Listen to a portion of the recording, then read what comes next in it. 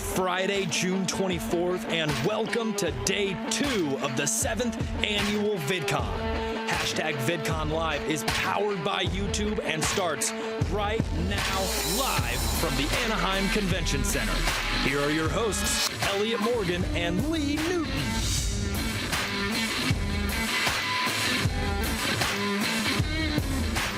Hey, everybody. Welcome to VidCon Live. This is our second day here. Second day. Day 2, baby. It's going good. Day 2, baby. It's going really well. My name is Elliott Morgan. This is Lee Newton. This is Hi. Brent. Brent, I don't know your last name, man. It's Coble. C-O-B-L-E. I knew it. Oh, nice. I knew it. I knew it. We talked about it in detail. I knew of it. German Coble. descent. Oh, Yeah. really? Like Yeah. Noble with a C.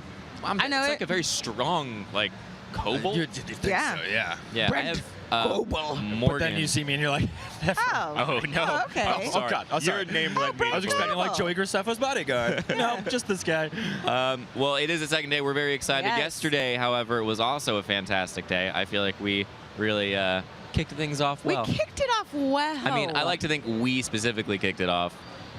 very well. Yeah, that's why Day 2 Like energy no one here in the else booth. did it, just us, right? A little lower today. We're gonna bring it in. Good but morning. yesterday, I mean, there was so many cool stuff, so many cool things happening here and on stages and on the panels, and plus our correspondent crew was running around. We actually have a little bit of a look of things that went down yesterday for those who missed it. Ah, there you go.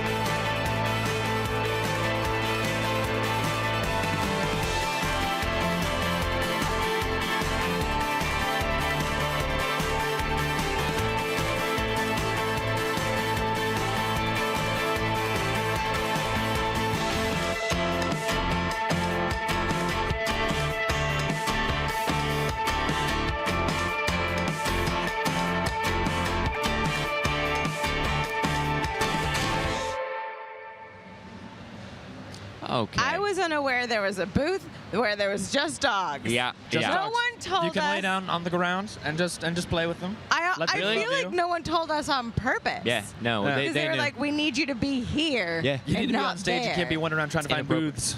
I want the Not good. I want the dogs. Are they adoptable? I will come home from Are they VidCon with 4 portable? dogs. I'm gonna put him in my bag. I will. I gonna got leave. a lot of clothes from Calvin Klein, and I'm gonna get that dog. I had all of them in my tropical suit.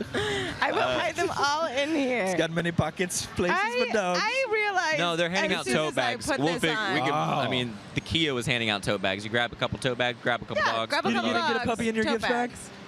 Wait a minute, you didn't get a puppy in your gift bag? I did. Do you Don't know where he is. I would be so excited. I mean, the gift bags were amazing. Don't get me Yeah. wrong. But if they had put just the tiniest little puppy, It's very in much there. like Bridesmaids, and she's like, no dog for you. That's so. no dog That's for you. giving YouTubers a puppy. Day 1 of VidCon is like giving a high school student an egg to take care of for Yeah. a week. Yep. Like, now just bring Did your puppy anyone back else- at the end of the day on Saturday, Yeah. unharmed. Yeah. And we'll give you a prize. Mine would just have all the bracelets to get Where into did all it the go? parties with me, all the bands. I'm like, we got to go to Maker, we got to go to Full Screen. Come gotta on, get all of it. buddy. He's like, ha ha. Dog's a big deal. I didn't know there was a place where you could play Bop It. I haven't played Yeah, Bop It. there's just a Bop It in- booth. What? Oh, just a Bop It booth. Yeah. Just you guys a should Bop wander It around booth? more. There's a lot of You know, cool stuff. They won't let us go. Our chain only goes so far. Honestly, what you can't do, there's like a UFC It's cage just around like us. a really, Yeah. it's very They sweet. We do a lot of You out. fighting. That's It's a why. little bit like the Rancor, where we're just like, Into all it. right. Yeah. See I you don't know. later. So what was your favorite part since you saw everything? What was the most Just surprising? being able, I mean, I know we're going to go hit the Gear VR booth. Samsung's got some cool virtual reality stuff that you Yeah. saw. Yeah. And that sizzle yeah. with like the roller coaster count. now. I love Have you done that? Just Have you done kids the that VR? are, like, I haven't roller gone coastering. to there yet. That's on the docket for today. Dude. Inflatable Playground is also definitely that's a happening big today as well. Good so we're choice. just going to hit more booths. big docket. More booths. Uh, It's going to happen. I did a VR thing last year at VidCon, and I don't know if it was like right before VR was really good, It was right Oh. before but Pounds. all it was like, you know, you want it to be like an immersive experience. I put the thing on, and it was just a person in a room standing over me like this, like But you had looking the at goggles? me. So Yeah, you're- and I was like looking around, and I was like, I get it, but it was actually maybe No, more terrifying than Elliott, it had been. You died last year. That was death. You experienced it for 14 seconds.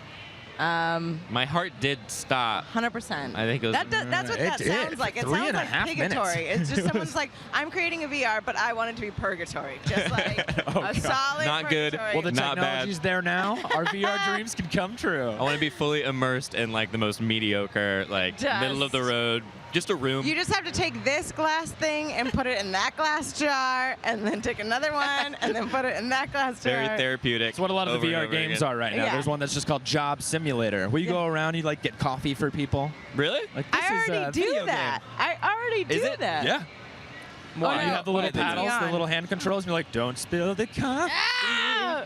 Yeah, that's I don't actually like just called having a real job. Yeah. though. Yeah, you I can don't want to actually- do that as my entertainment escape. Fantasy. It's a fantasy land. What about you guys? What's highlights from yesterday? I mean, a lot of it. We had such a great time up here, and then like being able to like see part of the panels and everything. Yeah. Being able to play with our friends too. That's Yep. always such a big deal. Friends are fun. Oh wow, I we like lost you- them. See you later, everybody. I felt like I said that like I was lying and don't have Friends any are friends. fun. Friends are so great. Yeah, and no, having friends are them cool, and spending man. time with the Know ones that you exactly have what and they that they are. know you when you see them. They know your name and they say it back.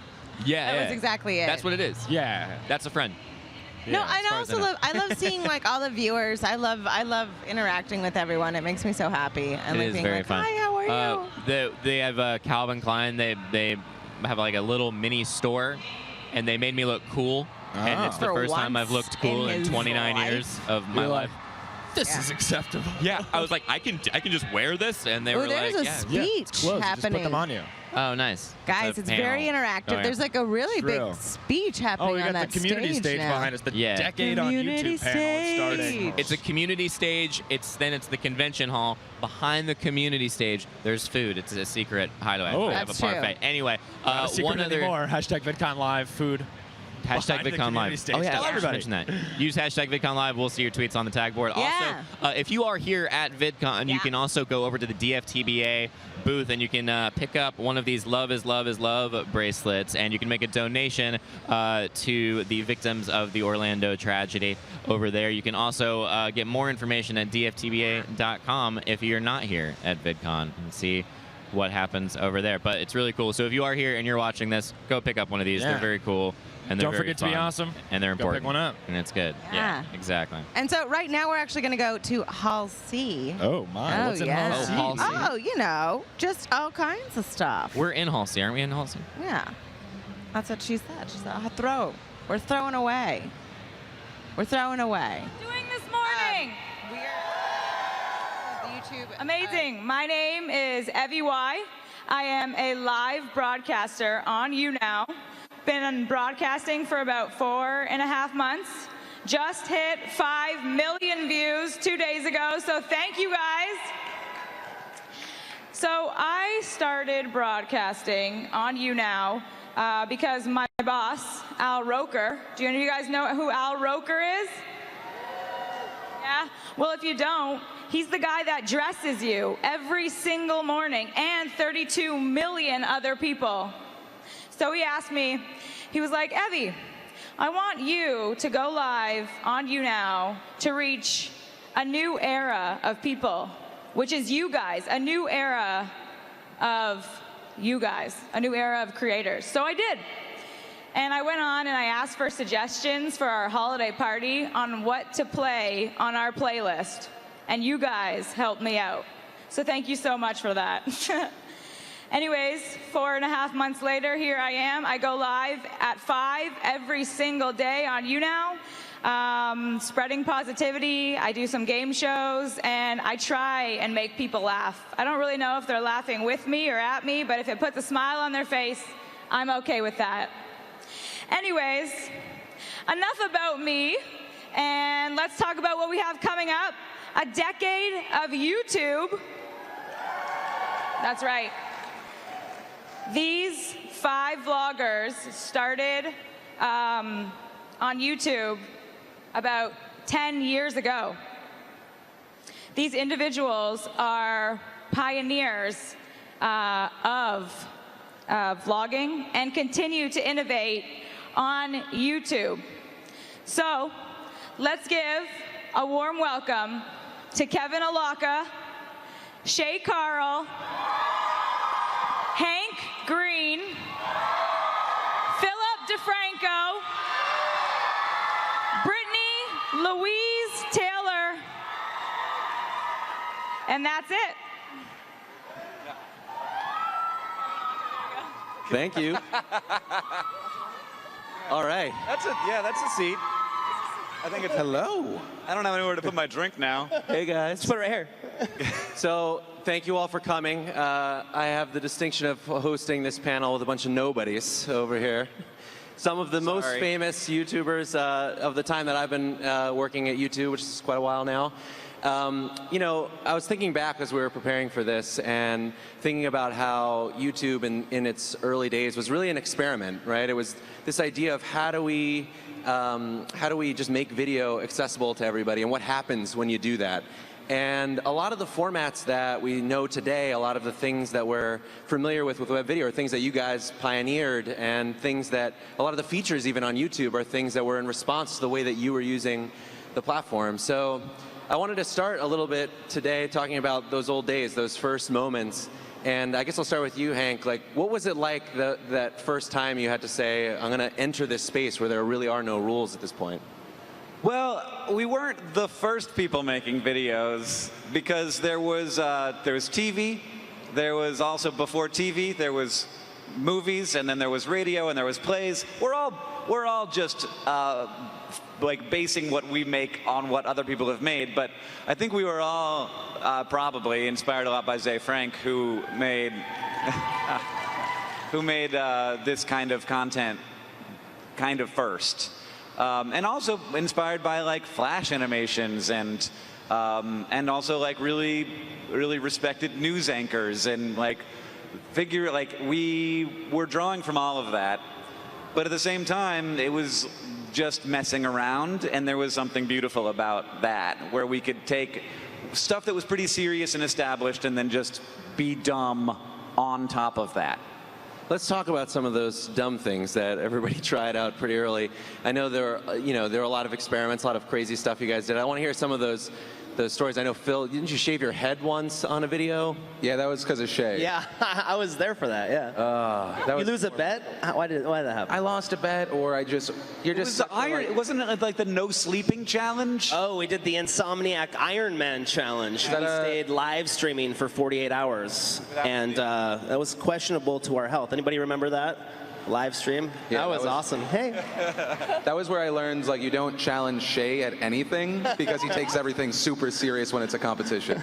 A contest? Let's go. Yeah, we did it twice, and the second time I had stayed up for 62 hours straight live streaming. I took the audience to Applebee's. I had this little Verizon Air card I could plug into my computer and get Wi-Fi anywhere. And people were like, you're gonna die. You have to go to sleep. And so as soon as everybody agreed that I won, then I went to sleep. I was in that one, and I made it for like 26 hours. There's never a better time to see the real side of a person when they are just hopelessly tired. Yeah, the real side of me is giving up. I mean, I feel like I've cheated my way onto the stage, because I haven't been on YouTube for quite 10 years. It's like 9.5, but don't tell anybody. But like, I remember when I was inspired by these two. You guys are always talking about Zay Frank. I was inspired by Phil and Hank. I never even saw Zay Frank videos till you guys came around. So I like what you say about, like, maybe we are pioneers, but people have been sharing the story of human history. So whether it's Zay Frank or Anne Frank, there's journaling and diaries, and that's like when people are like, you stole my idea to do these daily vlogs. It's like people have been documenting what's happened for a long time, but the cool thing is we all of a sudden found this tool. When I found Phil, it's like he has 60,000 subscribers and he's making this huge difference with this community. So it was all about just, you know, using the tools that YouTube gave us and never complaining when YouTube changed. That's, I think, one secret. Really? Never complaining? Well, That's such a lie. I'm just saying. That doesn't sound like me. Because YouTube would always change, and I remember people would get pissed that YouTube changed, and they would stop. They would quit making videos, and I think it was always about adapting just to the new way. To say, you know, to stay around for 10 years, you just kind of have to adapt to the new stuff they have. And do you guys remember video quality in the beginning? Like, I used to film everything on my iSight camera because I couldn't afford a video camera. So I moved my laptop around my house, and I almost like broke it so many times as I would put it in places to get angles. And I remember when they switched, remember, from 4:3 to the full frame and everyone had a heart attack? Yeah. Because all our videos had the black bars on the side. And we're like, this is ugly. So I have to get a new camera. exactly. I need to flip HD all of a sudden. Yeah. Yes. And I should say, we have if anybody has questions, we have a hashtag decade on YouTube. Send them, and I'll be checking it a little bit later in the panel. I think just to be clear, it's hashtag decade on YT. Right, decade on YT, correct. I think they're going to put it up on the screen. There you go. Decade on YT. Thank you, Hank. I'm an expert on hashtags. Been doing it 10 years. So, Phil, you tried so many different things early on. What are some of the things that you learned in those early videos that have stuck with you? What are some of the experiments that the learnings from that have stuck with you all these years later? I would say all of those failed videos, all the experiments. I mean, it's not anything unique to online video creation. It's just creation. Fail as much as possible. Feel out like everything that you want to do. Try it, and then that's where you're going to get the content. And that's, I think, where you're going to get staying power. Is I think there are a lot of people that follow trends, and I understand it, but I think the biggest thing is always being as uniquely you or as honest to yourself when you make the content, because eventually, like, there are a lot of YouTubers that hate what they do, whether it be because they got locked into just being about one video game, or they got locked into, like, I know a lot of pranksters that hate the fact that they're known for being pranksters, and that's why you see them becoming vloggers, because they're just like, oh, I don't like this after doing it for 6 years. So I think it's always be honest to yourself. Don't be scared to change and try new things, because otherwise you're gonna hate it, or you're just gonna go away. Yeah, it gets kind of boring creatively, but it also, like, trying new stuff. YouTube is such a great platform for that, because if if somebody doesn't like it, it's like, well, I got another video coming out 2 days from now, so get over it. I can now try a different new thing. And our platform has been really great for that, and we've been able to try so many different formats over the years. And some of them were complete miserable failures, and some of them were, became their own shows. Let's talk about the failures for a second. Oh, come on. Yep, yeah, we're not getting away. What are some of the things that you would be embarrassed almost now, years later? Are there any things that you almost? Probably like any of my old music videos, because I'm not the best singer, and so I need to be like tuned. So when Melodyne came out and makes me sound good, like, the old videos are bad. Like, if I'm gonna parody something, I just sounded awful. We had a little meeting before this panel, and he was showing us old videos from like 10 years ago, and all of us are like cringing watching ourselves. We're watching each other like, oh, I remember young Hank, that's so cute, but just like... But I'm like... Yeah, your early days, you're like, shut up, Shay, you're so loud and obnoxious. Yeah, I mean, what you realize is that you weren't very good at it. And that's, like, of course not, because it was my first video, or like my 6th video. Of course I wasn't very good at it.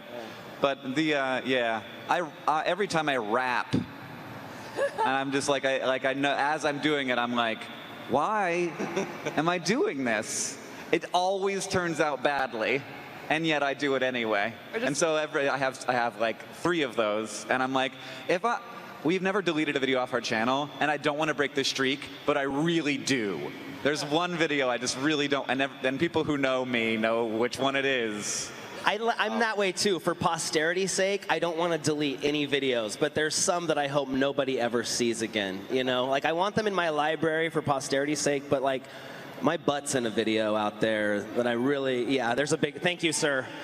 Are people aware of your butt video? Nope. Why did I just announce it on stage? Check it out, link below, Shay Carl's. You did this, he tweeted this the other day. I was wanting to make, this was 7, 8 years ago. I'm like, I'm gonna make a video real quick. I was about to jump in the shower and I had this idea for a video and I'm like, oh, I don't wanna lose that. I wanna record that right now. I throw a t-shirt and a hat on, no pants, because I'm in a hurry, but there's a mirror in the background. And when I went to edit, I was like, oh, babe, come look at the mirror. She's like, oh, you can't put that up. But I loved how I delivered this idea so well that I'm like, I'm just going to cut out the real bad parts where they see the full crack. I'll just cut those out, and it's just like a side cheek, and maybe nobody will notice. They notice. Definitely notice. Bill, what about you? Videos I hate. I've deleted some. Okay, I'm not as big of a person as you guys, but I leave some up so you can kind of see that I didn't suck, that I don't, that I've gotten better. I think that's the best way. That it's slowly been better. But yeah, I mean, I feel like those are scars. They're like great stories of I didn't know who I was trying something, and I think it also makes it a human thing where people go, okay, this person sucked so bad. I feel great about my content now.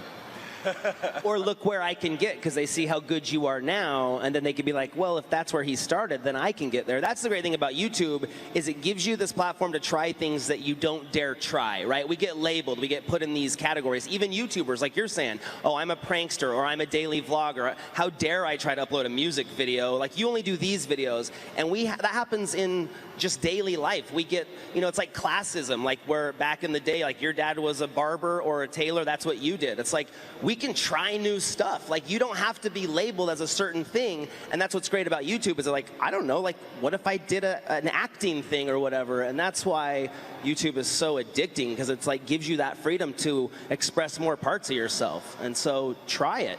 Make a weird video that might embarrass you, but is fun for you to make, Are there any directions that you thought about taking your channels early on that now seem kind of ridiculous, or that you can't even imagine if you had sort of gone down that path? No, you go. Yeah, no, I used to play this like clueless life coaching character named Ron Anthony Tanner, and I looked like I was stoned, and it was really bad. So that channel is kind of hidden, like, so I don't even look at the videos on that. So I think that would have been hard for me just playing one character, because I like being able to do all different kinds of videos. So that was a good choice on my part to move on. I would say forever ago, 8 years ago, I was trying to convince Shay, and I did so successfully for about, I think, 6 videos. I was like, man, we got to get in on these parodies and these sketches, and we started this horrible sketch channel called Bam Bam Kaboosh. Who remembers? Bam Bam Kaboosh. How many videos? 4 people, and the rest are lying. But yeah, we did some stuff. There's a parody with your wife, which is the Sarah Palin song. Oh, right, yes. She was in the woods just with a shotgun for some reason. That's when the Sarah Palin thing was big, and I'm like, babe, grab that shotgun and those glasses. We're gonna send this clip to Phil. I remember that, yeah. But that's the thing, is I look back, and like some of that stuff, I'm like, oh, that was stupid, but it reminds me of like how hungry we were. Like, we're like, let's do something weird and cool, and like, I think holding on to that's so key. Yeah.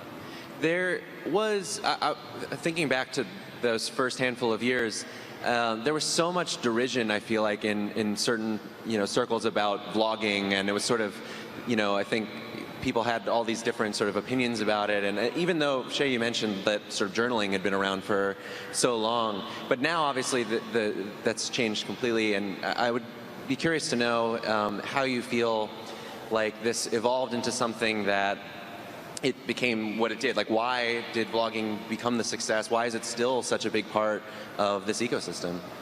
I think it lends to why we go to movies, why we seek out entertainment, kind of to get out of our own reality and connect and be like, oh, they suffer, or they think this is cool, or that tastes good, or that view is pretty. It helps us cope, right, with our own humanness to connect. Whether, some of us think of ourselves as extroverts or shy, I think intrinsically we need each other. We need to communicate. We need to connect. We need to feel understood. And ultimately, that's what vlogging is. And, you know, you put on a show, right? Like, you're trying to put your best foot forward. But it's the least contrived form of entertainment there is. It's the real reality TV, I like to say, where I'm shooting, I'm editing, you know that like I'm having this communication. We see each other at VidCon. You know, like this girl right here on the front row, we've taken a picture every year for the last 7 years. Like, there's a real connection here, and I think that's good for us as a species. I think we need to have this connection and share these ideas and have this free flow of communication, so that we can, you know, live on Mars. Let's get some stuff going, guys. Let's get smart. Not where I thought that was Hank going. wants to be president of Mars.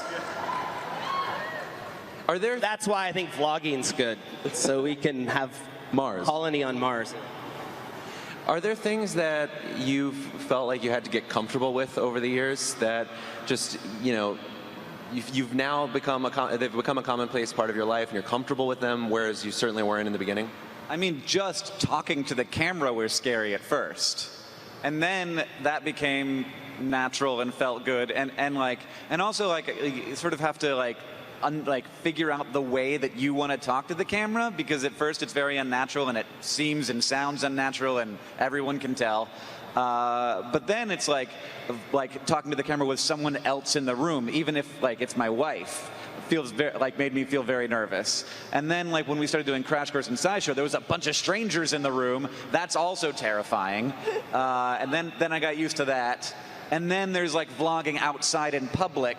You're screaming to a camera, and it's this weird exhibitionist act of performing in public without anyone asking you to, which is for me the furthest level of this I cannot get used to. Maybe you can get used to it. I think what was weird for me was just watching myself, because I was like, do I talk like that? Do I look like that? I talk like a Valley girl. I didn't know these things about myself until I started editing. So I think that was the hardest for me, was just starting to not be so critical of myself when I was going through videos. Because we have to put up so much content that you really have to let go sometimes and be like, that's the best take, I'm just going to put it. I spend a lot of time looking at my own face. Yes. Does anybody remember the very first time that they saw themselves on video? Don't you think your voice sounded different than what you thought it sounded like? I remember as a kid, seeing myself on a VHS tape for the first time, and I was like, I sound like that? That's how I sound? Because what I hear when I speak was different than what I saw on the video. So even that is a new thing. Or even seeing the back of yourself is a new thing. If you ever remember the first time you looked in a mirror that had another mirror, and you're like, oh, that's what I look like back there. You know, you never see that. So when you're on camera, you get to know yourself. It's helped me take out speech crutches, the ums, and as you edit yourself and you have to listen to you say the same stupid thing 700 times, you learn how to get rid of that out of your speech. So I think it's therapeutic, you know, the vlogging. I'm curious a little bit about the creator community in those early years. And Phil, we were talking backstage about the forums that you guys used to connect with each other in, and how that had a pretty big impact in your life. Oh yeah, I mean, on top of YouTube, I mean, we used live streaming services back in the day. I think it was Stick'em? Is that one of the first ones we used? Stick'em and Blog TV. That's where I first found out about and met my wife. All these years later. I mean, that's kind of the first interaction. And then the first time we ever met in person was actually at a YouTube convention. This horrible thing that failed in Baltimore. It was they got 8 of us to come out, and about 10 other people showed up. But it's just amazing, because that was the first time I met other people that did what I did. Because it was we're all just these sheltered, kind of broken people that were let's talk to a camera to talk to people, and then, oh no, now we have to be next to each other. And it just slowly, I remember the first time I met Shay, I had only seen Shay, I think, a handful of videos, and then 10 seconds after meeting him, he was giving me a piggyback ride. And I don't know, So, I mean, the bigger impact there, meet my wife, then piggyback from Shay Carl, and then the rest of the stuff. I'm working on getting that piggyback story first, but chronologically it doesn't work out. And the first collabs were so weird because we would send each other clips. Remember, we were too afraid to actually meet each other because that would be like meeting a stranger. So we would just email each other and be like, I'm doing this. Can you send me you saying this line? Yeah. And we'd send each other stuff. That was the first collabs. We didn't actually see each other. Remember when it was weird to have met somebody on the internet? Yes. Many people do not. It's like, what, you met that person on the internet? Are they going to kill you? Yeah. Turns out not. How did life change for you guys when you were able to start paying the bills with the creative work that you were doing online? I think it was like terrifying because I didn't know when it's going to stop. Like, how do I keep this going? Like, what am I doing right? I don't know. I'm weird. I don't know. So I think that it was just terrifying for me at first when I started making a living. I mean, I have a very vivid memory of my first check because I was at the stage of life where I had a wife and 3 kids. We had just had our 3rd kid. So I had bills and I had a mortgage and I had insurance and like envelopes showed up at my house that wanted money from me, you know? So the first time I got paid from YouTube was for $300, and it was because Phil had given me this shout out. I thought it was a scam because like I'd never really done anything on the internet. So they wanted to like link my bank account, and when that money, that $300 went into the account, I even almost thought that like this kid in Atlanta was trying to scam me. Like he's like, hey, you should, you know, subscribe to the partner program. I was like, okay, I'll be a partner. And the first time I got that money, I went to my bank and I was like, I'm just going to withdraw that cash. Cash it, yeah. Even still being suspicious in the bank, I was like, yeah, I'd like to withdraw that $300. And they gave me the money and I was walking out like, I'm gonna keep this. Like, I'm like, they gave me money. So it was huge because then I was like, that's grocery money. If I can pay groceries, what if I could make $1,000 a month? That was our mortgage payment. So yeah, it was huge for me that first. I have a weird thing. Like I try to ask like questions that I wouldn't ask YouTubers in public. This like questions in private sometimes, and a lot of times I get even now from people who have the most successful shows on YouTube, they say to me, like, I'm like, what is driving you forward to keep doing this? And it's like, I'm afraid it's going to go away. And I'm like, you? You are? Of all the people, like, people who are, like, for me, like, the most stable, sustainable, like, successful people on YouTube are still afraid of that, which I think is really interesting because it's very new. Like we were some of the first people to ever get a check from a social media company, and it does seem this industry is still in the process of defining itself, and yeah, it's scary to be a part of something so new, but also absolutely fantastic and wonderful. And like YouTube started the partner program, which for us meant we could actually monetize our videos because a lot of us were uploading without being able to monetize. It was just for fun. Sure. So the moment we could start making money, we're like, what? Yeah. Well, when we started making video, like there wasn't. It was like if Twitter was like, hey, your tweet got popular, here's money. Yeah. Like that's what it felt like. Yeah, it's not, I mean, the money's great, obviously, to be able to make money doing something like this, but the real connection is the communication. You know, like, I still obsessively look at my views. I won't see how much money I'm making. I want to go to the views and the thumbs up. And it sucks. It's almost, I feel like, unhealthy that sometimes I feel like I sort of like derive my sense of self-worth based on how many people watch my videos. Like, oh, I got a lot of views, I'm a good person. You know, like, I got to disconnect that somehow. Yeah, you got to disconnect that. Please keep watching, please. I just want to be important. You guys have the unique experience of having lived through so many major parts of your lives in a very public and accessible way.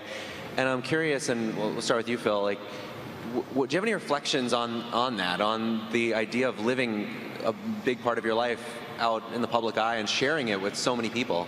I mean, for me, it's been this amazing experience, but it's also different because I'm not a daily vlogger, so I kind of get to pick and choose a little more. But I mean, it's never really been alien. I mean, I started making videos because I wanted to talk to people, to connect to people, to have a community. I mean, we talked about Zay Frank.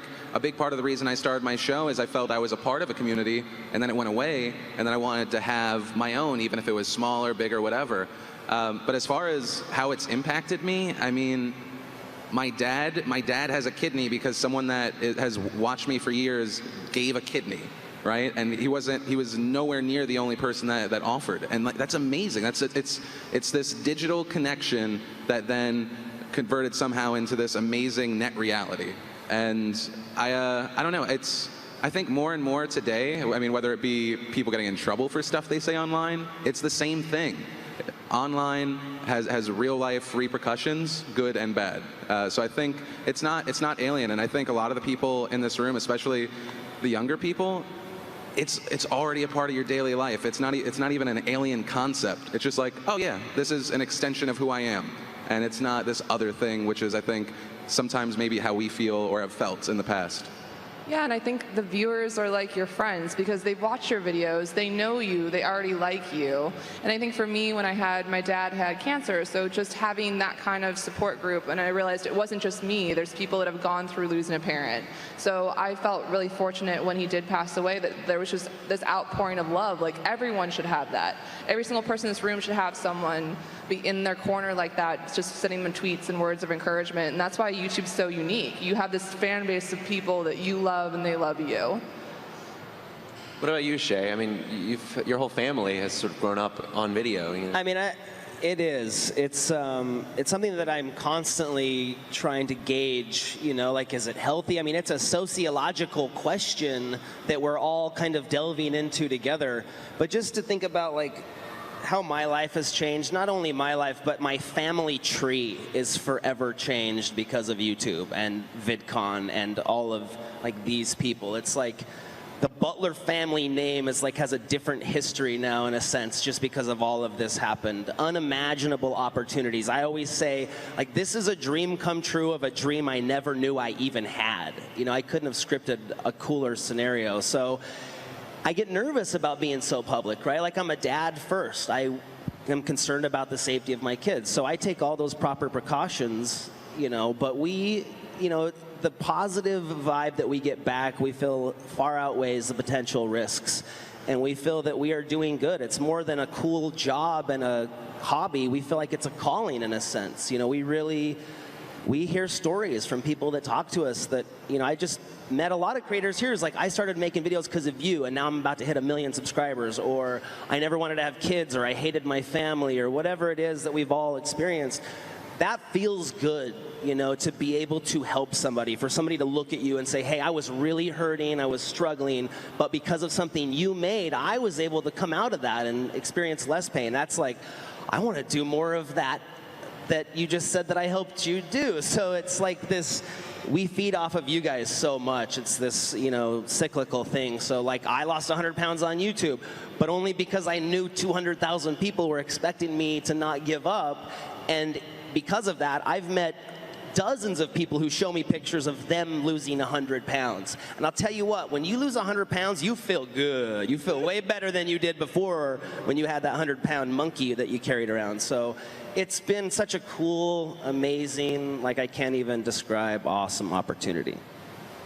Are there any things that you've learned about yourself over that extent? I mean, I'm sure there are many things, but are there any big things that experience of being so reflective for so many years in a public way has taught you about yourself? And we'll start with Brittany, maybe?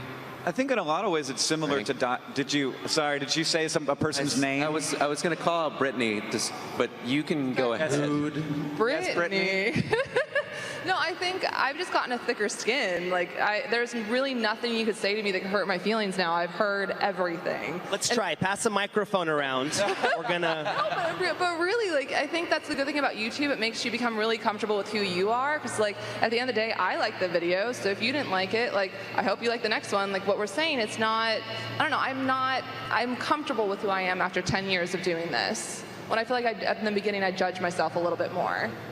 Yeah, I feel like having the responsibility of talking to other people about stuff makes me, like, think all the time about how to be a human. And I would not have the reason to do that if I didn't have people to talk about that with. You know what I mean.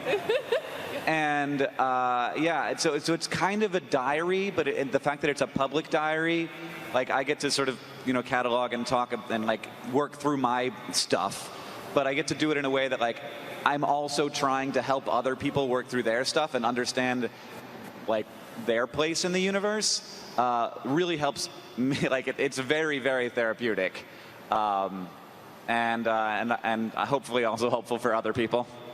It's true. I mean, it is hugely therapeutic. Your audience acts or almost forces you to, to be a devil's advocate of yourself. Like, you'll read a comment, and the one comment that gets you is the one that you know that you're kind of guilty of. Yeah, you're like, I have thick skin for all the things where I'm like, that's not real. You're just a mean person. But when somebody says something and I'm like, yeah.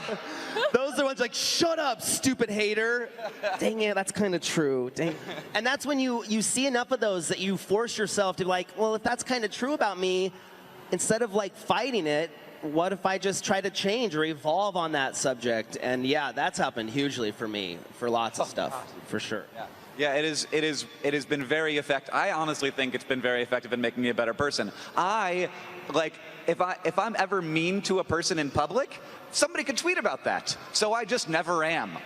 I'm just nice to everyone. And that makes me much happier. I'm always like, basically treat everyone as if they are like a cool member of my audience. And that means that like, I also kind of think that subconsciously now. And then people are nicer to me. Weird. Wait, so you're nicer out of fear? Yeah, I have been scared into being nice. He's nice because he doesn't want you to know he's not nice. But it's made me nice. Way nice. And it's also made me happier. I don't think I've ever seen you angry. Oh, well, it happens.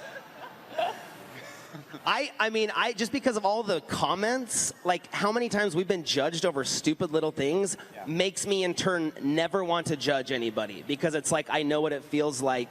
Even if it's kind of true, it's like you don't know where this person's coming from, or everybody's suffering from something, so. And you don't know what they're going through in their life too, because sometimes people could be having a really rough day and just put up a really crappy video and they don't tell you about it, so little leeway is good. I think the biggest thing I've pulled from it is, I think over these years it's actually made me more of an open person.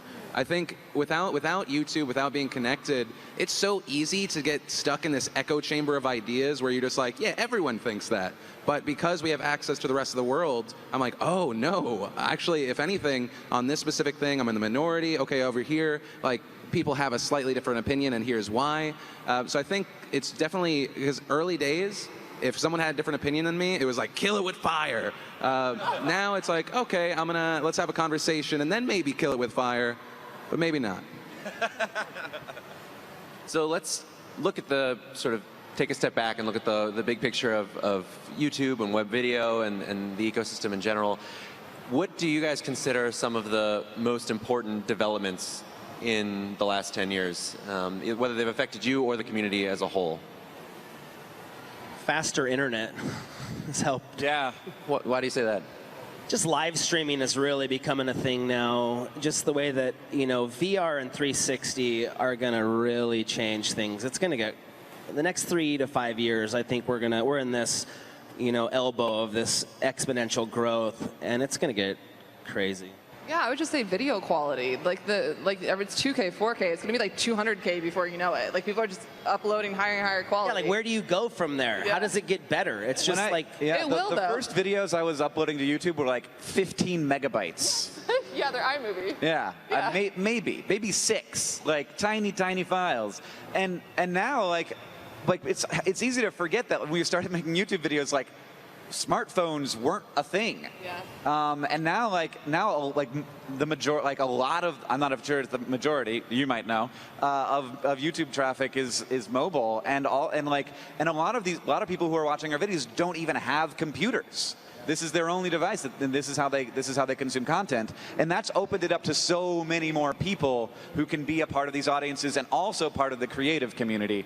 That just, when we started, those people didn't even have access to the tools. Right. So that's like exciting and fantastic as well. Yeah, the barrier to entry, both on a creator standpoint and the viewer standpoint. I mean, cell phones specifically. Yeah. I shoot with a nice camera. That's been like a slow evolution, but I mean, some of my favorite vloggers, like Tom Syndicate, does everything on his phone, right? It's like, thanks to the YouTube Capture app and one device, as long as he has a signal or he can steal some Wi-Fi, he can get out there and he can watch and he can talk to people. And that's the biggest thing. I think that's why we're seeing so much growth. Sorry, did you?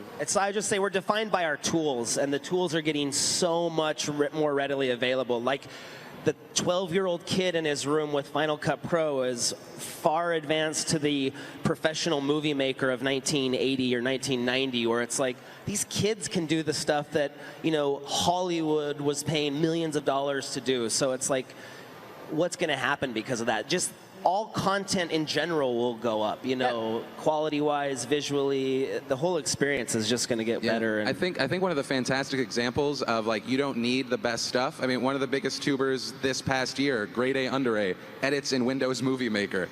That is mind-boggling. iMovie 06, baby. I used that forever. Yeah, that's what I started with when I was uploading in 320 by 240 videos. And the fact that someone can still do that and surpass all these other new guys, for me, that's exciting, because it's content is king, which is really, when it comes to YouTube or online entertainment, I want that to be true. That it's just good content, that's what thrives. There's no gatekeepers. Everybody has access to the same tools. You know, it's the democratization of entertainment and communication. From a more social and community perspective, do you feel like there have been any turning point moments in YouTube history?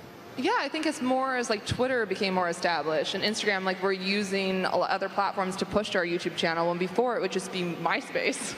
Like MySpace and like our email blasts, and that's how we got our videos out there. It wasn't that people could go, they would just have to go to your YouTube channels. Now we have so many ways to notify people that we have new content.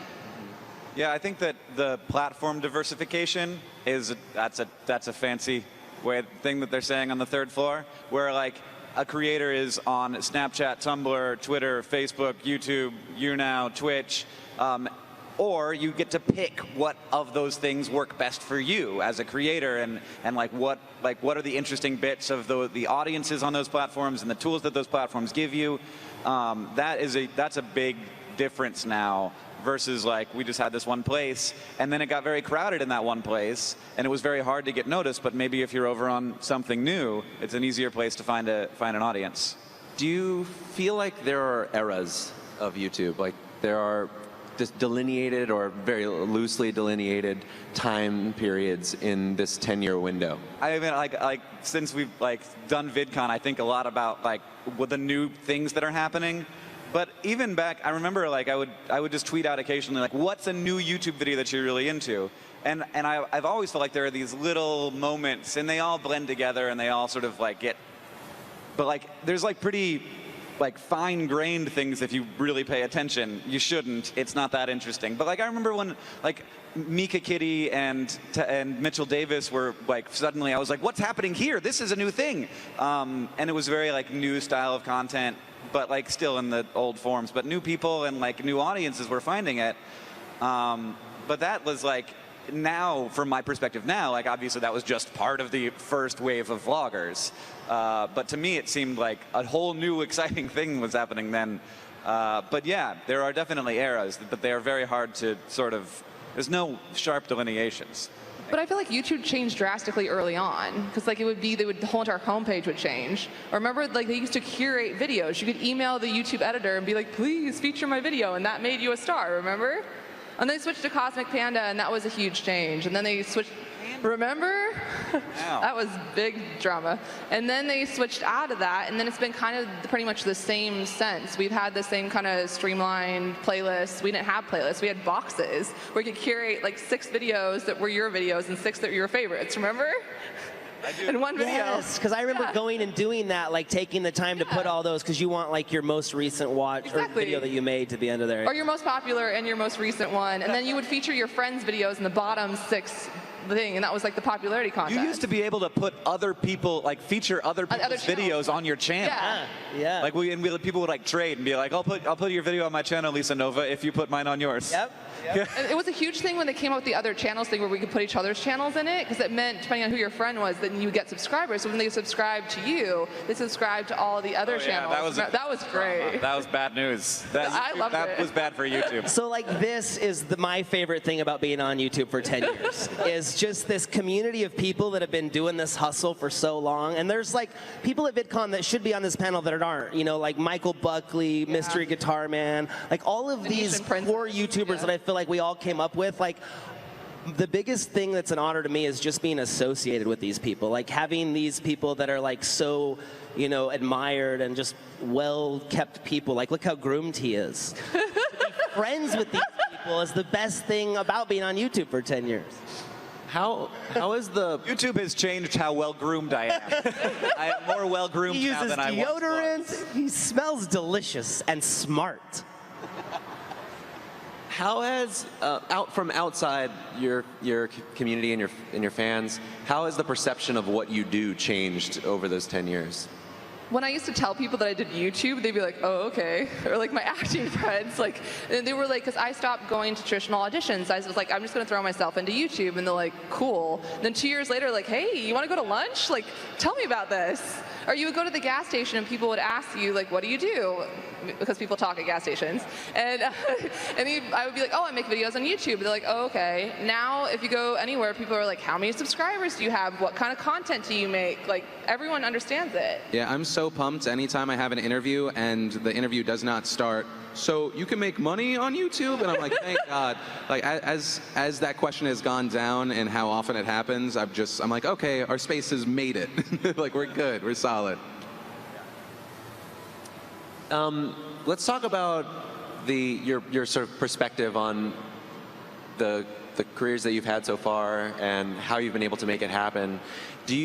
You have not just been making videos for a long time, you've built these very sustainable creative enterprises. There you have all kinds of different work that comes out, but it's continually building audiences, which is something that some of your colleagues in the early days of YouTube, that didn't happen to them necessarily.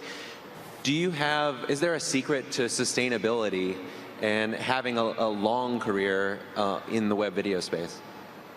I think having the right mix of obsessions. Like, you got to be obsessed with making good content, but also with developing an audience, and also maybe with like analytics, and also maybe with like entrepreneurship is a huge part of building your own business, and also like gaming the YouTube algorithm, which we've all done. Let's be honest. I was like, the first 7 years of my career was just thumbnails, clickbait, that's it. And then slowly, I was like, and less and less and less, but still some. Yeah.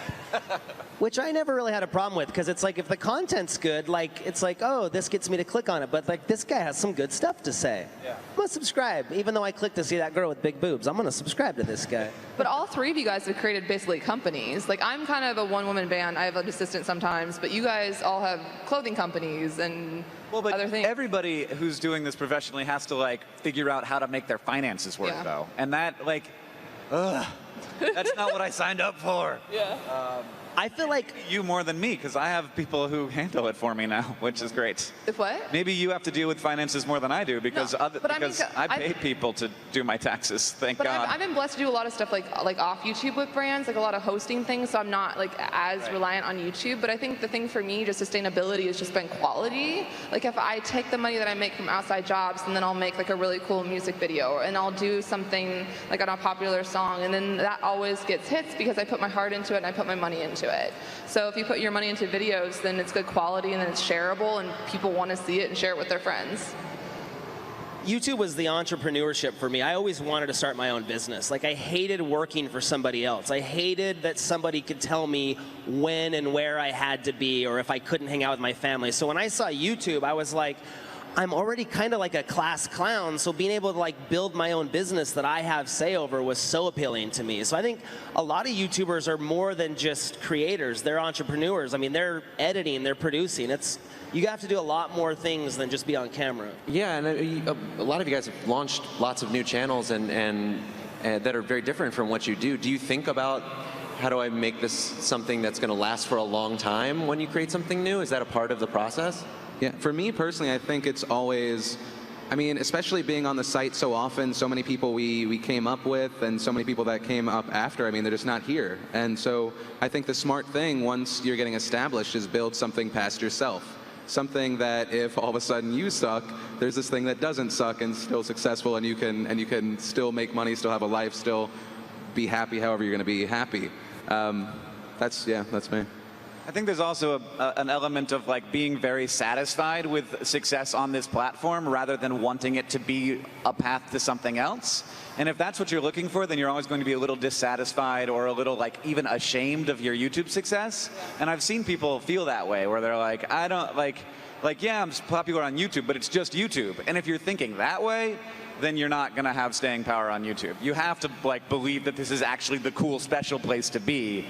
And the people who didn't, who were trying to make it into something else, they maybe went away. That's a great point, because the people that are still on YouTube 10 years later are the people who want to be here, people who find it very valuable. And that was always the question I got asked when we first started getting a lot of subscribers is, when are you going to get a TV show? You're like, when are you going to parlay this YouTube success into some real success and have a TV show? It's like, I don't want a TV show. I want to be a pioneer of something brand new. Like, we got a cool thing here. And it's like, who cares what they have? Like, we have some real communication. There's a community here. There's awesome people here. And I think those are the people who have thrived, or the people who just enjoy being part of this and, you know, trying to make it better. And there's nothing wrong with doing TV. There's been YouTubers that do yes, it. But there is. If you're on TV, you're a bad person. Everybody knows that, Brittany. You hear that? You hear that, Bo Burnham? Shake Powell hates you. Keep the clock. Brittany's like, I would like to be cast in a TV show. No, but I have a point. I'm basically saying, like, those people that just throw their effort into that, and then when their TV shows fails, like, they sometimes stop doing YouTube. But the thing is, like, if you are really into YouTube and you love it, it doesn't matter what happens outside of that. Well, and it's hard to do a YouTube show and a TV show at the same time. Yeah. And I like, people have figured out that if they're going to try something new, they can't stop doing the thing that they're doing. But yeah, it's just, but no one can cancel us. Like, we are we're in control of our own show. So no network can say, oh, the ratings are bad this week, sorry. It's great. The audience can cancel you. Yeah. Which if they want to, that's fine. That is a legitimate choice that they have made. Yes. Instead of saying I'm unsubscribing from you, from now on I want you to say, I am canceling your show. Then I feel like, you know, it's more like I'm in TV. Yeah. Let's take some of the questions that people have been using the hashtag, and it's DecadeOnYT if you have any additional ones. Do you guys ever feel pressure to fit trends or come up with something that's very new and very relevant at any given moment? Yeah, I mean, I think a lot of like I recently made a roast yourself challenge, and there was a few some people liked, and there were a few comments that were like, I can't believe you just hopped onto the bandwagon, and I was like, well, I didn't do this because I was hopping onto I did it because I thought it was a funny idea, and I was like, oh, that's a good idea. Thank you for the idea, Ryan Higa. I will do that. And that's great. And also thank you, Ryan Higa, for not being like, I'm going to do this and it's a funny thing, but also I'm going to do this and I would like to invite other people and not tell them that it was my idea and you can't have it.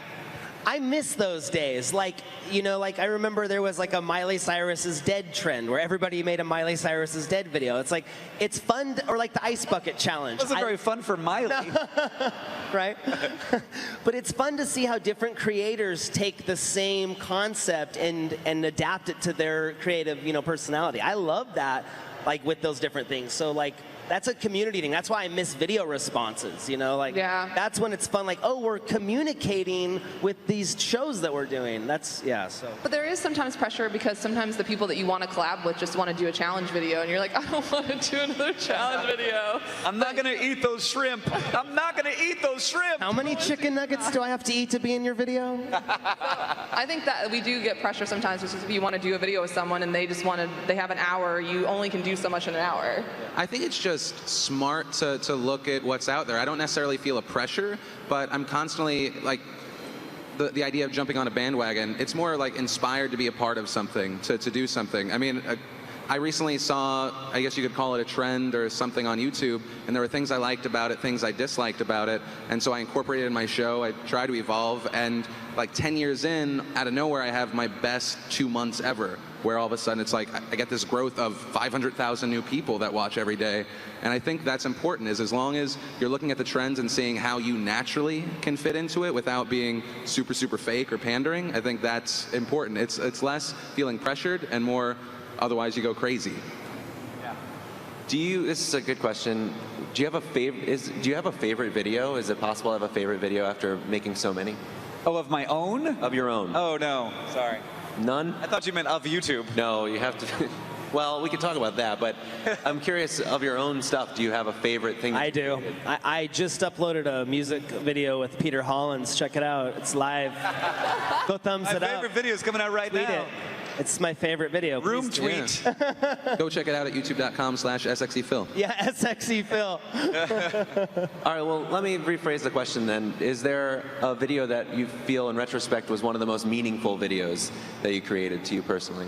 Yeah, I did a Miley Cyrus parody to Party in the USA, and it was when I found out that my dad had cancer, and I kind of wanted to do something that wasn't about me. So didn't even make myself the star of it. I got some friends, and I was like, I kind of wanted to say whatever space you are in your life, that everything's going to be okay. And I think that's been one of my best videos because it wasn't about me, it was about the message. Like, I didn't even care. I gave the song out for free. It was just something that I wanted to do that was just meant something to my heart. Yeah, I mean, for me, I don't think it's any specific video. I think it's anytime I have to, unfortunately, anytime I have to cover something horrible that happened, and it's not because it happened, it's just that I'm trying to process the thing that happened. And I know that by talking about it and trying to break it down and talk to all the other people that, especially if it's something that pertains to our community, to help someone wrap their head around it, I feel like I'm helping in this little way just with words, and hopefully it has like a real impact. So anytime there's a negative thing and I can try and help.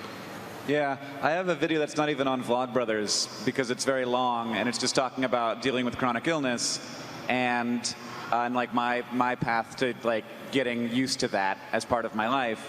And I get emails and tweets 4 years later about that video all the time from people who are like, this, thank you. And I know that it's not going to be helpful to 100% of people who are going through like their bodies betraying them, but that it's helpful to anybody who's going through that is like that feels real good. Thanks. It's nice to have a positive thing come out of your body betraying you as well. How is it watching this new generation of YouTubers? Do you try to give advice or just step back and let things happen? Yeah, well, we should all just stop making videos so that the next generation can, like, we can leave a hole for interesting things. We have our giant sequoia must fall and leave a hole in the canopy of the forest of YouTube. Never. My children will hold my legacy strong. I think it's cool. Like, people that are, 18 years old are using more advanced editing software than me. So I think they've grown up watching YouTube and they're on it. Like, I'm inspired by them a lot of the time. It is very, like, back and forth. Like, sometimes you get burned out making videos. Like, on days that I do not feel like editing, I'll just go hit my subscription and I'll go watch a Wheezy Waiter video, or I'll go watch a vlog or a Rhett and Link or whatever. And it's like, that's cool. Like, I want to make something cool like that. And then all of a sudden I'm motivated to edit again. So watching YouTube is just as part of being a creator as, creating YouTube videos, because you're inspired by other creators for sure. Yeah, I mean, I just like YouTube now is, to me, it's open to a lot more a lot broader audience, which means that there's going to be stuff on there that's like very much not for me, but also more stuff that's like designed for a 36-year-old man, which hasn't traditionally been a bunch of stuff on YouTube for me, which is great now that there is some of that stuff and I get to watch it and be like, you watched the same shows as me when we were kids, that's funny. Haha, good reference, I get it. Do you feel like your audiences have changed over this time? Interesting is to look at analytics on Google, because traditionally the biggest demographic is the 13 to 18-year-old female, and that was always our biggest demographic. And I have seen, because we've been on YouTube for a decade, name of the panel, that entire demographic has shifted. And now our demographic is the 18 to, it's like 10 years older. So you can see this big section of people that are like going through the timeline as they get older, and then like they're just all about to get out of college and get jobs. And that's why I'm going to have a lot of merchandise ready for them when they get jobs. Have jobs and debit cards. Yeah, they won't have any time to watch your videos, though. Yeah, they'll be at work all day. Dang it. Yeah, I mean, it's interesting because, like, in one way, your audience hasn't changed, but in another very important, like, more important way, they have changed. Like, they're different people now, even though they are the literal same people.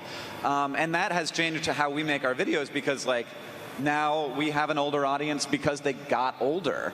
And we want to make, like, and also we got older, so we're a little less, feeling like falling out of our chairs in pratfalls than we once, because now we might hurt ourselves. So watching that is wonderful, and also is inspiring to refine and reform how we're making stuff. Yeah, it's weird to meet somebody at these meet and greets who started watching us in middle school and now they're graduating from college. And it's like, that's awesome. And they're like doctors and lawyers. And I was like, smart people watch our videos? I even told them it was because they watched our videos that they became doctors and lawyers. So and then I wanted 10% of their future earnings. Should take credit for that. Phil, do you feel like your audience has shifted? I mean, they've definitely grown up with me as well. I feel like the biggest changes is just where a lot of the demos go, like where the viewers go. Like I have an audience that has grown up with me, but I have a completely much older audience on Facebook since I started focusing there. I mean, we talked about, you know, like the fact that there are so many options. I think that's key, because I 100% see myself as a YouTuber, but as you grow, you have to be in everywhere everyone can post-er. You know, I mean, a good example, YouTube recently added stuff to the terms of service. That's scary, but it's not that powerful as long as you're really smart and you make sure you're everywhere. So, if, you know, to appease your younger demo, make sure you're on Snapchat, YouNow, other places, older, Facebook, and like 80 other things that I'm going to miss out on, and then find out that Musical.ly is a thing this year. And then be like, oh, 13-year-olds are famous. Cool, good to know. So you just have to just keep putting yourself out and navigate properly, because everyone wants to escape, everyone wants to be a part of something. They just do it in different places. Do you guys have any words of wisdom for someone who's trying to come into this space right now? I think there's no stupid ideas, and I think that's what's worked for me. Is I thought something was funny, and I just went and made the video, and now I think it was kind of stupid. But I mean, it got me going. Like, I didn't censor myself, and I didn't judge myself. I just did it, and I was willing to fail and be bad and learn. So just be bold. I would also say be bold, but also be careful, because I got to I got to grow up in a place where people didn't, you know, screen cap or record that thing that I accidentally said during a live stream, and then like they can actually go back. I grew up with MySpace, where yes, I had stupid photos, but a lot of those got deleted before they could live on the internet forever. So be bold, but don't be naked. Is that what you're saying? So I'm saying be bold, asterisk, within reason. I always say if I had to start over again today and everybody forgot who I was, but I still retained all the information that I had gained from doing this, I would not be able to recreate the amount of success that we've had, simply because I was lucky to be ahead of the curve. I still feel that even VidCon year 7, you guys are ahead of the curve in a sense, because this industry is only going to get bigger and bigger. Like, you know, year 1, like yesterday down in the convention hall, I saw a YouTube employee with a little thing walking around like brand people, like big brand people, like they were at Disneyland. He was like, and that guy has 2 million subscribers. And that, it's like, people are really taking notice. So if you feel like you want to do this, there's still potential to do it. You don't have to feel like, well, it's too late for me, because all of a sudden we'll be at VidCon 12 and you'll be like, I wish I would have started. So anything that you're like, I want to do that, you just got to jump in today and not tomorrow. Yeah, and I think that part of it is like understanding the tools you have at your disposal, and understanding like what, you know, first doing it, because you're not going to be good at it at first, because none of us were. We were just lucky that people didn't have a lot to choose from back then. So you're not going to be super great at first, but then as you develop and understand like what is the thing that that people are going to be excited about, or how am I going to get people to look at my stuff in a world where there is an infinite amount of stuff. And there are always ways, and they always surprise me when someone figures one out, and it happens all the time. And then I'm like, what a genius idea! Good job, that guy. Yeah. But I think it's also too getting rid of the excuses, because I think with me, like I found in my laptop, I wandered around. Like if you want to do this, like finances, I was broke. I would eat the same thing every single day from Trader Joe's so I could buy a wig. Like when there's a will, there's a way.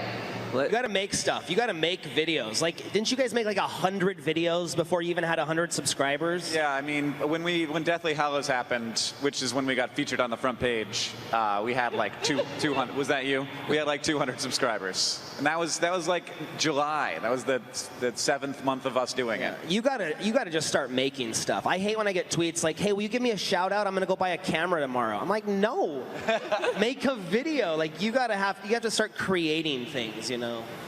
Okay, last question. I want us to pretend it's 10 years from now. Okay, we're at VidCon. We're on this stage. It's much bigger. There's way more people here. What does this conversation look like? What are the things that we're talking? I'd be like, dude, raise your hand if you love teleportation. Yeah. So cool. I got here in 0.3 seconds. I mean, everything's going to go to virtual reality. I don't know if you've seen the goggles. Like, it makes me a little... My conference is over. They're just going to virtual reality. We won't even need to come here anymore. They're just all going to be wearing their things in their houses. They can smell however they want. I love that question, though, because you think about time travel and you think about, like, how can I help myself? So if you think, what would 36-year-old Shay tell 26-year-old Shay, like 10 years ago Shay? I probably might tell myself not to worry so much, not to stress out so much. So then in changing that, it's like, what is 10 years from now probably going to tell me? And it's probably going to be like, just enjoy things. Everything's going to be okay. You know, like, I think that's what we all suffer from, is this self-inflicted worry where it's like, what if, or remember when, or bad, or like, that's kind of how we're programmed, this self-defense mechanism. And I think 10-year smarter us would be like, it's gonna be okay. Man, we were so stressed out. Yeah. I remember when I was on the stage and I said that everybody was gonna come in VR and it was gonna destroy the entire conference business, but it turns out people like to be in the same physical space as one another. I shouldn't have worried so much. There you go. What about as far as video and right. Sort of, and YouTube? How do you feel? There's still going to be the same practices. We're being consistent, like uploading good quality content, being true to yourself, like, you know, playing on some of the trends, like getting inspired by your peers. It's still going to be the same things, just different tools and different ways of making video. And I mean, I think it's going to look a lot like other media, where, you know, in music you have Taylor Swift and Beyonce and The Weeknd, like, sitting up on the top there, and then below that, there's all sorts of interesting, weird stuff happening in all these different genres, and there's just dozens of genres, and if you have, you know, like Spotify, you can pick whatever thing you want to listen to, and there's interesting things happening in all those places, and sometimes they're going to pop to the top and be amazing and huge, but, like, I think that, like, always the most interesting stuff is going to be the things that are happening, you know, that aren't getting on the cover of a big magazine, that aren't, like, that, you know, like, that aren't getting talked about, that are like, there will always be that huge mainstream success at the top, and then there will be the interesting stuff at the bottom. Not that Taylor Swift and Beyonce and The Weeknd aren't interesting. They are. I'm huge fans of all of those people. I would say the biggest thing for us now, for the people back in the day, is everything is going to always change, and you can fight it, but a lot of the people that fought it aren't here. You can try and embrace it fully, and then just get swallowed up. It's really ride the wave and try and make it your own. That's the only way you live on for another day. And I think that's a great point to end this on. I just want to thank all you guys. It's been a real pleasure to have this conversation with this group. Thank you, guys. Thank you. I really appreciate it. Thanks, Kevin. Thanks, guys. Thank you, guys. Please thumbs up our videos and just keep on watching.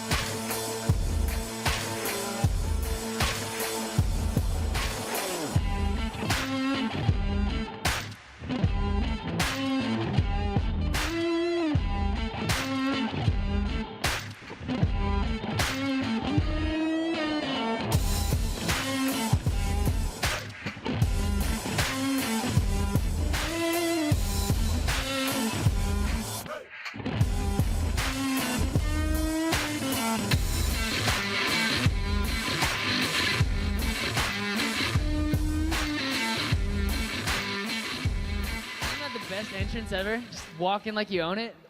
If you're ever trying to sneak in a party, just do that. Don't say anything, walk in, they'll give you a pass. That's how I got my creator pass. I said, hey, give me the best one. They're like, you're too short. I was like, give me the creator pass. Okay. My name's Rudan, in case you didn't know that. Hey everybody, I'm Darren, and now enough about us. Let's bring out the man. Casey Neistat.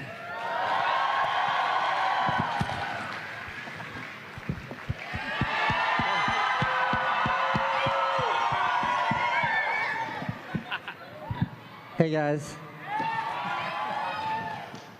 Casey, first things first, for all of our guests, we have a little something called the Instant Challenge. All you have to do is pick one of those boxes down there, just one. And then what do I do? You got two options. I'd go with the top one if I was you. Yeah. Good choice. And then we'll see what's in there by the end of this. Wait, do I get to give this to somebody or something? No, you get to open that later, so you can cuddle with it for now. But you're good. Then what happens? There'll be some kind of exciting challenge in there. We'll see. It'll be a mystery. There's a challenge in the box? There's a surprise, yeah. Is the surprise for me or for them? Maybe both. Plot twist. Are you guys following along? I've got no idea. So Casey, you're on the Instant stage. Instant is a new outlet created by People on EW for the new famous. It covers digital artists that are doing innovative, incredible things. But you aren't really a new famous. You've been doing this for a really long time. What was it like to make videos back when you started? You know, my first viral video popped, let me think, 3 years before YouTube even launched. And for a video to go viral in 2003, there was no Twitter or Facebook. There was no reposting. You literally had to email the video around, not a link. You had to send the actual MOV file. So getting to witness and be a part of that transition from where it was then to where we are now has been really eye-opening and enlightening. It's much better now than it was then. It's a lot of Oreos. Yeah, do you guys know they have free Oreos back there? But no, let's keep this interview alive. We're losing them. Oh, God. Okay, well, should we introduce the Instant.me? I specifically said make sure this interview doesn't suck. If anyone I was very clear about that. If anyone has any questions, specifically why does he have so many Oreos, don't forget to follow and tweet at instant.me, and we'll get to those questions if we have any time. There are so many Oreos there, I'm sort of losing track. We're still going with it? No big deal, guys. Just try to stay focused. Casey, what question are you asked the most? What question am I asked the most? Can I get a selfie? Is the question I get asked the most. The second most question is always about the gear. And I hate questions about the gear, but I totally understand why people ask them. I hate them because it's just not a fun conversation. What'd you have for breakfast this morning? Oreos. That's a fun conversation. What kind of camera do you have is a really, I feel like that's a Googleable question. Hey. Well, maybe this already answered that question. Besides the gear question, what question do you never want to get asked again?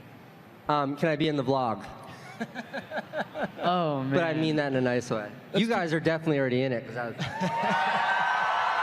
I was filming when we came out. Have you ever rejected anyone if they ask that? Well, when people are outside my house, no, you can't be in the vlog. It's like a house. They can't film you outside my house. But for the most part, I film everybody. I just can't put everybody in, which is kind of a bummer. Right. But otherwise, I would lose viewership really fast because it would just be person after person saying, can I be in the vlog? And that's not such interesting content. What's it been like for you? Because you just started vlogging very recently. How's that kind of changed your, your work process? What's that been like for you? Just kind of that new expression of yourself? It's been a radical shift. And I would describe it as I used to make videos one every 2 weeks, every 3 weeks on YouTube. They're always about something that mattered. It was always my personality behind it, but it was really about the video. And when I switched over to daily, to vlogging, my ambition with that was I don't want it to just be about this piece of content that I'm sending off into the abyss, but I want to have a relationship with the viewers. I want to create content that's much more of a dialogue, like a conversation, than it is me putting something out there for the world to just consume. And that was sort of an idea that in theory sounded very interesting, but in practice was way more fulfilling, way more exciting, and like more palpable than anyone could ever imagine. Like my content now, like half the time it's just me looking at the camera, having a conversation, and I think out of context, like if you don't watch the vlogs, you're like, what is this guy talking about? But because like with the viewers, we have such a daily rapport, you're literally having a dialogue. I read the feedback, I see your comments, I see the tweets, like I see the feedback. It really is a two-way conversation, a two-way street. And I don't know like if ever in the history of media, if that has ever existed. Oh, baby.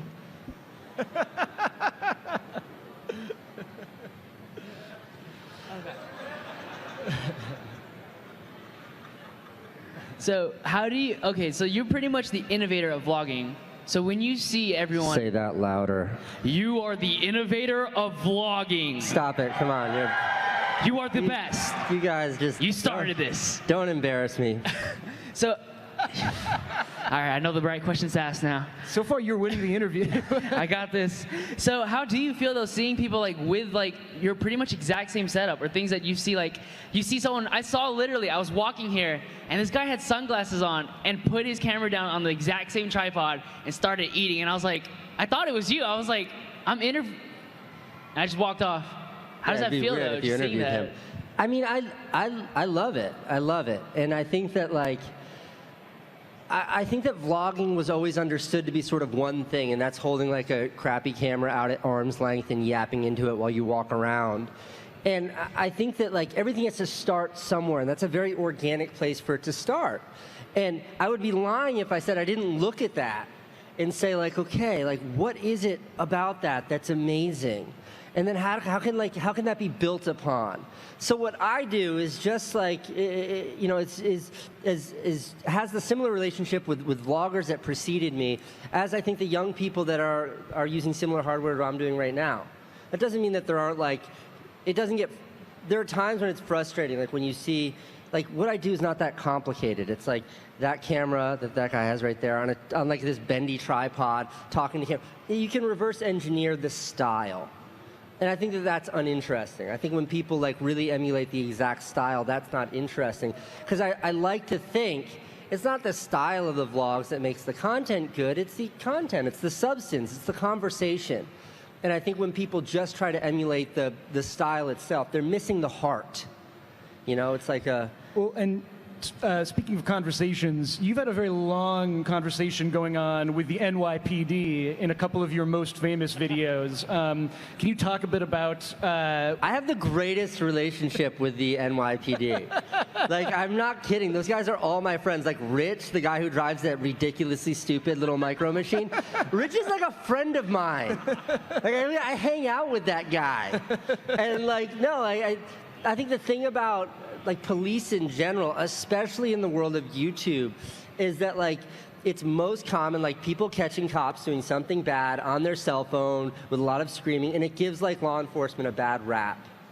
And like that is not the experience I've had in life, and that's not the experience I would ever want to share. Like I think that cops, especially the cops that I have the benefit of interacting with, they're like people just like us, and they're like they love joking around, they love messing around. Like I love being able to incorporate that into the videos. But so like talk about the snowboarding video for a second. So like the snowboarding video, first of all, like I talked to a bunch of the guys in the NYPD, and they're all like, "We love that video, man. We love that video." And when the guy pulled us over at the end of the video, like what he said, and it's on camera, he's like, "Somebody called complaining about you guys. I just need to make it look like I'm telling you not to." And then he like shook his head and he's like, "All right, have fun out there." And we like took off and kept snowboarding. So no, like that was a really fun day, and I think that any cop with half a brain, which they all have, they're all smart people, they look at it and they're like, a couple people having a fun time, it's innocuous, no one's being hurt, and they're not doing anything really that stupid here, so let's let them have fun. But I'd be intrigued to know, you know, with that video or with the bike lanes video, you know, how do you kind of come up with that? I mean, because that's clearly, in both cases, it's you sort of reacting to something in the environment. Well, the bike really lanes video, way. Have you guys seen the bike lanes video? That was just like me being mad. And you know when you're like mad at your teacher or whatever, you're like, I wish I could tell the world how mad I am at Mrs. Plotnick. I was just like mad at that cop, so I made that video, and it did really well. And now, like, literally every once in a while, I get a picture from him, and it's like him and Candace. He's like, "Hey, I found your wife," and it's like the cop and Candace. Like, what is going on here, guys? But the snowboard video is literally something I've wanted to do for 10 years. And like, I bought that ridiculous monster truck of a Jeep so I would be ready for when a blizzard hits New York City. And I had snowboards I had everything ready to go. So much so that a year ago, when we were supposed to get this huge blizzard in New York City, like, we had everything ready. We were totally staffed up. Like, my friend Finn Harries, you know him? Finn was in town, and like, we all stayed in a hotel. The snowstorm was supposed to be so bad. We all stayed in one hotel, so like the next morning we could just get out there and shoot it. And we woke up and there was like this much snow on the ground, and we're like, maybe next year. And then this was the year. It finally happened. Yeah, it finally happened. What was it like snowboarding in New York? Don't ever try that, guys. Don't ever snowboard in New York City. But it was it was insanely fun. It was so outrageous. There was too much snow for cars and too much snow for cop cars and too much snow for like anything but snowboarding. It was amazing. Wow. So you have so your life is basically like full of memories, but has anyone, like, if you had to name like the most memorable fan you've ever met, just like walking on the street, vlogging, like what can you like think of on the top of the head? You know, I like meeting everybody. It's hard to say like which is the most memorable. Like, I just met a kid outside who took a selfie. He seemed really awesome. If you're here, dude, what's up? But no, like, meeting everyone for me is always like a big honor. It always means a lot. It means a lot to me personally. I can tell you, like, the most surprised I've ever been when meeting fans was when I was at the Oscars. And I'm literally like at the Oscars, like wandering around like a dope with my vlogging camera, not sure how to behave or what to do or who do I make eye contact with, or like, can I get some more of those tiny cheeseburgers? And like a guy with an Oscar in his hand comes over to me and he's like, "Hey, I hate to do this, but you think I can get a selfie for my kid?" And I was like, "You just won an Oscar.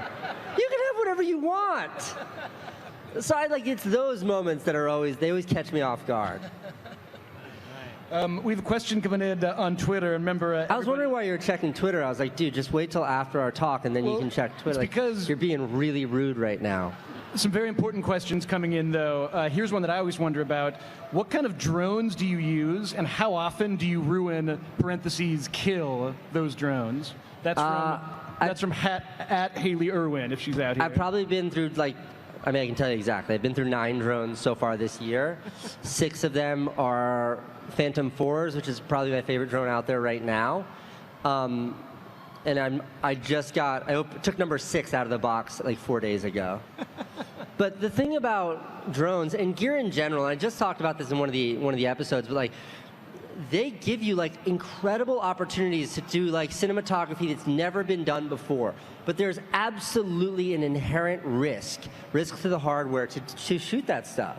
Like, if all you want are like big shots of the sky where you see a city, very safe, very easy to do, you're never gonna break your drone. I'm not interested, that's boring. These guys would unsubscribe if all I had was stupid, boring aerial shots. So to integrate the content from a flying camera in a meaningful way that actually that improves the storytelling, that improves the totality of a vlog, you have to take chances with it. I mean, I break these things like once every 3 weeks, and it's because this is how I carry it. I do not own a lens cap. I don't. The minute I buy a new lens, the lens cap goes in the garbage, because I would rather have a scratched lens than miss the shot. I'd rather break the camera than miss the shot. And I feel that way about everything I do because this is my life. So I know a lot of people thanks guys. I know a lot of people get frustrated when they see me just like destroy gear like it's going out of style. But there's real purpose behind it, and I refuse to make the hardware precious. All that matters to me is the conversation and the story. This is just sort of a catalyst to get me there. Who asked that question? Who asked? There was one question that I wanted to get to. I was going to give you an Oreo. Nobody raised their hand. Oh, she got it. Oh, shit. Oh, he took it from her, man. Dude, if you don't share that Oreo, cold. I'm going to come out there and stab you to death with my tripod. Cold. Someone out there was also asking if you can sign their laptop, but maybe we'll save that for That's the best question we've got coming in. I feel like we're having like a really smart dialogue here. I got a question, Casey. Lay it on me. You know, nowadays there's so many creators who are starting to work for bigger companies, you know, whether in television or streaming, feature films. You're somebody, you know, before any of this was happening, you were working with HBO. What kind of advice do you have for kind of younger creators who are maybe looking in the long term to take their brand in that Don't kind of waste your direction? time with TV or movies. Like, don't. This is where it's at. And I mean that, like, to really reduce it to something. How many creators out there? Yeah. Like, if you're a creator, what that means for all of us is that, like, we believe in our ideas and our perspectives so much that we're compelled to share it. That's sort of what all this is predicated on. We want to share our ideas. So therefore, like, we should only be sharing our ideas in the environment that enables us to do that the best. So, like, what does TV have? Like, sounds cool. You sound like a big deal when you're like, I'm on HBO. But, like, do you really reach the same amount of people in the most meaningful way? For me, the answer is absolutely not. My show is on HBO on Friday nights at midnight. Can you imagine if you could only see the vlogs Friday night at midnight from 12 until 12:22, and then you don't get to see them ever again? Like, that is so limited. So when it comes to YouTube, it means, like, you control everything. Like, I can share whenever I want. Everybody gets to see it whenever they want, on whatever device they want. Why would you possibly look elsewhere? Let go of the ego behind it and instead focus on what matters, which is reaching the audience. And nothing enables that like the internet. Or like YouTube. They don't want me to say that. So pretty much your life is revolved with vlogging. Like, your life isn't vlogging, vlogging is in your life. Like, how do you have like those times where you're just like, I don't want to edit right now? Yeah, every single day. Last night, there were like all these really cool parties going on for people that have these yellow passes. Sorry, guys. And I didn't go to any of them. Like, I didn't have a sip of beer last night. I was done with like everything. I was in my hotel room by 9:45, and I was asleep at 10:15. I was up this morning at 3:30, editing a video that I finished at 7:45, so I could be at my first meeting by 8. And that is what 7 days a week, 365 days a year is for me, because when the choice is like party and get drunk and like hang out with friends, or make something that I get to share with like the world, it's a really easy choice. What excites me more, what makes me happier? The idea of making something, nothing supersedes that. I love the idea, the act of creation. And that's why, like, I say, and I'm very vocal about this, like, there are two priorities in my life, and only two: family and work. And everything else is like in some sort of miscellaneous bin of priorities that I keep under my bed. It is that. It is family and it is work, and I don't really care about anything else. And that's how I approach everything. And that makes it really easy when I'm like, yeah, I'd definitely rather sleep 4 more hours right now than edit another video.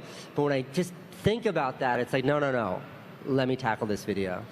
Well, and there's a question coming in on Twitter that I kind of like, because it's maybe in this more reflective mood, from @TofuDigin. I hope I pronounced that correctly. If you could go back in time to when you started on YouTube, what would you do differently? I would have switched to daily much sooner. Honestly, like, I always considered, oh man, it works. I always considered, how long do you think I can keep it balanced for? Hold on. 5 seconds. 10 seconds. It's 30 seconds. 1, 2, 3, 4, 5. No, 4. That's 4. That's 4. 4.5. I always considered YouTube when I first started as just another way to share the content. You've got film festivals, TV, you've got movie theaters, and you've got YouTube. And I was completely wrong about that. I neglected the very thing that I loved so much about daily, which is the dialogue. And it took me until I switched to daily to realize that. And looking back, that was a mistake. I should have had a greater understanding, a greater appreciation of that much sooner. And I think that, like, anyone, whether you have like 30 views or 30,000 views, you can see that, like, humans, real people, are choosing to watch your content. And when I only had a couple hundred views on my videos, like, that meant so much to me. And I think I undervalued that when I first got started. Oh, you go for it. Oh, you. Please. You don't have an Oreo pack. You got to work for it. Come on, man. True. Keep up. Well, I'd be intrigued to know, I mean, since you're so focused on this now and on vlogging, I mean, what's next for you? I mean, like, you're already doing so much. What kind of projects are you working on now that you can talk about? I mean, the short answer is more. Like, all I want to do is more. The reaction, the response, like I'm still fairly new in the vlogging game. It's only been a year. I want to do more of what I'm doing right now, and I want to do it better. And I want to see what happens. And until I like evolve that understanding, I don't see any reason to like look elsewhere. Why would I do something different when like what I'm doing right now I love so, so much? And everything's cyclical, nothing lasts. But right now I feel like I'm like, if the mountain's this high, like I'm halfway up it when it comes to figuring out what this vlogging thing is and what the potential is behind it. So with like vlogging, you're always backtracking like in the past. And now that live streaming is becoming more of a thing now, being in the present and still, in a sense, I see people broadcasting, they'll be broadcasting their life. Like they'll go like for 6 hours. Have you ever thought of implementing like live stream with vlogging? Who's live streaming right now? I'm highly skeptical of live, and here's why. I think live has worked. We've had live for like 60 years. It's not new. And live has worked for exactly 2.1 different scenarios. Number one, breaking news. You'll always want live. Number two, sports. I always want to watch the NBA playoffs and finals live. And then like the point one, the asterisk, is video games. Video games are really fun to watch stream, but that's brand new. Who knows how sustainable that is. But like to watch a YouTuber live, I don't know. I would rather see it later, edited, and have it be interesting. Like, if you remember like the TV shows that are like filmed in front of a live studio audience aren't live. It's because they have to edit it and make sure it's good. So I would trade good for live any day of the week. And the novelty that is live isn't enough for me to watch something that's uninteresting. Because I think what makes content good and what makes content bad, it's a binary. It's one thing or the other. Am I interested? And if the answer is yes, it's good content. And if the answer is no, it's not good. So when it comes to live, like, it's really hard to be interesting on live. And therefore, I think most live content's bad. And until somebody figures that out, whether that's someone on the creation side or whether like the software itself gets more interesting, like floating hearts going by and comments on screen is not enough to make it interesting for me. Watching somebody play Call of Duty and then having them in the upper right-hand corner with headphones on swearing a lot is weirdly interesting. So like they figured that out. I don't know why, but like that, I like watching that. Well, Casey, we're sort of running out of time, and you still have to open up your box, although I noticed that now there's lots of Oreos on top of that box. It's like Jenga. Be careful, everyone. What happens if I start throwing around these Oreos? Just run. Total We'll take total bedlam, right? We'll take the fall. Let's see what's in here. Box number 2. Oh my God. Everybody in here, under your seat is a brand new set of car keys. You all got a new Ferrari! Ferrari? Just kidding. People often come, this is a question. What does it say? I don't know, I can't read real good. People often comment on your vlog saying Candace looks angry and never smiles, but Candace is the best. Film the crowd showing Candace, that's kind of good. Okay, hold on. Wait, I'm all out of hands. Hold on, I can do this. Okay. Just bear with me here, guys. Film the crowd showing Candace how much they love her. How much do you guys like Candace?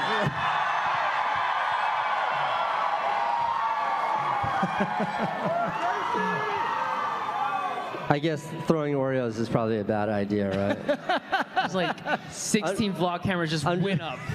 I'm just gonna go like this and put this box back where I found it. Oh, you guys are too much. All right. Off the seesaw. I can't do a backflip off a seesaw. I'll give you $10 on PayPal.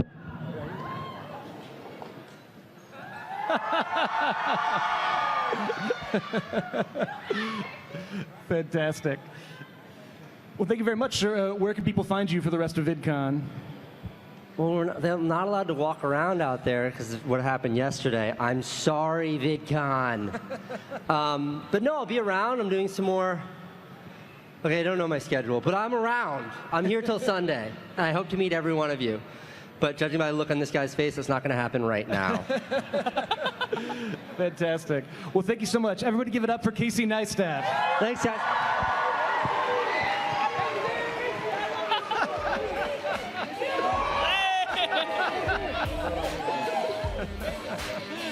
Hey, I'm gonna go ahead and vlog this myself.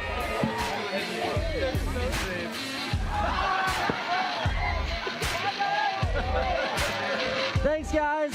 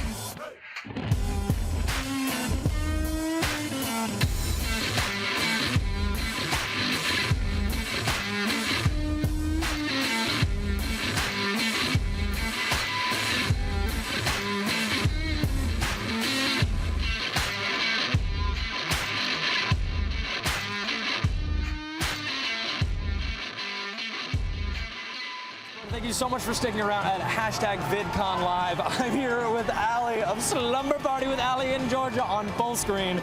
You guys just tore up the full screen stage. How was that? We did.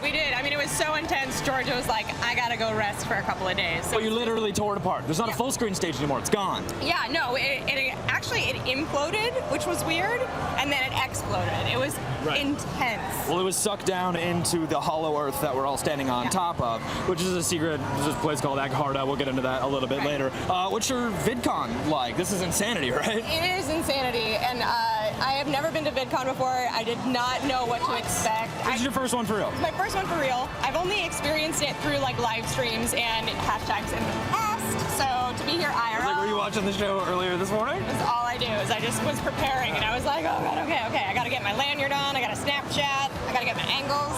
You did everything. I gotta backfill my Instagram page with 5 good photos of myself in case there's a new influx of people coming to my page. And what's a bio that's informative but still ironic? You have a character limit.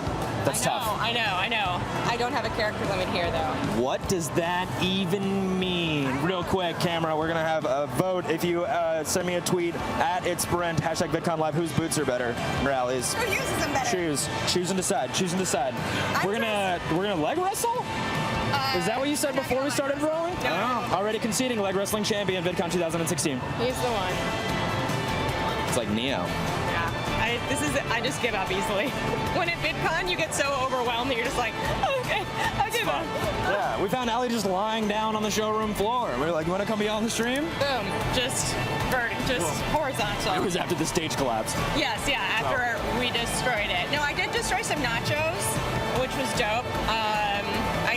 I'm just walking around with my lanyard out. Like, I have to pause. Nachos and dope in the same sentence. You're my favorite person. Thank you. You can borrow my boots if you want. Where can the people find you on the internet if they want more? Well, I'm at Allie Ward, ALIEWARD, but really they should go to full screen and watch Slumber Party with Allie in Georgia. It's a video podcast. We're in a fort, in a pillow fort, in pajamas, and we talk about all kinds of stuff that you should never heard girls talk about ever. And in Act 3, there's a killer that shows up with a mask. Spoilers. True. Sorry. And it's actually Brent, so it's kind of weird. It's a little awkward for me to be standing here. Just go to full screen and check it out. Let's never talk. We're back, you turkey turds. We're still here. Yeah, we are. We're still here. You guys got to see some awesome content of A Decade on YouTube. Hank Green, Phil DeFranco, Shay Carl, awesome people. Then we saw an interview with Casey Neistat, which is really, really cool. We're doing the #VidCon Live still, so if you want to interact with us, we have our tag board. You can use the #VidCon Live. Mind your P's and Q's. Don't make me say it again. I don't know what P's and Q's stands for, so don't make me do it. But mind your P's and Q's, ask us questions, interact with us, #VidCon Live. We're also now going to go to Connor Franta on the Kia main stage. OMG, Connor Franta! Oh my God, Connor! And if you can hear past the screaming girls. Hello, hi. Can you guys hear me? Yeah? All right, so I'm supposed to hype you guys up a little bit for Connor Franta. And I'm going to Snapchat it. So give me your craziest screams in 2 seconds. And hold it for 10 seconds. Go ahead. Scream!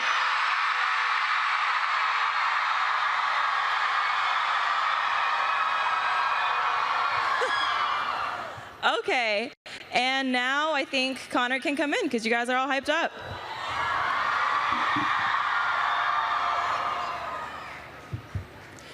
Maybe, oh, there he is. Hi, guys. I'm like running. Hi. There are so many of you. Also, we're so far away from each other. Can we like, maybe like... I'm like, can we do we'll some do a thing. redecorating? 1 minute. Give me a sec. Boo. We're moving Hi, furniture guys. for a little How bit. are you? There we go. Now we're facing I like each other. that better. We're friends. Let's scoot. Hi. They love you. Oh. This is so, oh my God. You guys are like the first humans I've seen all weekend. I kind of want to like, is this unprofessional of me to sit? That's fine. I saw someone like completely all over the place yesterday. So how are you doing? How is your VidCon experience so far? It's good. I got in last night, and this is the first time I'm seeing everyone, so this is so exciting. Yeah. How special. It's so great. All right. Well, we're here today to talk about Connor Franta's creativity. We're going to talk about how he comes up with his ideas. We're going to talk about basically his like daily life, because I'm sure you guys all want to know like what's a day in the life of Connor Franta like. It's like just okay. It's me and I'm sitting sure in my most home. of you here are huge fans, but I will also let him. There we go. Awesome. Thanks everyone for coming. It's like a little bit, it's kind of early, right? It's a little bit early, maybe? It's like I heard 11. people were waiting for like 5 hours, so thank you. You guys are so sweet. Yeah. So how long sweet. did you guys in the front row have to wait? Like, I mean, how much earlier? Oh my gosh. So you've just been sitting here, no Thanks, bathroom, no guys. water. So sweet. of you. Dedication. Yeah. All right. Well, if you want to quickly sort of intro yourself, I'm sure most of you know you as Connor Franta. You are a very, very popular internet personality, and you make awesome videos. So if you want to tell me a little bit about when you started making videos and how that all began. Definitely. Hi everyone, my name's Connor. I started making YouTube videos actually 6 years ago, which is insane. That's so weird. And this is my, I believe, 4th VidCon, so that's pretty cool. And my fun fact, my first VidCon, I was sitting right there. So, I mean, that's pretty freaking cool, I think. I've been making videos for about 6 years. I started in my bedroom, and then I moved to college. I made videos in my dorm, and then I moved to Los Angeles, and I made videos with O2L in the O2L house. The O2L house, oh my God. I wonder if that pool is still trashed. And then now I make videos by myself in my apartment in Los Angeles still. Just LA. Yeah. Yeah. So I forgot to remind you guys, I think it was up here a little while ago, but if you have your phones and Twitter with you, we're going to be checking the hashtag AskConnorVidCon. So if you guys have any crazy questions, and they should be fun questions, make them really interesting, really Make them fun, interesting, not too guys. basic. Make them interesting. And we will try to answer as many as we can a little bit later. And also, I'm going to be probably looking at my phone here and there. It's not because he's boring, because he's so much fun. It's more because I'm looking at your boring. You're not boring. So I want to talk to you a little bit about when you started. You said you started years ago, and you were obviously still in school then. Yeah. What was it like to balance, the time it takes to create videos, and when you're getting bigger, meeting fans and stuff like that? Also, how did you balance that with school? It was so I started making videos in high school, and no one knew what YouTube was back then. So it was like I was that weird kid making YouTube videos, and I was terrified that all my friends were going to find the YouTube videos. But when they did find them, they thought they were really cool, and like everyone loved it. So it was pretty amazing. It was the complete opposite of what I thought would happen. Yeah. But it was always and still remains to this day just like a fun thing that I did. So it was easy to kind of like do my homework and study for tests, but get done as soon as possible so that I can make a YouTube video and like go on Twitter. And that's pretty much still what I feel to this day. Yeah. I love you guys too. Over there, over there. So much love. Has anyone out here seen Connor's very first video? Very first ever. Do you They've probably seen the one that's up still online. up right now? Yeah, I have like, not 100, but a lot of videos that are just like on private because they're so bad. Yeah. Oh my God. Okay, well, tell us about your very first video. My Even if it's a very really first bad one. video was filmed on like a MacBook, what is it called, an iCam or whatever, like the webcam on a MacBook. And I just was saying like, hi, my name's Connor. This is my first YouTube video. Yay. It was like a minute. It was, oh God. And like the jump cuts were 10 seconds too slow. And like, it was just horrible. Maybe one of these days I'll unprivate it, but it's so cringy. And it had no point. But my first one that's up is called A Harry Potter Birthday. Relatable, and it's about me talking about how like I got my Hogwarts acceptance letter and all that stuff. That would be the dream, though. Has anyone gone to the Harry Potter world yet in Los Angeles anywhere? I haven't been yet. I've been to the one in Orlando, and I really want to go to the Los Angeles one. We're right here. You can do it. I know. Yeah. Yeah, the little things. So if those are your very early videos, we've all seen the recent ones, I'm sure. How has your style, you think, changed a lot from your very first couple of videos? I'm so different. Oh my God. Yeah. I used to do a lot of like comedy skits and like, I guess I'm still like doing kind of relatable content, but it was a lot of like relatable content, a quirky, relatable teen. And yeah, it's just kind of evolved and grown like as I've grown and evolved, and I'm like continuing to try new things and push myself and be more creative and try my best to not do what everyone else is doing. Because I feel like there's a lot of like similar content going around, so I want to try my best to like put out something new that no one's ever seen before. So speaking of new content, it's pretty hard, especially in 2016 more than ever before, to come up with what is new content, because it seems in my head that almost everything has been done before. Yeah, pretty much. So what is your creative process like? Where do you get your ideas? Are they like shower thoughts? Oh, they're always shower thoughts. All the best thoughts come in. And on like runs and stuff like that, my mind just wanders when I run and when I'm in the shower. But yeah, a lot of it just kind of like, I'll see something in daily life, like I'm sure I'll get some sort of inspiration at VidCon, and you guys are inspiring. And then I just like, I formulate some sort of idea around it, and then eventually just film it and then throw it up on YouTube. But it's just a random something in life. I'll see something and it'll just kind of like spark an idea, and I'll make it into something.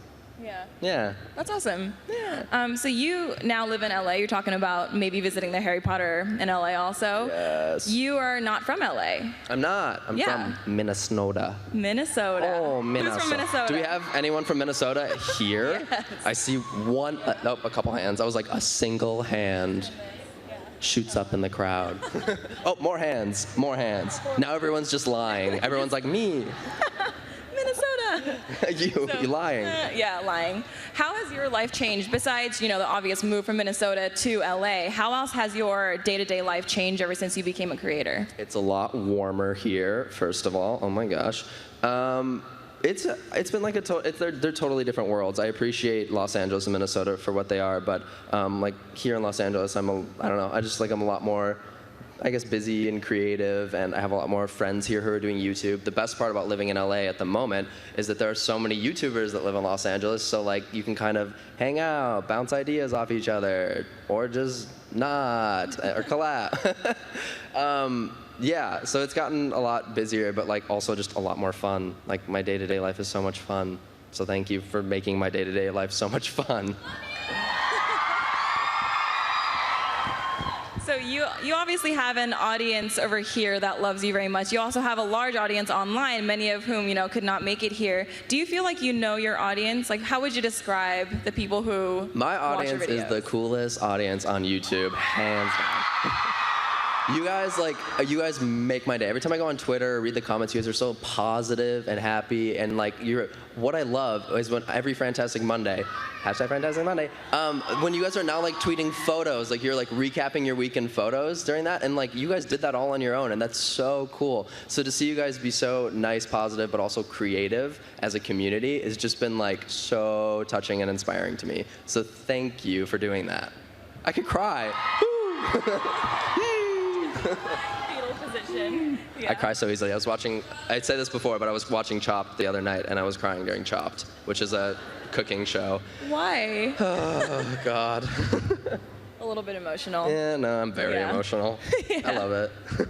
So here you have your audience, you obviously inspire them very much, especially those in the room who are starting to make videos.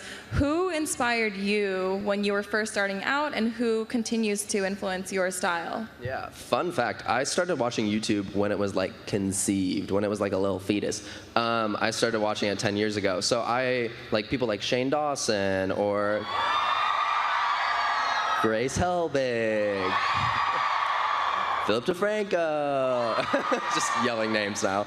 No, I was totally inspired by what they were doing, and just the fact that they were doing it. It was so inspiring that they were actually making videos online. That was such a cool new thing. So yeah, they definitely like made me want to start being a YouTuber. Awesome. And what is like your day-to-day life like now in LA, being a YouTuber? Like, how is it just walking into the streets, or like when you wake up? Like, what is your routine like? It's crazy. It's insane. Like, no, it's really fun. The best part about being your own boss is that you have your own schedule. So like, I can wake up whenever I want. I tend to wake up at 7 a.m. My sister is with me this summer. She's backstage somewhere. She's the best. And she's training for a marathon, so somehow I'm training for a marathon at the moment. Are you gonna run the marathon? Oh, probably not. But like, I'm competitive, so she's like, today I'm running 8 miles, and I'm like, well, today I'm running 9 miles. Yeah, so I wake up, I run, I'll check all my emails, I'll think of YouTube video ideas, I'll post on Instagram. It's fun. It's really fun. And then I do other things that we'll talk about at the end of this or soon. Everyone's kind of like suspicious of something happening. I hope it lives up to its expectations. Oh God. We'll talk about that in a little bit. All right, so you know, 2016 is a very big year for many creators, as you know, a lot of these platforms are doing a lot more than they used to, like YouTube, Facebook, Instagram, Snapchat, Vine, like they're all doing new things. What are some of your short-term goals? And you know, you can share some long-term goals as well. Yeah. They can be social related or just life. Very interesting. I mean, like, I think my short-term goals are always to just like every single video I want it to kind of like push a boundary or try something new, even if it's just down to like trying a new way to put text on the screen, as long as I'm like continuing to grow with content. I think that's really necessary. Long-term goals, I mean, I want to like just keep making things, whatever the things they are, whether it's like taking photos or designing clothes or being a photographer. I mean, like, I just feel like the sky's the limit at the moment, and it's like the best feeling in the world to feel like I can do anything. So yeah, that's kind of my long-term goals, is to do everything. So talk about Instagram and photography. You're really good at that. I've noticed. Thanks. It's awesome. Yeah. They all agree. It's like my favorite thing. I don't know. I love taking photos. Like I just randomly will see something and I'll take a photo of it, and then I sit in a corner by myself like editing on VSCO Cam and stuff, and then I just post it. I don't know. It's fun. It's like one of my favorite things I get to do. Yeah. And I've been recently like using like not an iPhone, like a real camera to take photos, and that's been fun. I got to take photos of do you guys know Dea, the singer, the other day? I had to take photos of Dea the other day, so that was a good day. You guys can leave. It's okay. I'll understand. So you had a video. Is someone walking out? You waited for 5 hours. Don't leave. So I saw a video recently where you were sharing like photo editing tips. Yes. I don't know if everyone has seen that, so if you have any favorite, pro tips to share, okay. We'd love to hear them again. Wait, what's everyone yelling at me? Everyone's yelling something.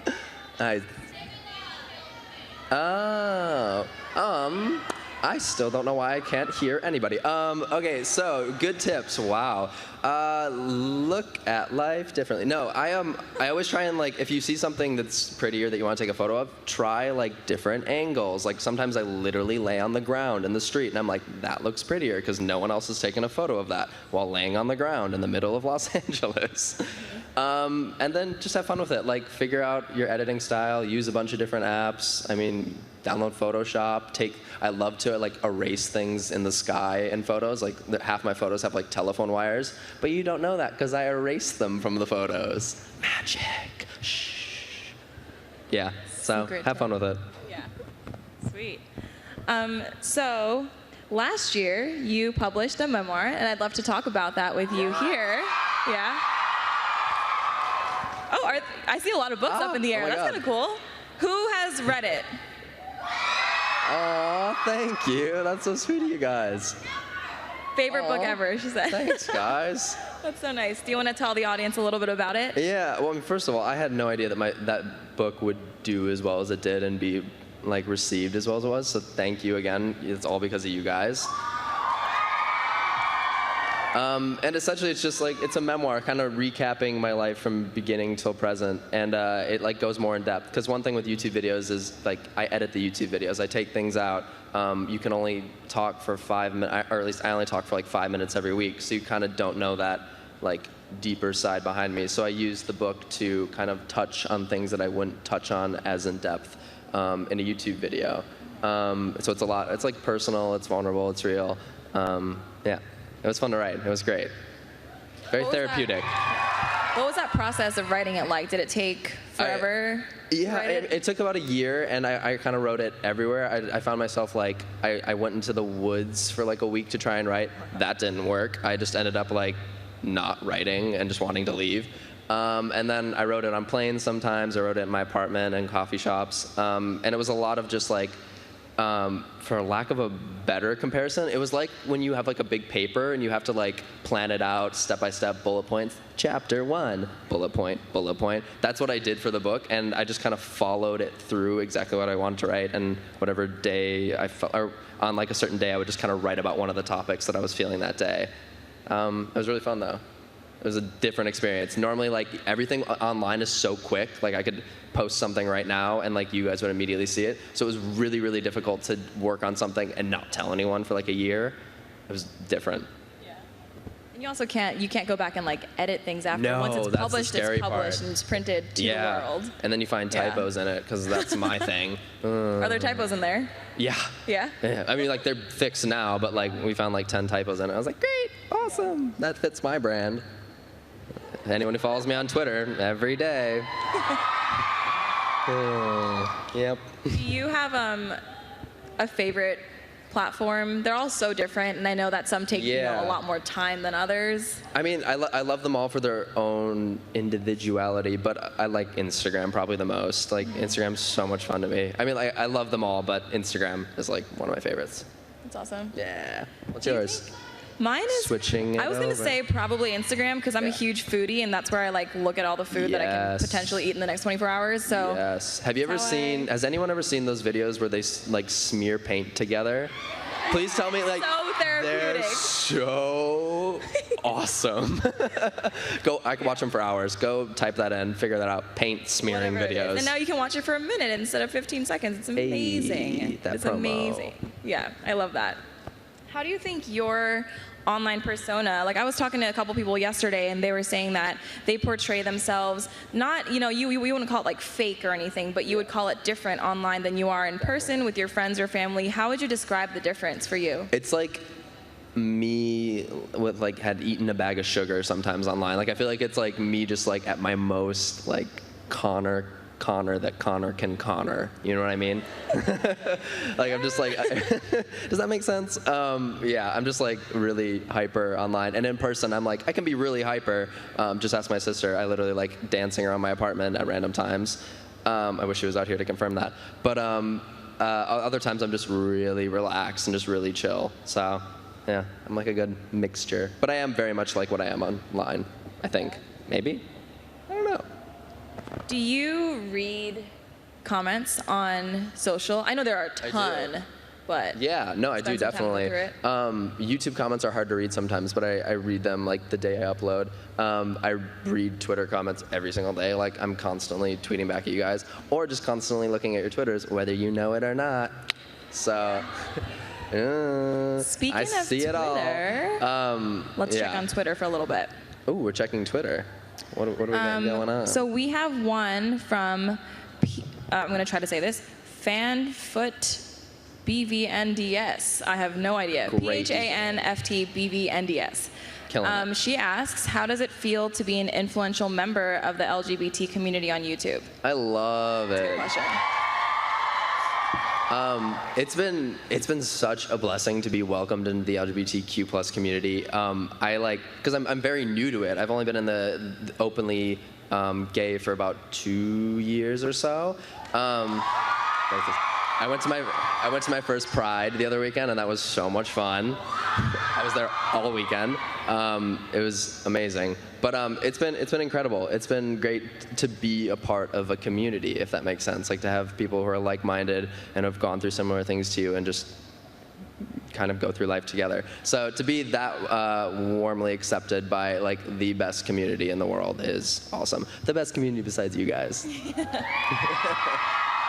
And have you gotten, I'm sure you've gotten like very positive feedback from people. Has anyone reached out to you and said, like your story has touched me so personally, and how has that felt, like being able to have that sort of positive influence on your fans? It makes me cry every time we meet and someone tells me that the video helped them come out to their families. That always makes me cry, because that's partially why I made my coming out video, was to like give back to the community of coming out videos that like helped me come out. Without YouTube and without those coming out videos, I probably would still be in the closet, frankly. So like I'm forever in debt to YouTube and those content creators who made those coming out videos. So to see that like my video did that for someone else is just like words cannot describe. Oh, don't make me cry. They're watching me. Congrats. Pulling up. It's happening. Okay. Yeah. You're just curling up I now. know, I'm like, oh, guys. He's so happy and like slightly uncomfortable because everyone loves him, so he's like, eh. I'm also just really cold. Like my hands are also, it's freezing. a little cold up here. So you've been here since yesterday at Yes. VidCon. I know it was a total rush because of traffic, and then you had like crazy things going on. Were you able to check anything out? Do you have a favorite event or favorite, something that you've seen at VidCon so far? I haven't been able to look around yet, sadly, because I just got in last night, so I haven't had, this is kind of like my first VidCon thing, so yay. But the best part about VidCon is seeing so many familiar faces. Like, I can never tell if I actually know some of the YouTubers or if I just watch their videos, so sometimes I have to like sit and be like, okay, do I actually know them? Am I actually friends with them? Or is it just someone that I like watch creepily every morning while I'm drinking coffee? So I have to figure that out. But that's like the best part, is just like running into random YouTube creators and saying like, I like your content. Yeah. And then walking away into the crowd. What? Yes. Oh, I'll come grab it after, okay? I don't know if they'll let me go down there. Oh no, I'd probably trip. I'd get hurt. Yeah. Seems dangerous. Yeah, I feel like I've tripped. Who was it? Was it Sam Pottorff that tripped off the stage that one year? I'm remembering something. Something's happening, guys. Oh my God, and then JC. Okay, never mind. I don't want to talk about falling. It's very possible we could fall off. Yeah, I'm gonna sit right here and not move. Stay right here. So let's, maybe not secrets, but what is a hobby that you have that most people out here probably don't know about? A hobby that I have that most people don't. You can think on it a second. Yeah, let me think about that. I don't know. I feel like I share everything with the internet. A hobby that I have that most people don't know about. Everything. Oh God, I don't know. I mean, like, it's not a hobby, but my favorite thing to do, this is literally me making up my own question, but like my favorite thing to do is just go to the movies. Like, it can be the worst movie in the world, but like I still just like going to the actual movie theater and like getting popcorn and all that. That's not a hobby. I don't even know why I just told you that. That's a hobby. Watching That's things my hobby. I like to go to the movies. Yeah. Well, that kind of brings me to a question I saw on Twitter from Mixed Sivan, S-I-V-A-N. I think we have that person here, maybe. Do you have any new movie suggestions? Movie suggestion. Oh my! So my sister and I love scary movies. I saw The Conjuring 2 yesterday. Oh my God, you guys, it's chilling. Like, I was literally shook after seeing that. Oh my God, it's so scary. It's the scariest movie I've ever seen, but I love scary movies, so I highly recommend seeing The Conjuring 2. Yeah. What about people who don't like scary movies? I know, I'm like, oh, Finding Dory. Go see Finding Dory. Yeah. Baby Dory. Have you seen it? I haven't seen it, but I really want to see it. Oh my God, Baby Dory is the cutest thing that's ever been created. The eyes are this close. Like, oh, her eyes are her head. Like, yeah. And I can't even do an impersonation. It's so, she's Were you trying to do a Dory impersonation right now? A Widow Dory impersonation. No, I can't do it. She's so cute. Yeah. How about any TV shows? This is more for myself. I'm just asking questions myself now. I'm watching, the two I'm watching right now are Game of Thrones. Mm-hmm. Don't spoil it for me, I'm not caught up. And Orange is the New Black. Also, don't spoil it for me, I haven't finished it yet. I'm like halfway through both current seasons. I don't want to even listen because I'm afraid you're spoiling things for me. Wait, oh, and also RuPaul's Drag Race. Oh, yeah. So good.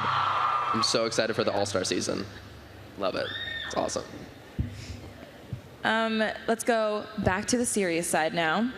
Someone named, oh my God. It's the same person. I'm just going to continue reading it because I started. It is, but lucky day. Smile for Sivan. I like your questions. Maybe that's why. Maybe they're in the audience. Raise how your do hand. you get over your fears? Get over my fears. Very confront heavy them, question. I suppose. Yeah. I mean, I tried that because like my biggest fear is spiders. I hate spiders. And I tried confronting that with the video with Tyler we did like, 2 years ago? It didn't work. I'm still afraid of them. But I guess confront them. Like, if you're afraid of something, I was gonna say try it, but that doesn't make any sense. But yeah, try and like face your fears. I feel like that always helps me. It kind of helped. I guess I'm not as afraid of spiders. I went to get a drink the other day, and there was like all the workers in the restaurant were in one corner because there was a big spider in the other corner. And like I walked in with them, and I was just like with them in the huddle going, ah, just like screeching with them. And I was like, how did I get roped into this? I just wanted a beverage. Can't always get what you want. Yeah. Then I ran away. Yeah. With the beverage. With the beverage, not the spider. Oh my God, what if, don't. Beverages. We were standing by the coffee machine yesterday, and I heard you are a coffee connoisseur. I am. I love coffee. Yeah? That was in my Twitter bio once upon a time. Where did your love for coffee come from? Like, when did you start drinking coffee? I don't know, actually. My brother and my sister and my whole family, they all love coffee, so probably from them. But it's like become a part of my daily life. Like, it is a ritual. Yeah? Yeah, for me. So we have a question. Troy Freak Show says, I know them. I follow them. Oh, Marco loves Carlos. Yeah? Mm-hmm. Asks a coffee-related question. If you were a coffee, what kind of coffee would you like to be? If I was a coffee, what would I like to be? Well, yeah, I mean, Common Culture coffee. CommonCulture.co, everybody. But like, what about, let me think. I'm thinking more like, am I like a macchiato or like a cappuccino? Mm-hmm. Ooh. A medium roast, iced mocha frappuccino? No, I'm maybe like my favorite coffee is like an almond milk latte, so I guess I'm an almond milk latte. That's like so boring. That does fit me. That's not boring. That's boring, and that fits me. I'm an almond milk latte. Have you tried those like new like macadamia milk and all those things? Like it used to just be soy milk, and now I tried it? They have milk for everything now. I tried hazelnut milk or something. That's good. It was delicious. Yeah. Yeah. It's interesting. Yeah. Milk out of everything now. Milk out of everything. Shoe milk. Shoe milk. Hair milk. Speaker milk. Light milk. Yeah. I mean, maybe. Maybe. The possibilities are endless. The next question we have, this is so much fun. I'm scrolling. It's endless scrolling because there are so many questions coming in. Keep them coming, but there's so many to go through. I keep like seeing one of the VidCon things move, and I like think someone's there, and I'm like, behind you. get a fright. So Sound very British. Christ1223, K Rice, I'm sorry, Kelsey Rice, Christ is not it, okay. K Rice, asks, how does this VidCon compare to your first ever VidCon? So different. Oh my gosh, every year it gets so different. But like, so my first VidCon, I mean like he's not in the room obviously, but like my first VidCon, I literally waited for Shane Dawson's meet and greet line. Who else did I wait in? I probably went to see like Grace on a panel. Like I legitimately like did the VidCon experience. It was so much fun. I walked around the convention center. Yeah, so it's like it's the complete opposite. Now, yeah, we're just like we all hang out backstage. That's so weird. I hope they're not listening to that now. Oh God. Was anyone here? They're gonna find out. His first VidCon. What year was that? 4 years ago. Has anyone been here for 4 years ago? I see a single hand. Yeah. Now I see another hand. Here we go. You get a car. You get a car. Yeah. Oprah reference. Hey. Is this whose first VidCon is this? Wow. That's a. Oh my God. How are you finding it? How are you finding it? How are you finding it? Love it. Good. Awesome. Amazing. Who else are you guys excited to see? It's a large array of people. A large. I heard. Yep. Names. Yep. Yeah. Amazing. Me pretending I heard like Andrea, and that was like it. Everyone was like, blah. That's what I heard. Yeah. I heard only you. Aw. No, see more people. Yeah. People are great. So I'm not from here. I'm from New York, and visiting a new place for me is always super exciting, especially because I get to like eat new foods and see new scenes. And there's a lot more nature here than there is in Manhattan. Yeah. Very excited about that. And I know that you like to take pictures. I so do. photography and travel go very well together. We have a question on Twitter from @Franta's Youth. Okay. I follow them too. Paulina. Mm-hmm. Yeah. Mm-hmm. Any places you'd love to travel? Places I would love. I don't know why, but I've been looking at like flights to Iceland every other day. I don't know why. I mean, like it's beautiful, but like I don't quite know why. And it's also really cheap to fly to Iceland. There was one for $100. Apparently, you should do it this year. To Iceland? I don't. That can't be safe. First of all. But like somewhere like Iceland, Norway, places like that. So the Northern Lights. You want to see the Northern Lights? Yes. Yeah. I heard something about like it being the last year that you can see it clearly. Or I went this past January because I was like, I need to catch it. I got to get over there then. You need also, to go now. Japan too. I really want to go during the cherry blossom bloom. Yeah. Which is like a little bit, not a cliche, but it's like such a bucket list thing. But I want to so badly. Is anyone here from like out of the country? Raise your hand. Wow. There's a good amount. Wow. Far. Where are you from? I heard Canada. I heard like Kansas. Kansas? Maybe I just heard Kansas. Philippines? I was just in the Philippines. Aww. Cute. Moments. What? Oh my God, welcome. Welcome. You guys traveled so far. Ethiopia. Colombia? Oh my gosh, you guys traveled so far. Well, welcome to VidCon, everyone. Welcome. It's a great weekend. Speaking of other countries, all these questions are like somehow relating to each other. I kind of love it. This is from Franta Shadow. A lot of people do Also things with your follow last them. name. Yeah. Franta something, Franta something. It's cute. What language would you want to learn? Or what languages do you know and what do you want to be fluent in? Yo hablo español más o menos.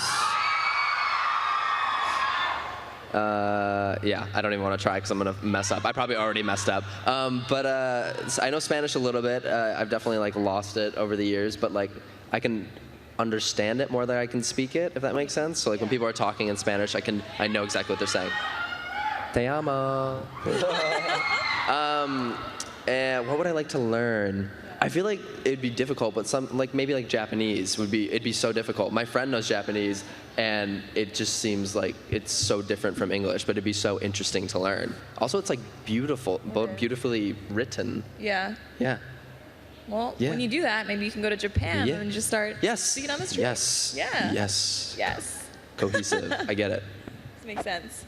So I'm getting this one question a ton, so I'm not even going to read like the usernames that are asking it, but everyone's asking, what is your favorite video that you've ever made? It's always a hard question. Can be a couple if you can't choose one. Yeah. My go-to is always the Life Doesn't Wait. I love that video. It was like so different for me, and it had a great message because it was right before my coming out video. So it makes sense. And another one I really like is New Year, New Me, a poem I made. That was really fun. also different. Yeah, and even my new one that I made in Manila, the Philippines, that was different. It was in black and white, which I don't know why I made it in black and white, but that was cool. So yeah, those ones. Yeah. Awesome. All right, so we'll go back to a couple of questions later, but I am dying to have you say the news, and we've been kind of hearing rumors. Oh my gosh. So, I mean, I've been hearing, I've been like seeing your tweets, your Instas, and I've been very curious as to what this announcement is, and I'm sure, well, we see like 10,000 phones, and they all look like rose gold from here. Oh my God, it's the pink. It's like so lighting. Everyone's waiting for your announcement. Oh my God, I feel so... Do you have something that you want to share? Yeah, so as you guys know, I do like a lot with common culture. It's become like one of my favorite things. So I've been working really, really hard for probably the past 3 months, and I'll just pop something on the screen and then we'll talk about it after.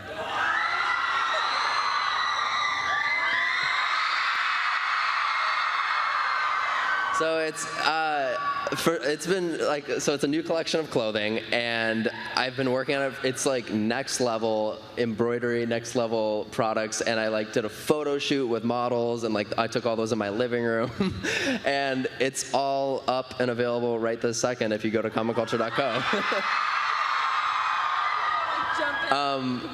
Yeah, and it's been really, really fun. I literally, like, I've never done a photo shoot before. Like, I had these 2 model friends that modeled the clothing, and like, I'll be posting photos from that all week, and I like set up a studio in my apartment, and like, I've been designing clothes for like 3 months, and like, they all have little, like the t-shirts have little like hemmed things on the side, and like the hats are, yeah, it's just really cool. I'm really excited, and I don't know how to talk about it anymore.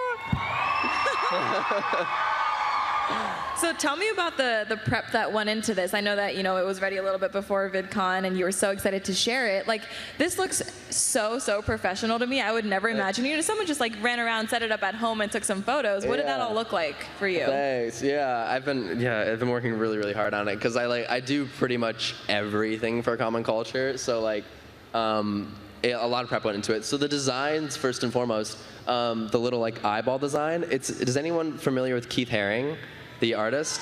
It was like inspired by his art totally. So I went to a lot of museums, like in London when I was in London and everything, and I was really inspired by his stuff.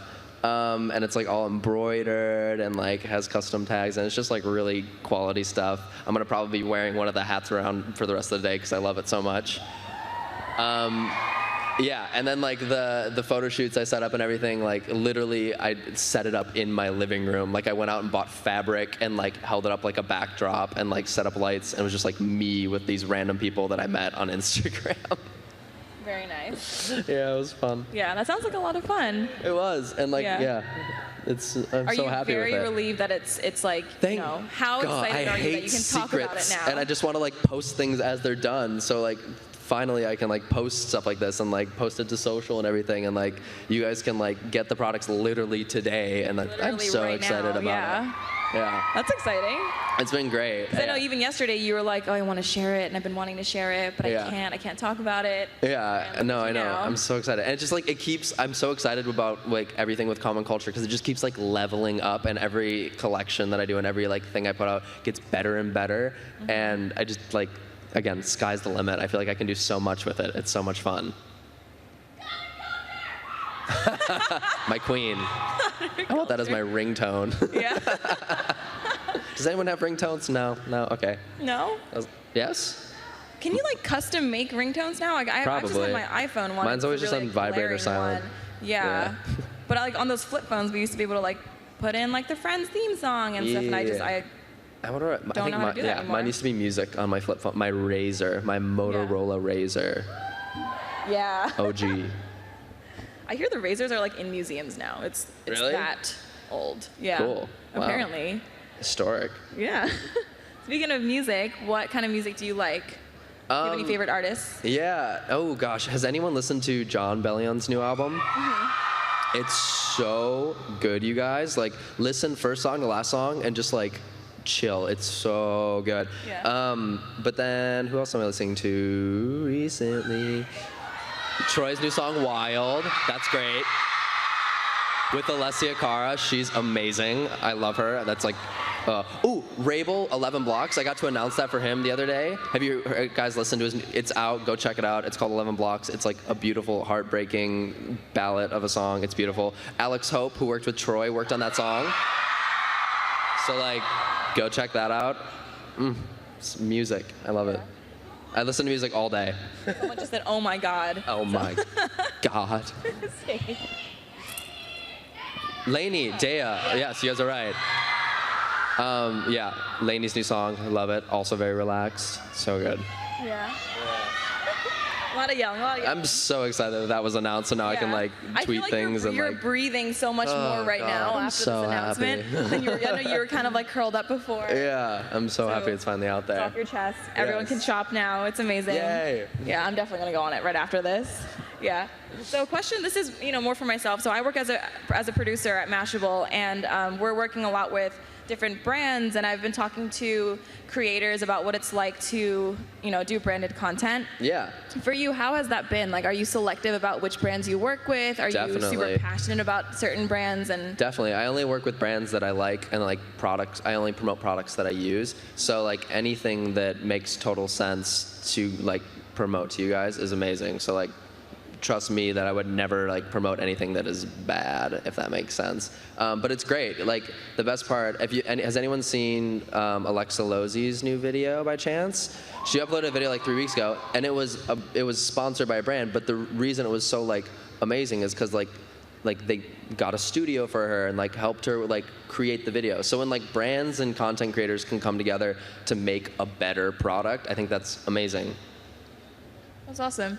And it really speaks to like the audience that brands are trying to reach now. It's the audience of creators like yourself, not necessarily just the audience of TV commercials. Because if anything, nowadays, like I find myself walking away from the TV to like go to the bathroom during the commercial and then coming back. So why do you think, for your opinion, why do you think brands value working with creators so much? I think it's just the authenticity thing, is that we know we have an audience that like believes in us. So if we believe in the brand, it just makes sense that like the audience will hopefully believe in the brand too. I don't even watch. Does anyone even watch TV anymore? I don't even have cable. I don't have cable either. I don't either. Yeah. Yikes. Yikes. I just have really fast Wi-Fi. Yeah, I know. Wi-Fi is all you need now. Yes. Wi-Fi, like Netflix, Hulu, like whatever else. Yeah, pretty much. Yes. Yes. So I have a question for you guys. Who out here would you consider yourself a vlogger? Making videos. Who's making videos right now on YouTube? A good chunk. Who wants to make videos on YouTube? Yeah. Also a good chunk. Has anyone been making videos on YouTube for like more than 5 years? Yeah?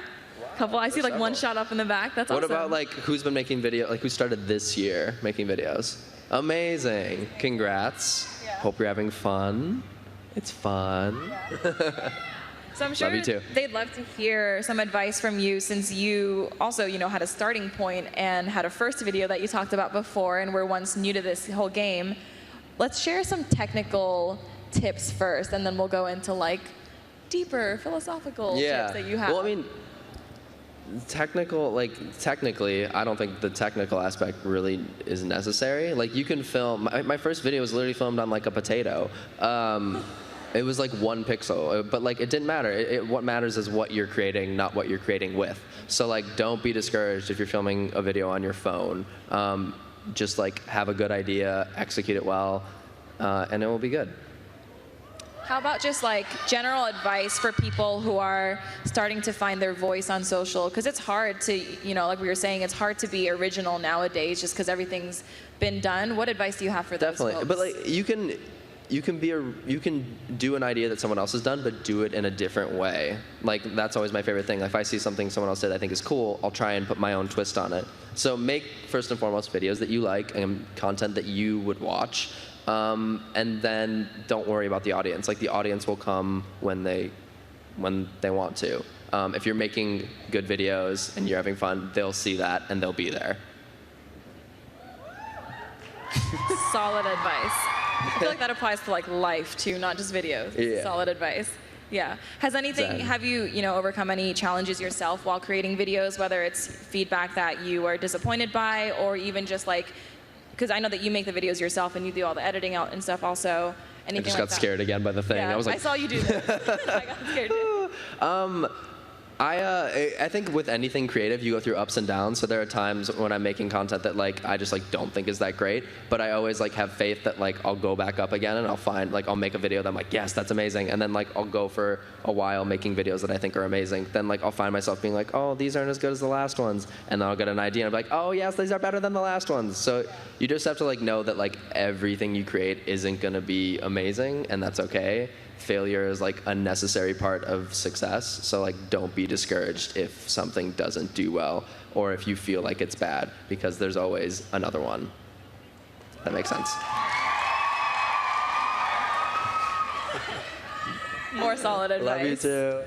So if you were not a YouTuber, this is coming from Wanda Maz XIOF on Twitter. If you were not a YouTuber, what would you want to be doing? I probably would be doing something like with the, it's not up there anymore, with the common culture stuff. Like I probably would be like a graphic designer or something like that, or like a photographer. I still feel like I would be doing something creative, because that's like what makes me want to like wake up in the morning, and like every time I go to bed, that's like what I think about. It's like my night and day is just like thinking about creative things. I was literally like making something for Common Culture like this morning right before this, because I was like, oh, that would be cool. So like it just, yeah, it's fun. I say fun a lot. It's fun. Do you have a favorite product from the new? Oh, a favorite product. Ooh, let me think about this. So the products that are up there, there are 2 T-shirts, there are 1 sweater, 3 hats. Whoa! And a mug. And one of my favorite products are probably the hats. I really like the white hat. If you check out, it's like so. I've been wearing it like I wore the white one to Pride, but like I always looked up so no one could see that I was wearing one of the hats, because I like it so much. Like my goal is always to make things that I would wear, so the fact that I was like wanting to wear it was the best thing ever. Yeah, thank you. Oh my God. Ooh. So we have all of your fans out here. A couple of them actually, very interesting question. I like this. Franta Phil, Phil. Also follow them. Amazing. Is asking if you had a fan account, just like a lot of these people have fan accounts for you. Who would it be for? Ooh. And I want to like follow up with a question like, what would you do with that fan account? Would it be? I always want to like. I never know who like I stan the most. I'm always like I'm trying to think of like an artist.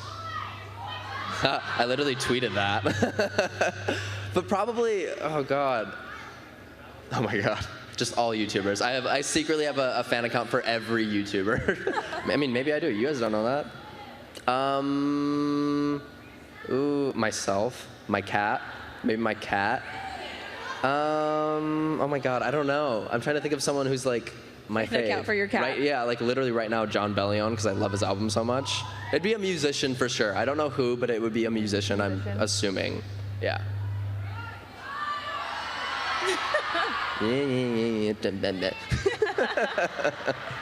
So I saw this question come in also a couple of times talking about music. If you were a musician, what kind of music would you probably produce? Oh, it'd be alternative. It'd be like that music that makes you cry. That would be easily my music. Yeah. Easily, yeah. Most definitely. Would you ever consider doing that? I don't think I can sing, so probably not.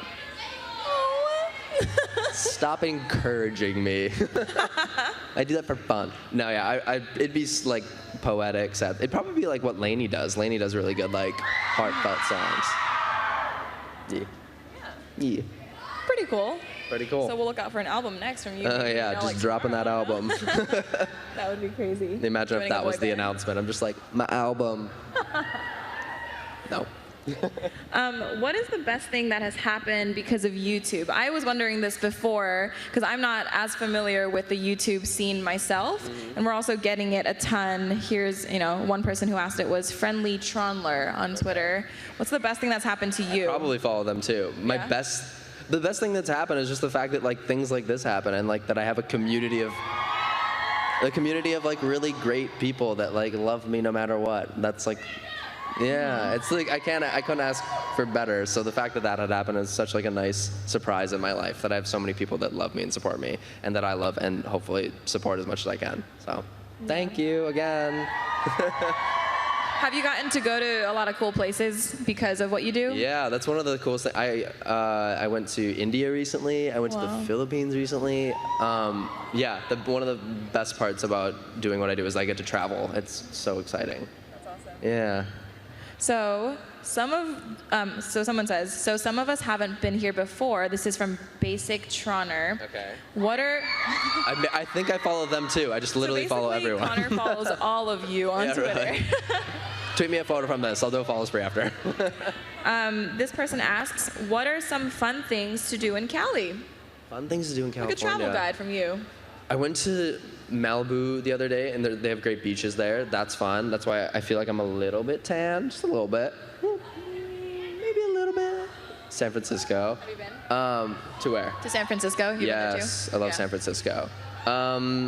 But like things specifically in LA, California? Probably LA based since you're around there the most. Go to, I haven't been yet, but I've heard it's amazing, the Broad Museum in downtown Los Angeles.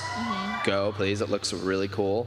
The Grove is pretty cool. Grove is very Santa Monica is pretty cool. Venice is also very cool. They have like a lot of just like quirky people down there. If you go to Venice, go get like called a poke bowl, so it's like raw fish in a bowl. It's delicious. Oh, I've done that. Now I'm gonna get like dragged for like liking sushi. It's such a love-hate thing between you guys. Every time I'm like sushi, people are like, ew, I hate it. I'm unfollowing, blocked. And I'm like, so sorry. I love sushi. I feel like it's an acquired taste. It's a weird thing. You're like raw fish, but then once you have it, delicious. You never go back. Yum. Basically. So this one is from Yikes Connor. Oh, I like this username. Definitely follow that too. You Oh my really God, do? I should just stop saying it because I follow them all. Basically follows all of you. What's your best word of advice you can give to someone who is learning to love themselves? I like this question. Oh my gosh. Yeah. I feel like I've gotten this advice from someone. It's be kind to yourself, and that sounds weird, but like be nice to yourself. You like know who you are and know that you're a great person, and that you are gonna grow into being that person. It doesn't all just happen at once, if that makes sense. So be kind to yourself while growing up, because it's like it's a difficult time for everyone. Be kind to others while growing up too. Oh my gosh, the amount of like hate and like things I see on Twitter, I'm just like, we're all going through it. Let's all be nice and go through it together instead of fighting each other. It's frustrating. Positivity. Yeah. Very nice. They love you. I love Just love. them Just too. spread the love. Yeah. Because they're all so sweet. I can't handle it. I know. So making it's my day. almost 12 o'clock, which means, well, sadly, which means it's almost over, but also means it's almost lunchtime because I am so hungry. I haven't So we're eaten. getting some food-related questions. Okay, cool. Jordan Rivero asks a food-related question, but I'm going to kind of twist it. It's, what is your all-time favorite food? I want to ask you, what is your all-time favorite breakfast food, lunch food, and dinner, and dessert? Oh my God, All of it. this is difficult. My all-time, or my favorite food at the moment, everyone knows this, it's avocado toast. Like, it's like the best thing ever. And it's a very healthy part of every day. So I love avocado toast, that's delicious. And I'll eat that morning, noon, and night. And I do eat that morning, noon, and night. Favorite, I love salmon. Salmon is delicious in all of its forms. Salmon is delicious. Lunch. I don't know what else I like for lunch. I'm not like a lunch guy. Breakfast? Breakfast is avocado toast. Okay, yeah. Yeah. So avocado toast for breakfast, avocado toast for lunch, and then salmon for dinner. Yep, that's What about about it. dessert? I know coffee's in there all the time. Dessert. So. Ooh. I like ice cream a lot, and I like cake. I like dessert. I don't know. Everything. I just like sweet things. What a great answer, guys. Yeah. I'm really good at this. Do you cook at home? I don't. My sister's a chef, so she cooks. She great cooks food. amazing food. Yeah. She's trying to teach me, kind of. Yeah. Lessons begin tomorrow. Amazing. Yeah. Someone's asking in caps lock, how much fun are you having? I'm having the best time. I'm so excited for the rest of the day. This is my first thing, so yay. Since we're almost done here, let's tell the audience what the rest of your day looks like, or like where they can catch you. You can definitely catch me. I mean, I guess my meet and greet's probably already ticketed, so I'll be at my meet and greet. I'll hopefully be kind of just like around the convention center at some point. Yeah, I won't. And then there's like the after things. I don't know, actually. I just know the meet and greet is the for sure one thing I'll be at, and then just be around. So keep an eye out. Is anyone going to the meet and greet after? Yay! Yay. A lot of faces. Okay, I'll see you at the meet and greet. Yeah. And the rest of you, I'm sure to see you around. I'll be around. Yeah. So let's just end it with more inspirational thoughts from you, because that's always been amazing. I've given all my inspiration. So I know that most people here are actually pretty young. I was new to this last year, and I was surprised at like having a convention, average age under 20, because I was used to, like adults walking around and stuff. What advice would you give to just anyone who's, like going through middle school, high school, not necessarily making videos, but just to like live their best life? Yeah. I mean, it's the same advice as before, is just to be kind to yourself, because everyone's like, that's such a important part of your life where you're changing and becoming the person that you are / want to be. So be kind to yourself and be kind to everyone around you, because they're going through it too. Yeah. Make friends, have fun. That's the last time I'm gonna say have fun, swear. I've heard you say have fun in a lot of videos have also. Fun, have fun. Yeah, it's fun. Fun is his favorite word. I like fun too. All right, I think we are just about done here. Thank you so much for this hour of fun time with all the people here. Thanks, guys. And we'll see you guys a little bit later. We'll see you around. Someone has a poster. Do you want to go?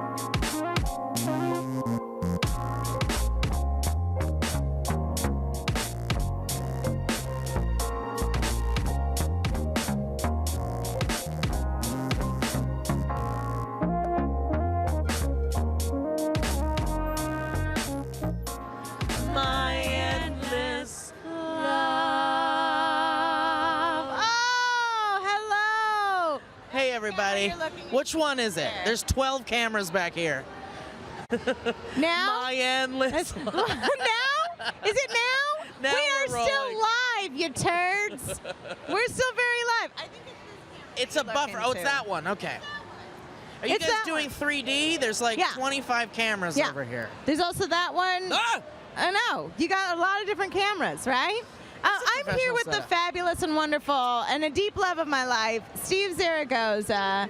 Steve, how are you? I'm so great, Lee. You make me so happy. You make me so happy. You keep it, like, when I see Lee in any event, and when I bump into her in the streets, she's shopping at the 99-cent store. Very true. I tell her to stop. I can't. It's good prices. It's good prices. They're such good deals. It's great deals. I am instantly lit up. Yes. You bring so much joy to me, Lee. I love you. I love you. I love you. I love you. I love you. How's your VidCon? Tiring. Yeah. Tiring. Yeah, man. But it's always the same. I don't know why I expect it to be like, every time I come to VidCon just before, I'm always like, this one's gonna be chill. I'm gonna hang out this time. I'm gonna chill out. I literally had on my calendar 3 things to do in 4 days. Yeah. And they're all scattered with enough time for everything. And I'm tired. Now you're like, I'm out. I'm tired. I'm out. I'm done. I'm out. so tired. I also was like, I'm gonna chill, and then I was like, just kidding. I'm gonna live stream 9 to 5. Yeah. Just kidding. You know, I'm gonna do this. I would like to point out your shoes. Look at these beautiful shoes. Oh, these shoes and this outfit. What are you, nuts? What are you, nuts? Look at this baby boy. Well, I just got these shoes. Angel. Well, I just got these shoes. Look at this angel Look baby. at these shoes. You look. It looks great. Well, you know, I got them from the Converse.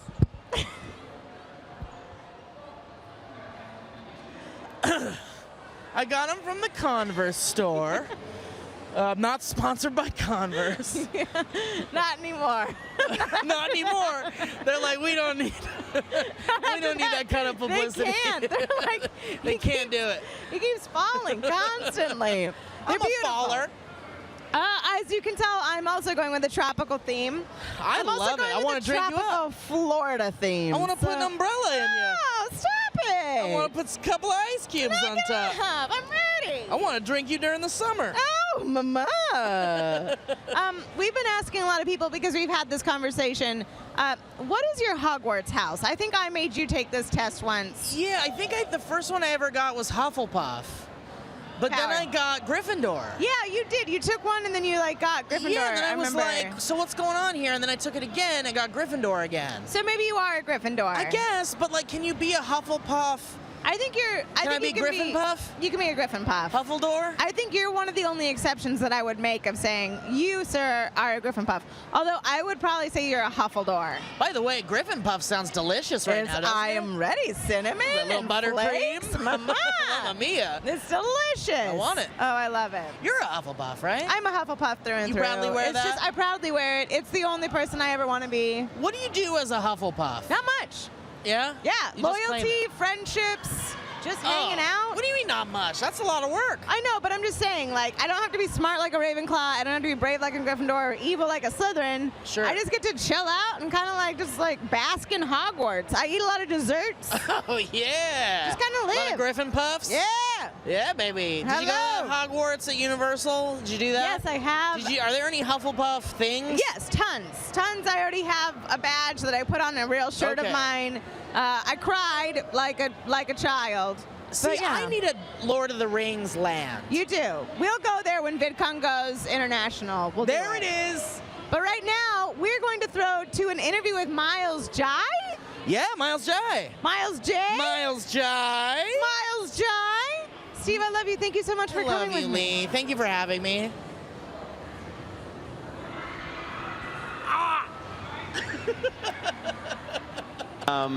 Who else? There's so many. Like I could sit here and name off like 10 or 5 people. Like it's ridiculous. Well, I mean, I think it's important that you have brought into the forefront like these hot thotties of anime. I mean, how have the fans reacted to that? They're like, why? This is like my new theme song. Why hasn't anyone ever made a song like this before? And I was just like, wow, I didn't know that's how it was going to be received, because I made it as like a little thing for one of my Q&As, so that way someone, like, I always try to like put in like a parody or something in my Q&A to make it like really silly and fun to watch. So I just kind of like threw that sexy anime boy song in the beginning there, and people were like, okay, but wait, Miles, this is actually a bop. Like, are you gonna release a full version of this, or? And I was like, oh, okay, I guess I'll do that then. And so that's what I ended up doing. Can you please like tell us about like how much you indulged in it when you went to Japan and Korea, though? Surprisingly, I actually did not indulge in a lot of the anime like while I was over there. I know you're looking at me like, what?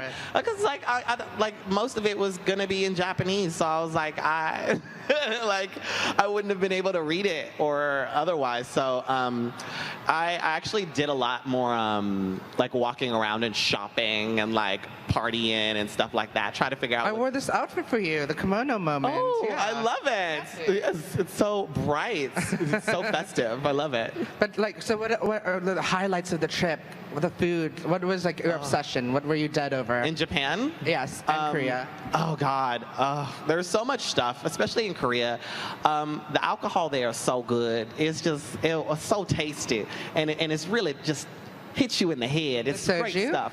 Yes, the soju is great stuff. It's great stuff. And as well as we had a lot of like original like Korean barbecue there as well. The meats, the samgyeopsal, the fatty meat. Oh God, it just melts in your mouth. Just like, so delicious. And what about Japan though? What is like the ultimate? Did you get sushi there, or was it? Oh yeah, of course. We got sushi there. Japan was a little different. The sushi had like a little bit more rice on it, and we also tried the sashimi, and it was just so like, what's the word? Fresh. Just because they really just cut that fish up and like serve it to you on the plate. And I lived 1,000 lives. I mean, speaking of Korea, though, like, did you get to indulge in the hungover look? I heard that's a thing right now. The what look? The hungover look.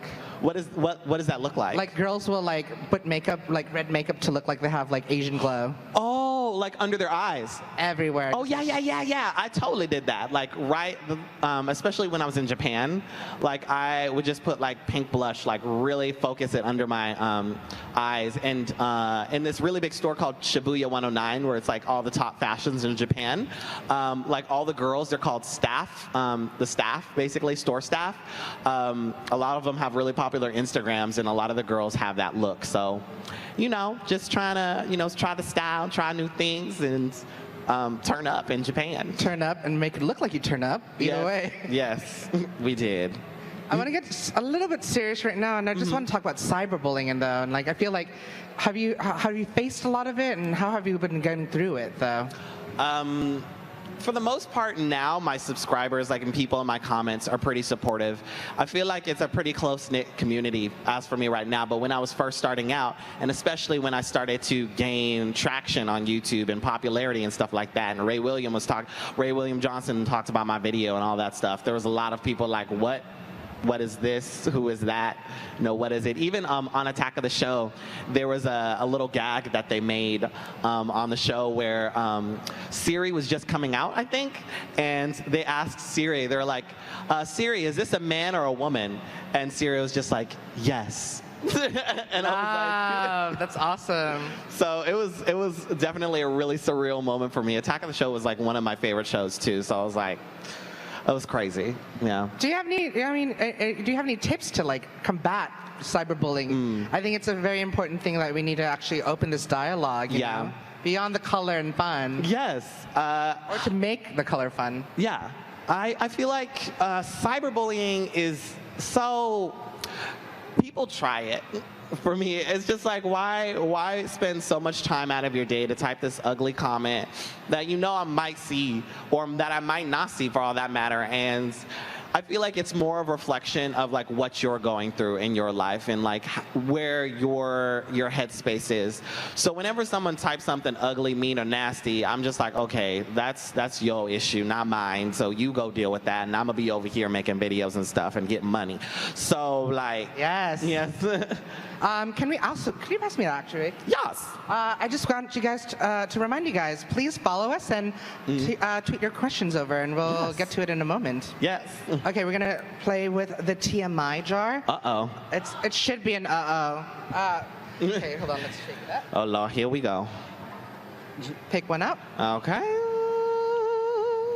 Oh, I got two. Okay. Take one. Okay. So do I just read it? Yeah, read it up. It says, what 3 things would you bring on a deserted island? Oh, come on. That's so PG. What's the other one? Yeah. Let me do another one. That was weak. Okay. I like this one too. Okay. No, you go first. Okay. Have you ever made a fool of yourself in public? What happened? Ooh, that happens so often for me.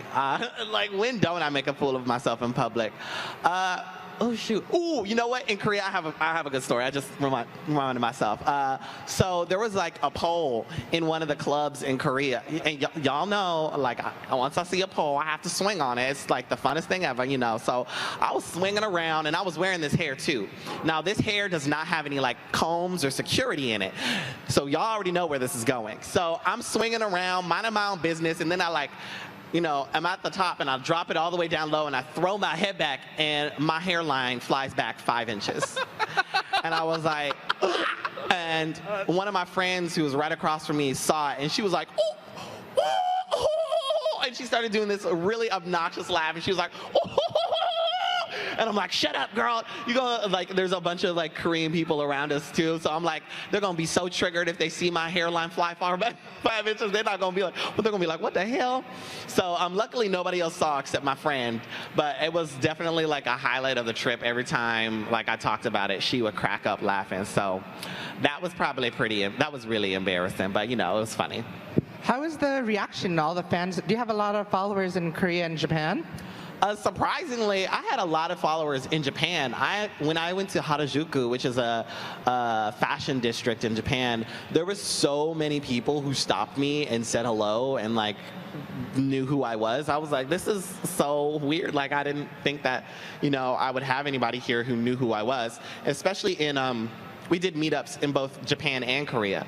So there was like some people who were native to Korea and Japan that came up and showed up and knew who like I was, and that was wild to me. I was like, oh my God, welcome, thanks for watching. It was so cute. So awesome. Yeah, it was so amazing. International. Yeah, so I got to see I got to talk with them about like how like Japan and Korea is like living for them, get their perspectives, and do a little bit of cultural exchange. It was really nice. Let's get to the instant challenge. Okay. You picked box 1, right? I think so. I just picked it up. Okay. Heavy, okay. It's heavy. Yeah. Okay. Yeah. Okay, I got it. Careful. What do we do? Open it. It's a question. Oh. Okay. There's a question in here, in box number 1, and it says, "What's the most awkward moment you've ever had on a date? Tell us." Well, to be honest with y'all, I've never been on like an actual date before. Like no one's been like, "Hey, let's go on a date, you know, and go to the movies." Like that's never actually happened. So, okay. Yeah, so, I mean... I think he wants a date. He wanted a date. Oh, they wanted to date me? Oh, my God. Hi. Oh, but most awkward thing that's happened on a date. Let me think. Well, I don't know. I can't think of anything because I've never really been, like, on a date before. But... I don't know. Like, can I open box number 2? Like, let's see. I don't have anything. I genuinely don't have anything. Oh, it's the okay. Sorry, well. the thinker's crawling. Fine, I have one. There's always has to be a situation like, what is the most crazy fan moment you've had? Okay. Oh, it was in Japan. Yeah, I was going to the gay district in Japan. It's called Nichome. That they boast that they have the most gay clubs per capita in the gay district, but like you can't get into any of them. And like now he's clearly inebriated, like a little tipsy. It turns up, yes. And he was just screaming in the middle of the street. Everyone's like, "Oh my God, what is going on right now?" And he was like, "I can't believe you're in Japan. Like, what are you doing in Japan?" And I was like, I you know, on vacation and stuff. He's like, "Oh my God, I can't believe you're here." And he's like, I was like, "Oh my God, girl, calm down. It's okay. We just right here in the middle of the street." Everybody's like looking around, like, what the hell's happening? Oh, but it was so much fun, and I kept seeing him around when I was going to the different clubs, and every time he would like squeal or scream. It was really cute. But yeah, that was probably like the craziest fan experience or like subscriber experience I've had like to date. Like I've never had somebody scream that loud for me. Think I see you. Oh, thank y'all. Y'all so sweet. Oh, that is so funny. Let's do another TMI moment. Okay. I'm gonna get one way from the bottom, so that way, you know, it'll be nice and juicy, hopefully. What is your favorite vegetables? Well, no, I'm kidding. What is your go-to road trip anthem? I don't know if any of y'all know about K-pop. Yes, I see y'all in the front. Okay, but that is one of my like favorite things to listen to when I'm getting up. Specifically, there's a song from Girls' Generation called "Green Light," and that really like just gets me started. And it starts out all like really high energy, and it's like mama, no green light, beep beep, na na na na na na na na, beep beep, and I'm like yes, and I'm like taking my shower, and like it really helps me like wake up and like get energized and we start all my have day. that song. Yes, we have to. Yes. Wait, okay, so we have one question from Caitlin, XX Caitlin D, and she wants to know, who's your favorite YouTuber? My favorite YouTuber? Oh, now whenever somebody asks me who my favorite anything is, literally anything that was anything will disappear from my head. What's your favorite movie? And I'm just like, there's movies. But my favorite YouTuber, off the top of my head, would probably have to be like a real OG YouTuber. Her name is Natalie Tran. She always gives me life. Community channel on YouTube. She lives in Australia. I love her work. Yeah, yes, she's awesome. And she makes a lot of these really relatable, oddly specific things about, you know, life and things that happen in life. And I'm like, how does she like pinpoint that? And like, where does she get that idea? So, and it's always really inspiring to watch her videos too, because it makes me like want to work harder as a YouTuber as well. They've gone so high up in quality now too. So I actually think she's here at the convention. Where? I'm not sure. I was shortlisting her to try to wrangle her over here. Oh my God. She's somewhere here, I believe. She's so elusive. I'm gonna tweet her and be like, "Where you at, Natalie?" And what's your favorite singer, though? My favorite singer? Beyonce, yes, Beyonce is great. She just released her album Lemonade. I don't know. I don't know if it's not on iTunes yet, is it? Is it? I don't know. Last time I remember it was on Tidal, and Beyonce was like, y'all gonna have to get Tidal in order to get this album. So I don't know if it's on iTunes yet, but you know. Oh, it is? Okay. Go get it on iTunes. Okay, so K Nasty at Treble Wang wants to know who's your favorite, who is your K-pop bias from? BTS and GOT7? Okay, so don't smite me, but I don't really listen to BTS. I know that like a lot of people are shook when I say that, but I haven't really listened to them before. So as far as GOT7, Jackson. Yeah, you already know. Jackson is my bias from GOT7. He's so fine. He is so fine. Okay, I want to know about collaboration because this is a very YouTube-oriented moment in time for your first collaboration. What was that like? Oh, like for my first collaboration, what was my first collaboration like? Who did I even first collab with? Like, oh, you know what? It was probably Tyler Oakley. Yeah. He was here yesterday, yeah. Yeah, I was like, because he had found like that like my status video or whatever and posted it, and then I made that video reacting to it, and then he like just kept in contact with me, and then we ended up meeting, and then I ended up staying with him in San Francisco, and we made a video together. It was crazy. That was the wildest week of my life, y'all. That was so crazy.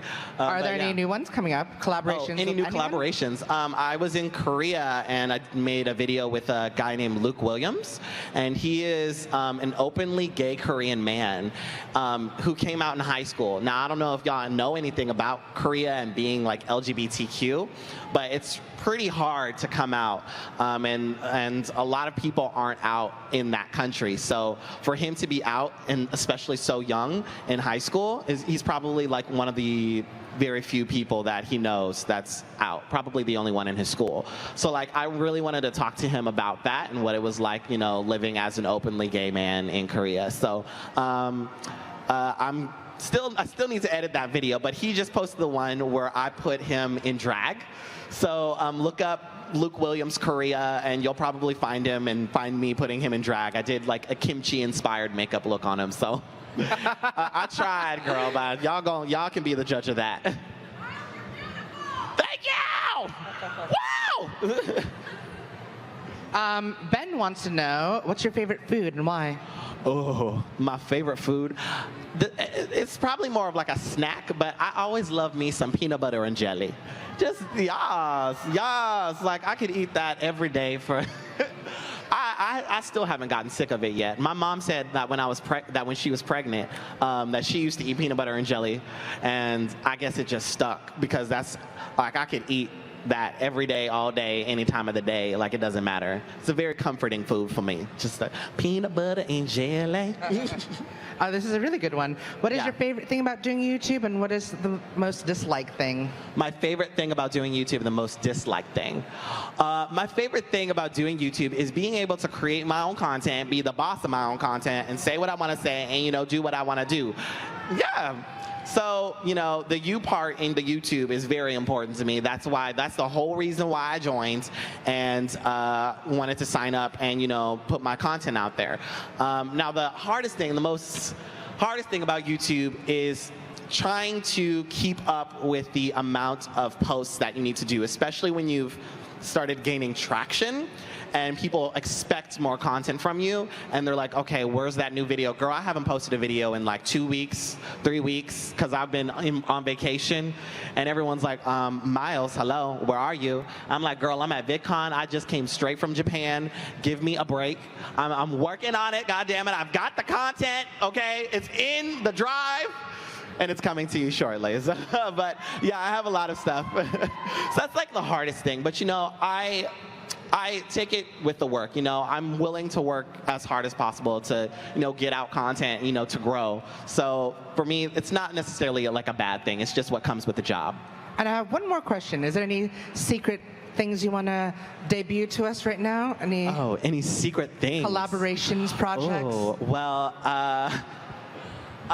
it's not on my channel per se, but my friend, the lovely Ify, or Crystal, we went to Korea to create a documentary about black people living in that country who are thriving or who have jobs out there, and like how they're living and what they think it's like, and you know what it's like being black in Korea, among other things. So if you check out the lovely Ify's channel, she's probably going to post it within the next couple of, I actually don't want to give out a date because we just came back from Japan. So she's working on it, and we've got a lot of footage stockpiled up, and it's going to be really interesting. So you should definitely check it out. Thank you so very much. Thank you for having me. And I want to remind you guys all to come back at 1 for a secret situation. Uh-oh, more secrets. Yeah, you won't want to regret it at all. Y'all stay with these secrets, okay? Thank you, guys. Okay, thank you. Thank you for watching, y'all. Woo! Degree Motion Sense, the world's first antiperspirant with unique microcapsules activated by movement that release bursts of freshness all day. Motion Sense, protection to keep you moving. Degree, it won't let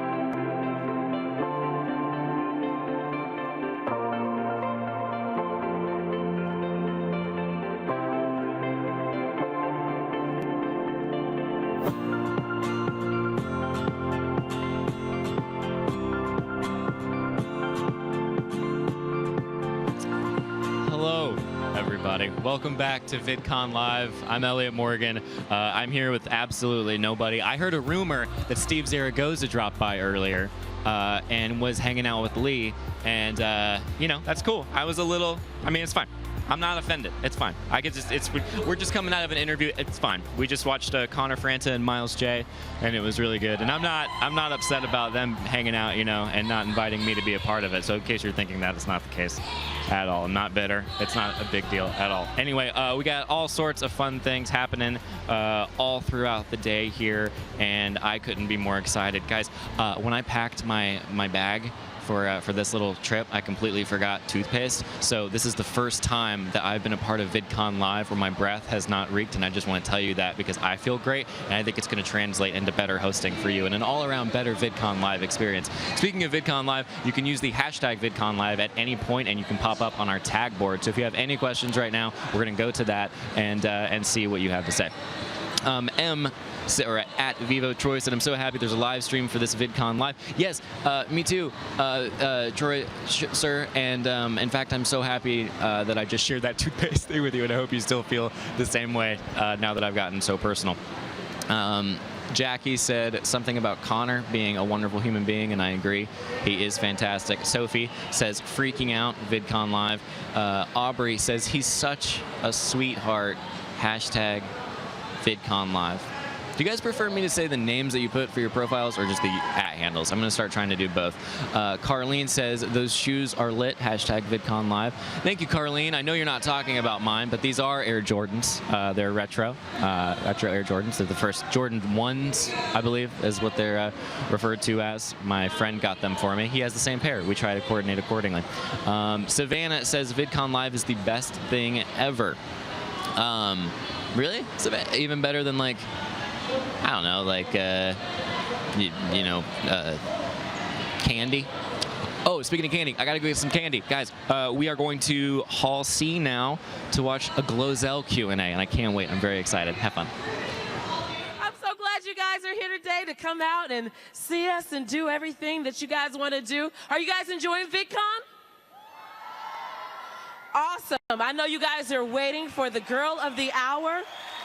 She has been interviewed. She interviewed the President of the United States.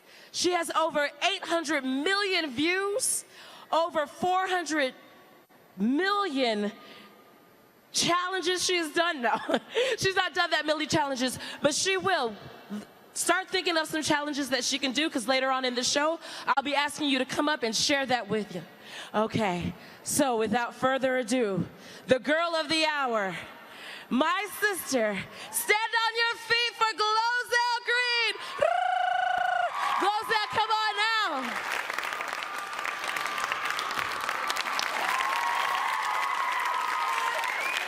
Oh my goodness. I want to make sure I say hello to everybody getting y'all pictures. Hello, this is Glozelle. Is you okay? Is you good? Because I wanted to know. Oh, you're interpreting what I'm saying? Is you okay? Is you, is you okay? I love that you guys are standing up, but y'all can have, did they tell y'all to stand up? Or y'all just like, oh, the royal queen has walked in, so y'all, I love you too, I see you back there. Y'all have a seat, rest your little legs. Hey, honey. Y'all having a good time here at VidCon? At VidCon. This is so exciting. How many of y'all, this is your first VidCon? Oh my, what? Almost everybody. Where have y'all been? This is the 7th one. I'm so excited that you're here. How many have been to one VidCon before this? How many people have been to 2 VidCons? How many people have been to 3 VidCons? Are y'all telling the truth? 4 VidCons. Everyone's like, we were just babies. We weren't old enough to go to VidCon. All right, y'all met my sister Deonzelle. Give it up for Deonzelle. You know, a lot of people ask me if Glozelle is my real name, you know, like I could make up something that's crazy. You know, my father was named Ozelle. And my mother was named Gloria. So they put it together and they made Glozelle. Glozelle. It's what y'all kids call shipping. You know, my mom and dad shipped their names, and that's like actually my real name, okay? So what's the next? Well, let's roll that intro for Glozelle. Oh, we got an intro, okay. Turn to the screens. Stay on your side. Don't try to hit me. See, I'm trying to put on my lipstick. Oh, I can't stand people who are not considered it. You are not considered it at all. Shoot. Oh, I gotta go. Oh, no, I'm okay. Okay. Is that your breath? Oh, did you just break it down? Is that your breath? Oh, did you just fart?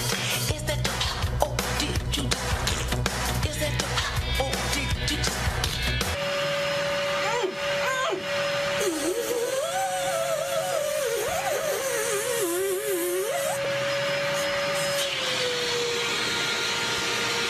Did it do anything? Oh! Turn right. Make a right. Oh, Jesus. Help me, Jesus. Help me get the plan against Jesus. Recalculating route. Ooh, he looks good. No, you don't get in the car with your neck in this. What is it? Ah, the naked zombies are after me. Are you people crazy? No, get out. Ah! Look at my body, look at my body, look at my body, look at my body. Gonna look sexy, gonna look sexy. Look, but don't touch, don't touch, don't touch, don't touch.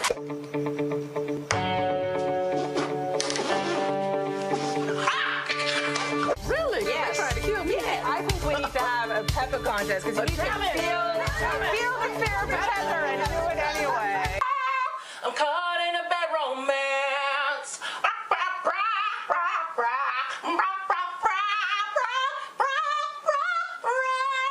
That sound like a chicken though.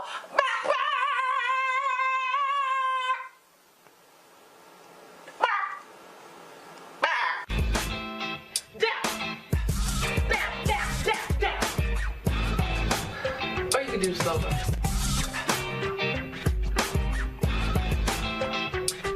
Really, I don't.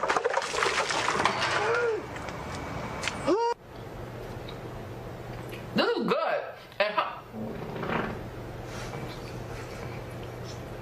Excellent. My social media reaches over 5 million fans. That's lucky. Yeah. And I. All right.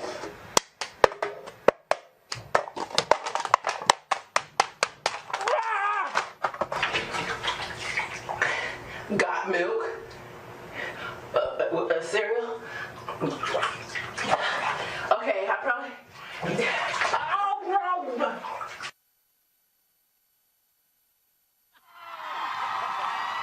Oh my goodness! Most of those videos you've seen, right? Now it's time for a shameless plug. Please subscribe. You know, that's the whole thing. It's free. So I wonder if I talk really fast, does she have to move her hands really fast? Yes. My sister signs also, by the way. Please subscribe if you haven't to my YouTube channel. Please, Glozelle at Instagram, Glozelle at Twitter. And how many of y'all got the Snapchat chat? I'm Glozelle G on Snapchat. Okay, now who's your favorite groups now? What do y'all listen to as far as music? Beyonce, Lady Gaga. Okay. That's it? Beyonce and Lady Gaga? Huh? Troye Sivan. Oh, okay. Anybody know anything about Fifth Harmonies? I thought maybe we'd go over some of the lyrics. What's their latest song, deals, or a song that they've done? Work, work, work, work, work, work, work, work. I thought that was Rihanna. Work, work, work, work. That's a different work. She sings work too, but. Oh, everybody trying to work. That's good. You know, jobs are good. That's good. There's my cousins over there. Give it up for my cousins on the front row. Everybody's our cousin. They're just black. I was like, they're my cousins. I was just kidding. But I love them anyway. See you at the family reunion. All right. What are the words? We have the words here. We have the words. Okay. Oh, let's see. I ain't worried about. See, these are I'm especially for the parents that are here. These are the words that our kids are listening to. So let's see. I ain't worried about nothing. Nothing. I ain't wearing nada. Nada. I'm sitting pretty. How you sitting pretty? You ain't. I guess you could be pretty when you're not worried about nothing. I think you're missing part of the words. Oh, that's not a part of the words? Yes. Oh, I'm impatient, but I know you gotta put in them hours. I'm gonna make it hotter. I'm gonna send pic after picture. I'm gonna get you fired. But if you put a good beat to it, then everybody like it. I'm gonna get you fired. Like, what are you saying? Okay, I know you always on the night shift, but I can't stand those nights alone because I need no explanation. Because, baby, you the boss at home. You gotta work. But you gotta work. Hello. You gotta work. Let the body do the work. I guess, you know, when you just dancing. You know, Fifth Harmony, y'all got some strong lyrics there. But they're cute, right? One of them my cousin, right? I think you can dance to all of it, though. You know, work. Y'all didn't know I could dance, right? I can do this. I don't know. Are we still whipping it and nay-naying? I don't think we still do it. Are we? That's me. How popular am I? All right. Let's roll a clip of some of my favorite. Some of those songs.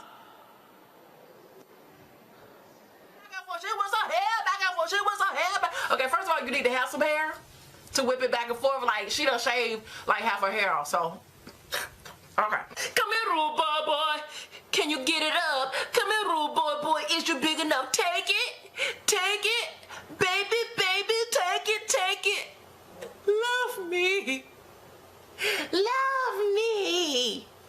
What happened to all that? Take take it. Come here, rude boy. Beating like a drum is coming your way. Can you hear that boom, boom, boom, boom, boom, boom, boom, boom, boom, boom, boom, boom, boom, boom, boom, boom, boom, boom, boom, boom. Yeah, I got that super boom, boom, boom.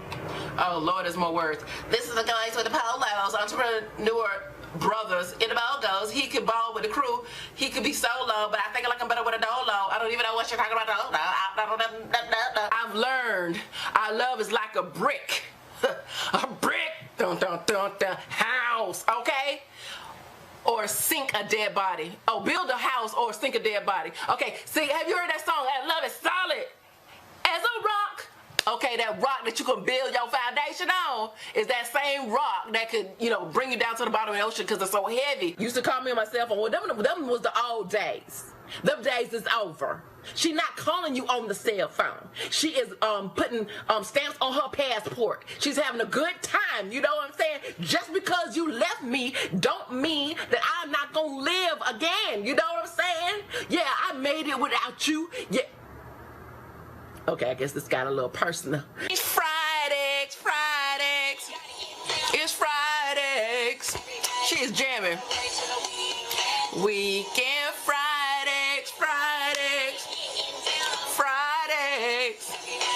Oh, this song is the Shazam of breakfast. Who says you not star potential? Who said you not presidential? Okay? All right, because I can show up be the president. All right, my cousin, President Barack, is the president right now. So, okay. Street dog better have my money. Street dog better have my money. Baby, what you owe me? So she obviously got backup because there's like a lower voice that come in like, street dog better have my money. So that's probably like Jay-Z or somebody that's in her posse that's like, look, you got to pay me what you owe me. We could be starving. I already told you I'm going to eat. We could be homeless. I'm going to need a place to stay. And we could be broke. No, you could be broke. I ain't going to be broke. As long as you love me. I'll be your platinum. I'll be your silver. I'll be your gold. Okay, so now you in the Olympics. You going to just win all of them for me. But we kick them to the curb unless they look like Mick Jagger. Girl, how drunk is you? Mick Jagger? Maybe you haven't seen Mick Jagger, okay? That's who you need to be on the curb. Just kick him on the curb. Oh my goodness. Well, let me say a little something about that. Okay. Oh my goodness, all those impersonations, the songs are crazy. You can tell that some of those was BG, before the green lipstick, right? Oh my goodness, but the weave stayed the same though. The weave stayed the same. All right. Yes, it did. Yes. Yes. It's beautiful, don't you think? Lord have mercy. If you don't fix that. Okay. Fix my weave. Sorry. Okay. Go ahead, Deonzel. Oh my goodness. How about some impersonations for the people? Impersonations? Y'all like impersonations? Let's make them celebrity impersonations. What celebrity should I impersonate? Beyonce? Nicki Minaj? Oh, I think she loves that one. That's your favorite one. Nicki Minaj does. It's all about that. And I like her, but the impersonator is just basically my anaconda. My anaconda. My anaconda. You got to be able to twerk and stuff. Okay, so I think I look just like her, when I just did that. Oh, absolutely. When you contour, you can look just like her. Yes, I look just like Nicki Minaj, Who else? What about Beyonce? Let's listen to Beyonce. If you'd have done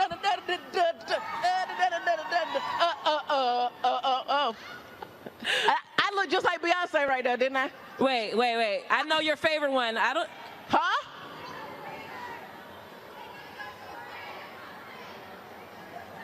Makeup Notorious. Something Victorious. All I hear, I'm like, Ariana was on Victorious. Let's see, I know one that you could do. Sartorius. Well, how do I impersonate him?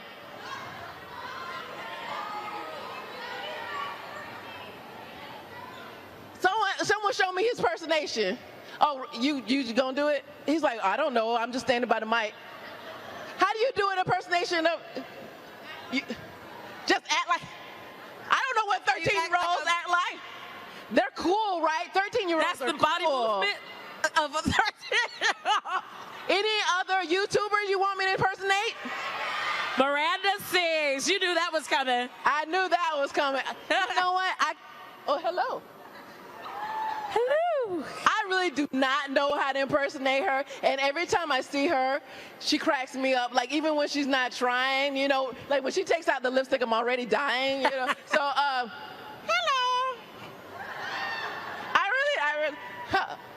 Everything is beautiful.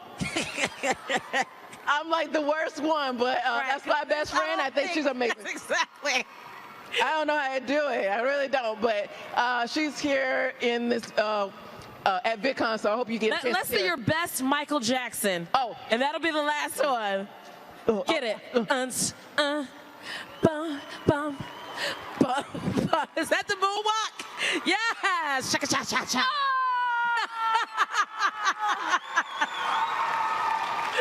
Oh my goodness! Let's see some footage of that. Footage. This is Glozelle. Is you okay? Is you good? Because I want to know. Beyonce? It's kind of creepy. What? What's going on? I'm scared. Why are we whispering?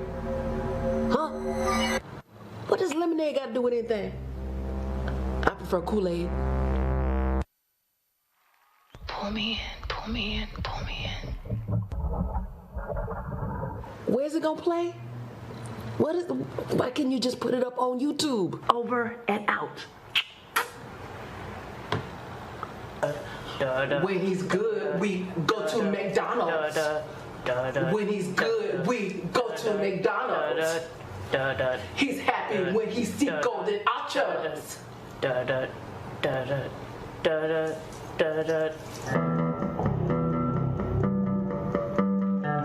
might get your video played on YouTube. Might get your video played on YouTube. You might be a Black Spielberg in the making. You might be a Black Spielberg in the making. Hello, how you do? I just want to know, how are you? My name is Nicki Minaj. Oh my inside. I like a guy with a thing in his eye. Never mind, I'll find someone like you. I wish nothing but the best for you too. Don't forget me, I beg. I remember you said sometimes it lasts in love, but sometimes it hurts instead. Yeah. I've gotta sell records, y'all. I'll sit on a big black ball. I'll lick on this hammer, y'all. And I ain't got no panties on. I gotta sell some records, y'all. I'll sit on a big black ball. I'll lick on this hammer, y'all. And I ain't got no panties on. Applaud, applaud, applaud. I live for the applaud, applaud, live for the applaud, applaud. Applaud, applaud, applaud. I live for the applaud, applaud. Banana, what's for that? Banana, what's for that? What's for that? What's for that? What's my name? Jay-Z, you know that I make you money, but not as much as Beyonce. Are you a part of the Illuminati?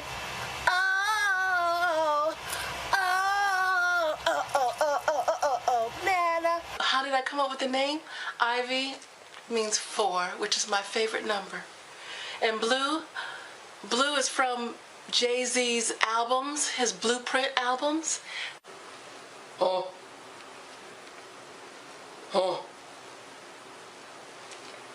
What?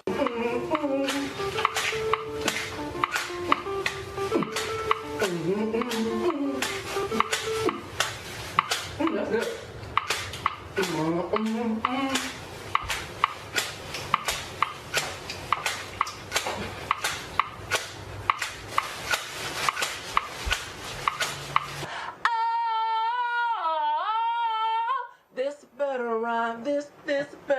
time. Oh, I'm running out of time, running out of time. Oh my goodness. Well, there's one person that we've left out of our equation. Well, and we now- absolutely have to make sure she comes out, right? Yes, I do want to say that, oh my gosh, those videos, I'm looking at, wow, I've done some crazy things. I'm glad you guys are still watching the foolishness. But you know, there's one person who gave birth to that foolishness. Oh, yes. The original G. Okay, I want you to put your hands together for our mother, Gloria Green. Come on out, Mom. Come on out, Mom. Mom. Mom. Mom. She is never on time. Be careful. Oh no, work. Oh, she gonna do the lecture slide. Lecture slide. Lecture And now slide. we'll teach you. We'll teach you the electric slide. Won't you sit down? Oh, great job. I was like, could you please not wear the fanny pack? Could you please? My mom is gonna wear that fanny pack. I do not care where we go. You are encouraging this. I first put my mom in some of the videos to show that she was. I'm like, you guys don't believe it. My mom is a little crazy, but everyone's like, we love her. We love her. I'm like, what? Oh my good. What are you saying? Oh my goodness gracious. So from her daddy, not me. Oh, all right. Well, this is Gloria Green, and this is where half of my name comes from. And she's been in a few of my videos. Some of the videos I didn't want her to be in. She just bust in, you know. Oh, you've seen it. Oh, you've seen it. All right. I don't know if we have any clips of that. Do we have any clips of Yeah, we do. We have some wonderful mom All right. footage. Mom, Let's this is see your it. life. Some hair. I thought you were gonna say it. Yeah, this is Boo Boo. It's Boo-boo. doo-doo soap. You don't say that. It's Boo Boo soap. Cupcake, you are Glozelle. Now, your daddy's name was Ozelle. My name is Gloria. You could have been Zell Glow. You lucky, Glozelle. You gotta get some good toilet paper. This sorry stuff. Well, maybe I'll run. So it's not that my mom is a crazy person. Did you say, Mom? They have taste. You're gonna freeze them and you're gonna take them out and put them on the door of the gate, you know, the garage gate. And these Just are set gonna 'em cool off a room that's about, at the garage is about 900 Yeah, the degrees. fan gonna be going around. It's gonna be whistling the air around. Whistling? Yeah. Whistling. You get that, you got some greens in your mouth. You got some greens in your teeth. Get that out. I'm trying to win a challenge here. But you got a piece of green right there. Let me get it out. No, challenge. The jungle scene, you know? You have animals. You have lions, tigers, and bears, and grasshoppers, and water, and sky, and birds, and... Miss Green. Oh.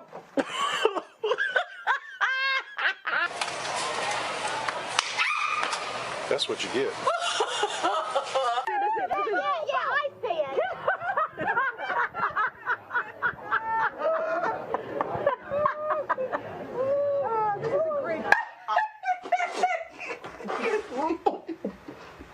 I was at the door with Mama.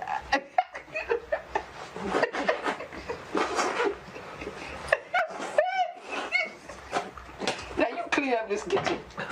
Can't nobody do me like Jesus. Ma, let it go.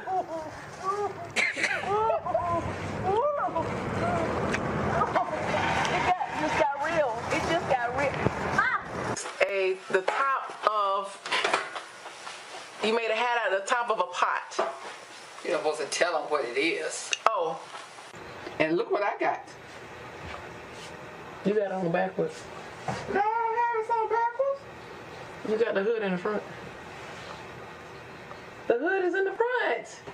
No, that's the way it's made. There we go. And they wasn't eating, it was like peanuts. What kind of nuts you want? She wants some Toes. What kind do you want? Pecans.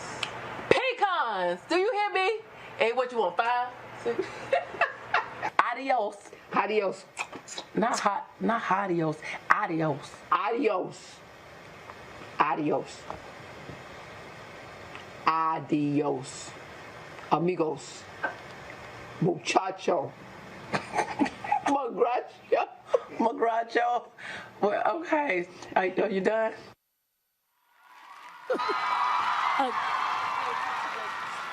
Okay, wait. Okay, so that's a couple of clips of my mom, and let me tell you, you have anything to say? No, don't say nothing. Please don't. So much. She would have a lot to say. No, yes, but moving on. Now, I've done quite a few. Is it challenges? Challenges. I've done quite a few challenges. Does anybody have any challenges, new challenges you think I should try one day? You can just go to the mic and say. You do? Come to this mic and so I can hear what that is. If you know a challenge, now I know most of y'all gonna say challenges that I've done before, but a challenge that you think I haven't done before and how to do the challenge. Oh, all right, Glozelle. Yeah, get in the microphone, because your voice is like low and sexy. Hello. Hello. Hello. Hello. Hello? Just go ahead, it's on. All right. Just Dance.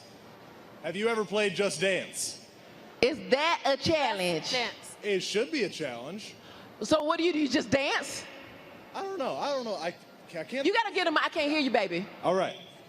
I don't know. Any song that's popular. Just Dance always gets those popular songs out. Okay, so you're talking about just find popular songs and just dance. Like the challenge is just to dance. All right. Yeah, that. Okay, thank you. That's a good one. Yeah. I'm gonna do that one. All right, make sure you're in the microphone because I can't hear you. Roast yourself challenge. The roast ears. Roast ears. Roast yourself. Roast yourself. The roast myself challenge. Yes. The roast like get in the oven and roast myself? No, you say horrible things about yourself, right? Yeah. Right. That's building up the self-esteem of the children. Wow. The roast myself challenge. Okay. So how long is that? You just sit there and talk about yourself? That's easy. Girl, why you wearing green lipstick? You big green lip wearing green. Okay. Thank you. That's a good one. Talking to the microphone. And you also say your name. Okay. Oh, and also before the next person, we have enough people in line now, I think. Okay. Yeah, we won't get to everybody, so you guys. That's great, yeah. Okay. Hi, I'm...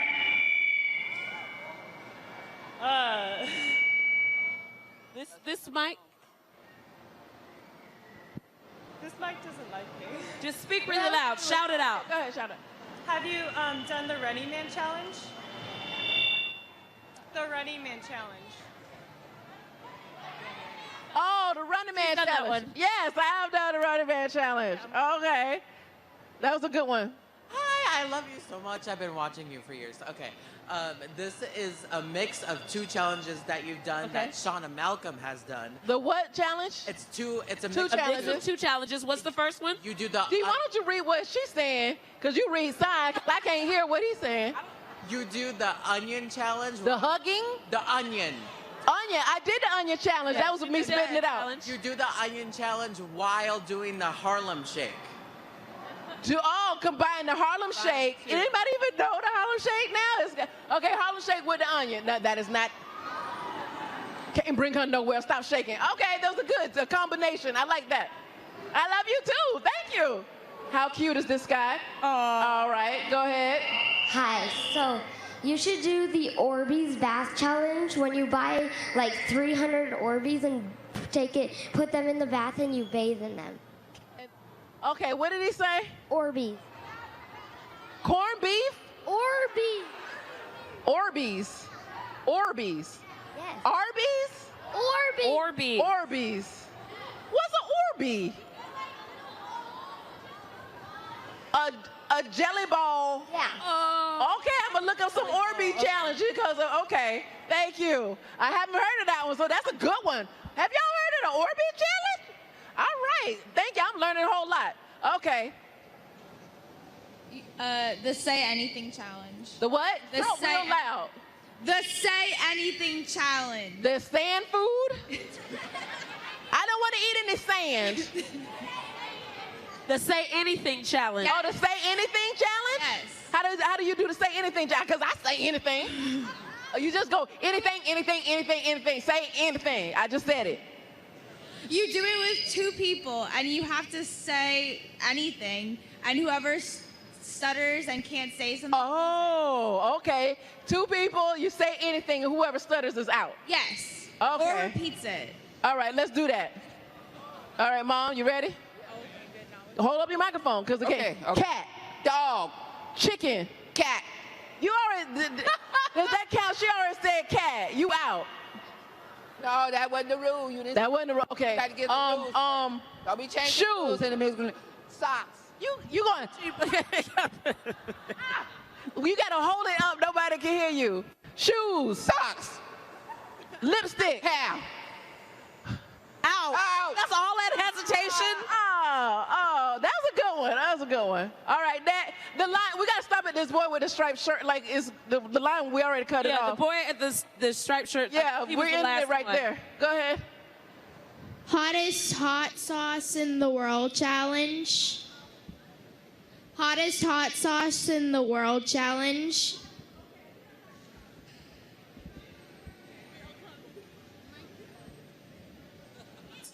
Very hot. Hello. Okay, I did a hot sauce challenge, but you want the hottest. I got to find the hottest one because obviously I didn't burn my mouth. Ghost pepper. Okay, all right, thank you. That's a good one. Can never get too hot. The burger Screech challenge. challenge. All right, I'm listening. The burger challenge. The burger challenge. Burger. Eat as many burgers? No, you have to try to guess where the burger came from, like the restaurant, like In-N-Out. Oh, that's a good one. That's a good Like one. that Okay, one. I can do that one. All right, thank you. That's a good one. You should go ghost hunting with Colleen and Ariana. Say it again. She said loud. go ghost hunting with Ariana again. Go. Did y'all see that video where Colleen, Ballinger Evans, and Ariana Grande and myself, we went ghost hunting? That was the craziest thing. That was crazy. You know, but when Ariana says, "Let's go ghost hunting," you say, oh, "Okay." I'm like, I don't want to go ghost hunting. I'm scared to death. But she's like, "Let's go." I'm like, "Okay." All right, but it turned out to be a crazy video, so I got my holy water. I was ready for them ghosts. You know, I was scared. All right, the next person. Thank you. You should do the Jello bath challenge. Jello bath challenge. Jello. All right, you know, I did the cereal challenge. All right, so I think it's time to fill it up with some Jello. Thank you. And next, the last but not least, yeah. He's the last one. The Jenga challenge created by Joey Graceffa. What did he say? I don't know. The Jenga challenge, it's where you have a Jenga. Oh, Jenga challenge. Okay, that's a good one. All right. You know, the blocks and you try. Okay. Jenga. All right. Okay. Jenga. Okay, All right. thank you guys. Those are good suggestions. So when you see those challenges, it's because I got them from you. Very good. So now we have footage of some of your best challenges. Oh, Let's no. do that. All right.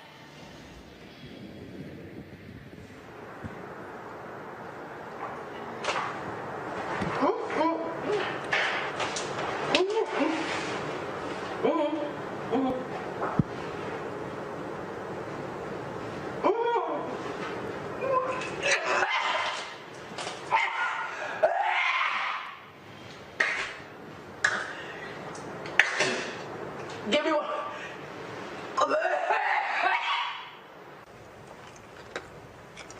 Okay. Oh yeah, this was probably a pepper.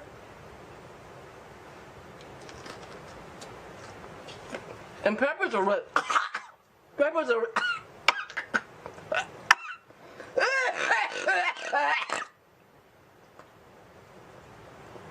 Peppers are really.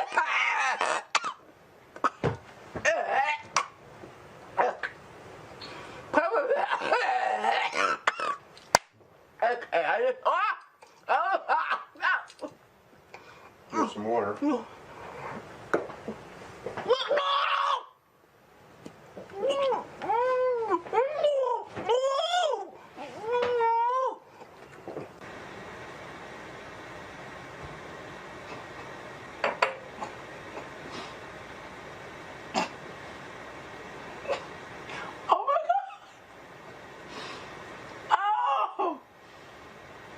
Oh, this got bits of stuff in it. That tastes like, that's child abuse right there. That's just child abuse right there. Huh?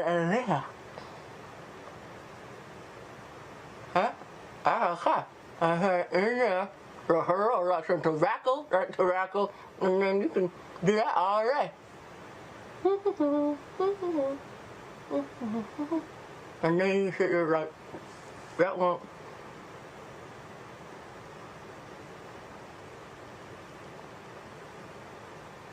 It shouldn't be.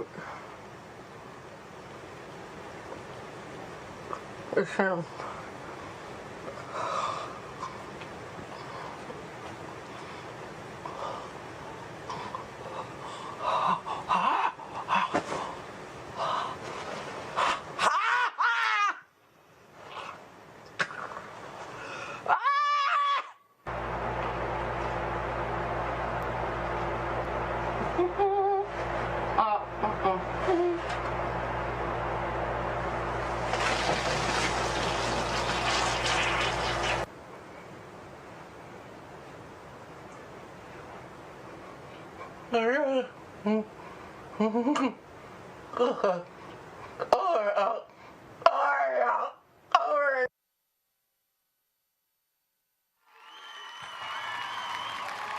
Oh my goodness.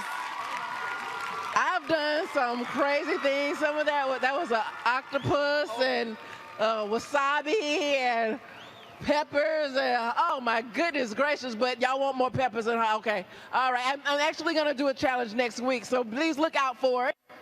Also, I don't know if you know, but I have a book. It's called Is You Okay? Yes.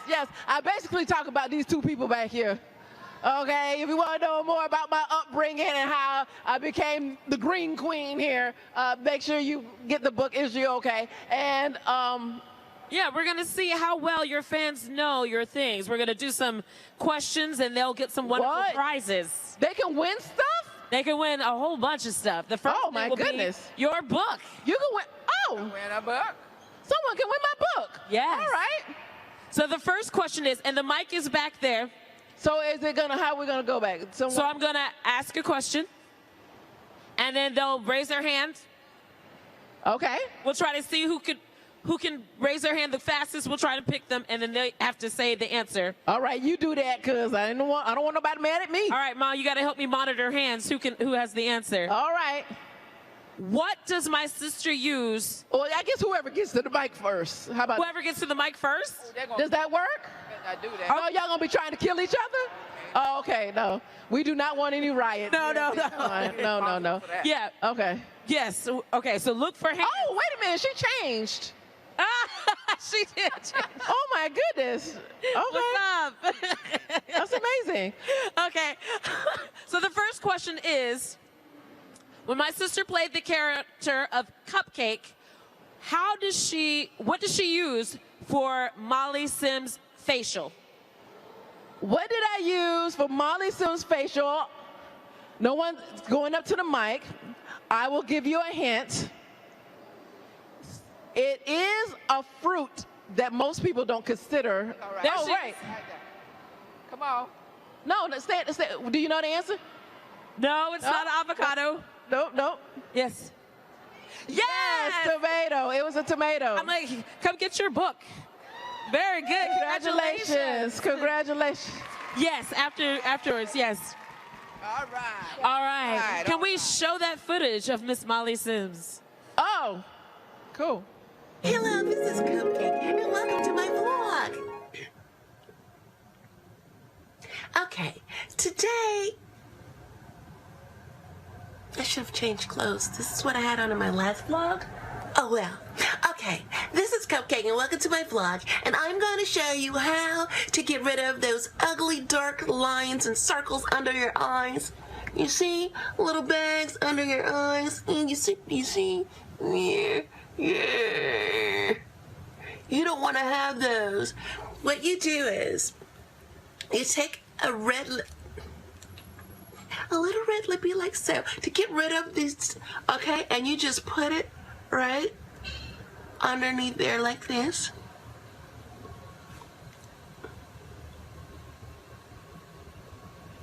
Well, how are you doing today? Okay. You see how it's starting to disappear? Oh my goodness, that is crazy. That's the character that goes on to do the facial of the question, Molly Sims. That character, Cupcake, is on my channel at Glozelle1 on YouTube, and she does all kinds of wonderful, well, basically horrible beauty tips. Okay, horrible beauty tips with Cupcake. All right, who knows? We need to spread out across the stage. Spread out some more? Yeah. Okay. There we go. Who does Glozelle do her sexy body challenge with? All right. Anyone know? I know. I don't think you can get a prize. Oh. Here's a hand right there. No. No, that's a good one. Yes. What'd you say? Okay. That's what you. Just say what you said, honey. Hello. Wait, young man. The phone don't Just work. tell me. Right. Yes. Exactly. Very good. You won. Yeah. What is this? This is a sticker that says "Is you okay?" on it. Here, I'll put it back in the box for you. Very good. All right. Yeah. Well, let's watch that. Y'all want to see that challenge? All right. All right. Let's see it. That's what it is. You can't do this, honey. You can't do this, honey. I believe I can fly. Honey, you ain't got nothing on this. Huh? I got 2 chins, you only got 1 heifer. Does she have this? Ow! Why can't I be like Glozelle?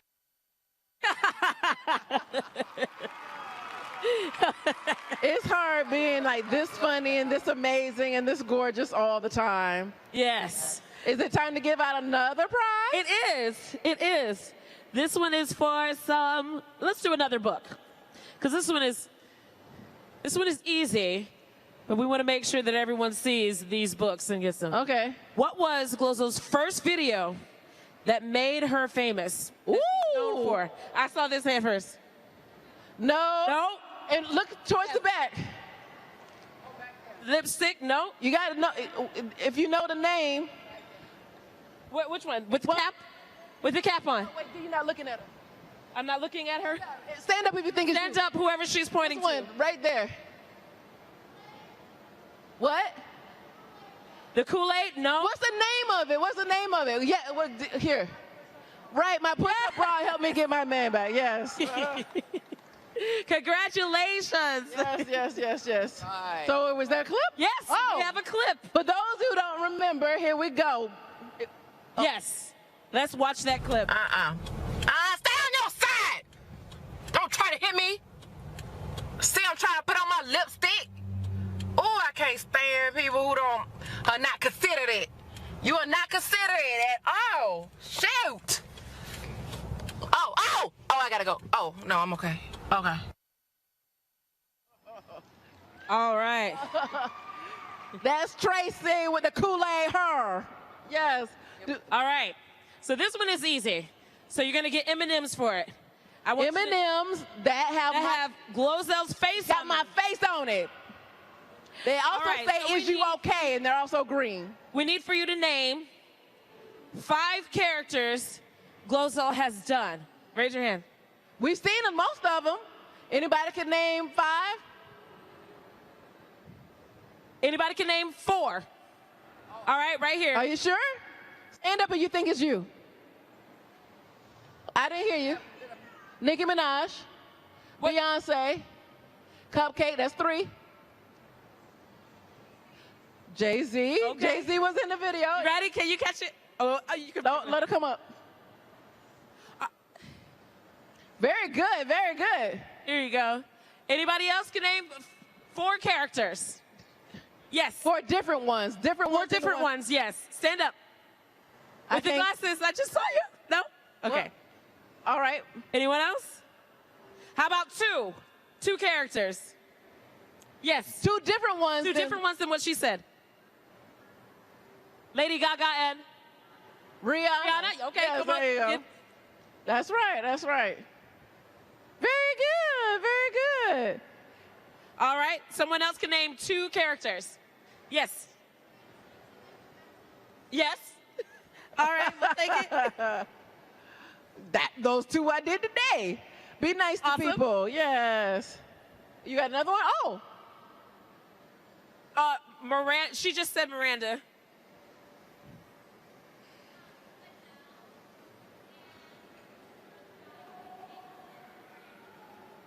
Jacob. Just now you did Jacob's Astoria, but that's not in your. That's not in her. I didn't really do that. I have to learn who he is.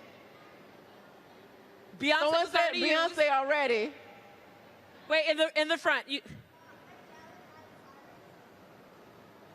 Those have been said. Those have been said. And one over there. Adele has been said 5 times So now. Miley Cyrus is used. Miley Cyrus, Adele, that's been used. Rihanna's been used. Beyonce has been used. Jay-Z has already been said. Cupcake has been said. I didn't hear you. Ariana Grande. Ariana Grande, yes. Cupcake, yeah. Oh, no one said Cupcake already? No. Oh, okay. Well, there you go. We just showed like a whole bunch of them. Here we go. Yes, very good, very good, very good. Yes, Ariana. You're welcome. All right. So let's show the next clip. Oh, my goodness. There's more clips. Yay. Yeah.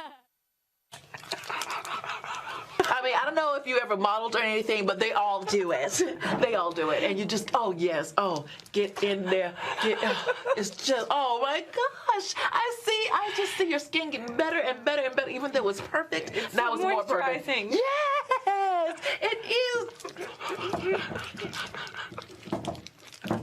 Lovely. And that is my famous facial. Hello, I am Sister Inspirational, and I'm here to inspire you and tell you the word. Yeah! Oh, yes. Oh, yes. Oh, yes. I'm here to tell you that people in this world are going to try to bring you down. That people in this world are going to try to hurt you, and they're going to try to bother you. But let me tell you, in the word, if you just turn to the book of 1989, the prophetess Tay Swift, she says, and I quote, the players are going to play.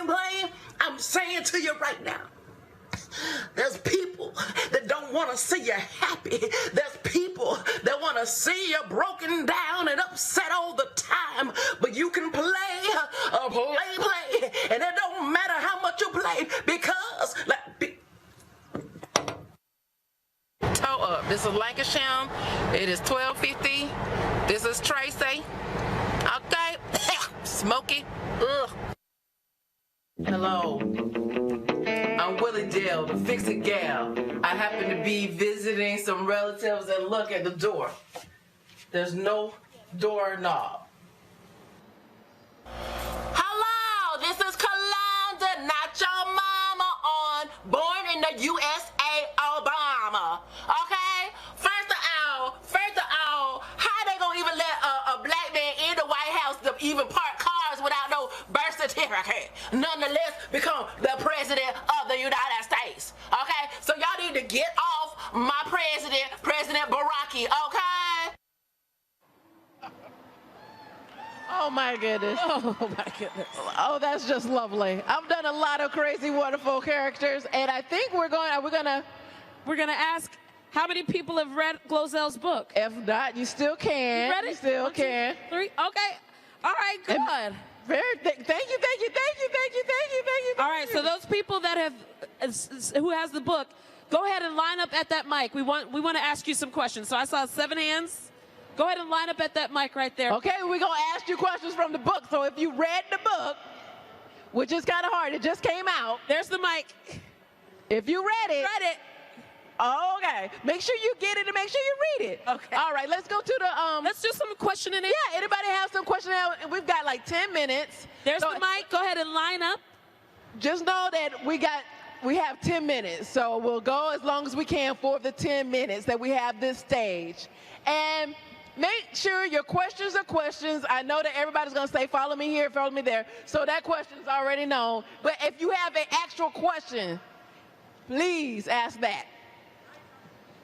About us, okay? Yes. About the people that's on the stage. All right, go ahead.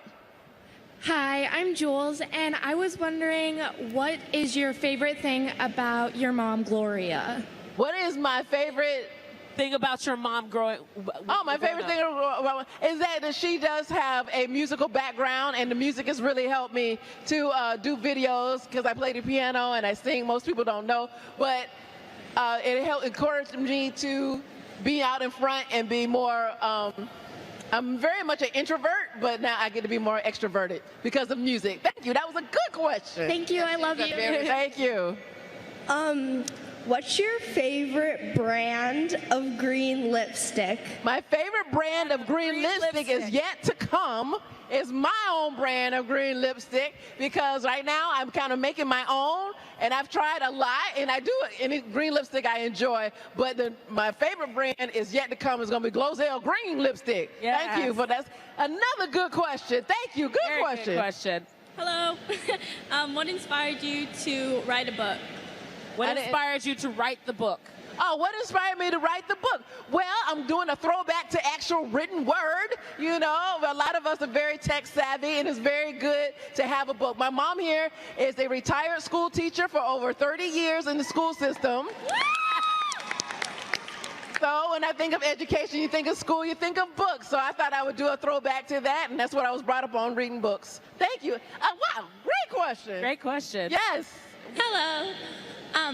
Glozelle, and for your mom, what were you like as a child? Oh, Lord. Go ahead. What was she like as a child, Ma? Oh, what was she like? You got to hold the microphone up. We can't hear you. Okay, good. That's exactly what it's like. That's what I get. That's what it was like. No one's laughing with you, Mom. No one's laughing. Oh, okay. Just like she is now. I mean, you know. You got to hold it. They can't hear you. There you go. Half of the time. There you go. Good. When now she we was can hear acting or telling the truth. I mean, you couldn't tell. She was acting her whole life. Couldn't tell the difference. Do you have to look so serious? Well, it was a serious thing. Yeah, she's exactly the same person. People ask me that question too. That was people like really want to know when am I going to grow up, and it just hasn't happened yet. Very good question. And half of the time when she was in class, the teacher thought she was playing. You remember that time you got your foot caught in the chair and couldn't get it out? Right. The teacher thought she was playing. Let her stay there. You got to hold the mic up. We can't hear you. Go Hi, ahead. She was in pain. Glozelle, I'm a big fan. My question to you is, what inspired you to make a YouTube channel? What inspired me to do my YouTube channel? Well, I was not really I didn't know anything about YouTube. You guys are very fortunate to have this platform. When I was growing up, there was no internet. People didn't have cell phones. There was nothing like that. But they started blogging. You know, you have a blog where you read. From that, I did videos and put it on the blog. And I started uploading on this thing called YouTube. It's nothing like it is now. There wasn't any YouTube stars. There wasn't something that people wanted to be. Most people were like, YouTube, what is that? Can you even make money? That doesn't even sound like anything. So I was inspired to keep my ideas in one place. And those ideas that I was talking about and how I was having my day started getting followers. And I wasn't even paying attention. And then my push-up bra helped me get my man back. That video went 1 million, 2 million, 3 million, 4 million, 5, 10, and then people started paying attention. I was like, I need to pay attention to the YouTube. So that's where it started, from blogging to vlogging to YouTube. And now VidCon, woohoo! Thank you, good question. So when you're making a video, is it ever awkward that you're like talking to a camera and no one can talk back? Excellent question. Is it very awkward when you're talking to a camera and no one can talk back? In the beginning, it was very, very difficult. But when you're watching the videos, you've got to be in your face for it to even look natural. So it feels strange at first, especially when you're talking to somebody and you're holding the camera, so you're like this. And you're naturally you want to go like that, but it's something you got to get used to. So that's another wow, what a great crowd. Excellent question. Hi, I was wondering, so from your book, you said that you wanted to be the substitute for a tooth fairy when you were little. Your career now as a YouTuber, what does your mom think? Because I know that she wanted you to be something else. What do you think of my career, Mom? Yes, I'm sure you did. But once again, for the 1,500th time, they can't hear you. You've got to put it up in your mouth. Got to hold it up. Now, what was the question? What do you think of my career? Oh, I think it's fantastic. Considering that I was going to be something else. Yes. You know, and I got sidetracked. Daddy wanted her to be a pharmacist. I was supposed to be a pharmacist. Yes. But I enjoy her career because I was in music and theater. Well, not theater, but little plays and things with little kids, so. She said plays and things and little things, so it made sense that I became, got into the arts, so to speak. Got into the arts. Yes. She does not know how to hold a microphone. Go ahead. Yes. Okay. So if you could go back in time and to like when you first started YouTube, what advice would you give yourself? Oh, if I in time to when I started first doing YouTube, what would be my advice? Yeah, to yourself. To myself? Well, my advice that I could do myself is that it was good job, because I didn't know what it was going to turn into, and I wasn't overly thinking about it, because as you get into it, now you're really concerned about numbers and what is everybody else doing and what's the new thing. Then when I didn't know what I was doing, it didn't matter about the numbers because I didn't know that mattered. It didn't matter about subscribers because I was just doing my thing. So you always have to get back to the basics of just talking about what you love. She was bothering people. So that's what you have to do. Thank you. That's a good question. This question's for all of you. The Green family seems really close. So what? Have you been paying attention? Well, no. I mean, thank you. What's your least favorite memory and your favorite memory? My least favorite memory and my favorite memory. This is for each of you. It's for everyone. What is our least favorite memory? Well, we're still making new memories. So right now, everyone being on board with me doing YouTube is a very good memory because I was doing something that nobody knew about, so it seems strange. Like, what are you doing? Why are you putting yourself out there like that? People understand television and film, but no one understood YouTube, and people were starting to know who I was. So I like that now everybody's like, oh, you're not just crazy. Now people understand. It took a while because I was one of the original people, like on the internet doing this kind of stuff. So that is my favorite memory now when it's like, oh, we get it. This works. Now, my least favorite, I guess, would say when they didn't understand what I was doing, and it's like, why? Stop doing that. That makes no sense. You're wasting your time. But now it's not like that, so that it kind of is both of them. Thank you. Good question. I haven't been asked that before. What is that in your hand? Oh, that's my face on a fan. Oh. You are a fan. That's so sweet.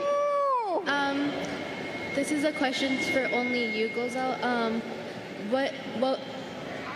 What is it like working with other YouTubers, and have you had any bad experiences? Bad experiences working with other YouTubers? Yes. Okay. Good question. I like doing collabs. Most of my videos of my big hits, my challenges that have like 20 million, 40 million, I did those by myself. But I do like collabing with other YouTubers. The worst experience I have is that I'm a very on-time person. So when people don't show up on time, it makes me very, very upset, So that's the only thing I have an issue with being on time. My mom never picked me up on time from school, so it drives me crazy when people are late. So. All right, I think that was our last question. We have 1 minute. We have 1 minute. So if you want to wrap it up and tell your fans how you feel about them. I just want to tell y'all thank you. Those that are in line, we do have to stop, but thank you. And I want to thank everybody for coming out. I hope you meet everybody that you want to meet. This is a great event because it's safe, it's happy. You get to meet your YouTuber friends. I think it's amazing. We love you and we need you. And I hope that all of you are being encouraged to do your own channels. For me, I like to keep it clean. I don't have it too vulgar, too crazy, too out there. So I encourage you to do it that way. It's nice to include everybody. everybody, all walks of life. That's how my channel is. So I hope that you do that also.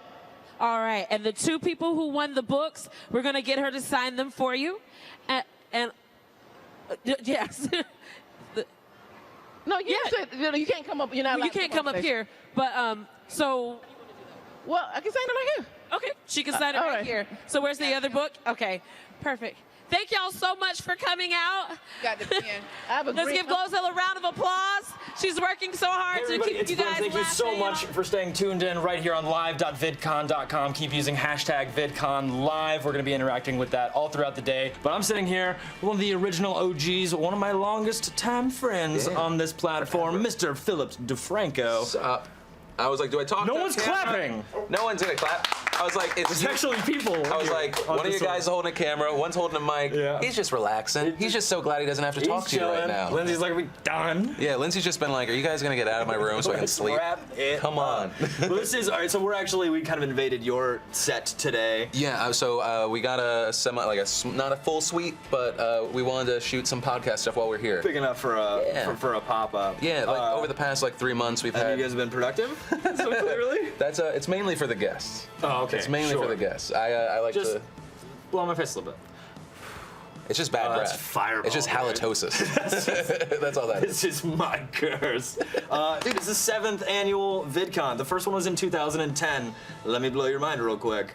That's insane. We had 2 at Century City. Yeah. And now this is the 5th year at the Anaheim Convention Center. You've been to all of them. Yeah, all of them since the beginning. What's it like to see not it grow, the people evolve and change that come to these things? I think it's great. I mean, the community in general, it's like it's nuts this year. Yeah, 2 years ago is I think when we saw the first big drop in age to a lot of the younger girls since Vine all of a sudden grew to prominence, and then now Musically and all these other places. But all those people that went 2 years ago, they continue to grow older, and then they, I think, go to some of the older creators, or they grow up with the people they loved. Well, it's like as you kind of evolve your content, your demographic sort of seismically shifts. Well, I mean, because early days, mine was still the same as everyone else, 13 to 17. Yeah. I just looked, only 4% of my audience is 13 to 17 now. It's all. That's amazing. Because that's what most people consider the YouTube audience, huh? Like you going for tweens, but you've been so relevant for so long, and that's not your demographic at all. No, not the kids. No. Right. So no one. There's not little tiny girls going oh my god. Right. It's usually there's one girl that's going oh my god, no. So you're fine. Do that. We're not excluding you. It happens. It does happen at VidCon, but yeah, for the most part, a lot of it's I watched you in high school or college to get through stuff, or hey bro. That's usually what. Dude. We were talking to Michael Buckley yesterday, and he said he got hit up on Grindr by this guy who's like, I used to love your videos when I was in middle school. Yeah, he felt weird about it. And then he did awesome things to him. No, he was like, you're too much. Well, you know, Buck. Let the Buck. It's insane. We were on the showroom floor earlier. Maddie B Raps. Yes. You're familiar with this phenomenon. Yes, of course. It was a madhouse. I've never seen anything like it for any YouTuber, any personality. It's just the way that it's changed so much is it's really blown my mind what it's become now. Right. Well, sometimes the numbers confuse people because someone will go, oh, that person has 200,000 Twitter followers. I'm like, that's in a month. Right. That person's only been around for a month. Yeah. They're all active. I was like, I have 600-something thousand. That's over years. Yeah. I was like, and only 50,000 are from back. yeah. Yeah. It's not this fresh thing. So, what do you have any advice to give to people to not just continue to stay relevant and evolve your content, but if someone's out there watching this live and wants to start a YouTube channel now, what would you tell them? I think, so I recently had to make a change, and I think it's just as important when you're launching content, right? I've recently I wanted to pivot in content because I kind of got bored doing the same old thing, right? I mean, you said how many episodes of the Philip DeFranco show are you on? Are you counting? No. Because it'd be impossible. I think someone sent me a picture. I think it's 1,700, which means that's probably close to 2,000 because I privated a lot of the early stuff. A lot of the early stuff's just garbage. That's the ones I remember, the earrings. Oh, yeah, backwards hat. That was my favorite version of Phil. You sold out, bro. So sold out. I look back and I'm like, I hate that dude. I hate that guy. You should. He was awful. Yeah. This isn't improved. Thank you. Yeah, I'm glad that you were friends with me when I was a garbage person. Yeah, I was with you in the beginning. It's fun. Yeah, we shot. I remember we shot a short film together with oh shoot. This is my most important question. Yes. One, is the channel still live? And two, when we get more Bam Bam Kaboosh? That Does anyone know three people got pumped. Yeah, that was myself and Shay Carl. It was like sketches and parodies and we did the short film at 888 in Toronto. Yeah, at the hotel. It was me, you, Shay. We shot like a horror film. We shot a horror film. I forget who was the broke into the murderer. basement of it. We can't get in trouble for this now. That was years ago. Right? Don't break laws in Canada. You don't live in Canada. Just don't do that. That's insane. So if people are going to start a YouTube channel, don't break laws. Well, don't go Bam Bam Kaboosh. Post content. Yeah, continually post content. That's probably just all you really No, I mean, need to part of the big thing, right? Obviously, I said I pivoted. I started talking about YouTube a little more because it's like, see what's out there now, right? If it's in the same lane as you, right? Pick out what you love about it, pick out what you hate about it, cut out the stuff you hate about it, and then put your own twist to the good stuff. But you're still getting your self-therapy out by saying it. Yeah. But even if it's like, you love or hate my stuff, pick out the things that you love or hate about it, and then if it's a completely different genre, focus on it. Because everyone goes, oh wow, I can't believe insert thing was a genre. That was gaming a while back. Then it was box openings. Now it's kid channels, which I mean, Family Fun Pack and all those guys blowing up out of nowhere. Yeah, there's one now. You're gonna have to correct me on this. It's just a guy who drops balls of hot liquid nickel into things to just burn holes through stuff. I think it's just called like hot nickel ball. Just hot nickel ball. YouTube.com/hot nickel ball. Be sure to like and subscribe. Millions of subscribers. Yeah, well, same hydraulic press is probably like the big one. The best channel that's ever existed. Well, because it has the potential to be just that, and then the accent, the inclusion of the thing at the end. It's like it's beautiful. It's just really well done. Yeah, and so I mean that's an example of looking at maybe something that has been done before, right, and then putting your own spin on it that you get to. Obviously, not everyone has a press, so that he has an advantage in that way. We can't make hot nickel balls, but destroy stuff is basically what we're saying. If you're at home and there's things that you can break nearby, a disclaimer at the bottom here. And break laws. I think that was also the last thing you were break trying to laws, get to. break stuff, break hearts.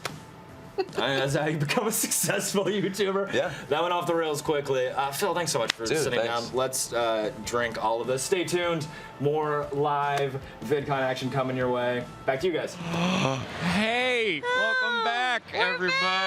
This is VidCon Live. Thank you, Brent, for sitting down with Philip DeFranco. I think that's even a fake name. I don't know who. I don't know. 100%. We're going to find out. We're going to get to the bottom of it. And joining us now is Anna Kana, everybody. Hello. How are you? Oh, I am fantastic. I am very busy this VidCon, but I'm loving it. What are you doing? What are you busy with? I'm doing a lot of PR for my new show, Miss 2059, which just came out on Go 90. So it's just been running. If you look behind us, the whole Vid Carnival is sponsored by me. It's all there she me. is. Have you gone over there to jump around? I haven't. I really want to go run the obstacle course. You're like, yeah, no, you can't do it. They're like, you can sponsor it. Yeah, you can have but your face you all can't over it, actually have fun. But do you think you'd actually do well in the obstacle course? Oh my God. Do you know who you're talking to? I know. You're tenacious. I don't know why I even thought. If it's filled with air and bouncy, I can dominate it. there's a lot of things that are, you know, like balloons. Politicians. Politicians. There you go. Oh, nice. That's really right? coming Come in on. the swoop. What's Miss 2059 about? It's basically Miss Congeniality meets the Hunger Games in space. Awesome. That's been my pitch. It's two fraternal twins. One's a beauty queen, and one has been raised as a warrior to fight in this intergalactic pageant. But they get switched at the last second. What? Comedy ensues. Hey. And if you want to watch it, you have to go to Go 90. Yes, Go 90 is a mobile app, free to download, free to watch. That's so much fun. Did you have a blast doing it? Oh my God, it was the best. It was the best. Unfortunately, though, I got like a fever halfway through filming, and the set medic gave me a Benadryl when we were doing like a really high-stakes scene. So I kept falling asleep between takes, and they'd have to be like, Anna, we need you now. Open your eyes. Now you have to save the world, Anna. Oh, you got it. Can do. But it was fun. That's so wonderful. Can you tell us? That's how you get into your craft, is Benadryl. Yeah. It's like that was your, most people do method acting. Anna does Benadryl. That's what, you know, the greats always do. The greats always do it. You know what I mean? I'm waiting for my Oscar now. Robert De Niro pops about 4 Benadryl. Jennifer Lawrence took an Ambien on the set of Hunger Games. Yep. I'm just following my idols. Good for you. Thank you. Good for you. It's good that you take it seriously. I You know. know, a lot of people don't. I really want to hone in my craft. Good. Yeah. Can you tell us about wonderful. your character in Miss 2000? Yes, my character is Victoria Young. She's a beauty queen, always been overshadowed by her sister, but she's great at what she does. She knows people. She knows how to manipulate them. That's She's nice. very socially intelligent. Oh my God. Yes. Do you have that memorized? You did your work. Huh? You did your work. You got a backstory on that, baby. I'm so sorry. What'd you say? Did you have that memorized? It was really good. No, I just am. That's just me. She's in the zone right now. Just me being authentic and off the cuff, you know. And it was recently announced that you are working with the Internet Creators Guild. I'm the president of the Internet Creators Guild. Congratulations. Thank you. That's incredible. Thank you very much. Hank Green founded it. He reached out to a bunch of us. He wanted to be board of directors. Yeah. We voted. I am the president now. And Me so what- versus Donald Trump. Do you get to behead I would people? like for you how to be does the that- president, period. No beheadings are going to happen. No walls are going to happen. Just resources for creators. That's We're going to wonderful. make the internet great again. I love it. That was really good. Did That it was a, ever? like, it light did Trump go accent. away for a while, the internet, right? Yeah, Like, it went away. it was going for a down the second. hole, and I'm going to bring it back Bring up. it back. If anyone could do it, it's Anna. Thank 100%. you. Thanks, Diane. That mid-am president, you're so welcome. Oh my God. When do I sign up? Do I sign up? How do I sign up? We're going to figure out what the membership fees are going to be and the exact services we're going to provide actually tomorrow. That's so exciting. Yes. I have $4 in my wallet right now. Nice. It's going to be $5 a month. So I'll lend you $1. $60 one-year memberships, I Okay. believe. All right, that's fair. Yeah. Oh, I love it. Yeah. Oh my I'll God, I'd like to get the hashtag Make the Internet Great Again trending because of that. Yes. Also, if you want to get a hold of us, the hashtag VidCon Live, we'll be able to see your tweets. If you want to ask our sweet little Anna Banana Anything at all. Anything at all. Anything Anna- at all. Anything at all. No. I'm an open book. Oh, Wow. This is a very serious interview, Here she too, so is. it's good you bring that to the table. Good. I know. It's very I raw. want to get real deep. Yep. She gets so deep. I've done Grace's podcast, but it was not deep enough. No, it's not deep. It's Weird. not too deep. Yeah. It's not deep enough. I know. Yeah. Not deep enough.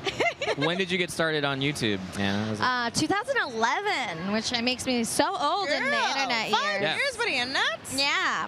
I started in stand-up when I was 19 and then started doing YouTube at the same time. Yeah. Which do you like more? Stand up. No, I like YouTube because I get to be at home by myself. Yeah. I don't have to Yeah. see anybody. I don't have Yep. to go out anywhere. I don't ever have to leave my home. Yes, it's a beautiful Yes. thing. To just Stand-up's be like, fun, this but is it. no.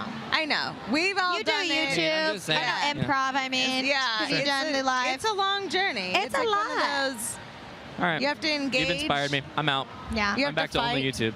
All right. Yeah, just Yeah. YouTube. Just YouTube. I'm out. It's That's been what fun. it is. Wait, Uh, what number VidCon is this for you? 3. 3? Yeah, this is my third year. How do you like it? Is this your favorite one? so far? It's my favorite one because I have so much to do. Yes. The first year I came here, I was just a guest. I didn't have anything. I was kind of bored. Yeah. Second year, I did a couple panels. Great. This year, it's like back to back to back to back to back. Yeah. I kind of wish I had a little more time to relax, but I like being busy and like Yeah. engaging and You know, doing panels. I was talking about this last night with people because like we're doing the live streaming, Yeah. and then normally, like you're saying, I get really bored and it's like fine. But then when you're working during the day and then you go to these shindigs at night, it's like you feel you're like, oh yeah, I did Oh, stuff. yeah. You feel like you deserve all the drinks Yes. you're about to consume. All Yes. of the silly free things that shouldn't yeah. be a thing, and then yeah. So You feel like it's nice Yeah. to just It is go nice. and relax. Me and my boyfriend like to get the party started, so we dance until we're drenched in sweat, and then once the people Yeah. join us, we leave. Yeah, We go that's take a nice. shower and first go to people bed. Nice. there, and the first people to leave. Yes. That's super They're smart. just like, oh, do not bother them. They are dancing to get this party started. Do not. If we go to them, they will leave. Oh, You yes. have to leave them alone. But we're good. We we're can just get real drenched good. in sweat and then go, oh, look. So hyped for VidCon Live. Guys, use that hashtag VidCon Live. Yes. Ask Anna questions. They said Glozelle is the best. I mean, I'm not Glozelle, but I agree. I agree. What if that was? They're like, Glozelle.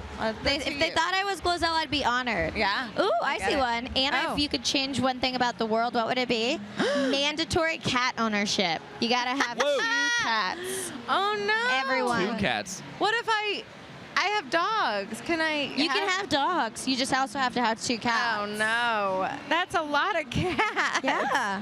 That's a lot of cats. There's so many that are in shelters. I don't like it. I know, I It's do. so I understand that too, but mandatory for everyone. That's what I change. That's what you change in the world. Yes. I like that. When are you going to become in charge of the Asian actors in the Hollywood blockbusters? Oh, now we are that's getting a serious. good one. Let's do it. I would love to. I think Constance Wu is on that though. She's a boss. She's a boss. She's a She's boss. getting And it does it upset you a little bit, like that whitewashing, like nobody's just a business? little bit. Oh, just a any bit? Just a tiny bit, Lee. You guys talking about whitewashing? Yeah. Yeah, no, I've heard of it. Yeah, I mean, I'm whitewashed right now. There's too many of you. Look at the couch, the chairs. It's too much. What is so much? I'm so sorry. I am so sorry. It's fine. I need a yellow couch or I can't be here anymore.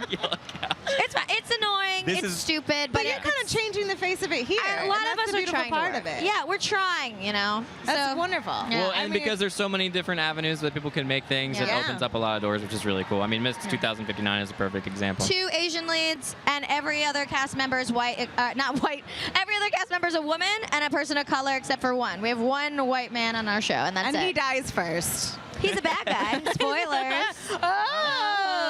But they're all aliens, so you don't know which one's the white guy. Oh, fun. Are they wearing like prosthetics and stuff? Yeah, and they're painted a different color. That's so cool. Yeah. Very I'm excited. really excited about it now. Thank I'm you. very excited about it now. I don't know where the tweet went. It was on the tag board a second ago, but they asked what was your favorite scene to film. From Miss 2059? Yeah. Oh Yeah. my goodness. Now I I'm have hoping so it's the one where you had Benadryl and No, you were- that one I was sleeping through, so it Okay. wasn't my favorite scene to film. My favorite I scene can't to wait film. to cut around that and us just to be able to see it and me You being won't. I'm that good, Lee. You Yeah. will see You're right. nothing. I'm so Bro. sorry. I think my favorite scene to film was in the training room corridor. It's kind of like inspired by Live, Die, Repeat or Edge of Tomorrow. Oh, where, very cool. Yeah, Yeah, so yeah. you train in that room where you can be killed, but then it'll rewind. I love that you just used the title "Live, Die, Repeat" because they changed the. They all right. changed it. It's a whole thing. Yeah. Their marketing was dumb on that one. Did you? Are you a fan of that movie? That's I a love good that movie. movie. I love it. It's so Love, good. love. They should have kept Live, Die, Repeat because it was I don't know perfect. why they Yeah, and didn't. Edge of Tomorrow doesn't mean anything. It doesn't.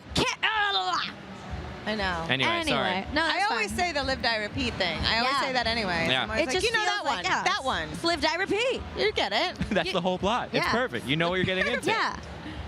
It was a stunt scene. I got to like Cool. do crazy stunts. I love stunts as long as I don't get hurt. So that was the funnest one. That does tend to take the fun out of it a little bit. Don't want to damage my body. Did you have for like film. wires? Did you get anything cool? No, I just did it with my body, and that was all.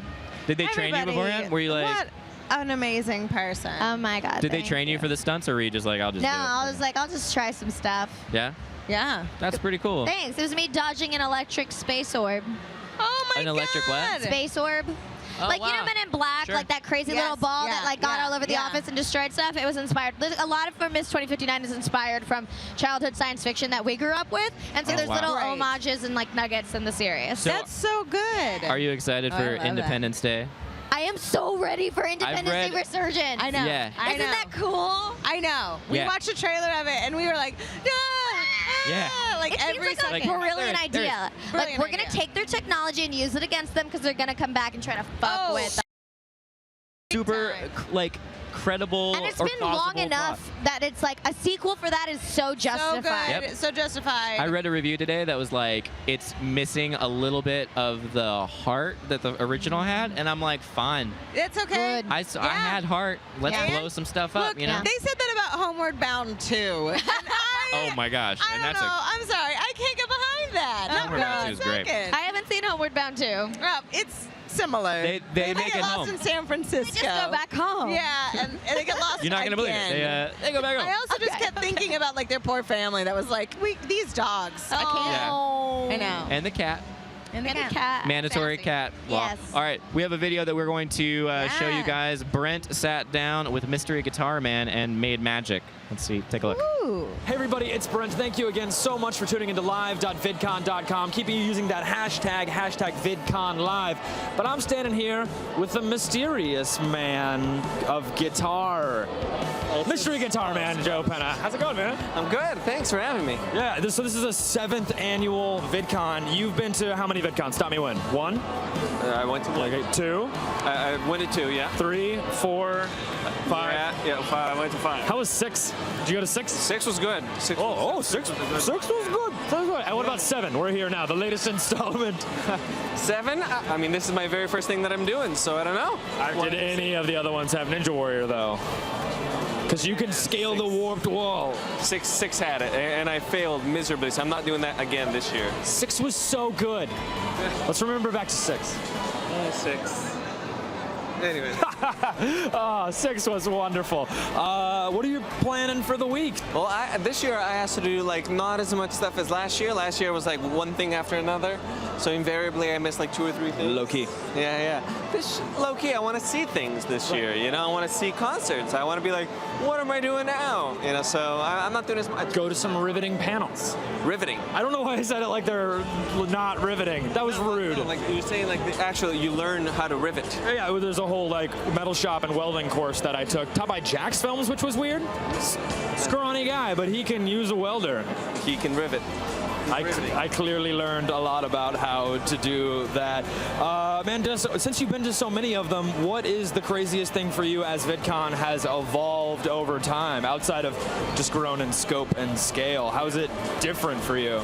It's interesting that VidCon grows like YouTube grows, you know? Like, we started with just the creators, and then we moved on to doing, like, fans, you know, and then just the Screamo fans, which are the little girls that are just like, ah! There's some right there! Oh, sorry, I have, like, a reflex reaction. Don't do that to me! No, but it's been fun, you know, like, growing, and, like, different types of people coming every year, which is so interesting to me, you know? Well, have you gotten a chance to walk around the expo hall floor yet? Check out some booths? I was pushed through the expo hall, so it's been fun, you know, kind of seeing how much bigger it is. Because I remember it used to be just a quarter of this and then half of this. Remember that one year that they had the dentists convention at the same time in the same place? So in every elevator you end up with like a bunch of people just like talking about drills. But we all walked out with a lot of free floss and toothpaste. You know, I went to the dentist convention.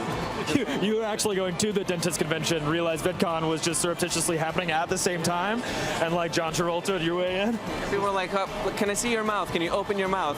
And I was like, is this the VidCon convention? Like, are these really crazy fans, or are these like just normal dentists? I'm not sure. Great. All right, one last question. There's a lot of virtual reality, 360 spherical stuff here on the expo hall floor. Yeah. When are you going to take advantage of the obvious marketing potential of making this a virtual reality headset? You could sell them for money. I mean, if you can figure out how to do it, let's do it. I don't know how to do that. Let's call Brandon. I'm sure he'll figure that out. There's smart people around here. We'll go find them. You guys stay tuned. Hashtag VidCon Live. Back to you guys. Booths. I'm Brazilian, man. I feel like I should not be able to say this. How come you can't say this, man? Hey, everybody. We're back. Welcome back. Anna's social You can keep going. It's fine. live. It's okay. You're We're at live. VidCon. We're live. No one's expecting you to not be on your phone. I thought there was going to be a countdown. I didn't know. That was Brent hanging out with Mystery Guitar Man, a legend in the YouTube. Did you know this world. is actually some really fun hashtag VidCon trivia? Mr. Guitarman doesn't have eyes. Yeah, a lot of people don't know that. What? Yeah, that's why he wears those glasses. Not He even has empty sans sockets, eyes. just flesh. Neither does his tiny son. Yeah. You know the skull in Goonies? Yeah. Yeah. When they That's lift it up. exactly. That's They it. lift up the eye 100%. patch? That's what he has. Oh. Yeah, that's why he wears those glasses. That makes sense Yep. to me. It makes perfect sense. I actually don't recognize Joe without his sunglasses. I know. Oh, yeah. I've done it before. I've been in an elevator with him before, and I've been like, hey. He looks hey. weird to me now. Yeah. I'm like, Hold on. There you are, Peter. Yeah, it really is. Like, Uh-huh. gotcha. Yeah. To the point where I'm like, your eyes will never satisfy me because they're not just black 'Cause they're gaping not holes. 100% covered in glasses. You know, I just realized that this year I haven't seen Double Rainbow Guy at all. Where is he? Has anybody checked on him? No. Maybe he's out He's got to frolicking. be here. We'll find him. All right. Remember last year we didn't see him till the very end. Right, maybe he Yeah. waits a little bit. Yeah, this is true. He's a- Oh my God! Look, that's my it's suit. us. Whoa. Oh, hello. Hi. Hi, Mom. I'm on TV. Hi. Anyway, guys, there's a I bouncing think it's thing important. behind us. If you look here, hang Oh on. my God. Oh my God. Wait, there. Oh, no. Nope. He's really Maybe doing it. right He's gonna there. flow through the roof. You can't even see him on yours. He's I'm going losing to track of- blast there's- through that roof. Oh my God. Oh, there you go. Oh, there he goes. That guy is going to be very Oh my God, he's tired. loving Can you it. see him? His He's having a great outfit. time. You can't really see it, but he is slaying Yeah. it. Yeah, this is like perfect timing, He's right? got an interesting flannel outfit outfit and flannel shorts. It's like a dad. It's like a dad having the time of his life. Wow. Finally, one of his life. One of my favorite things about VidCon is the parents who are just sort of like in the lounges There's doing nothing. a Dove Chocolate has like a booth here, and there's like a whole bunch of white couches. I think they meant it for kids to sit down at. All the and parents. it's just like a sea of parents. Did I mention my parents are running my booth? Are they really? Oh, cool. Yes. My Oh, Ghosts I and love Stars it. line, yeah. They're at booth 1408. You have to go because they're giving out free 20-year-old Japanese Pokemon cards with every purchase. Oh my gosh. Wonderful. It's so adorable. That's incredible. Are they like overwhelmed or are they having No, fun? they love it. Cool. My dad has appointed himself supervisor, so he'll just walk around and take photos of the booth, like tell everyone they're doing a good job, and I'm like, help out! You volunteered to do this. That's hilarious. He's like, Help "No, out, your yeah, quarterly reviews are coming up. We're gonna sit down. We're gonna go over where you can improve in certain areas. Perfect. Oh, I love it. Pristine Pugs asked Anna Akana, do you think that it was gone? And I was like, bye. Do you think that YouTube is the future of film and TV? Is what they asked you. Ooh, I think it's part of the future. I don't think it's just the future. Just like how Netflix, Amazon, and Hulu have kind of made themselves an established force to reckon with. I think YouTube's getting there. Yeah, I That's the 100% best- agree with that. That's the best answer I've ever heard. Yeah, that really is To that a question. very good answer to that question. I would have been like, yeah, I don't know. Yeah, you get it. I guess. Someone said that Elliott's shoes are lit. Well, okay. Oh, so wow. I Connor, I think it was Connor Franta, I believe, was Connor Franta. wearing some dope shoes. Yeah. Ooh. And they were like, "Oh, his shoes are awesome." And then I took the compliment and I appropriated it and I made it my own. Good. And I complimented my own shoes. Please don't shoe appropriate. That's really Yeah, it is really a little rude. hurtful. I know. Right? Yeah. It is. It's one. I'm sorry. Yeah. Again, with the couches. Also, why would they call your shoes lit and not this entire outfit? Oh, my. Like, it's like, it's a pattern. committed. It's cinched here. It's a full commitment. Oh, this is. It's a little this warm. matches this. Oh, I'm this just trying. matches. What were you saying? this. I'm just You're a trying. cartoon version of yourself. I'm a like cartoon that's your, version of myself. your I also I look like a cartoon. I also look like a woman that's like in Boca Raton and Yeah. just like having the time of her my life. God. Did you just pull this up so people can see your so gold people can watch? see my gold watch? So I could just be like, oh. Let me just show you this. Hey, how are you? Sit down. Have a coffee. We started That was good. We started live streaming at like 9:15, and since then I've heard Lee say, "I gotta change" about 4 times. Yeah, because it's maybe really 5. hot. It's burning a lot. I'm dying in here. Slowly, I'm not. dying. This and is we all have I'm a very wearing. important question that we've been asking a lot of people, and it's really hard-hitting. I just would like you to know. Hold on. There's a man coming in a Steve second. Zaragoza. What is your Hogwarts house? Man, always stealing my spotlight. I'm Ravenclaw. Oh! Very nice. Yeah, everybody's Ravenclaw. He's a A lot of Ravenclaw as YouTubers well. are Ravenclaws. Yep. That makes me very happy, and that You're makes Raven. No, you're a Hufflepuff. Never mind. Do you wanna? Yeah. Hi. Hi. Ladies and Would you gentlemen, like Steve to- Zaragoza What is is joining this us. shirt? I love Oh. I'm just strutting with Where my are you shoes. going? Oh, hello. I just want you guys You to wanna take a look sit at my on the shoes couch? here. I'm just You doing wanna a. sit on the couch? Oh, I see what you're doing now. Oh, he's See what I sharing mean? it so Really it can cool. Go. And Anna, I brought you a gift. Oh my God, money? I'm a big fan. Oh, thank you. It's worth a phone. 99 It's a telephone. cents. Hello. Oh, yeah. Yes, Steve- hello. Hello. Oh, sorry. Oh, quick call. wonderful. It's Yes. Anna. It's Anna. Yes. Yes, it's Anna Lee. They're ready. Oh my God, what's happening? Well, yeah. this is I'm Steve great, man. How are you? Zaragoza. Okay. I know him. All right, well, I'm going to get I out. know you know him, but Thank you for letting me show Oh, off you're my telling shoes. the audience. I forgot there's other people watching Yes, this. real. Steve Zaragoza, everybody. That was it? Steve That was all he Zaragoza, wanted? Everybody. He just wanted you to bring you the banana That's, phone. oh, this is it. Yeah.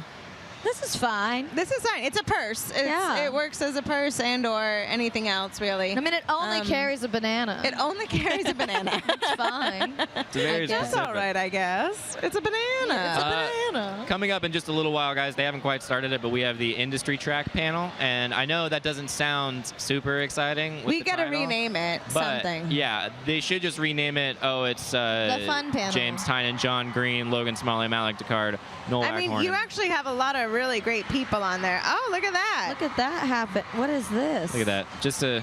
Oh, that's my beautiful. God. Oh, wow, Who look at is that. making that? We It have an looks artist great. in the back. We have a I digital love artist. how your banana keeps moving. Oh, Hello. The industry panel, the industry track panel. Yes, the old ITP. It does sound really great. but it's actually transforming education online video. Oh, yes. Yes. The subtitle. That's why it's not called the industry track panel. It's called Transforming You're right. Education with There Online are Video. industry track panels. James Tynan, John Green. I've heard of him. Have you heard of John Green? I think so. He's the one with the words. Yes. He's one with all the words. Yeah, okay. Yes. Logan Smalley, Malik Jacquard, Noah Waghorn. A lot of really amazing people on that, and that's coming up. Yeah, but Lee, currently, thank you. we're still, you're welcome. I was like, It's not called he's not industry reading track panel. Industry track panel. Why would they call it I don't that? know. That would be a horrible time. I'm dumb, guys. So far, I'm have you sorry. done, you've done some panels too, right? I have. What have you done here? I've done Controlling Your Career as a Female Creator and Who We're Selling to and Why. Oh, that seems spicy. Oh, it was very spicy. Very spicy. Who are we selling to and why? Go 90, YouTube Red, full screens, SVOD. And because they're giving us money to make things we want to make. Yeah. CISO? That is the more We're in that important CISO thing. business. CISO as well. Yeah. All the SVODs. Yep. Pretty soon we're going to be paying the same amount for all these SVODs as we were paying for cable. Yeah. For those listening, SVOD stands for SPOD. SVOD. SVOD. Subscription Video on Demand. 100%. It's also called an OTT, apparently. I was listening. Oh. I was like, what is OTT? And it means over the top. Over the top. OTT.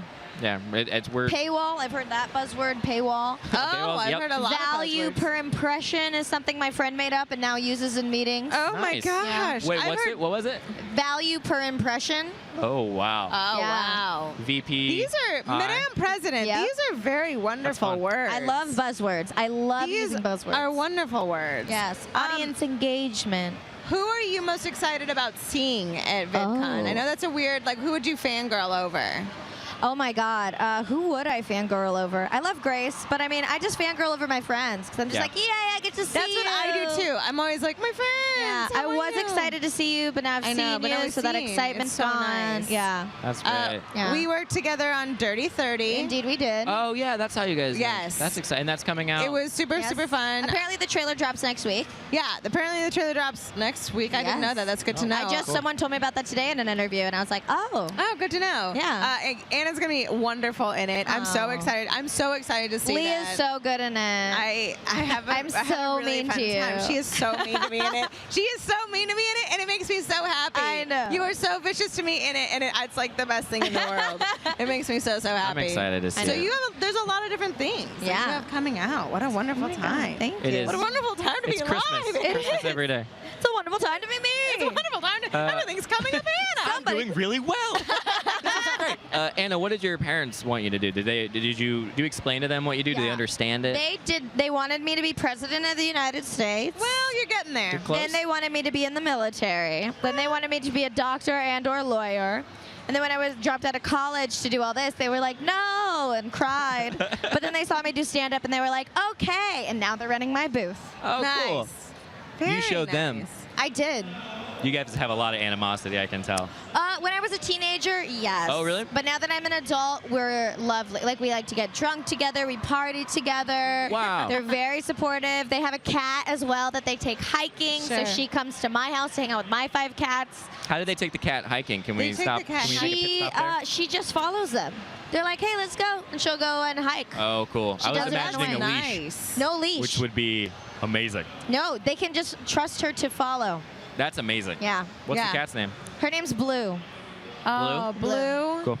Like the color. Yes. I love Like it. the lesbian movie. Oh, yes. Wait, what's your cat's name? You've told me I this. have Abby, Lily, Jimmy, Congress, and Ghost. Congress? Congress is my mentally handicapped one. Oh, I love Congress. What happened to Congress? Was it something that you know of, or was your... He's very inbred. I wrote a story when I was a kid called A Cat Named Congress. So my ex-boyfriend for my birthday got me a little orange cat named in Congress. But he lives up to his name because he's the runt of the litter. He's mentally handicapped. He tries to jump, fails, hits walls. It's really cute and sad. That's very funny. I Really mean, sad, but adorable funny. and sad. Gets nothing done, just like Congress. Oh, man. I know. That feels right. It does, doesn't it? Yeah, it really does. That's I why- like the Congress. He probably has a lot of sit-ins. He's He probably just does. like He just sits. hanging out Yeah. here, sitting, Yeah. chilling out. Tries Oh. to eat paper. So that's 4. 5. Abby, That's Lily, 5. Jimmy, Congress, Ghost. You have 5 cats? I do. I was just on the old Twitter and the Instagram, and Lee's boyfriend just got to meet. Was it? Jif Palm. Yes. Jif Palm is here. I love Jif Palm. So- Jif Palm's here at VidCon Live. We gotta go. And my boyfriend always gets to meet all the wonderful things because he gets to walk the floor and do cool things. I love Jif Palm's mom. Every time I see her, she's just carrying that little chair that he sits on. Him in one hand and the chair in the other. And then he just sits on the chair and is like, yeah, with his little like baseball cut shirt, just like. Oh, I know. It's a problem. I would worry though of having that they'd get stolen. Like, cause maybe I'm the crazy one that's like, I'd be in the line being like, okay, so here's how we do it. We just Jif grab Palm him. has security. Jif Palm does? He does. I would be taken out. I'd be taken out just so I could try and steal Jif Palm. Like, someone just take me out 100%. I mean, I've thought about it. His head is so perfectly groomed. Perfect. Circular. It's perfect. I got lost in the tag board, you guys. Oh my God, we saw it happen. Yeah. Did you see it happen? I read all of them. Out. He was like, Hey, speak of the devil. Speak of the devil, there he is again. Oh, God. There's the boyfriend. You got escorted out? Oh, no. Bye, Delmo. Everyone Bye, got Steve. Steve Bye, Will. Zaragoza, Andrew Domino got Troublemakers. escorted out. Steve. Good. Thanks for the banana. Thanks for the banana. I'll call you. Oh, that's nice. Thanks. That's good. Call back. Oh, that's nice. I saw. I don't know where it went, but somebody asked what your favorite social media is, Anna. YouTube. Yeah. YouTube. Good choice. Thank you. Second choice. Twitter. Oh, nice. yeah. I like to try to make. I used to try to make a joke per day on Twitter, and then I quickly gave up. Nice. Yeah. Yeah. Did you feel more creative during that time? I though? did. I made some good jokes. Yeah. Can I tell you the coolest thing that ever happened to me? It happened on Twitter. Don't let him do it. Oh. Lee wanted me to say it. Oh, God. What? This One is an time. Elliott Morgan Listen. brag alert, and it's probably one of my favorites, but also I'm letting you know it's an Elliott Morgan brag alert. Diane, let's Listen. give him a chance. Diane, you're right. I did a tweet one time and got retweeted by that guy. No, it got retweeted by Taylor Swift. Did you tweet about her? Yes. Yeah. Okay, that Oh, doesn't come mean- on. I didn't add her though. Oh, That's you kinda didn't weird, follow right? her? Do I follow her? No. Oh, you mean you didn't tag her? I didn't tag her. Yeah, So I just. she's Taylor Swift is searching for her name. It Wow. kind of tells you a lot, doesn't it? Maybe like reshapes Oh your my God. opinion a little bit. No, definitely not, because Taylor Swift is slang. But yeah, she's amazing. Milo Ventimiglia, I can never say his last- Ventimiglia. Ventimiglia. I don't know if that's how you say it, but that's how I pretend to say it. He DM'd me. Uh-oh. And I was That's the so. end. It was really hard even to just figure out what to say back. You can't. That's was Gilmore like- Girls status. I know. Me and my friends were like, okay, do I say, yeah, I'll probably see you eventually. It's a small town. Or do I say, it's a small I town. love you, marry me. Do I say it's a small town? We'll probably see each other Yeah. eventually. What order do I? Semicolon, comma. That's not correct, but a semicolon is like trying too No, hard. no. Emoji. Dash? Is it a dash? Yeah. Do you leave the period off? Because they know. say you leave the period off And he was now. only talking to me in periods. There were no exclamation points. Oh. So I had to mimic right. the periods. This is a nightmare. It was a nightmare. Great stories all around, I know. guys. We're going to go to what's called definitely not called the industry track panel. It is called the Transforming Education with Online Video panel. Anna, thank you so much. Thank This you. has been so cool, Anna. guys. Thanks, Go guys. 90, Miss 2059, slay. Slay. Welcome back. Now, this is actually a first for the industry. We are being live streamed to the world right now, and on YouTube's page and everywhere else. So I want everybody 1, 2, 3 on a count of 1, 2, 3. I want to say hello world. All right, ready? 1, 2, 3. Hello world. So thank you guys. This panel, I've been waiting for this the whole show. This is going to be pretty amazing because of the lineup of people here. And it all started a year ago when I was talking with who's going to be the moderator of this panel, which is Raul Burial from Oregon State University, works in streaming media there. And he's like, you should cover education at VidCon. And I was like, okay, I don't know anything about education. I don't even remember my own education. And I was like, okay, let's find some experts. He said, well, I'm an expert. And so we did that. We started talking, brought in Noel Waghorn, who's lead producer, writer at ACS Productions, American Chemical Society. I was like, that's another expert, good. And then all of a sudden I realized, I was so stupid. Who are the smartest people in education in the world when it comes to online video? Well, Hank and John Green, right? So I got in touch with Hank, I'm like, and John, I'm like, what should we do? And John's like, oh, I want to be on the panel. And then he said, we should get somebody from Khan Academy, and we should get someone from TED, and how about somebody from YouTube? And I'm like, Okay, so that's what we did. So this panel is going to be amazing. Let me tell you who's going to be on it, besides Raul, who's going to host it, and Noel, who's going to be out here as well, and John. So James Tynan, who's the VP of Strategy and Operations from Khan Academy. I told you about John Green. You all know him. Logan Smalley, Director of TED Ed from TED Conferences. And Malik Ducart, who's the Global Head of Family and Learning for YouTube. So I'm just going to sit out here and watch. We will have Q&A in this section as well. We'll have runners with mics. So whenever Raul wants to do Q&A, get your questions ready. Let's get started. Take it away, guys.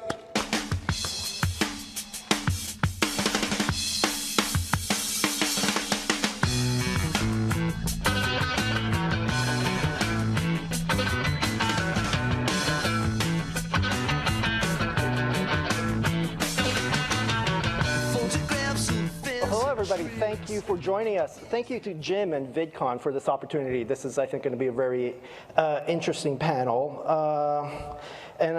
Really, honestly, I'm just going to let you guys talk, but let's start with a softball, really.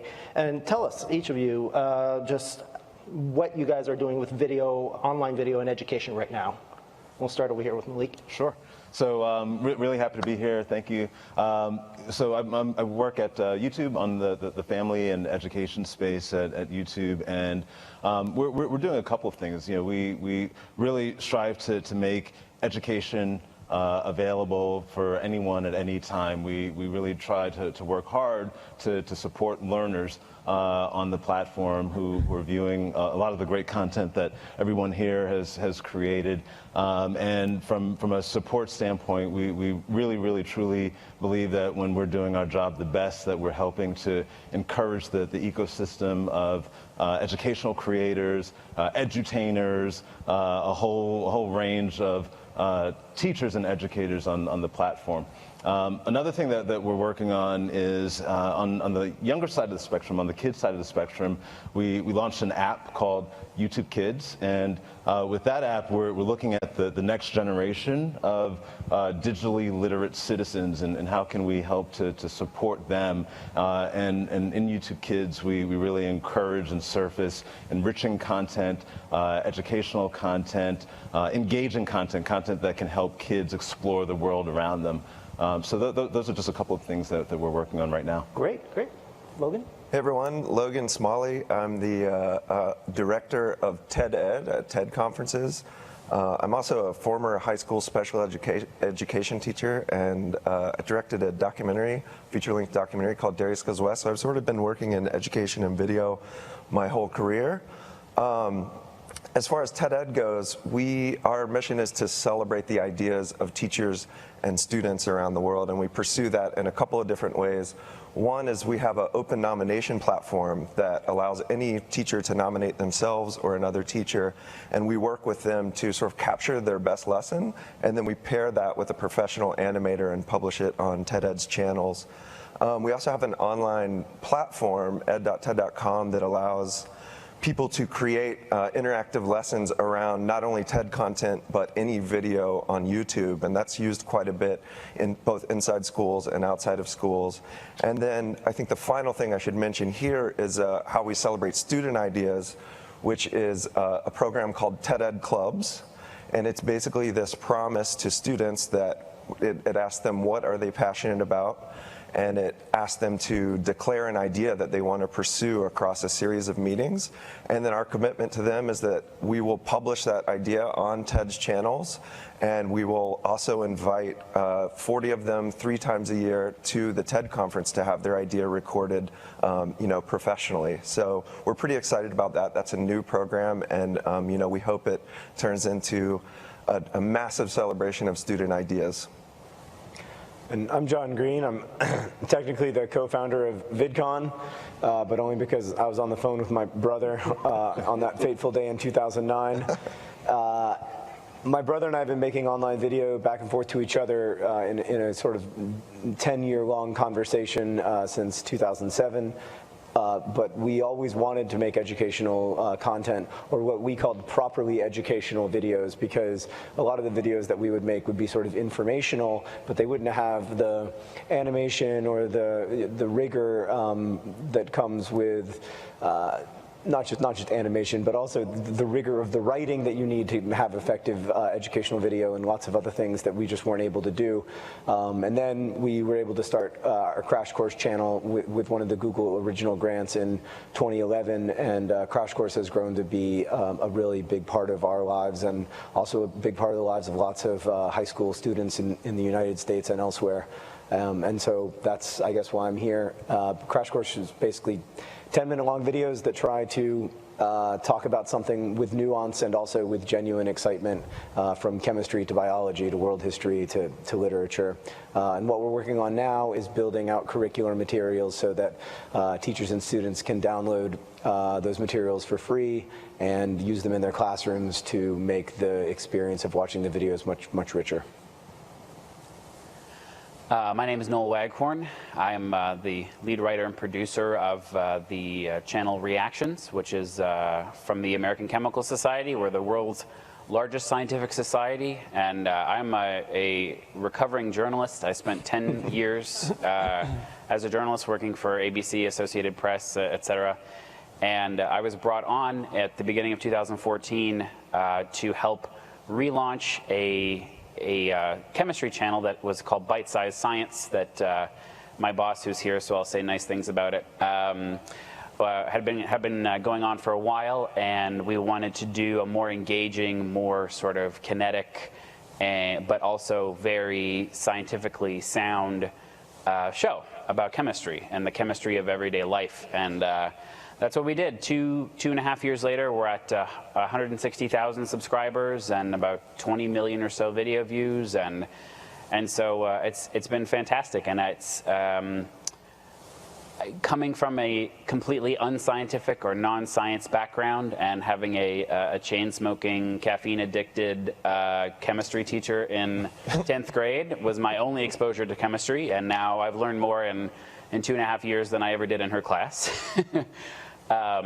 But we've always believed that chemistry is unfortunately one of the more inaccessible hard sciences, and we wanted to show people that it's everywhere, and it's in just about everything you do, and it's inside you. And so I'm very excited and very almost overwhelmed to be on such a cool panel here. So thank you for having me. And hi, I'm James from Khan Academy. I mean, Khan Academy, I guess, rose to prominence on the back of online educational video, and mostly made by our founder, Sal Khan. We now have a big content team making lots and lots of videos, which is a lot of fun.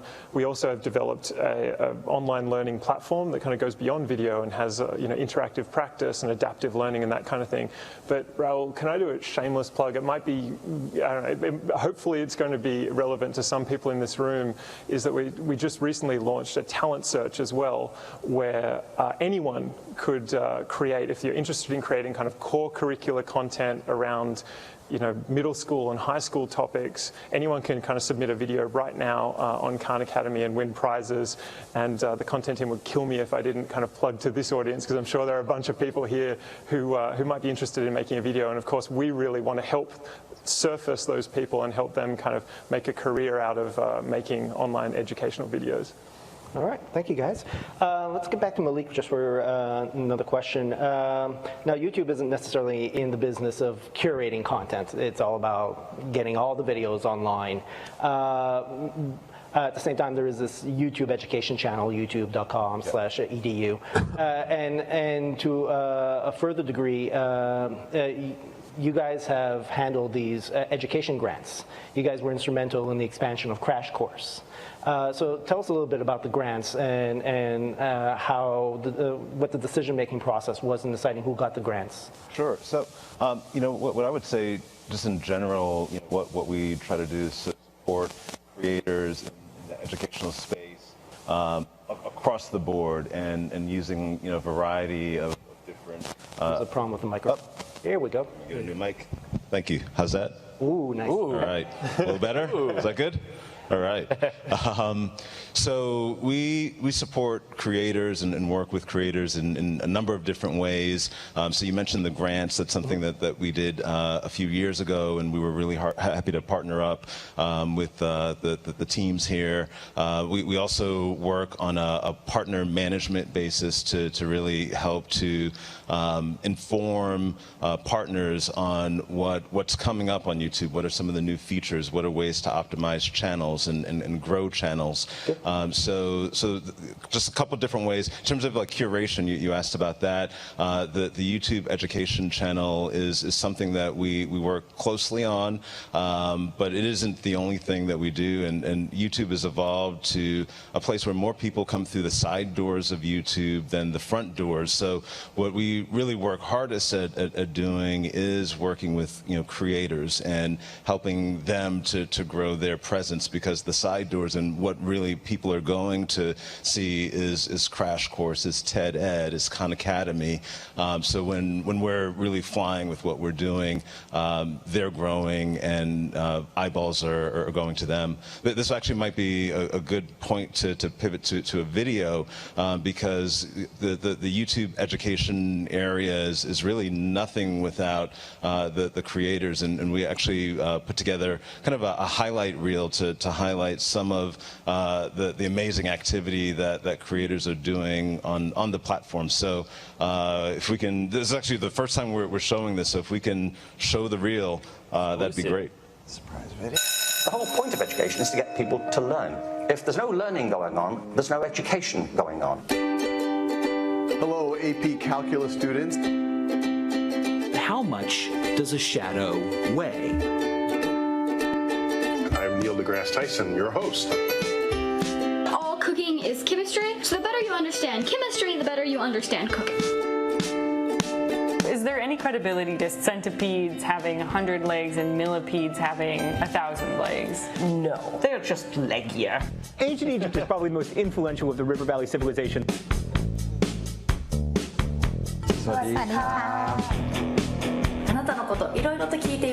I've heard a lot about you. The Code of 87 should sound like this. Why should the younger generation be interested in politics? You want to express your voice and what you care about. Printable magnets. It's amazing. There's a part of us that really wants or even needs to have an answer to these things. It is high time that all Indians produce their own electricity. Who's ready to get started? This is the world's most important freezer. What if I told you I built a machine that creates energy? So there are connections between hip-hop and science. Billions. Curiosity is the engine of achievement. If you can light the spark, people will rise to it.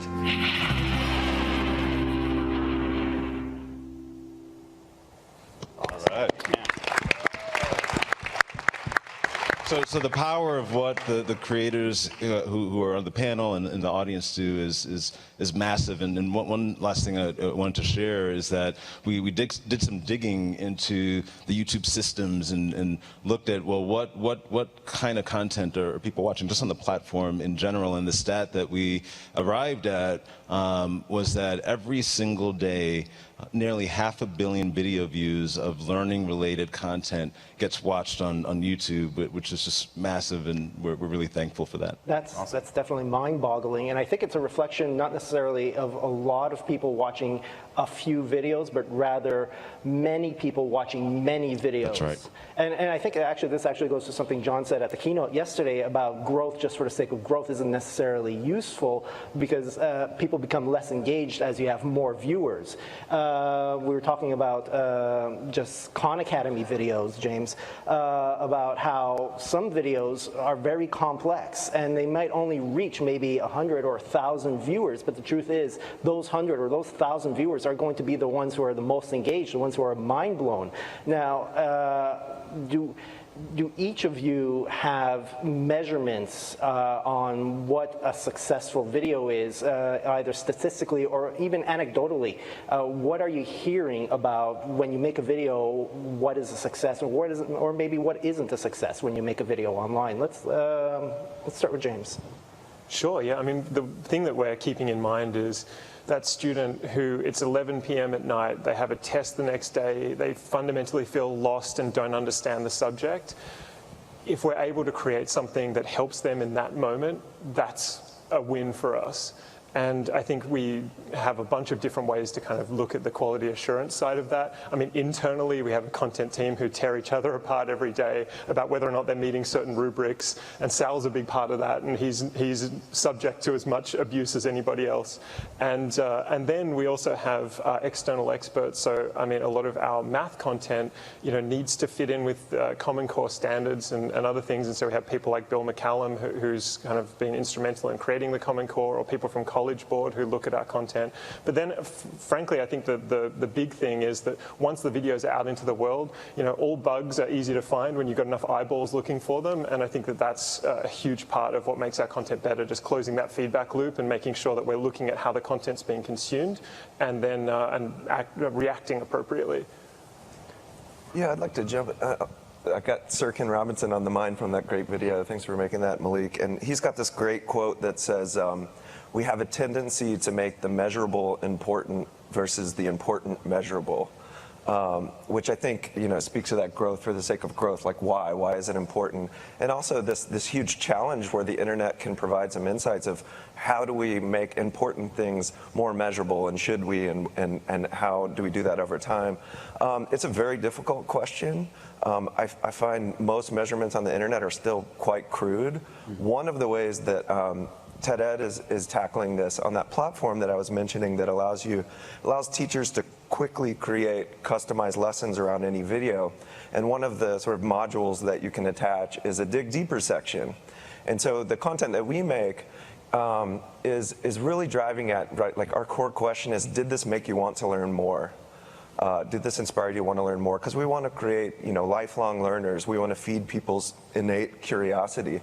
And so we actually look at the conversion. We like it when people leave TED Ed to go learn more on another article. In fact, my team often talks about, we're all big bibliophiles, and we often talk about how our successful use case is when they close the computer and read a book because of one of the videos. We try very hard not to think about views. Obviously, Crash Course is partly supported by Patreon subscribers, but it's partly supported by advertising, so it's impossible to totally divorce yourself from the metrics that matter to advertisers. But what interests us most, and the things that we look at views-wise, is not how many views did a video get in its first week, but how many views did a video get in its 372nd week. And in the case of the most successful Crash Course series, it is bigger in its 372nd week than it is in its first week. And that's important to me. I think that's when you know that it's useful enough to schools and to students that they're going back to it. The other thing that we do, we have a group of teachers who we sort of ask what's working, what's not. Are you seeing Crash Course more in your schools, less in your schools?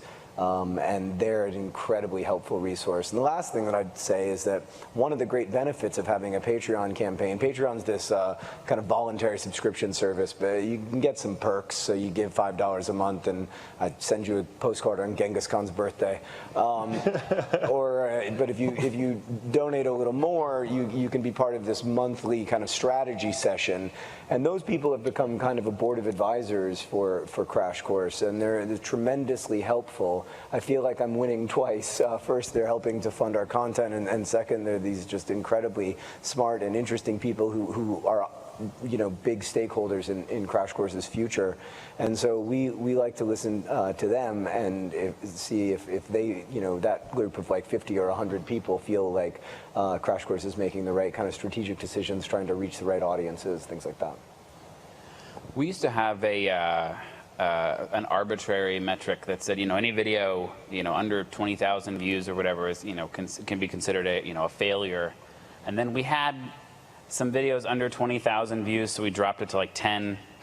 And then we had a few. So we just threw that out the door. And like you said, once you stop caring about views, it's the content that you put out. And I would take more engaged, more interested viewers on a video. We do some videos about the history of chemistry and chemists throughout the ages, and we do a great animated series with it, and they are traditionally almost always lower views than the rest of our videos, but the view time is longer, and we get people leaving more comments on the video. So I would much rather have smaller groups of more engaged viewers than 1 million views on every single video.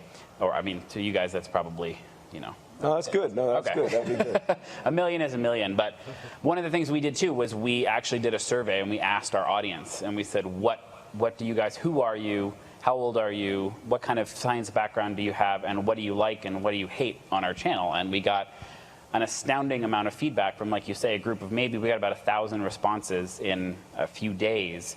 And people said, we love food chemistry. We love, this kind of stuff. We love the life hacks kind of stuff. And we're not so crazy about this stuff. But, the best feedback we got was when we said, what was one thing you could change about the channel? And so many people said nothing. And that feels really good because that's the people that take the time to respond to a survey like that are your most engaged viewers to begin with. And so that's who we were listening to as well. And we've tried to sort of gear our content to them. Sure. And one thing I would just add, I think of the kind of the personal impact, and one example, one use case that I have with my oldest, my 13-year-old, when school was in session, and I drop him off every day. He's a middle schooler. The ritual was we go in the car, we listen to a little bit of music, and then I ask him, well, what are you studying in social studies? And then I'll go to my phone, go to YouTube, and usually end up on a crash course video, and I'll sort of put the phone right there in the dashboard, and he'll watch the video on the way to school. And I actually got to see real time how it actually positively helped his grades. So that kind of personal impact and return, I think, is really meaningful. Yeah, I think what Malik's speaking to is that unless you can see it in a person's life, it's almost impossible to measure. I think Khan Academy is closer than anybody else. They've got great assessments. And Logan is completely right in saying that a lot of times we measure what's easy to measure instead of measuring what's actually important. But it's really, really hard. We aren't quite there yet, I think, with assessments that are really effective. But when you see it in an individual's life, I mean, really, the difference is when someone tells you. When it used to be, for many, many years, when people would stop me in the grocery store, it would be because of Vlogbrothers, and then for a couple of years, people would stop me in the grocery store because of The Fault in Our Stars, and now almost every time someone stops me in the grocery store, it's to say thank you for the history, teaching me the history stuff. And that's cool. Like that's what I want to be when I grow up. So that's really cool.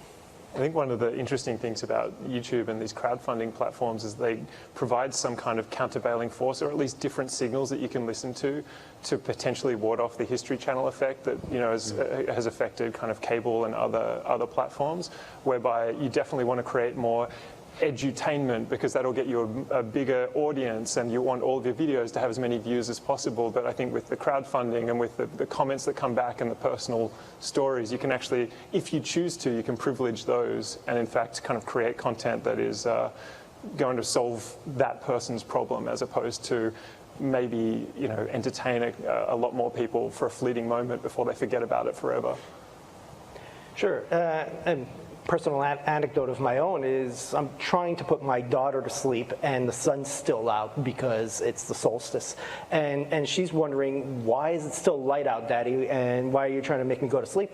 And I've got like Ducky and Teddy Bear in my hand, and I'm trying to twirl Ducky and Teddy Bear around, and it's like, oh, for Pete's sakes. And I get my iPad and I open up YouTube, and it doesn't matter if 1 million people have watched this video or 10 people. It's like, it's explaining it to my daughter, and that's what matters to me right now.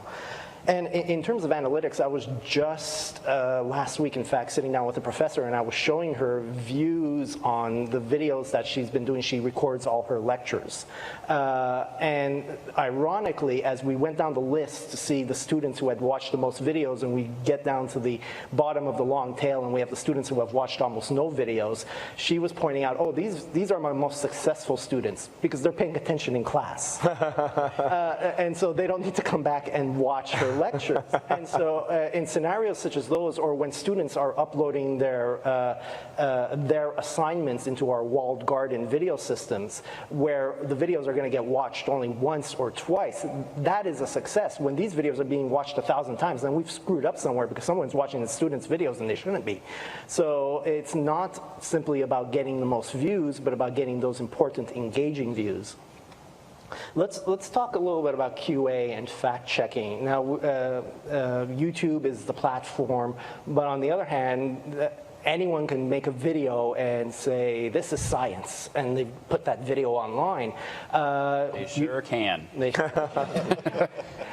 You guys are certainly a little bit more organized than that. So if you guys can tell us a little bit about maybe your fact-checking processes, and we can start over here with Logan. Sure.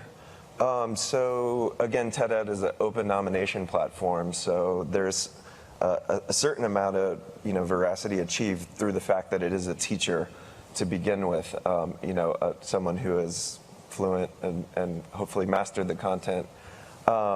We we work with them. We also independently fact check the script as it reaches its final form. And then we publish the video, and if we get something wrong, our community lets us know. And we try really, really hard, because it's scary and it's wrong to publish something wrong, but it's also going to happen. It's important to know that. And I actually think it's important for YouTube to make product changes that help correct for that or celebrate that, right? Like, mistakes aren't all bad, right? You can show the process and understand that academically that it's actually an interesting line of inquiry. Like, what is fact checkable, what isn't? I don't know. But we're pretty robust in our fact checking, and 99% of the time we get it right.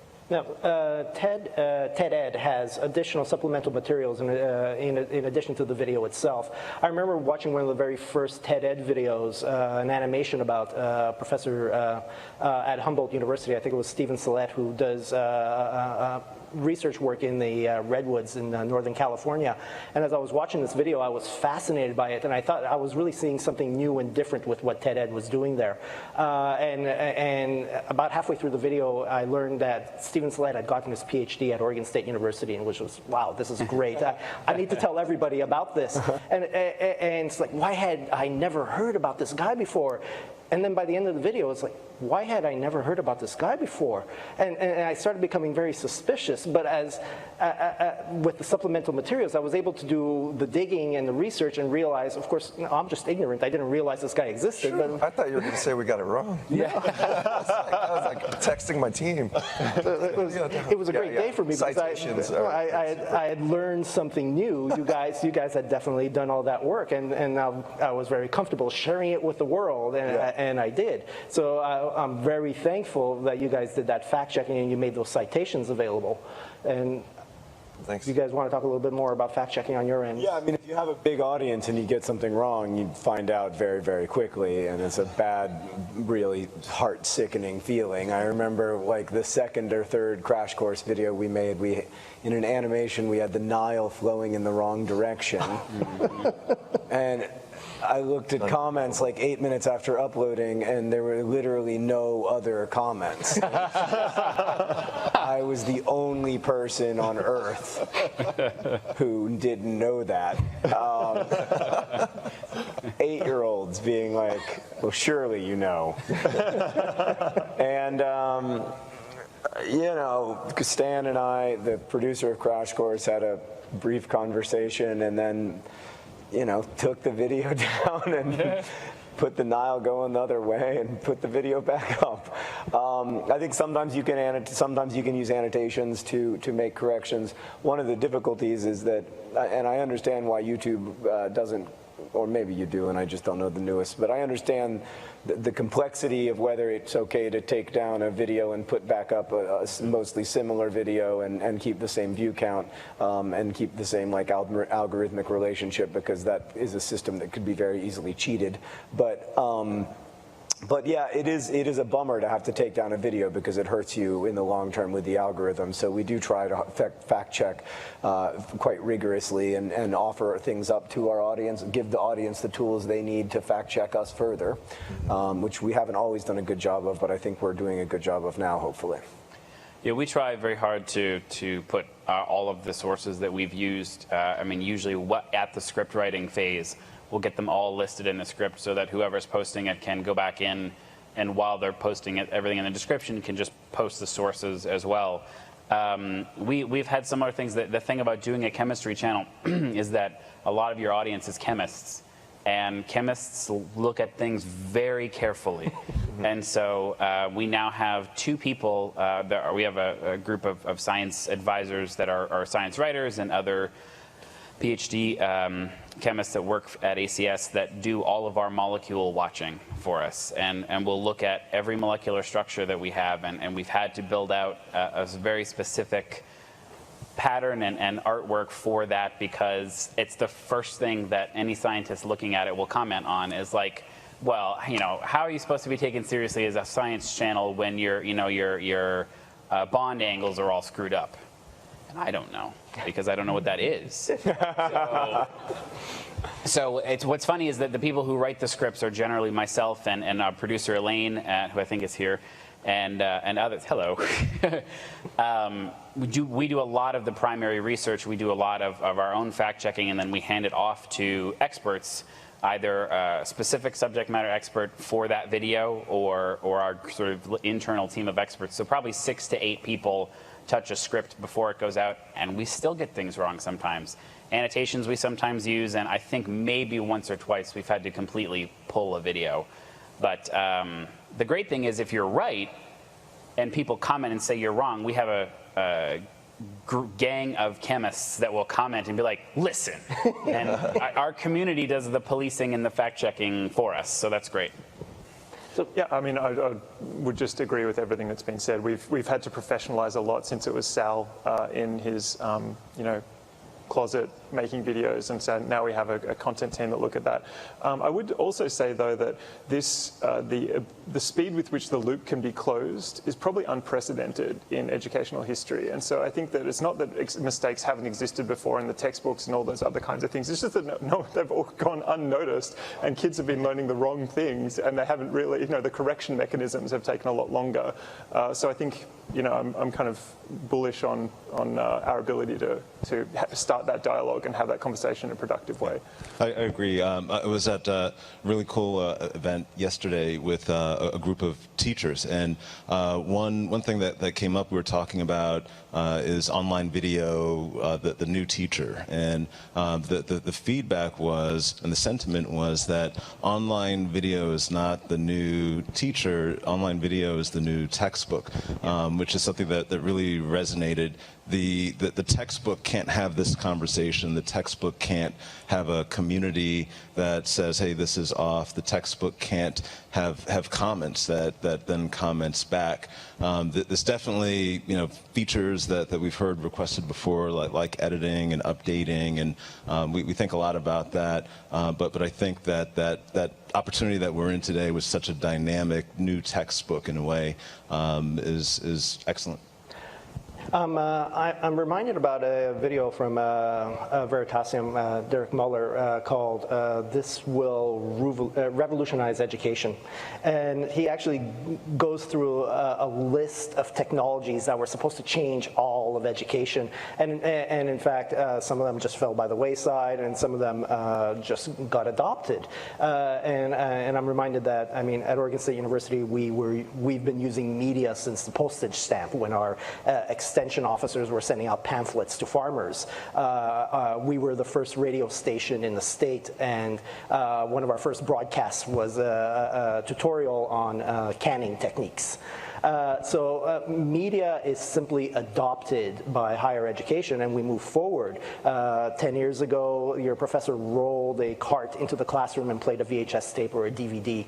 Now they roll that cart into the classroom and they might play a crash course video. Now, video is the new textbook, yes, but it's not necessarily a very innovative adoption of video. Are there any more innovative ways of using video than simply playing that video in front of a bunch of students? Is there any other way of engaging a student with video? I'd love to start just because I'd love to hear everyone's answer about the innovations. Mine's a little more at the sort of like fundamental level of that question. I think there actually is a difference. I get it, like the hype cycle for each technology in schools is crazy and blown out and you know, damaging actually. But I think when you roll, you know, a crash course video into a classroom, or let's go brain scoop just to mix it up, a brain scoop video into a classroom, there is and it's on YouTube or some other online platform, it doesn't have to be YouTube, there's an implicit promise in that video that you can also upload a video and that you can have a dialogue with that person.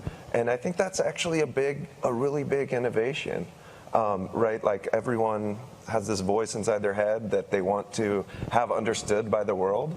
And by students understanding that, you know, this new textbook or this thing on the cart playing a video is an outlet for their ideas is a major innovation. I mean, it sort of like sidesteps your question a little bit, but I think that's one of those important measures that should be mentioned. We talk a lot, we worry a lot about whether it's too passive, you know. I mean, the great thing about online video is that it's not passive. That makes it terrible for advertisers who want you to be, you know, staring dead-eyed. I'm sorry, I know a lot of your advertisers, and I like advertising. I thank you for advertising on Crash Course, but like ultimately, your priority is that you would like in a perfect world for someone to stare dead-eyed at CSI and then boom, there's the advertisement. But I think the way it's going to work, I think you can be a passive viewer in a classroom, right? It's easy to do other things. It's easy to get bored. It's easy to hand notes. That's problematic. Some people say flipped classrooms can address that. I don't know. I'm not an educator. I think though that one thing that does work is pausing the video and talking, and then playing the video more, and then pausing the video and talking. So in the curricular materials that Stan has been working on, the head of our Crash Course team, with Joe and with some people, with some other people, it's designed to do that. It tells you spots where you can stop it and say like, is John right about that? Or is John kind of oversimplifying to try to get into this video to be 9 minutes long? And if John is oversimplifying, let's look at how. Like if John just said there were 5 cool things about the Mongols, were there? Maybe there were 6, and he just ran out of time. And I think that's I like the play between the curricular materials that we're making available, which are text-based mostly and image-based, and the video. And so I think there might be some potential there. But I also think that I agree with Logan that I do think that this is more of a lasting change because of the updatability of it and because of the fact of being able to respond and that response becoming part of the project. Yeah, we have always heard from high school and some undergraduate chemistry teachers that they show our videos. They like to show our videos, but they've shown them as a jumping off point into something. So we just did a video this week on the Maillard reaction, which is what makes your toast brown and which makes your steak brown. It turns things brown, to get scientific about it. But you know, a teacher could play that, and it's 3.5 minutes long, and then they could do the rest of the unit on the Maillard reaction and its role in chemistry. But it's like a hook for kids because, or for teenagers, or for that group, because that platform, that YouTube, is where they are when they're not in school, and sometimes when they are in school. But when they're not in school, they're watching YouTube videos, and they may not be educational, but that's where they are, and being where they are and using that as a tool to jumpstart a piece of curriculum is far more effective than saying we're doing chapter 3 today. And that's a very apt description that it's the new textbook, not the new teacher, because I do not watch my videos thinking that I will teach you chemistry, because you don't want me teaching you chemistry. Right, yeah, you just want to get people excited about chemistry, right? Like if you can in the first 8 minutes get excited and have a question that's a big question that needs answering in your life for your life to get better. Like if you can feel that way, instead of like it's these arbitrary hurdles that you've been told that you have to jump over in order to get this piece of paper that you've been told you need to go jump over more arbitrary hurdles to get yet a different piece of paper. Like that is so soul-sucking and dehumanizing and objectifying of the human being who's trying to do these things, that it completely loses track of the fact that what you're actually trying to do is contextualize yourself better in the universe, which is this joyful, exciting, super weird thing, and it's incredibly exciting, and you can't suck the guts out of that, and I like that idea. I mean, that's how we imagine Crash Course initially, as a jumping off point. I will say though, and I don't know what James is going to say about this, that like Khan Academy, in my opinion, like finds ways to make content joyful and exciting while also still being pretty completist.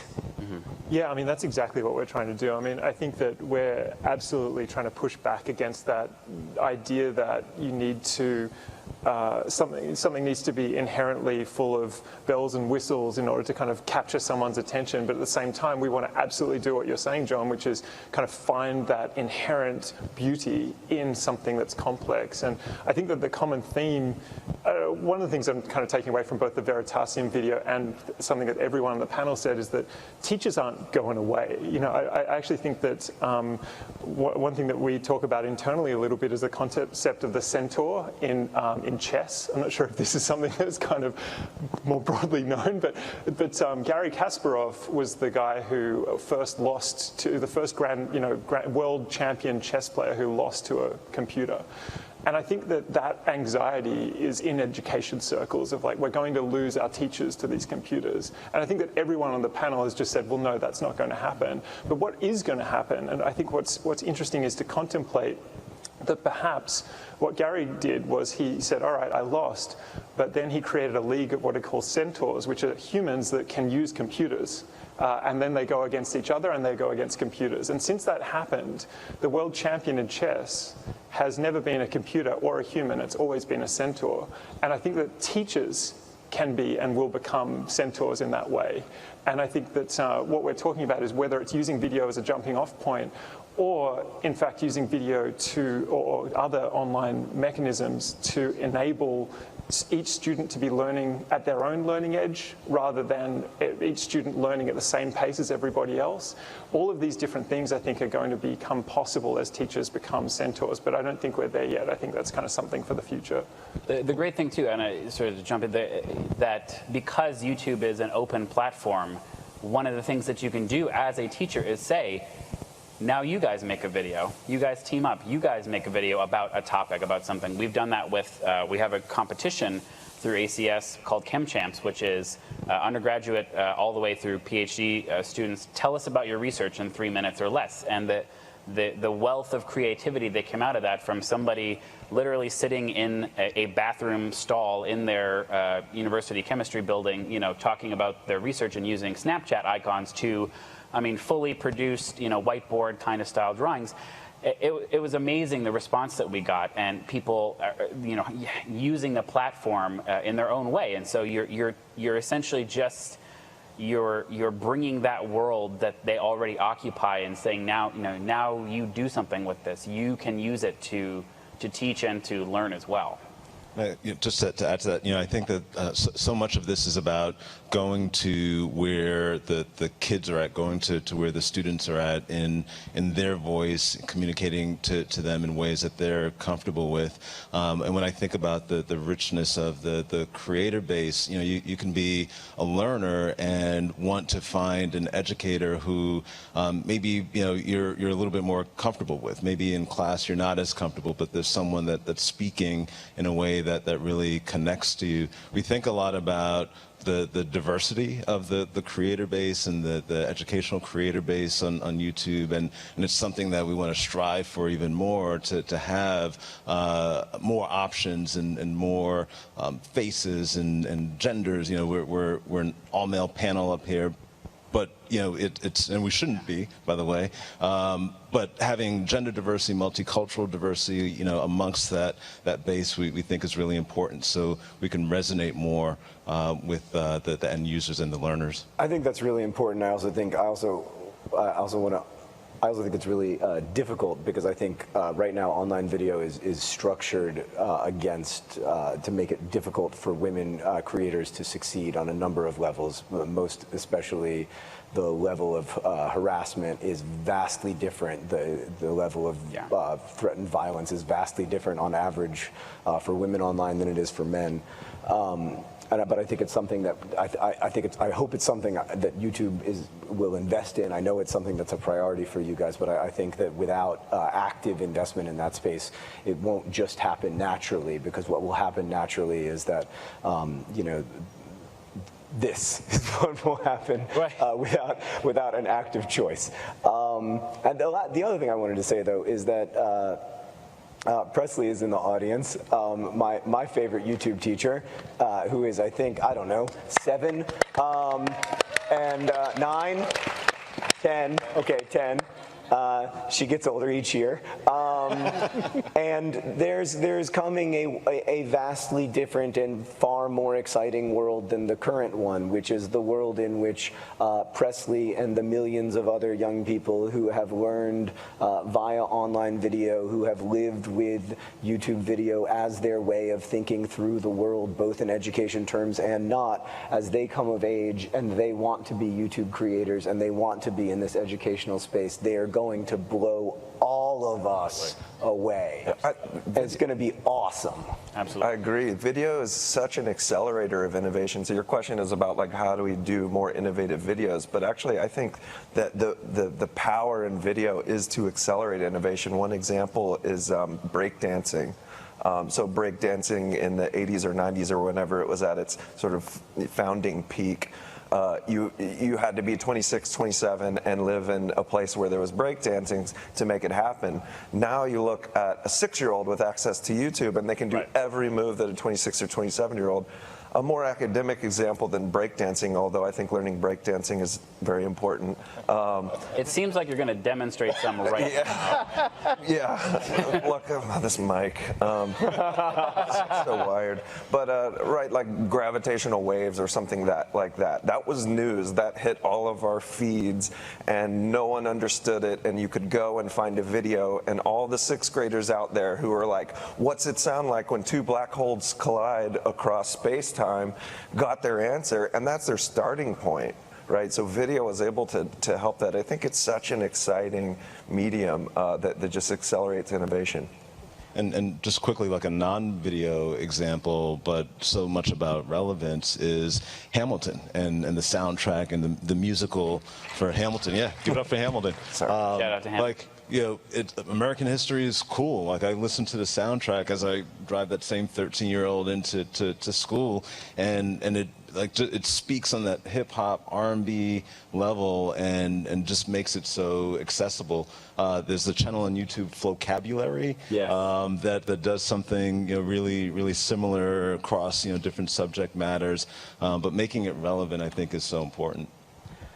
This whole time we've really been talking about how online videos have been augmenting traditional education, but we touched on another subject. In fact, I attended Emily Grassley's panel yesterday, where she mentioned that she was tired of being on panels about women on YouTube.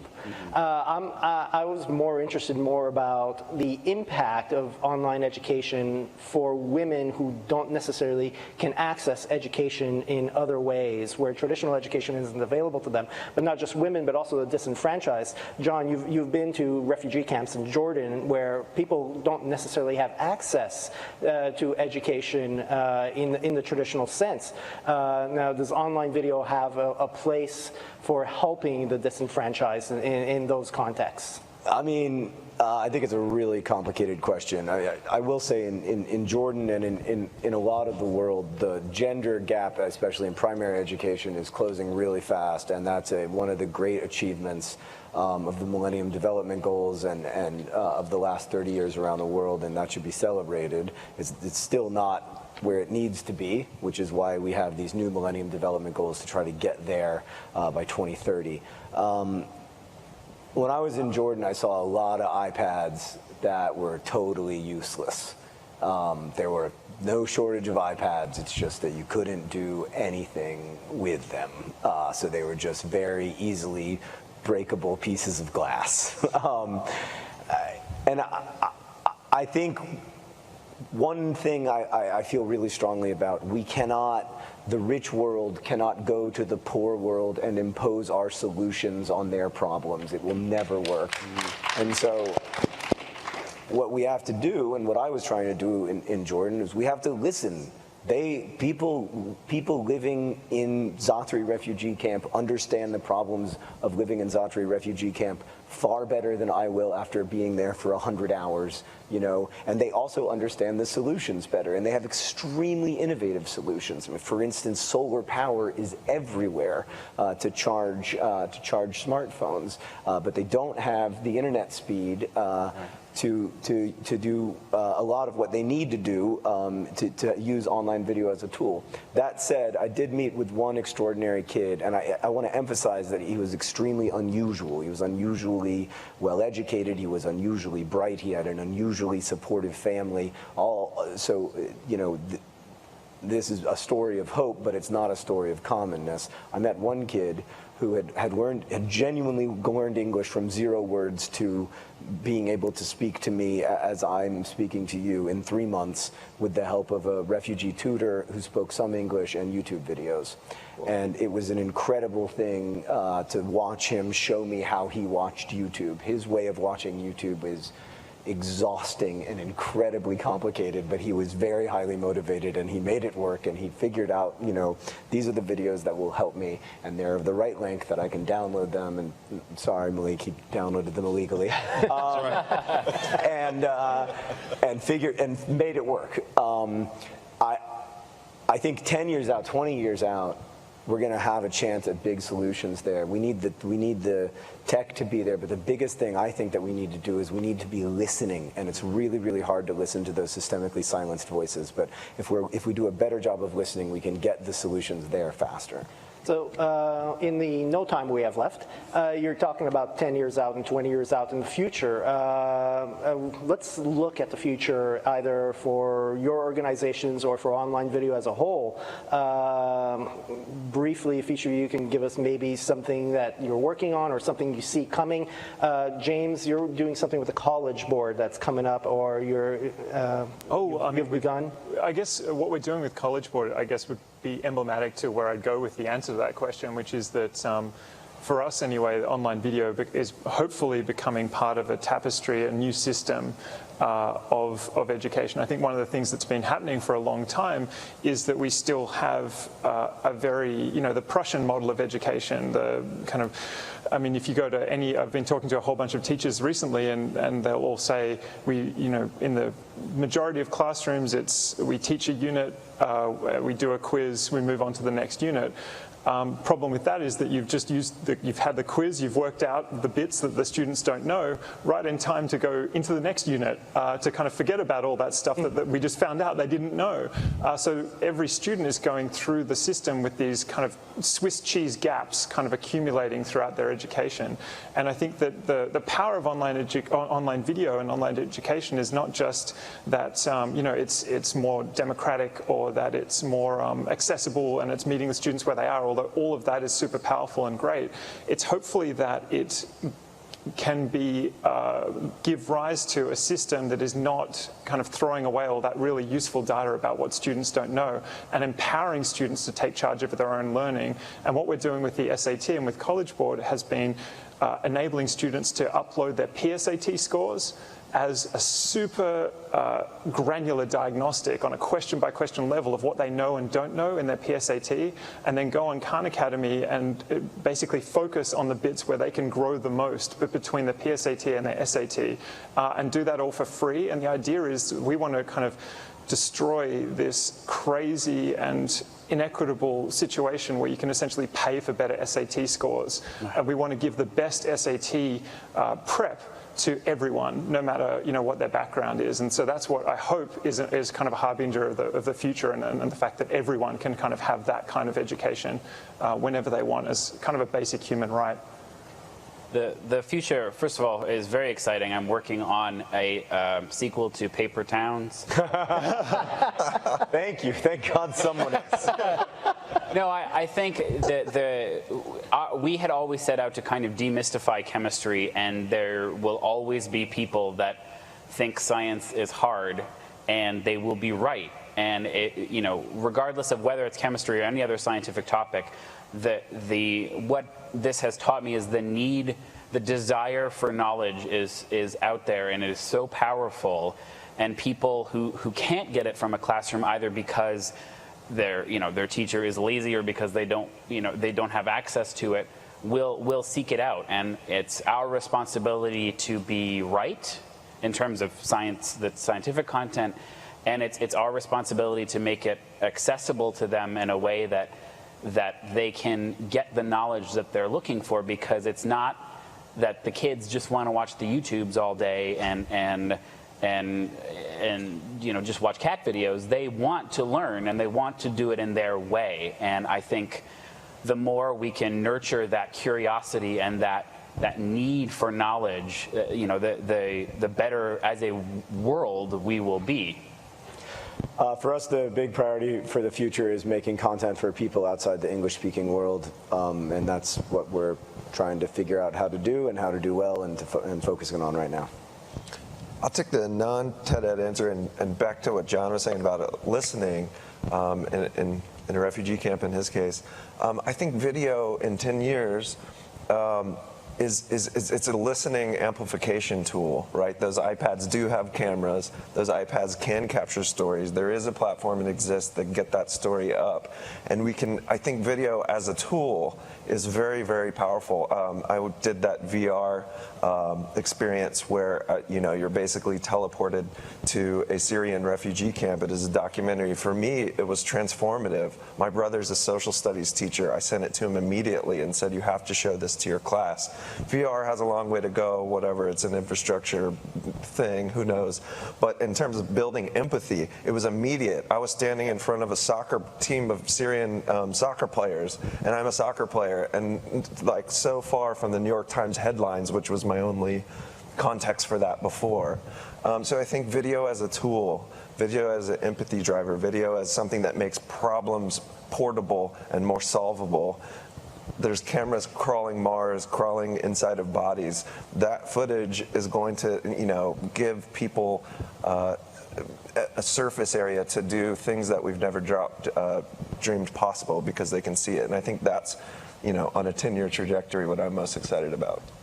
I agree with all of that, and I would say that more connectivity would be one. I think it's about half the world is online connected, and to reach the parts and pockets of the world where they can't stream, where they can't discover great educational content, getting that world connected, and then I think this goes along the same lines, but really leveling the playing field. Leveling the playing field with creators. We talked a little bit about diversity, but I think that's really important that we lean into that, and leveling the playing field for learners also, and that's what education brings to the table. All right. Oh, well, I guess that's time for us. I'd like to thank our panel for being here and answering our questions. Thank you very much, gentlemen. Thank you. Thank you, guys. That was pretty amazing. All right, everybody now say goodbye, world. Goodbye, world. Thank you, guys. This was great. We're going to take a quick, well, a half-hour break. It's quick or not quick, depending on how long 30 minutes is for you. But come back in here because we're going to be focusing on international in just about 30 minutes. So thank you, guys, and thank these. What a great panel, right? It's amazing.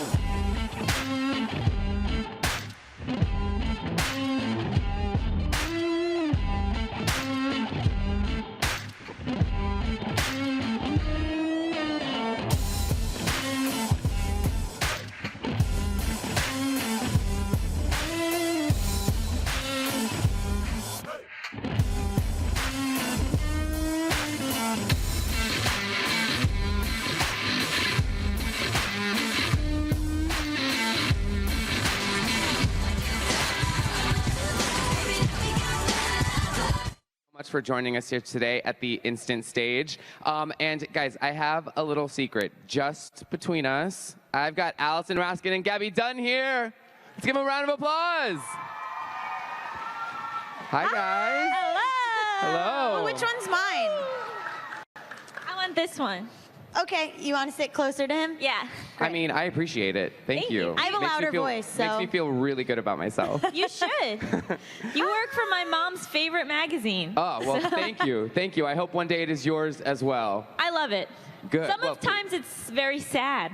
Well, we try and be uplifting, but yeah, sometimes we can get down in the dumps. But there's really good, if you like a good, juicy crime story, you can also. I love a good crime story. Right? So you'll get that a lot in there too. But also, backstage, right before we came on, our big debate was whether or not Taylor Swift and Tom Hiddleston's couple name should be Hiddleswift or Swiddleston. Swiddleston, right? Right? Swiddleston That's what I think. is better.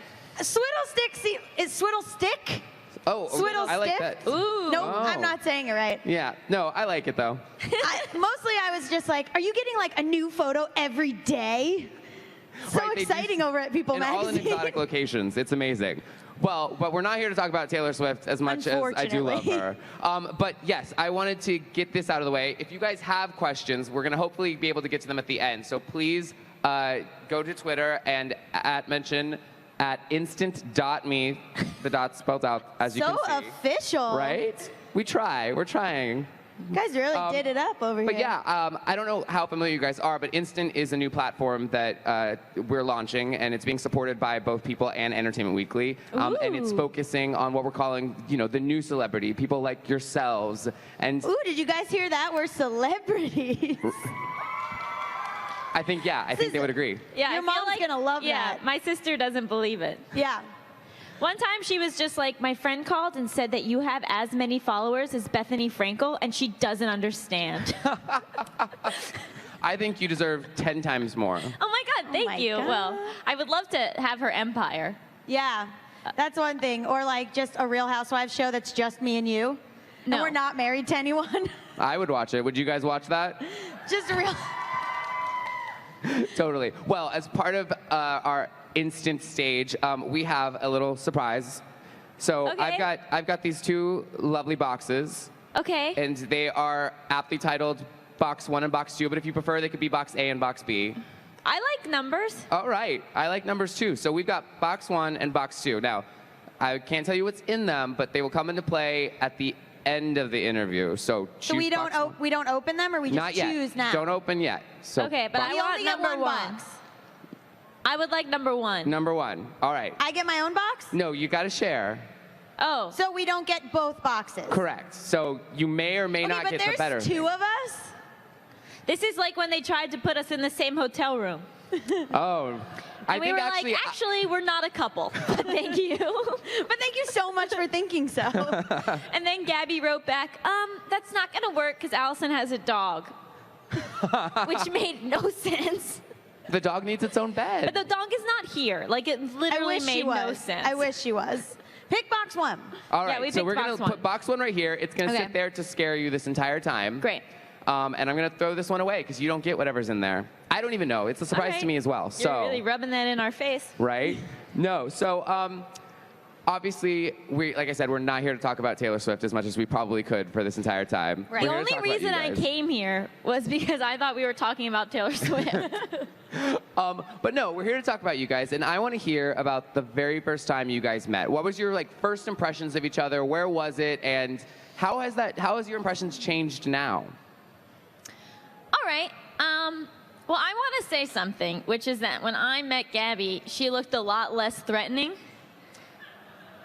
Like, she had brown hair. She looked like a dork. I'm just gonna put it out there. She had brown hair and glasses. I was doing a covert operation. Yeah. And so we were on the sidewalk, as most people are. We met on the sidewalk. Well, we were going to the same stand-up open mic, and Allison and I at the time looked more alike. Like, I had long brown hair and dressed a little bit differently, and people thought that a couple times people were like, "Are you guys sisters?" Which would never happen now. But yeah, and then there's a lot of times at stand-up open mics, there's not a lot of women there. So I was like, great, a lady, I will talk to her. And then we started talking, and then we just kept hanging out all the time on the way to open mics. Yeah, and then I saw her at another open mic, but I was with a different girl, but I was like, oh, I wish I was here with Gabby. Oh my God, it's so nice. And that happens a lot, I assume, to women all over the Los Angeles area. But then I was like, well, because I was like, oh, she's so cute. And I also, at the time, didn't really believe anyone was straight. So I was like, oh, she says she's straight, but, what does that even mean, right? It means that you're straight, that apparently. I'm straight, yeah. That's what it means. And I was like, what? Look at her little purse in her arm and her little Tory Burch flats. She just, looks like all the little, Jewish girls that went to my summer camp. I love it. Yeah, I was like, oh, did we go to camp together? We just, it was a very familiar Yeah, thing. it seemed like we knew each other right away, which is, a good sign for a friendship, I think. When you meet someone and there's no, not small talk, but, there's just oh, yes, we are meant to already be friends. Right on schedule, we have met each other. And how do you feel like you two have changed, hopefully for the better, but maybe for the worse, I don't know, since you guys have met each other? Ooh, do you want to take that? Yeah, I'd love to. I feel like we met, and I was here, and Gabby was here, and now we're slowly merging into one person. I don't know if that's for the best or not. When I met her, I think that my view of the world was very black and white, and I didn't really I wasn't open to the world as Gabby sees it. Recently, my friends were involved in a cheating issue, and back before I met Gabby, I would have been like, that's crazy. And now I'm like, well, what's the big deal? Just not cheating, but you guys get it. Life's a journey. There's gray areas. Yeah, it was very black and white thinking, I think. I mean, just you sitting at dinner explaining to your grandmother what polyamory is and then being like, ugh, what's not to get is But so literally my grandma understood polyamory. She didn't understand why anyone would pay for an Instagram photo. That's the part she couldn't get. And then I remember being at Planet of the Apes and being like, why are none of the female apes talking? So that's how I've changed. Thank you. I think I've become a little bit more reasonable. I think Allison has sort of showed me that you don't have to jump to anger as your first emotion. I jumped to sadness. Yeah, jump right to sadness first. No, but that maybe people's intentions are unclear, and I don't have to immediately go their intention is they're the worst person ever. I think she's definitely made me more organized, definitely made me care about deadlines more, definitely made me a more subdued, reasonable person, less likely to get in a fist fight, a little bit calmer. But also, to be fair, I was waiting for Gabby to come to this event for 20 minutes, losing my mind, being like, we're not going to make it. And then shouting at our shared manager, that I need my own team. I got here. I made it. I was like, I would like my own person so I can be everywhere 25 minutes early, please.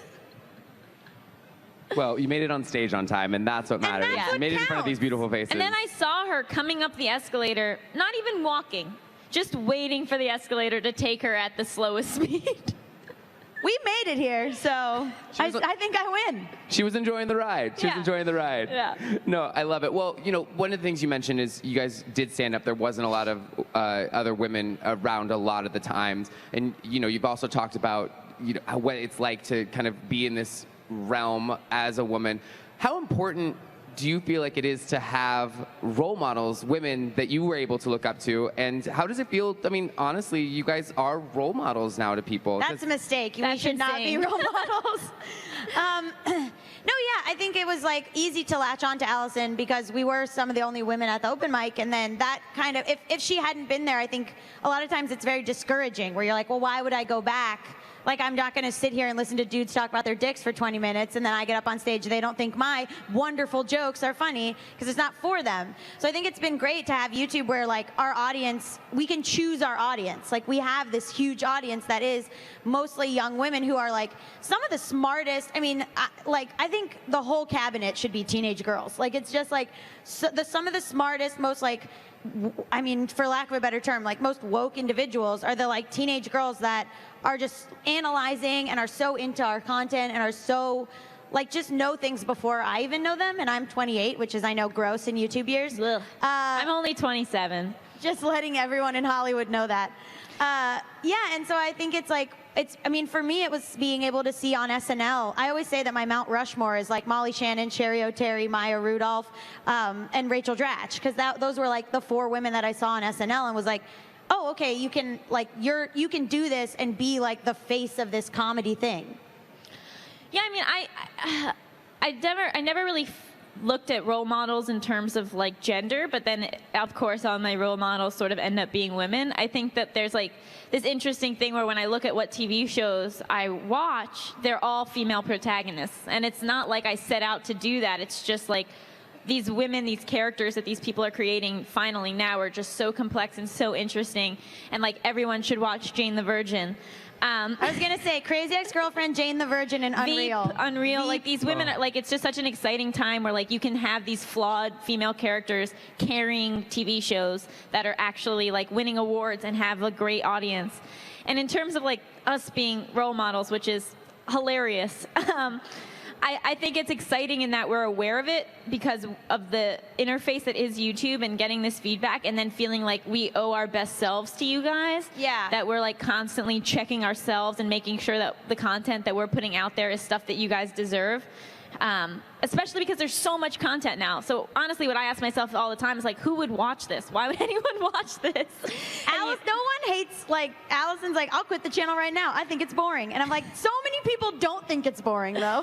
But it's like, how do you keep it fresh? How do you keep it interesting? And like, you know, what's in, like, how do we tell a story that hasn't been told, but that's also still relatable? Yeah, well, I mean, your skits they sometimes are outrageous. They're always hilarious, but they're also really relatable. They're things that I think people can identify with. Not trusting the mail. Yeah, right. A pretty big sketch.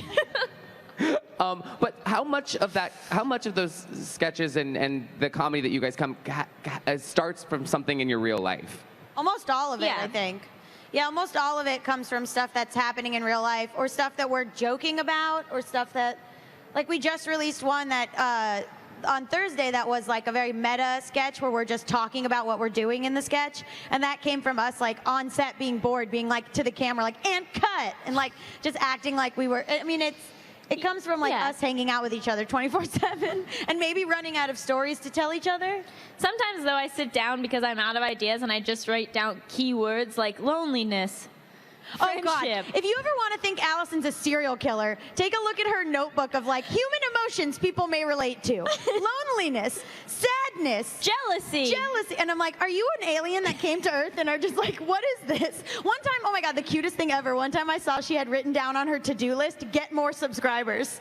And I was like, oh, how did you plan on doing that? Guess what? It worked. But it was just crossed that off the list. It was just so cute. It was like what your mom would write down on a to-do list. Like I was like, oh, okay, get more subscribers. Seems good. Yeah. Just the big points. None of the day-to-days. I had no idea how to do it, but I knew I wanted it. It was so funny. Well, I think that is how a lot of people start off their path on finding fame on YouTube. Yeah. Is you just start doing it and it grows. Yeah, I mean, what's interesting with so a lot of times we'll have a concept, but because we're actually like writing sketches, it's like, okay, but then how do we actually make it a sketch? And like, yeah, a lot of it is like, I have an agenda, and then Allison goes, cool, what's the joke? Or, you know, how do we make it so like it follows the structure of a more traditional sketch or episode where it's not just like rambling, because at this point we kind of just want to ramble. You know, obviously there's a lot made out of, you know, the negativity that you can see online in the comments and all that kind of stuff. People's actually partnering with a PSA called Hack Harassment to kind of promote more positivity online. Yeah. But you guys have a unique situation because, you know, everyone deals with online bullying. It's something that unfortunately happens to everybody. But you guys, because you've done stand-up and that's in person, like you can have like a heckler, you can have like that negativity like right in front of you. How do you deal with that both online and in person? Well, one day I was feeling really fat, stupid, and pregnant because of comments. And, you know, I never engage with the comments. I actually just like allow them on the page and never write back. But I wanted to do something to respond in the way that I feel is like my path, which is like with comedy. So I wrote a sketch called Don't Read the Comments. And it's just a sketch that's like a behind the scenes of just between us where it's all in one take, and it's basically just how we're unable to film an episode because we're too consumed with these terrible comments that and have also happened. that we both think we're pregnant. Yeah, we're both like the end of the sketch. The commenter said we're pregnant, we must be pregnant. And so that was like a really cool and like cathartic way for me to deal with it. Where like, and then the commenters were like, oh my God, they got us. Like, they were like, oh, you nailed us this time, egg on our face. Yeah, it was the nicest comments we've ever had. And they were tickled by being made fun of, which is like so pathological. Which I think is like, if you're a creative person, it's like the easiest thing in the book is like turn your pain into like your art. So not that just between us is art. I don't want to be quoted saying that. I think it's art. Okay, but everything's art. You know, like I think we're just changing the face of sketch comedy for female duos on YouTube. Oh I think my we're just God. revolutionary. I can't. They Yeah, agree. see, you got somebody that agrees. Listen, if you're not going to be confident in your own work, as Demi Lovato said, what's wrong with being confident? I love Demi Lovato. Guys, what a transformation. She should be a role model. Okay. I was very happy that her break from Twitter lasted like 2 minutes. And then she was like, nope, I'm back. Yeah. Allison's like, I love this person. What's their name? What's their Twitter? Like, doesn't know. I know. Because she dated Fez. Oh, yeah, she did date Fez. For those of you who don't watch our channel, very into that 70s show on our channel. I think that's appropriate. So relevant. Oh, just so timely with the references, you know? So obviously, you know, we talked about the negative side, but you do have a fantastic relationship with your fans. Like, what's been the most rewarding experiences you guys have had from getting to either meet them or just having them reach out to you? I mean, it's been so crazy seeing the fans talk to each other in the comments. I think that's like a really cool thing, is that it builds a community where like someone in the comments will be like, I want to come out, but my parents are homophobic. What do I do? And if I don't get there first, like 15 other commenters will have already responded with like, don't worry, keep your chin up, like try to stay safe. And it's like, oh, I didn't even need to reply. Like, you guys already have built this community where you talk to each other and where you care about each other because you can know what we care about, which is like mental health and LGBT stuff. And so you're just like you're on it already. So that's so rewarding to me, is to see people who are like, we met and we bonded over just between us, or my friend didn't know who you were and then I showed them your channel and now we're all friends. One girl told me that she's like the only queer person in her sorority and that she shows the people in her sorority our channel so that they understand her. And I was like, a sorority's doing that? That's crazy. It was so great. No, stuff like that is absolutely amazing. And for me, like, I've had a couple commenters say that they've watched our videos with their therapist. And, like, that blows my mind. Like, what cool therapist? But, like, I think your dream. Yeah, that was literally my dream, that a therapist would show a video about OCD to their client. So that's, like, amazing. The fact that, like, there's this ability that it's, like, being shown for something other than comedy, even though maybe the intention was just comedy. So that's been like really amazing and made us think more about like what we want to do like on a larger scale. Well, that's fantastic. One one segment that I want to talk about and kind of get the story on is you guys have the international questions segment. Yeah. Oh yeah, the international question song. A The cage bane of my own making. Yeah, the bane of Allison's existence. I was like, you could stop at any time. She's like, can I stop? I don't think I can. I love it. I mean, these ideas that aren't based in real life, or these when you get an idea of like how many of those end up on the cutting room floor, and how many of them actually make it to a video that we see on your channel? Well, international question was just something you thought you were going to do one time. I don't even remember doing it. Like, I have no memory of it. Yeah, but that's like what's amazing about the format is like the medium is that you see what's working. Yeah, so you can do it once, and then if the comments talk about it, then you'll do it all the time. Somebody started a party. Oh, I'm glad our music has started. Thank you so much. This is a dance party. Was that not clear?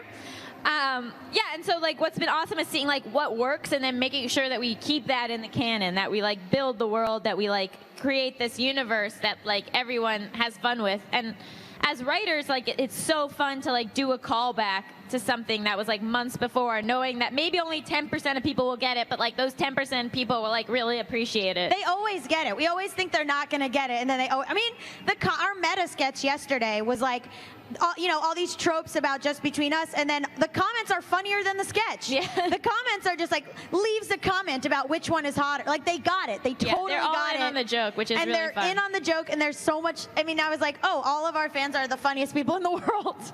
One fan made a website for my paintings.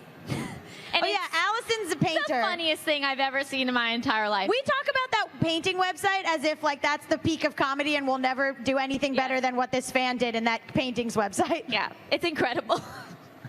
I love it. So, there's a lot of people here today that are maybe, still middle school, maybe even younger. At what point did you start kind of formalizing, you know what, I like telling jokes, I like writing down jokes? Like talk to us about, how young were you when you really started to do all that in an organized way? In an organized way, I'd say high school. Like I knew I wanted to be a writer by high school. I like took a class senior year that really dove into that. I did a summer program with writing and film school, and then I've sort of known for like a long time. And then I went to school for screenwriting. I think that I had to develop comedy really young, or else my life was too sad. It was a classic defense mechanism that's now paying off financially. So. I mean, I went to school for journalism. I was going to be a crime reporter. Like, I had watched All the President's Men and was like, yes, I will do a Watergate. Like, I was very, like, I thought I was going to be wearing, like, a fedora and smoking a cigar and typing on a typewriter in black and white. Like, that's what I thought my life was going to be. And so I always knew I wanted to be a writer, but I never thought I was on camera. And then I kind of resented it a lot. Like, I had someone in high school tell me, oh, well, you're pretty, so you should be on camera. And I was like, fuck you, man. And I like didn't want to do it. Someone told you were pretty in high school? I know, and I wasn't. What was that like? And it was an old female guidance counselor, so take that with a grain of salt. But I was like, no, I don't want it. No, man, I'm not on camera. I'm behind the scenes getting the scoop. Like, I don't want, whatever. And so I pushed back against it for a long time. And then I finally... But she just loved attention too much, I mean, you know? I do, yeah. Well, I liked the attention of journalism because it was like your byline and people would go, oh, that was a really great story, but they didn't necessarily know what you looked like. And so I hid behind that for a long time. And then I thought that funny people, I honestly didn't understand stand-up. I thought that you were already famous and then they let you do stand-up. Like, I didn't understand that you were a stand-up and that was your job. Till probably college, which is very embarrassing. So I think I think up until we started doing the YouTube channel, I didn't think like, oh, I'm gonna be on camera. If anything, I thought, oh, I'll write television, but I'm not gonna be like the face of anything. This isn't true. Once I got a taste of it though, oh man, was I like, oh, people wanna look at me? Okay, look at me some more. And people enjoy looking. Once I got the nose job, I had to be like, I'll be on camera. Oh yeah, the nose job was really the turning point. I was like, I gotta commit to this. I love it. Well, the time has come. Oh, the box. Figure out what's in this box. Can I open it? I mean, that's between you two. I am not. I hope it's like snakes that come out of that peanut brittle prank. Like, you know what I mean? What a classic prank. Is it gonna be snakes? I hope not. Nothing's in the box. Oh, there's words. Oh, there's words. words. Are things. Oh my God. Oh, wow. We really got a good one. Do your best impression of each other. You got it. You go first because yours is better. Oh, yeah, we've done it on the channel a bunch, and my impression of Allison is received accolades across YouTube. It's a lot of like, no, Gabby. Like, that's a big one. I think a lot of it is just no. Or like this is Allison taking a photo. That's because you told me that's my best photo face. Yeah, it's a real good photo face. A lot of it is like, I'm not flirting. That's a big one. The hand. Internet. Oh, this.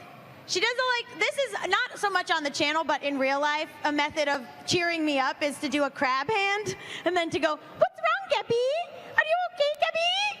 Are you tired, Gabby? That's me. That's what I do when she does it. Are you just a little tired? It's very annoying. You're annoying. And now it is your turn, Missy. She likes to, yeah, I mean, we're the best channel on the internet. I mean, if you're not going to be confident in yourself, like, what are you doing? Your voice just got 12 octaves lower. Yeah, like, honestly, I didn't even think I'd become this amazing.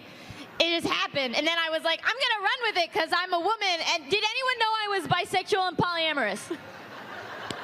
Was that clear?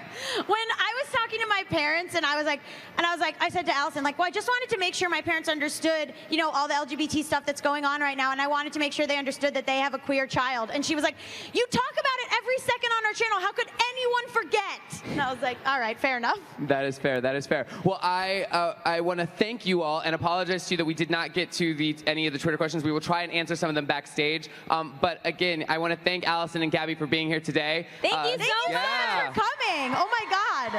And we will be back with some more amazing people in just a little bit. Thank you guys so much. Thank you. I kissed all of you.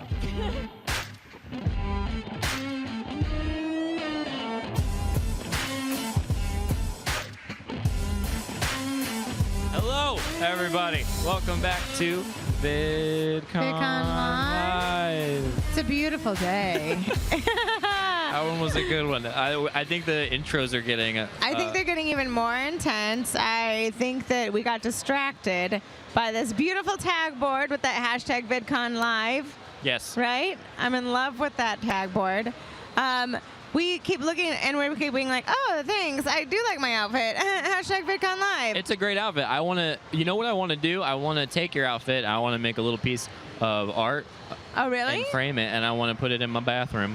Oh, that's so sweet. It's you actually the highest me into compliment. Bathroom art. Highest compliment I can actually What a nice give. day. I'm okay with that, right? Thank you. Guys, we just we came from eating pasta. So to our give you a energy's real life thing, we went, we ate it, and now we might nap for We might nap for a very long time. Is that okay with you guys? Let us know using the hashtag VidCon Live. It's okay if we sleep. Hashtag VidCon Live, right? We actually came from that industry track panel that Elliott liked so much. That's one. No, that education panel. So many of you guys actually were tweeting on hashtag VidCon Live, and you were like, you guys helped me pass my exams. Thank you to everyone on that panel. Wow. Because it was a very education-filled panel, not educational-filled panel. Speaking of education-filled panel, the next panel that's coming up is called Behind the Book. So you're going to hear from Glozelle and Grace Helbig and the wonderful some guy named Oakley. Tyler Oakley. I don't know. Everyone keeps talking about him. I gotta learn who he is. He's new. He's fresh on the scene. He's fresh. Yep. Tyler Oakley. I'm just kidding. I know big who on Tyler Oakley Periscope. is. He's big on Periscope. Oh, hashtag Periscope. Yes. And yeah, we're having a great time here, and we're learning a lot. Lee has to run and go to a panel in a little bit herself. I am. I'm excited. I get to go meet a whole bunch of different wonderful people.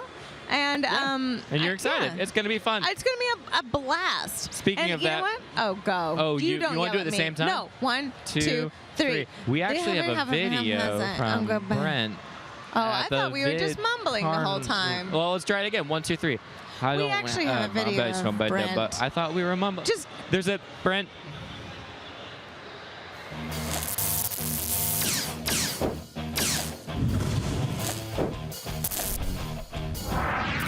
everybody, it's Brent, and I'm here at one of the biggest booths at VidCon. It's the Vid Carnival Tournament. There's a lot of games behind me. Let's go check it out. I know what else you're checking out. VidCon Live is a clean place. I'm gonna go. This impossible carnival game has something to do with frisbees. Nailed it. Did I go in? No? Kid in the purple had like a real bloodlust in his eyes before this started. It's like he was in the Kumite in Bloodsport. I don't know, Gray Kid's got some like Karate Kid in him though. Sweep the leg! Sweep the leg! He's 5, he doesn't get that reference. I'm old. Quickly realizing that this entire Vid Carnival is just to let the kids get their aggression out. Violence in America is real and we need to do something about it. But this one's got weird implications. You know what I'm talking about. And here, YouTube fans are learning a very special skill. Much like the Hunger Games, life is survival of the fittest. Just because it seems like a fun game of inflatable dodgeball doesn't mean that you have to take it lightly. This is a point to mark your superiority in the world and make sure that people know who's boss. Yeah, well.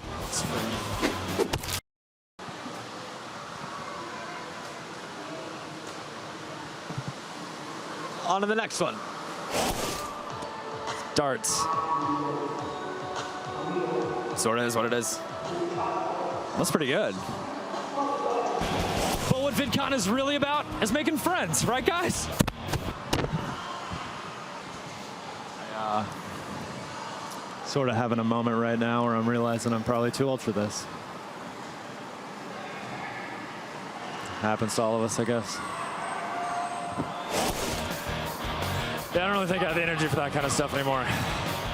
Kids are so happy these days. I remember being 14 and just being miserable all the time. Everyone seems like they're in such a good mood. Times change. Back to you guys. And that was the video. Oh my God. It was really close. Oh, we almost had it. Guys, that was the video. That was Brent. Thank you so much for joining us. Guess where we're going now, Elliott? Oh, could it possibly be the stage directly behind us? We're behind the book with the Glozelle, Grace Helbig, Tyler Oakley, and more.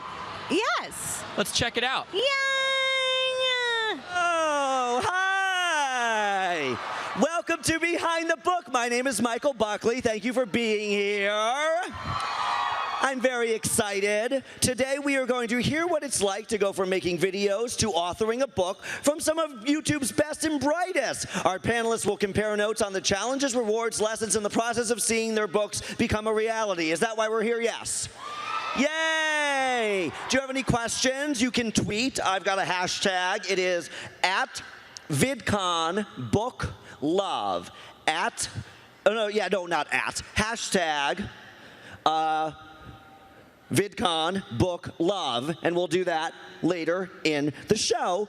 At this time, I would like to introduce our authors. Please welcome to the stage Tyler Oakley, Grace Helbig, Glozelle, and Naomi Smart. Yes, wherever you want. Yes. Hello. Let's hear it for our authors. Hi, everyone. Yes.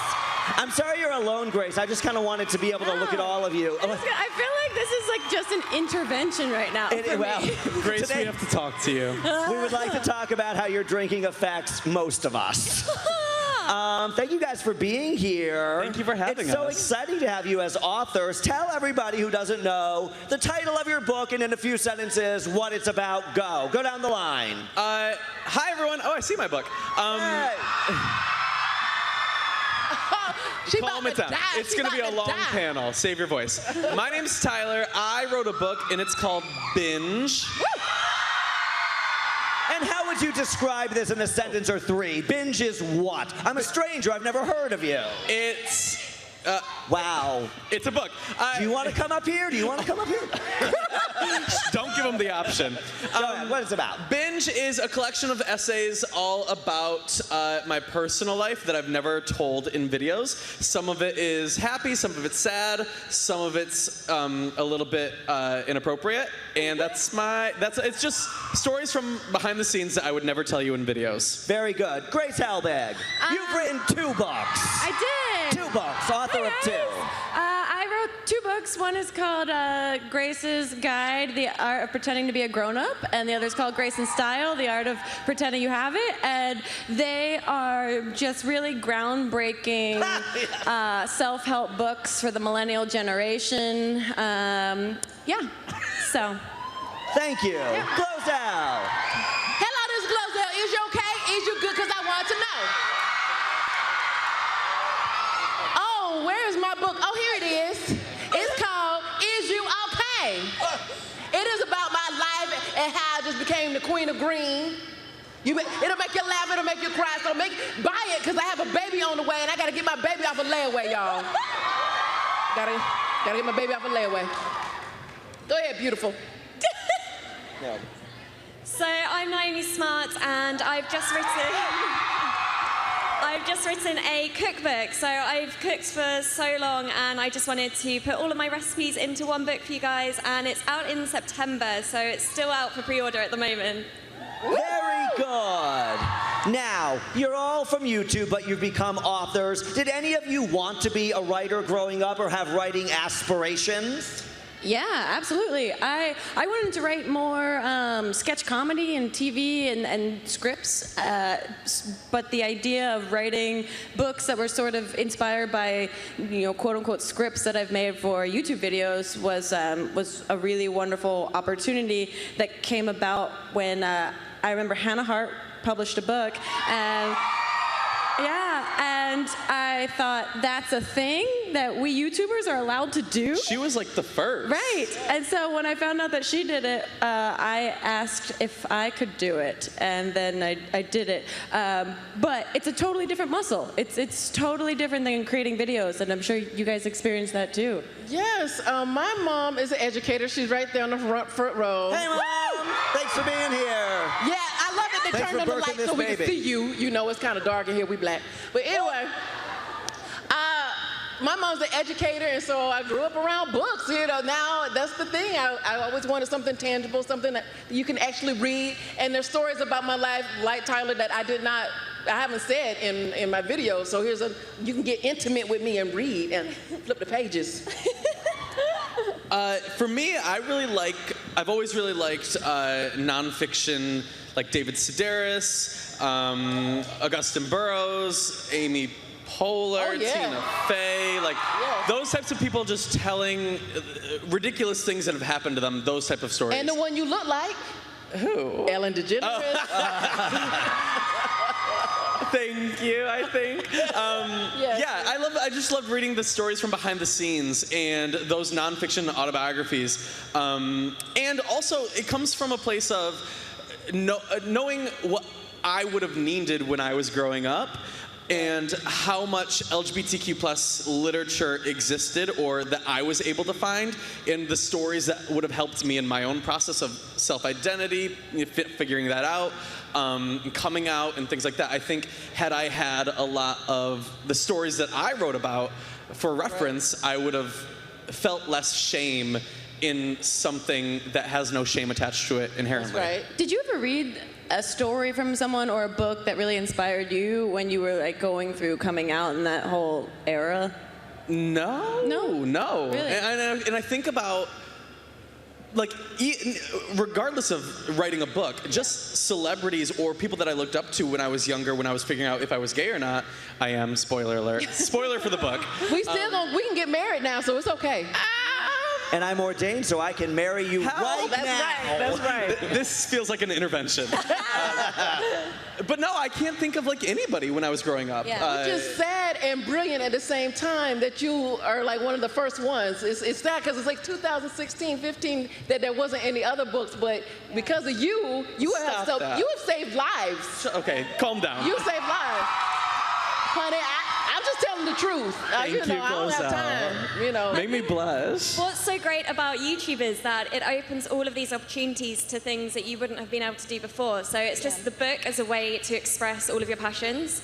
And for me, it was cooking. And I think it's so great that I've been able to put that out. I love food, girl. I love everyone's food. is so different. I think Naomi, it's great. your videos of what you eat in a day, when you're like, oh, I have 5 minutes, and then you make this 5-course meal for yourself, is unreal. I'm so excited that you actually have them in book form now. Thank you. That's exactly what I wanted to do, because it started with those what I eat in a day videos where I would just show how quick and easy it is to actually just put a meal together, no time at all, with amazing ingredients that you'll just have in your fridge anyway. So it's not like really crazy ingredients that you need to go and find in some like crazy store around the corner. But yeah, I think that's what's great. All of our books are so different, but we've all started from the same place.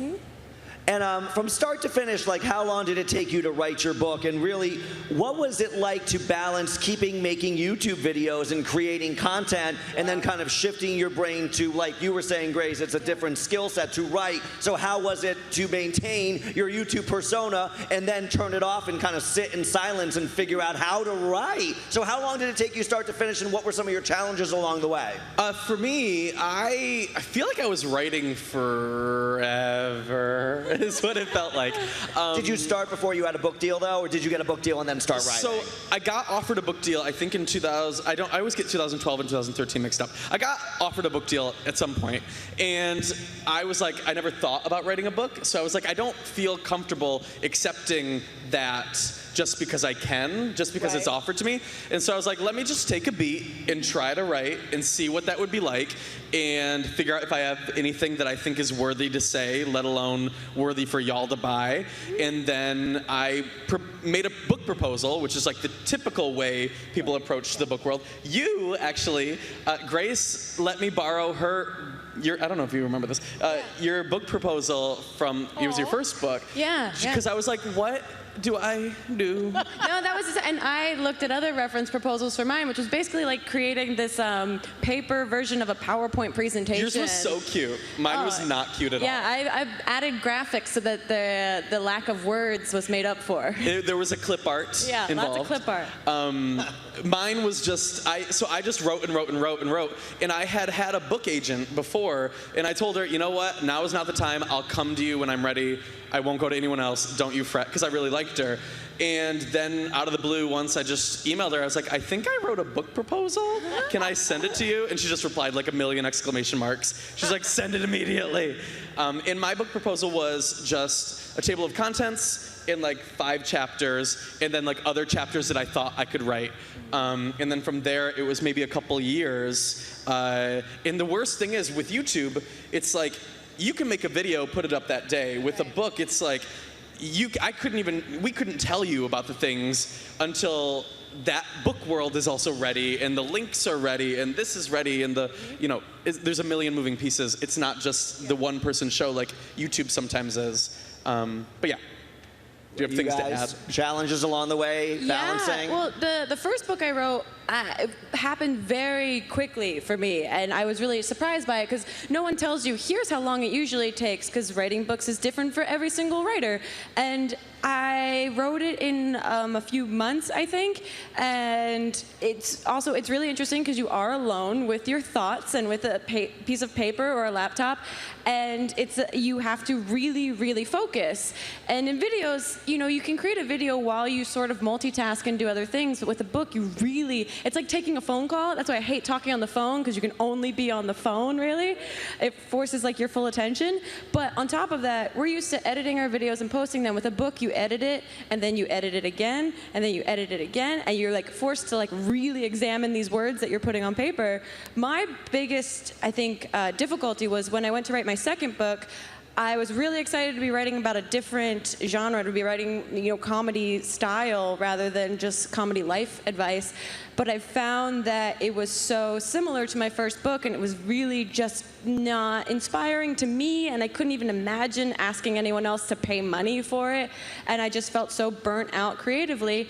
And then I went to a tarot card reader, and as one does. As one professional businesswoman does. Ooh. And I asked about my book, and it's actually a story in the intro of the second book of how I kind of creatively got out of the rut, asking her about it, and she told me in the cards that the overall idea was that I had to go deeper than what I was doing. I had to get more personal, which is what I stayed away from so much. And then I found when I went back to my office and I actually did that, it was way more helpful. But that was my biggest challenge. I think you have to be your own timekeeper and really, really, reinforce your own discipline. So that was my struggle. Did you guys? For me, it was an interesting time because I recently broke my ankle and my leg in several places. So I had time. I was sitting at home, You're like, while I'm here. and the stories are real stories, so it was just a matter of putting them together. So that made it kind of easy for me. I was like, okay, let me do this. Yeah. And I was also going through IVF and VICH, so I was taking shots. I was going through a whole lot, but I could get it done because I was literally stuck in one place. So yeah, that was my only challenge, and doing videos. Yeah. I want some of your food because your food, I mean, it does look amazing. Yes. You take like a strawberry and you make steak and stuff or whatever. I don't know how you do it. I think mine was really different because most of it, because it's a cookbook, is food. So I spent most of my time creating this book just cooking in the kitchen over and over and over and just eating too much food, basically. I would literally be cooking from about 7 in the morning until 2 in the morning the next day. So it was constant, and that was for a good few weeks. But I think it was just a whole new experience for me because I'm obviously not used to that. I'm used to, again, editing videos, and it's so quick. It's film, edit, upload, that was it, every single week. And then with this, it's I need to keep on doing this. I need to keep on writing. I need to keep on writing these recipes. So it's a long, long process. I totally underestimated how time-consuming it was. But it's been, just the most incredible thing that I wouldn't change for the world. When I buy the book this fall, what is the one page and one recipe I must turn to? Tell us now. Ooh, spoiler alert. What is the one that we really should look forward to or you're most proud and excited of? I've got a lemon and raspberry ripple cheesecake in there. Oh, girl. Done and done. And it's 100% good for you, but you wouldn't even know it tasting it. It tastes really good, honestly. Okay. I promise you. You'll like it, Tyler. You'll like it. I'll do a one-on-one sampling. Yes, I was going to say, bring some samples. Do that. I'll be the judge. So I asked you about recipes, but you three in terms of stories, because you're telling stories, personal stories in your book. Two-part question. What's the one story in the book that you tell that you couldn't wait to share with the world? I'm really happy or relieved to share this story, and I want them to know this about me. And was there a story that you thought, I'm a little dreading the reaction to this, but I'm going to put it in anyway? What do you think? So my book goes all over the place. It's got fun chapters, sad chapters, whatever. The one chapter I was so excited to talk about was I wrote one called The One That Got Away. Yes. I added him on Facebook. No, you did not. Oh, my God. Jeez, oh, Pete. Oh, my God, I'm not surprised if you did. So it's the story of my relationship with my first boyfriend, and it was a tumultuous 1-year roller coaster that I've never felt more alive in any other part of my life than that year. And I look back at it the more I grow older, the weirder I look back at it and realize different things. And writing about it helped heal me in so many ways. And I had written about it back in college, and then I had journaled about it while it was happening. But when I really wrote the chapter, it was when I finished that, I just felt so at peace. And then I sent it to him, and I was like, girl, this is getting published whether you like it or not. Enjoy. And his response was? He called me 30 minutes later, crying. And he was like, it's perfect. You don't have to change anything. Blah, blah, blah. It's honest.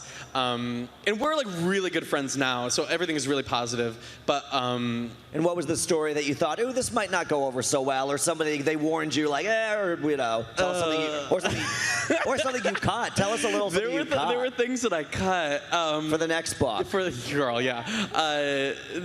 I would get a little intimate with some. I'm an adult. I'm a grown-ass man. Sorry. And you used to tweet about adult sleepovers a lot more than you do now. I know. But back in like 2011, you're like, I had an adult sleepover. I'm born again. Let me live. So as an adult, I have had some experiences with gentlemen, and some of those stories have been in the book. But you know what? I was like, I'm not going to put anything in it that I wouldn't tell my mom. So, and my mom has read all of it. So I'm not too fussed. There's a story. None of it's vulgar. I read your book twice. None of it's vulgar. Twice? Oh my God. I did read it twice. Thank you. Yeah, nothing's too vulgar. But like, I just never talk about relationships or like stuff like that. So that was exciting for me to dive into. And now that I've done those stories and like the response has been relatively positive, I'm like, oh, I can tell y'all juicier stuff soon. So I've been doing, I'm just taking a couple years to research and really get those stories. Grace. If anybody here. Stories that were Or most anything, exciting. yeah. One that I really loved putting in that I didn't remember was a story until I remembered it and started writing about it was shopping with my dad for the first time. I wrote about it in the Grace and Style where he took me shopping for my birthday when I was in like 7th or 8th grade. And he took me to the Limited 2, which is like, oh my God, yeah, you know, that's like the mecca for every teenage girl. And I never shopped at the Limited 2. We were a Ross Dress for Less family, and when he took me there, I was so excited and but so overwhelmed that I couldn't pick anything out, and I was like really panicking with the indecisiveness. And then he told me to get jeans, because that was the only like item of clothing he actually recognized in the store, because he's a dad. And I was so upset with him that I got jeans from Limited 2. I was like, I thought I lost this opportunity Were to they get like bedazzled? No, they were just straight leg jeans. Like, straight? Yeah, right? And but then those jeans lasted me for 4 years in high school, and he taught me a really valuable lesson about buying classics, investing in a classic piece. Yeah. I'm just impressed that the jeans fit for 4 years. I can't find I'm a nothing that very fit for 4 late years. bloomer. Very late. I have thighs that they get a hole in the jean right here. Can we zoom in on Tyler's thighs? Thank you. Like, thumbnail. 5 minutes of walking and like these thighs Tyler, you rip need to get apart your some like denim. this. They're like the widest like, trousers ever. Subtle, yeah. Air can get up in there. Airy. Glozelle, anything? Or you have something, Grace, you didn't want to share, or you kind of dreaded sharing? The stories that I didn't want to share is about my family. I have some family stories in there because I figured they might read it. And you know, bad news travels fast kind of a thing. So I know it's going to be a hotline like, girl, did you hear what Glozelle said about you? You know, but I changed the names to protect the uninnocent, you know. The uninnocent. That kind of thing. But it's my truth, and I did change the names, but they know who they are. What's all of you been like, except for Naomi, because your book didn't come out yet, where you can answer, what do you hope, you go first, Naomi, what do you hope people say? I always think, when you go on Amazon, Tyler, Grace, and Glozelle, and someone has written something, what's the type of review that you're like, they got it? Like, what's one of the reviews that you remember, or Naomi, what would you want people to say about your book? What do you hope they get out of it? So I would be so happy if I just looked on the reviews and there were comments saying, oh my goodness, I have never cooked before. I've never bothered because I thought it was too time consuming. And I've picked up this book and I've learned that it can be really fun, quick and easy. And the bonus is that it's good for me as well. That's all I want from the book. That's a good thing you said about reviews. Thank you. When you buy, I see a lot of you guys are holding up books. Make sure y'all leave a review. Yes, please. Please do. Like, go take your time, go to Amazon.com or Barnes & Noble or wherever you can, and leave the review 5 stars. 5 stars, you know. Yeah, anything less, log out. What do people write that touches you the most, that you see it and you're like, oh, because I know you retweet sometimes. Yeah, you've retweeted some viewers, thanks for the review. So like, what are some of the things that hit you in the heart the most and the softest? Well, I'm obsessed with myself, so I'll read every review, as one does. But I think the ones that like are the coolest to me are like somebody who is like I've heard of him. I don't think he's for me. Right. But then they're like, people are so like that. Gay people are so like or that. like they are truly.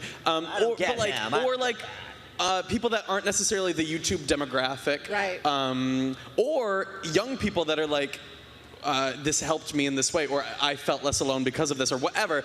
I just feel like the best review will be like, wow, I feel like I know him better now, or wow, I see him as a much fuller human than what I've gotten from just videos or just podcasts or whatever it could be. I feel like I know him better. That's been the goal, is to like be more honest and show the good and the bad. Like there are multiple times in the book where it's very unflattering for me. It's not my best angle, and it's like I look like an asshole or things like that. But I'm like, those truths complete the whole story. It's not just a best edited 3 minutes that you see once a week. Right. You know what I mean? And it gives you the perspective that we get to see from you today and understand, like, oh, that's why his view of the world is like this, because he's had this, this, and this happen to him before. Because she's crazy. Right. I want people to think I'm funny.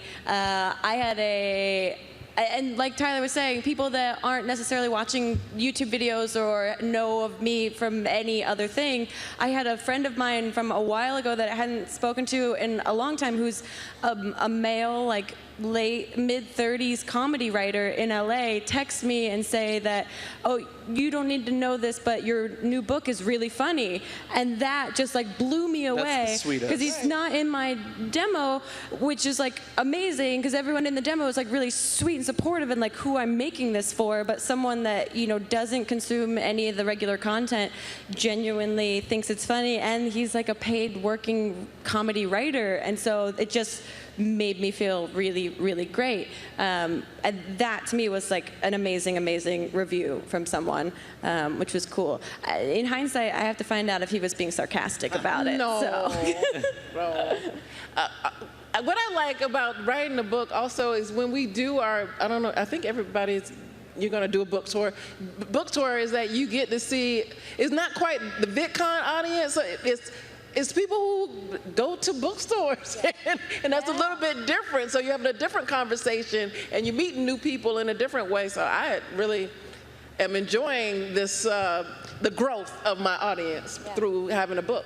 I think what's so interesting about the 3 of your books is that people probably feel like before the book they knew everything about you because you're on YouTube, you make these videos, and then reading your book, they're probably like, I've just seen a whole new side of all of you, and that's so fascinating. Yeah. Did you find it hard coming up with stories that weren't already on YouTube?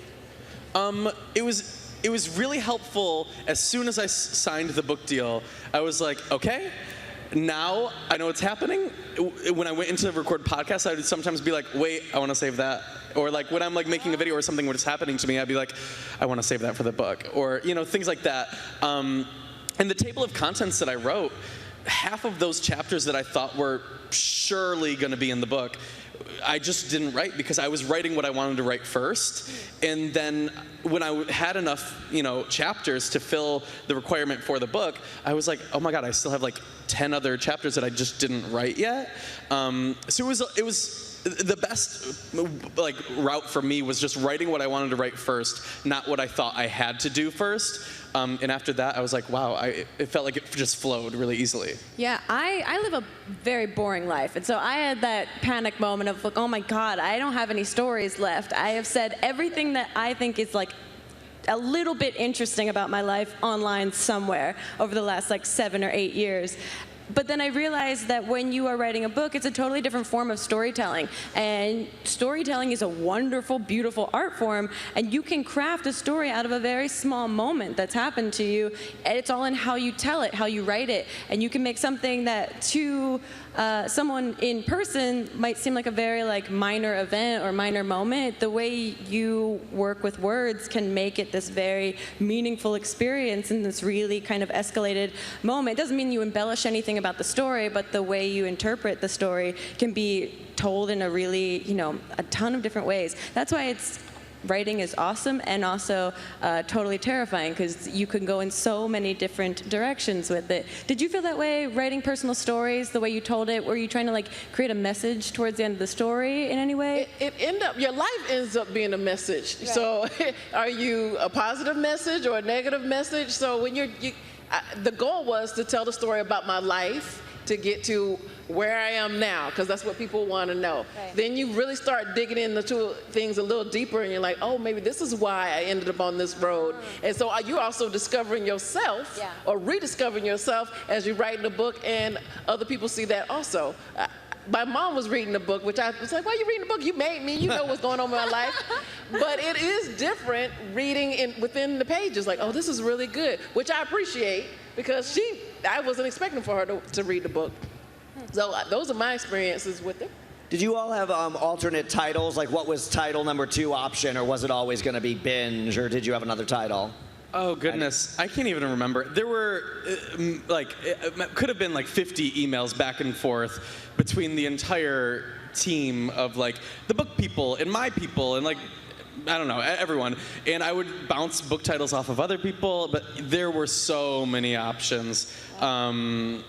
But binge, to me, it was, I really like the thought of a one-word title that's an interesting word that invokes a reaction and imagery, and I don't know, I just really gravitated toward it. It's an easy hashtag. It is an easy hashtag. Yeah. But yeah, I really liked it because if you read the introduction, the very first page, it explains why it's called binge. And yeah, no, as soon as I figured out that title, it was a no-brainer. But up until that point, I was like, no, I don't really love that. I don't really love that. But then once I hit that one, I was like, that's it. Yeah, the titles were pretty straightforward. We fooled around with the wording of them a little bit, but I kind of knew that I wanted to do this because I also wanted to set up for myself the opportunity to kind of create a series of books that aren't necessarily, iterations of each other, that can go into different areas, and give myself that flexibility. But the fun thing was, in the books, you can see every sort of chapter. There's all of the other titles that that chapter was going to be called written on the title page, crossed out. So we tried to use everything, even the bloopers and the stuff that would normally hit the cutting room floor, and that became part of the quirkiness of the book, which was fun. My title from the jump was "Is You Okay?" Yeah. It was just a matter of how we're gonna spell okay, O-K-A-Y. So that was easy for me. I think you made the right choice. Oh, thank you, thank you. Do any of you have interest in writing other genres of book, like fiction or novels or anything? What do you think? What's in your brain right now? What do you think? Yeah, I would love to write a fiction piece. Who's the main character? Give us a spoil. Give us a You've got her in your brain. Who is she? Not yet. I'm still working it out. But I would love to. It seems incredibly intimidating, and I know that I'd really have to make a commitment to the time. You see someone like John Green, who's an amazing author. Yes. He's amazing, and he creates wonderful, wonderful pieces that really bring people together and really, even make people feel things without expecting to. But it takes a long time. He's taken 4 years to do this next thing that he's working on, and yeah, when you want to make the piece that everyone talks about, that everyone feels something for, it takes that time. So I would love to. I just have to selfishly commit to that time, and I haven't gotten there just yet. I think I would definitely stick to cookbooks because I've just loved the whole experience, and it would be really weird if I suddenly was like, I'm going to do fiction or something, because I've just loved, that's what I'm about, that's what I'm passionate about. But back to the title, it was one thing that I never really thought about during the whole process, and because it wasn't that important to me at the time, I was just concentrating on getting these recipes done. And then I already had the idea for the book, I was already writing, and I was reading comments on my What I Eat in a Day videos, and there were a few comments saying, you need to write a cookbook, and you need to call it Eat Smart, because my surname is Smart. And as soon as I saw that, I was just like, that's it. That works honestly so well. It's stupid how you were meant to do that. Yeah. No, I'm so happy that I saw those comments, because took the work off of my shoulders as well. I was like, okay, my audience have just named my book for me, thanks. That's amazing. That's a great story. This is a really interesting question from Stephanie, who tweeted this just now. I really like this question, Stephanie. Do you find your video process has changed since you wrote your book? Did the delayed gratification change anything? That's an interesting question. The only thing that's changed is now if I feel like I can't properly tell a story in a good 5 minutes, it deserves its own chapter, and so I'll save it selfishly. So yeah, that's the only thing. Anything? Yeah, I guess the only thing is I got really personal in the start of my second book and got really wonderful feedback for it and felt really vulnerable doing that, but it has made me wonder about, you know, becoming slightly more personal on my YouTube channel, which is primarily comedy, and not, you know, obviously skewing in the other direction of this is now about all of my feelings and thoughts about myself and my life, but instead just allowing myself the okay to infuse the comedy with like more personal stories and moments that I think is what attracts us all to the content that we watch online anyway. Yeah. 100% agree. Very For good. me, I'm going started another channel called Glow Mama G, and she laughing. No, I'm like, that's great. Glow Mama G, and that's where my more personal stories that go, because my regular channel is challenges and acting crazy and having fun, and then all of a sudden I just can't be like, and so, you know, like click, you know, pass. So on another channel has started, so I'm excited about that.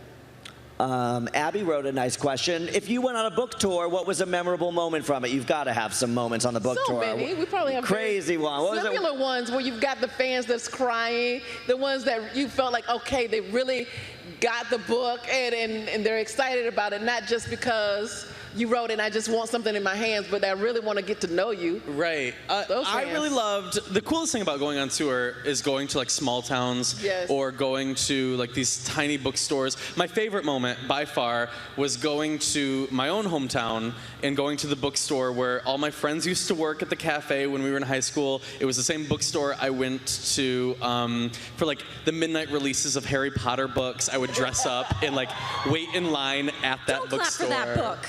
What? No, I'm just kidding. What'd you say? I'm trying to get them not to clap for that book. Don't clap for that book. We're not here for Harry Potter.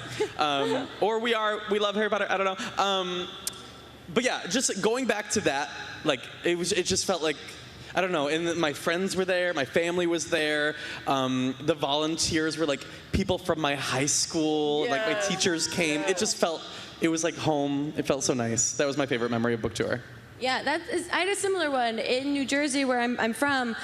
Went to, Jersey, it's a state. Went to a book signing in northern New Jersey, and for the second book, my mom and stepdad and my stepmom and my dad all got to come to the book signing, which was really amazing for them. You know, they hear about everything that we all do, but to see that firsthand, especially because my dad understands what a book is way more than he understands what a YouTube video is. So it was really wonderful to see them just feel pride, and also for all the people that attended the book signing, especially parents of you know, people that were attending the book signings, got to talk to my parents kind of, you know, one-on-one, and have that like camaraderie of like, hey, what's this internet thing? But look, this is really cool. Everyone seems very happy here, and that was really like a very sweet moment. Did you read anything from your book at your signings? The very first signing of the very first book stop for my first book, I did, because that's a normal thing to do, and it felt so uncomfortable for me that I didn't do it anymore, because I don't know, there's something about it that just didn't resonate with me, and I wanted to try and give more time to, like, I don't know, just saying, hey to everyone, did you read sections of your book? No, but like every book signing that I go to for non-YouTube friends of mine, they all read like a chapter or something, and like that's, I don't know, it's so enjoyable for me. A whole chapter, that's a long. Well, or like a portion or something. You know, because the kids are just like, I want to take your picture. They read the whole book. No, and I've always thought like, wow, I would love to do that, but it's not really practical. So maybe I would love to try that. And I love going back to David Sedaris. He will always do like huge theater shows where he goes and reads chapters from his book. And it's like listening to the audiobook, and it's kind of like, it's not a performance, but like you're getting the full effect of how a story was meant to be told from the start. Right. You can hear his tone and his sarcasm, And he's got such like a particular voice. I would love to do something like that with the book. I don't know. Someday. Who knows? This is getting me so excited for my book tour now. But also, isn't it the weirdest thing actually having a book in your hands? Because that's one thing with YouTube that you don't get. You don't get an actual product that's That was the physically weirdest there. thing. Yeah. Yeah. I can't wait for that. When you guys were talking about being at home, I am born and raised in Orlando, Florida. So when I went home, it was, when I left from Orlando, there was no YouTube. You know, so it took my journey a lot longer. So when I finally came back, because there was times like, I don't want to come back with nothing, you know. So when I finally came back, it was, whew, thank you, I finally made it, and I felt like it was an honor to come back. And of course, they, in the newspaper, oh, she made it, kind of a thing. But there was a time that people were like, I don't understand YouTube, I don't know what you're doing, you're embarrassing to the family, I don't understand. And then, oh, the president likes you, and you're like, sorry, new phone, who is this? Exactly. Because your ideas are dumb and stupid until you start making money or being recognized. Then you're a genius. Then people are like, oh, okay. So it was nice to have a positive reception when I got back. Someone tweeted, why does the host keep stroking Tyler's back and touching him? Right. Sorry. I would want Can't to keep know. my hands to He's myself. so soft, right? Tyler's soft. I am soft? Yes, actually. you're soft. I don't know why I put that as a question. I meant it as a statement. I am soft. I'm very, yeah, you can think Who is another YouTuber who's written a book? There were a lot of tweets about other YouTubers writing books, and 2 comments. One, don't you feel like you have more street cred now in your bio? You're a New York Times best-selling author. There's something about that the rest of the world, you know, they used to poo-poo YouTube until like the last 2 years, and now it's like, oh, you're a best-selling author too. Like when you were number 2, what was the other? Who was Bill O'Reilly? It's like people who didn't know what Bill YouTube O'Reilly. was, they were like, what the hell? Who's this guy? I mean, it's crazy to think that you're a best-selling New York Times author. It's good and it's also weird because I think a lot of the traditional book world feels like there's an asterisk on that. And they're like, oh, they're just like a YouTuber though. So like, they feel like it's not completely deserved. I can't speak for everyone, but I mean, you get that impression, and so that's why, like, my favorite reviews come from people that aren't, you know, part of the YouTube world necessarily, that think the writing is actually well done. Yeah, you know, you same. want to.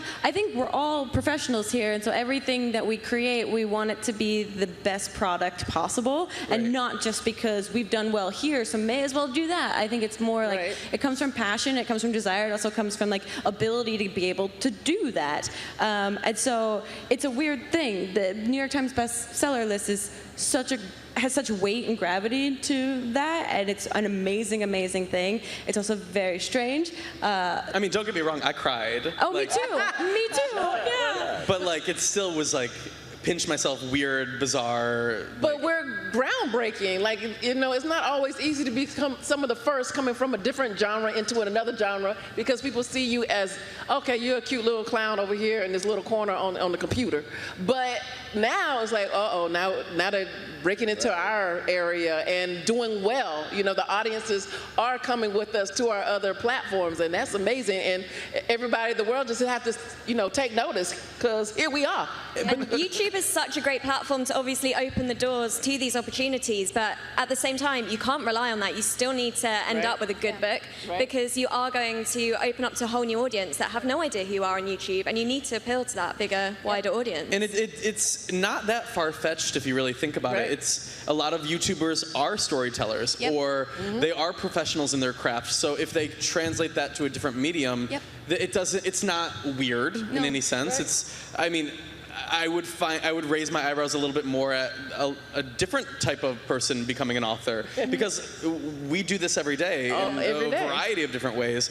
Any YouTuber can do that in any way, and for a lot of YouTubers that spent years and years and years being a YouTuber, it makes sense that you've honed the craft of storytelling and might want to try something new or a new platform to do it. And the coolest thing was, for me, going into the book writing world, it felt like I was getting to start a brand new job with a craft that I loved doing for 8 or 7 years already. So it didn't feel like a weird, bizarre transition. It just felt like a new way to do it. Yeah. Who is a fellow YouTuber not on this panel right now who you read their book, and whether or not you knew them or not, you're like, crap, that's a really good book? Like, who's someone who you read their book? Just name one or two that you just thought, oh, I love their book. Not because they were a friend or a fellow YouTuber. You're like, this is a good book. I really enjoyed it. I recommend it to anybody. Well, I did because I do know her and I love her, and we all know her and love her, but it happened to be a cute book. Miranda Sings. Yeah. Oh my God, it's so good. Miranda Sings. It's amazing. Yes. It's so funny. I mean, yeah, this is going to sound really biased, but Mamrie Hart is an amazing writer.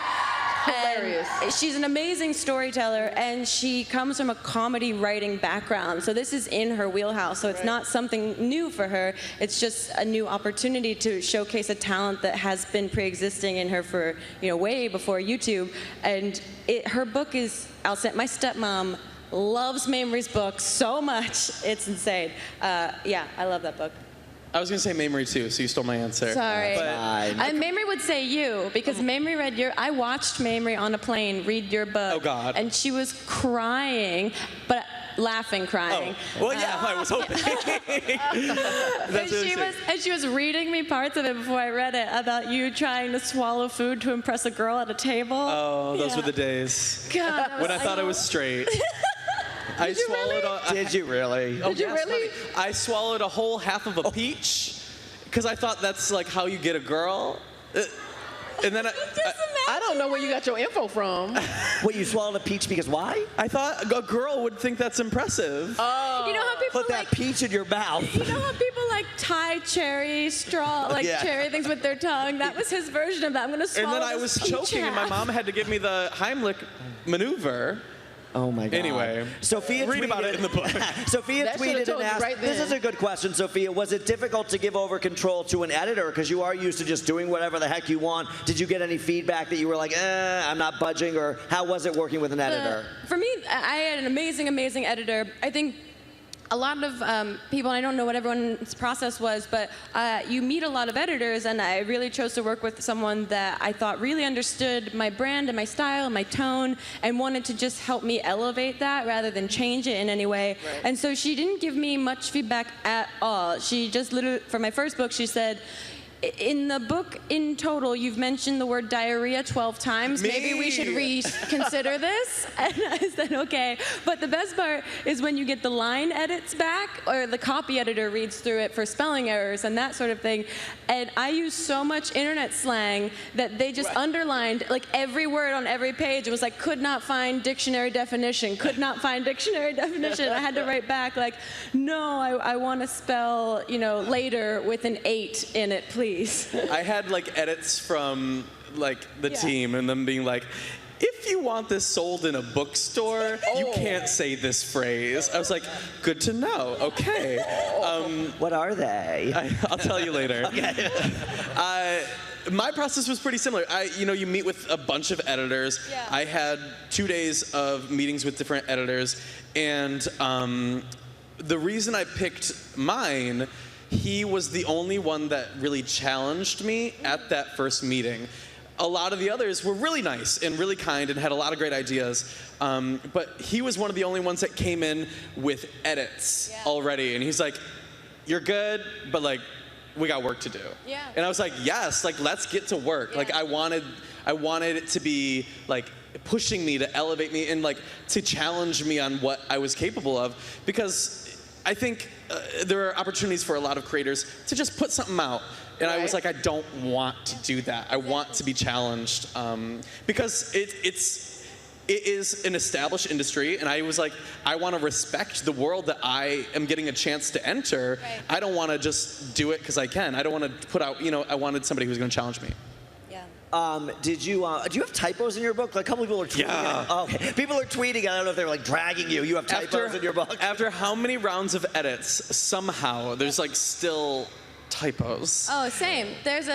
I'm so pissed. I referenced Backstreet Boys or NSYNC, and it should have been the other one. No. Yeah, how dare you? I know. Blasphemy. Pull it from the shelves. No one needs to see that, for the love of Ray J. I'm really worried about typos in mine, because that could be a serious problem with the recipe. There will be a typo. Just accept it. No. I would have meant 1 teaspoon, and really it's 10 tablespoons. Oh my God, that's a bad typo though. Yes, especially with cinnamon.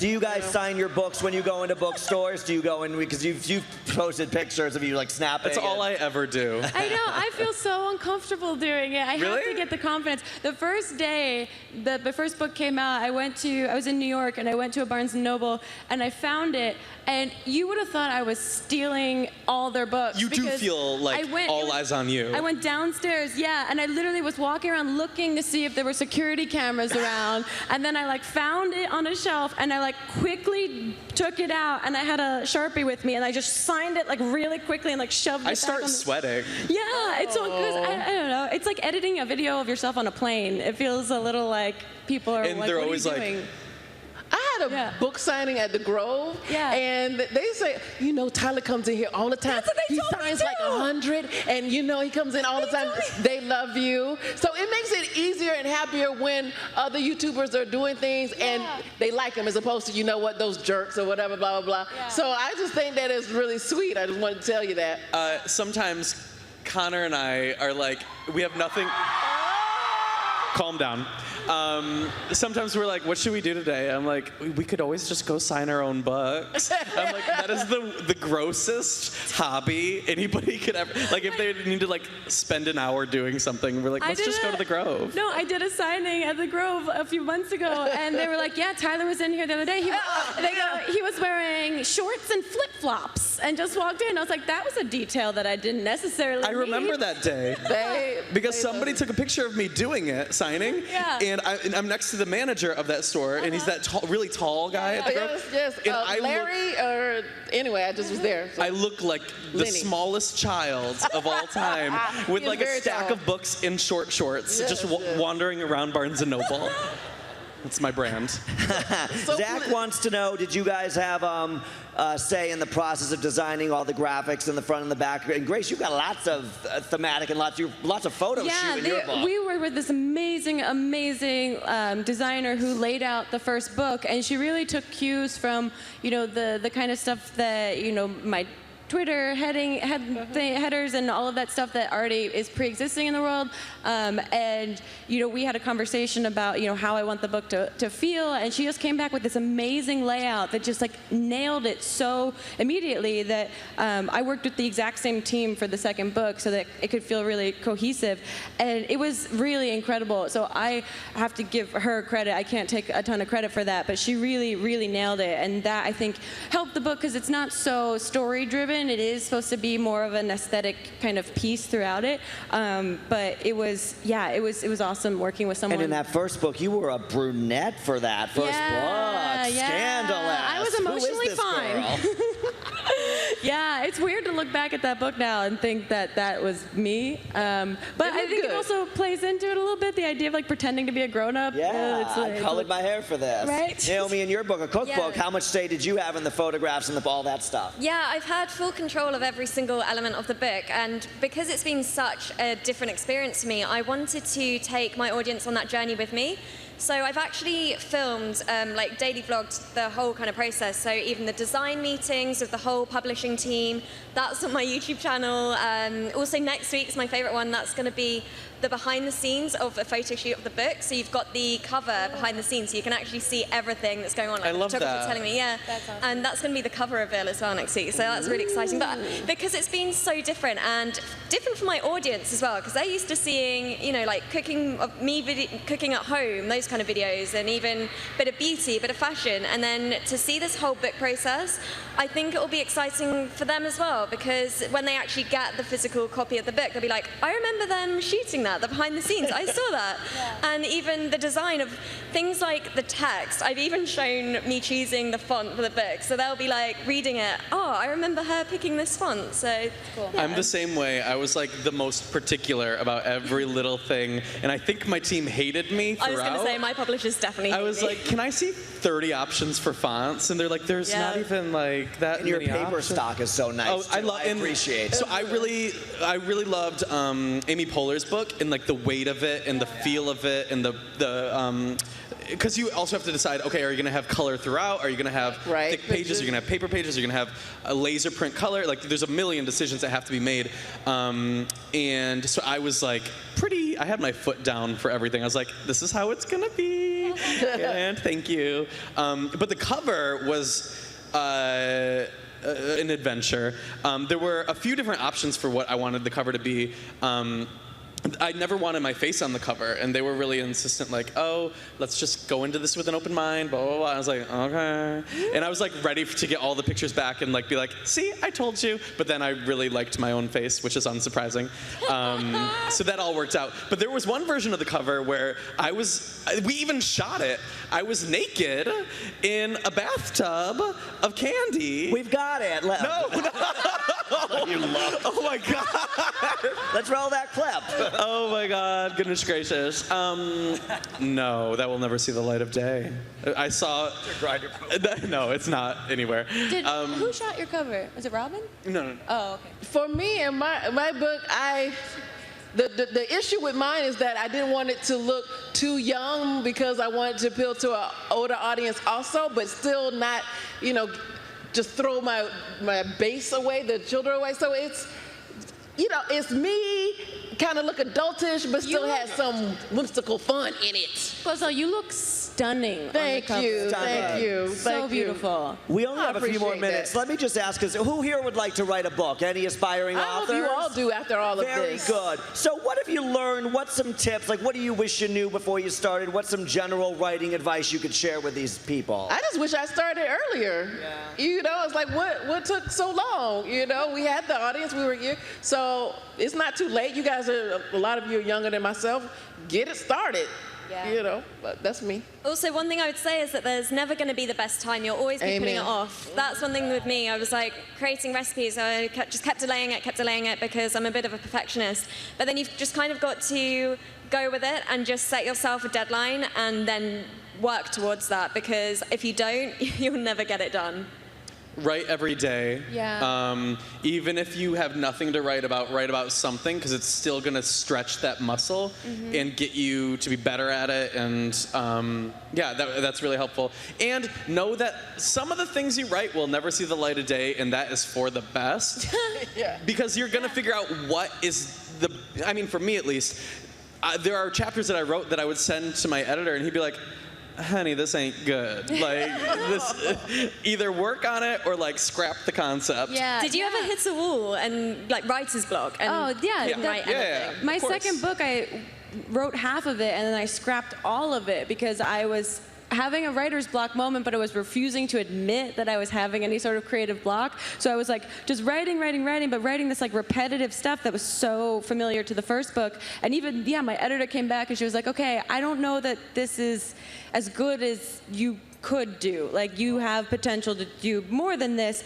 And so don't be afraid to start over, I think, too, if you really believe that you could do better. And also, like, hold yourself to a high standard and really challenge yourself and surround yourself with people that see your potential and that will challenge you. People that are honest, too. Absolutely. Because it might not be what you want to hear, but it's what you need to hear. Amen. Yeah. And especially just from being on this panel, whatever you want to write can exist. It doesn't have to fit a box. Right. We all did very different approaches to the literary world, and just because somebody likes that, just because you may think that this would not sell or something, you have no idea. Maybe that's what's missing. You know what I mean? It's like making a YouTube channel. Make videos about what you're passionate about. Write what you're passionate about. Exactly. Very good. Well, you guys are wonderful, and congratulations on all your success. Thank you. Let's hear it for all of our panelists. Tyler, Grace, thank you, everyone. Happy VidCon, everybody. Go home and write. Go home and write. Go home and read. Thanks, y'all. Thank you. Hello, everybody. Welcome back to VidCon Live. You're never going to believe this. Don't touch me. I'm so sorry. I'm Elliott Morgan. I'm here with Joe freaking Beretta. It's not my name. And he is absolutely one of my favoriteest people. Yeah, we're great together. That I've ever. People love seeing us on camera together because we work so well together. Yep. They love the camaraderie. They love the connection. They love how we can just almost finish each other's sentences. See what I mean? Yeah, but I did that by myself. You ruined the bit. You're right. I did. Hey guys, we just watched the From Vlogger to Author panel with Tyler and Glozelle and all sorts of other wonderful people and Grace. Joe, how's your VidCon been so far, man? It's been good. I want to make an observation about that panel, though, real quick. Please do. Tyler is looking beefy. Yeah, he looks buff, right? Right? I don't know what he's doing. He's on that Harley Morenstein diet. Have you seen Harley Morenstein? Yes, I did. Yeah, he's a monster. Yeah, but in a good way. Yeah, like a friendly monster. He's like the BFG in real life. Yeah, he is. That's exactly what right. He is. Yeah, that's very He'll nice. whisk you away from your parents to a magical land. Watch out. Is that what happens in BFG? I think so. I haven't seen it. I'm excited about it. What have you been doing on your days here on At the VidCons, I've been doing a lot. I did a panel on creative writing. Ooh, fun. How'd that go? I think it went well. I think it was up to par with most panels at VidCon, which is a bunch of people sitting on an elevated stage in front of a bunch of adoring fans, and we said things out of our mouth holes, and some of it may have been well thought out and articulated, and most of it wasn't. And you are here with your lovely wife and your children. I am. How's that going? Where are they? That's good. They're kicking it upstairs in the hotel room. They went swimming because that's all they want to do when they come here. My daughter went through some of the obstacle courses because, you know, she's crazy. Is that the one with like the bucket of water? It's like a bucket. That one outside? Yeah. Oh, VidCon tip. Ready? Pro tip. VidCon pro tip. Hashtag VidCon pro tip. Graphic. The pool outside, wonderfully heated to a certain degree. 2 hot tubs, great if you can't handle the pool. But if you go to the kiddie slide park with the water dumping bucket, balls cold. Balls cold. That's a technical term. Yeah. You have to, it's scientific, actually. Yeah. It's like on the Kelvin scale. It's somewhere in there. Well, I'm glad they're having a great time. And it's fun. It's always a good time. It's always fun to. The nice part about VidCon, and everybody probably said this, and this isn't new, and it's not well thought out.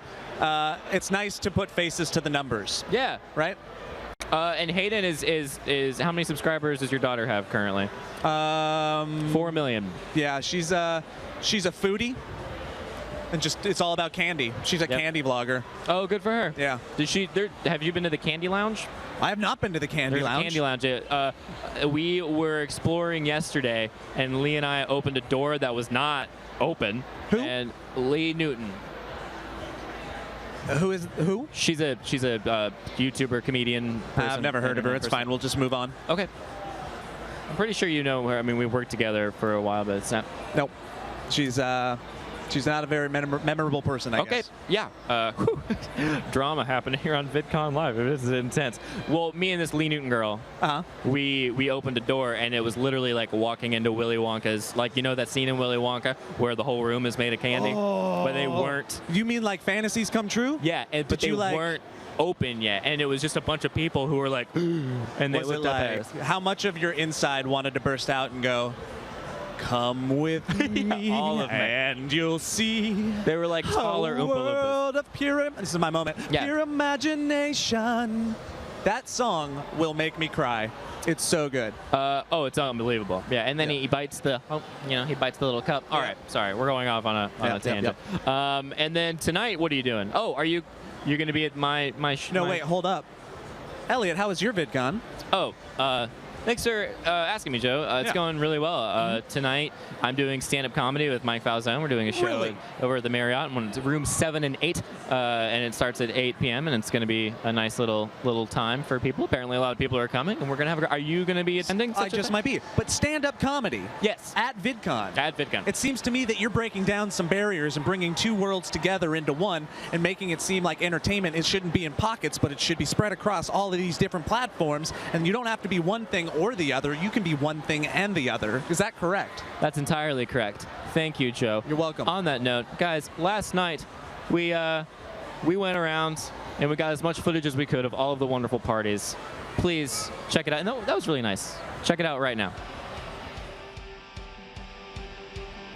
It is the end of day 1 of VidCon here at the Anaheim Convention Center, and YouTube, like they do everything, is blowing it out of the water right now. They're throwing a huge after party. Susan Wojcicki just got off of the main stage delivering her amazing keynote, but behind me are a lot of important people, so let's stop looking at this and get out there.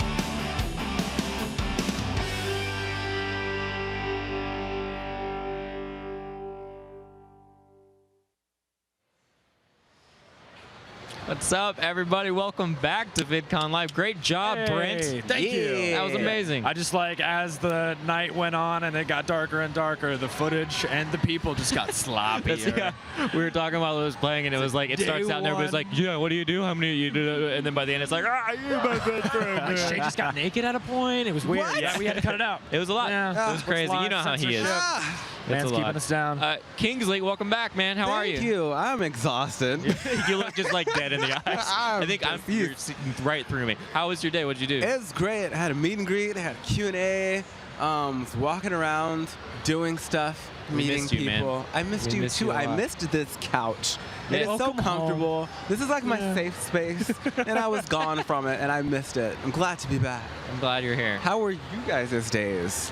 Oh, it's good, man. It's good. We've been hanging out, talking, had some guests, ran around. There were guests. Yeah, Steve Zaragoza. You know who he is? What? Yeah, Steve he just dropped kept by coming for a back. second. Steve just kept coming back. Oh yeah, he loves it. He Couldn't get rid of him. He sees cameras and he's like a magnet. Yeah, he's just right off camera right here. Just exactly. the man He's stopping magical. Guys, we're about to leave you, but real fast before we do, what was y'all's favorite part of the second day of VidCon for you? I mean, selfishly, it was meeting the people that watched me at my meet and greet, I but know that's also selfish. that Dove chocolate booth.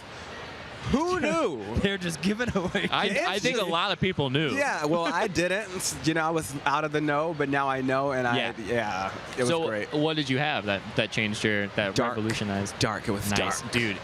Dark chocolate is so good. Yeah, and apparently it's good for you. Yeah. That's what just people say that about red wine too, but that's just I You really ever had like dark this. chocolate and red wine. It's good for you now. That's a good combo. That's a whole day. Yeah, that's a whole. That's gonna be day 3. Tune in. Man, yeah, exactly. Speaking of that, guys, we're going to leave you now with this wonderful Smosh Q&A. Check it out. See you tomorrow. Bye.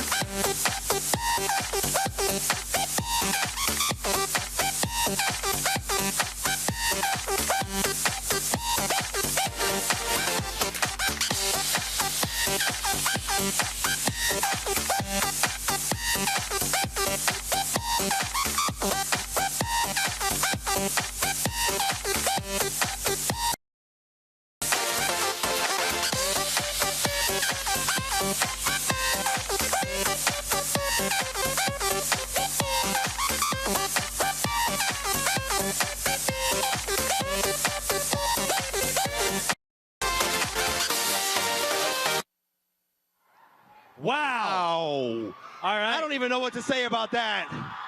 Oh my God. How are you guys doing today? All right.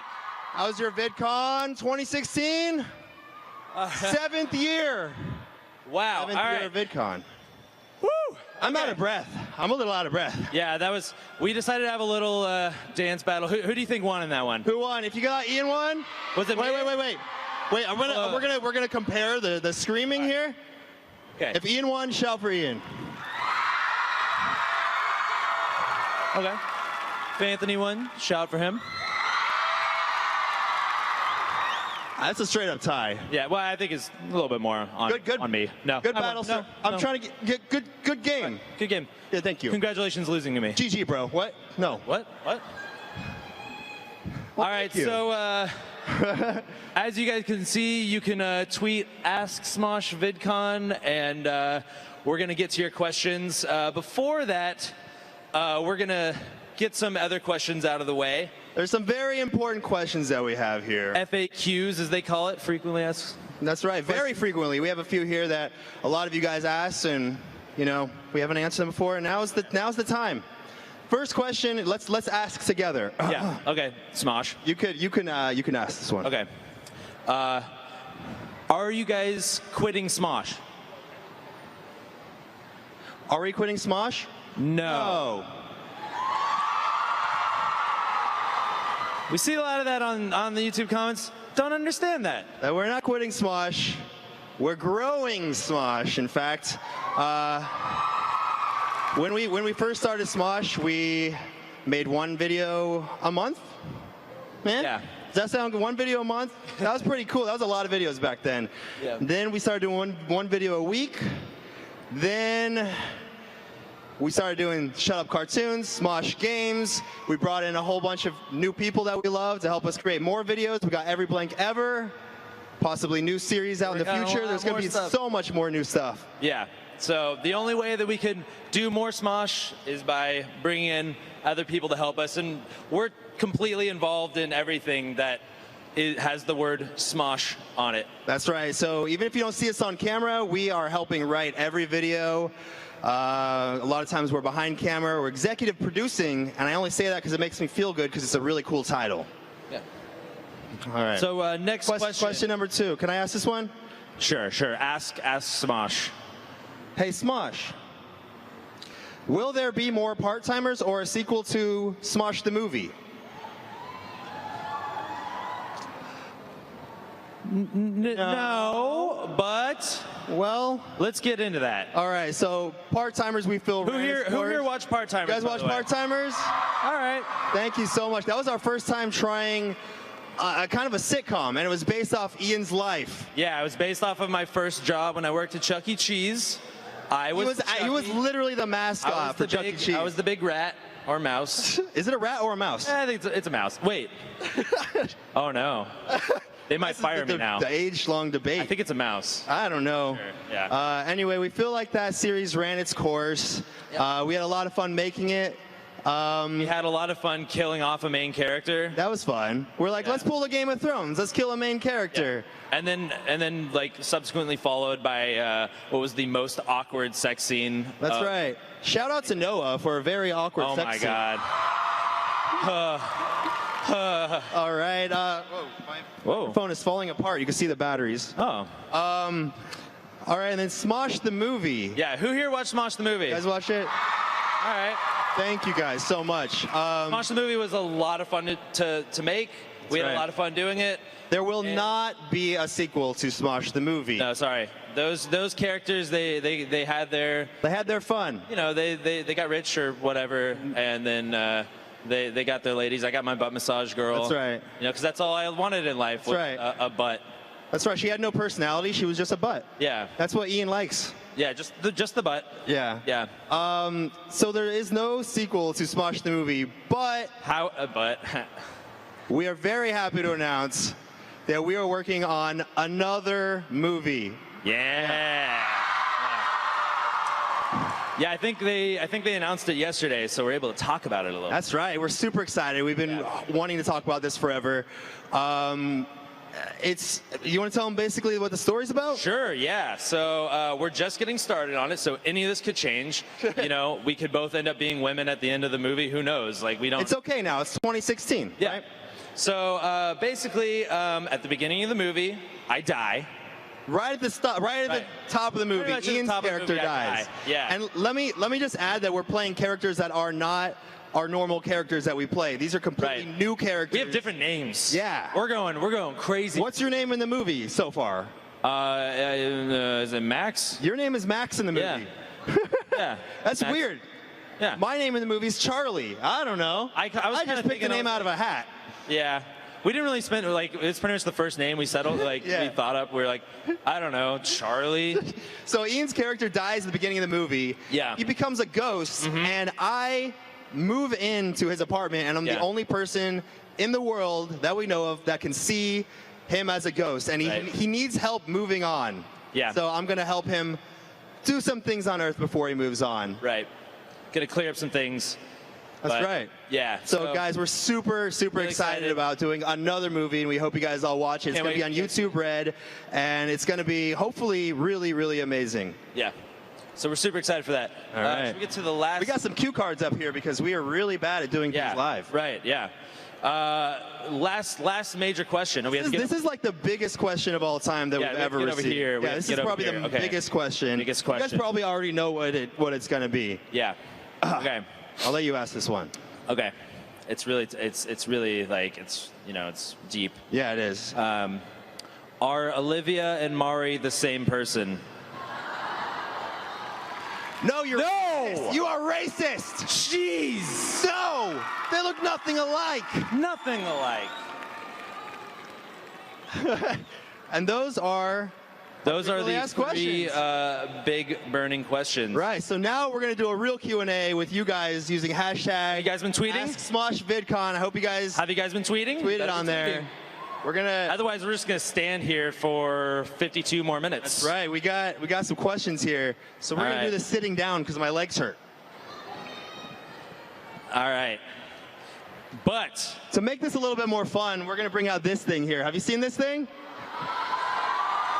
So, if you've never seen this before, it's a lie detector, and we're going to answer your questions. And if we're lying, this thing is supposed to shock us. That's right. So we have to tell the truth here. Here's some questions. I'm gonna. Can you? Oh wait, this is backwards. Can you press start for me? Is that what I have to do? I think it's on. Okay. All right. So now it's detecting. Can you tighten this thing? I don't want to cheat. There you are. So I cannot cheat. I will tell the truth, whatever you guys ask me. Okay. It has detected my something. I don't know, my spirit or something. Okay. Amber Jeanette asked, what was your favorite video that you guys made together? And then do I hit the start? Yeah. Legend of Zelda rap. Am I lying? I'm also really nervous right now, so maybe it's going to think I'm lying. Oh! I'm telling the truth. It thought I was lying. I think it detects heart rate, and I guess I'm really nervous right now. Let's see if I can tell the truth this time. I'm a dirty liar. Do I hit reset? Yeah, reset it. All right, okay. Oh, wait, no, now you got to reanalyze. Ah, darn. All right, get the next question ready for me. Okay. It's so painful. What do you think? What do you think the truth was? I don't know what the truth was. I thought that was the truth. I guess it wasn't. Just a dirty liar. All right. Are you ready? Yes. Okay. What is the weirdest? Patrick Stump _ love asks, what is the weirdest thing you have filmed with each other? Almost every video. Whenever we're almost naked, and we kiss in a video. Oh, it's the truth. That was the truth. That was really awkward. Yeah. Yeah, I was gonna say, like, when we did that, we've actually done 2 videos where we pretended to be like completely naked. Yeah. It was wow. We've made so many videos, I can't even remember the titles for a bunch of our videos. It's the one where there was a video literally called "I'm Naked." Yeah, right. And then there was another video where Keith was the only one that wasn't naked. That was a weird day. There was like 6 dudes and little. We aren't actually naked in the videos, just so you guys know. Sorry to ruin the magic. Or are we? You'll never know. Well, wait. Ask me. Ask me if we're really naked in the videos. Okay. All right, you ready? Yeah. I'm gonna hit this? Yeah. All right. Anthony. Yes? Are we really naked in the videos where we claim to be naked? Yes. We are totally naked. Ow!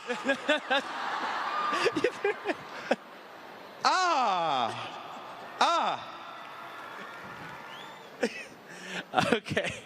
I'll give you a break from that. Oh, thank you. Here, I'm gonna ask you some stuff. Okay. Oh God, it feels like spiders are in my hand. All right. All right, I gotta strap myself in. Just gonna. Oh God, I feel terrible now. Okay. Wow, my heartbeat's really, really fast. All right, you got it set up? I like your microphone placement. Thank you. Just like, just talk into it like this. All right. Hold, please. All right.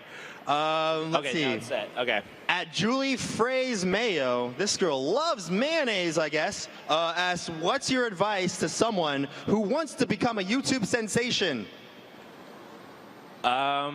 Do what you love, because if you don't, if it doesn't come from like a passion in the first place, then you're just gonna hate it. So please don't shock me. Okay. All right. Okay. All right. Oh, this scares me so much. Black Ops 202 asks, what is your favorite video game character of all time? Hurry. Commander Shepard. You're not lying. It said you're not lying, and you didn't even. I guess my favorite character is All right, one more here. Okay. All right.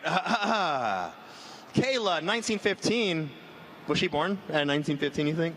Definitely. Got some grandmas in the house. That's hey. Right. What did your parents want you to do before you became YouTubers?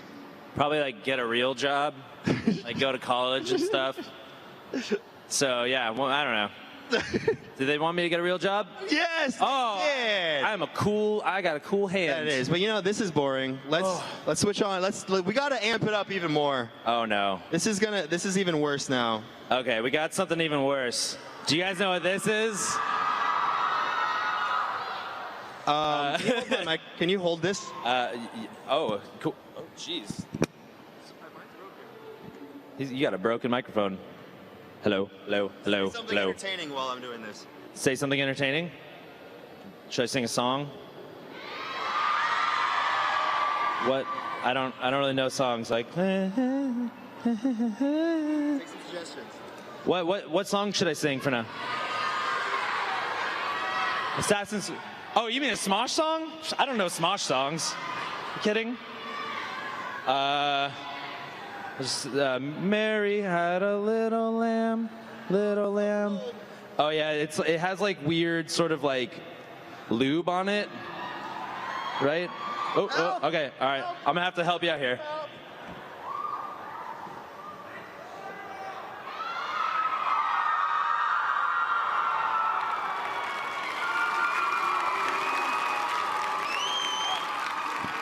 Now. All right. Do you want to control this meter? Okay. I don't know. You got a lot of things. I kind of forget how to work this thing. I'll control the meter. Oh, it's not turning on. Well, this doesn't work. Oh, it does work. I was really hoping it wasn't working. Oh, okay. Here, you want to ask questions? I'll let you control. Yeah, I think I might need to turn. You might need to turn the intensity up a little bit. This is the part of the segment where you guys. Okay, never mind. I feel it. Oh, I feel like this is okay. I feel like this thing helps you make labors. Right. Okay. I feel like this just feels like I'm going through labor. Okay, it's pulsing, so right now I feel great. Oh, do you want me to turn it up? Do whatever you want. Okay. Great, we're gonna make it nice and uncomfortable for you. Okay. Okay, ask me a question. Okay. Okay. Oh, if anyone's just like over there, they're gonna think somebody's like taking a crap on camera. It It contracts your abs. Okay. Oh, actually, there's one thing we forgot to talk about, Anthony. What? Before we got into the Q&A, and this person actually asked, what was filming Smosh Summer Camp like? Who played the most pranks? Oh, so actually, there's one thing we forgot to tell you guys about. We're bringing Smosh Summer Games back. Yeah. Yes. Would you like to explain? Sure, I'll try to explain it right now. Smosh Summer Games, something we did last year. We did Smosh Winter Games, and now we're doing Smosh Summer Games Camp version. Oh my God, it's so long. Okay. Okay, so we all went to camp. Ian and I are team captains. We are playing in the games this time. Yes. Yeah, sorry, we were kind of busy for the winter game. Yeah. But we got this. We got like an. Oh yeah. Your team name. What's Ian's team? My team name? Yes. The Harshmallows. What's your team name, Anthony? It's the Kumbayas. No, it's the Kumbaya. Yeah, that's what I meant. I couldn't say it because this is electrocuting my abs right now. Okay. And you could get merch for that at the District Lines booth. We have the shirts. Did you guys understand that? We have the shirts at the District Lines booth. Yes. Yeah, if you want to, rep your favorite team, which is obviously my team. We're doing it all. Okay. We're doing it all July. We're doing Smosh Summer Games Camp. It's going to be on Smosh second channel. It's going to be on Smosh Games the whole month. The whole month. A million videos, That's roughly. Right. Okay, I can't wait to put you in this thing. Ask me one more question, and I got to give it to you. Well, you don't want to talk about Smosh Summer Games Camp? I don't know what else to say. You talk about it. Let's see. We got like a whole camp. It was really fun. There was water sports. That's right. There was dodgeball. We brought the mouse traps back, bigger and better than ever. Like, I'm pretty sure we got like how many mouse traps did we get? Like 1,000? I don't know, 1,000. It was a lot. It was a lot of mouse traps. Okay. Yeah, we had a lot of fun. It's insane. We cannot wait for you guys to see it. It's freaking cool. Okay. I'm gonna give you this. I'm gonna give you this. Okay. You want to give it to me? Okay. I can't do it. Okay. Poor Anthony. Let's give him a round of applause for bearing that. All right. Now I have to face the wrath. Oh God. All right. Yeah.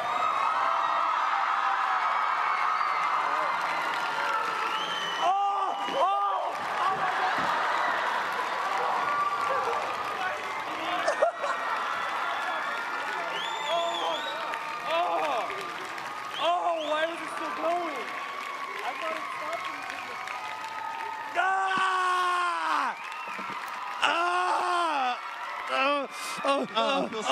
Good to not have that thing. Okay. I wish it was a joke. I wish that we were faking like it was on, but it hurts so bad. Oh my God. All right. No, it's coming back. All right, I got a question for you. From Meepinator3. They ask, if you were to go to another country but couldn't contact anyone for a year, which country would you go to and what would you do? What? If I could go to any country? But you couldn't contact anyone for a year. Where would you go and what would you do? Can you sit down like you're giving birth while you do this? Okay. All right. Here. I'll just like this. Yeah, put your feet up here. Yeah. I'm gonna fake like I'm interviewing a woman going through labor. Yeah. Okay. I guess like somewhere in like Europe or something. Okay. Because Keep pushing. Keep pushing. No, and I feel like. Come on, ma'am. These are really important questions. I go somewhere that maybe doesn't have this freaking ab shocker. Okay. Ma'am, okay, I know. No, it's coming okay, back. ma'am, I know we should have asked you what you were gonna name your child. What? I know we should have asked you what you're gonna name your child. Yeah. What are you gonna name your child if it's a boy? I know we should have asked you before, but I think now is the right time. It definitely wouldn't be a stupid name like. I'm sorry if your name is Hunter, but that's a dumb name. Are there any other names out there that are the same as like professions or like hobbies or? Yeah, I'm Archer. I'm gonna name my kid Welder. Maybe Stonemason. How about Cobbler? Cobbler? What? Cobbler? Cobbler. Yeah. That's a big one right now. All right. So. What? All right. Okay, keep going. I kind of just want to let him just keep doing this. How does it feel to be giving? Is this your first baby? No, I've passed plenty of food babies. Okay, Ian, I got a question here for you. Yasmin1 asks, if you could have anyone join Smosh, who would it be? Tom Cruise. He seems like a pretty chill dude. You know,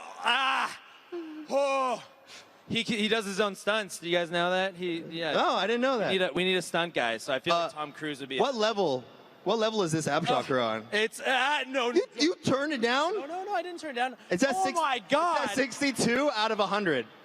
No, please no. Should I go up? You guys are sick. You guys are so. Okay, fine. Turn it up. All right, I'm gonna keep going. It's at 70. Stop. Now it's at 80. Okay, no. No. It's at 80. Now it's at 90. No. Now it is at 9. Now it's at 100. You can't do it. You can't do it. I thought I died. I thought I honestly died. Here. All right. I'll try it at 100. It was only at 60 when I did it. Here. You want to try it? Did you rip something off of that? I ripped a pad off. Yeah. Well, I got to get my full I got to get my full core here. Yeah, we got it. Put it back on. Okay, here we go. Wow. This is like watching your parents put together IKEA furniture. Right there. And then the screw. Honey, where does the screw go? I don't know, Jim. Check the instructions. The instructions only printed halfway. And it's all in Swedish. Wow, I made really messed this thing. Yeah, I made it pretty janky. All right, I'll help you put that back on. Jeez, that was, I couldn't. Oh, it's immediately on.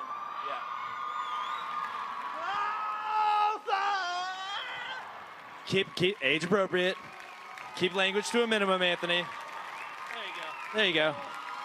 What level is it at? Is it at the level that it's at 100. What? Oh. Yeah, it's too much, right? Okay.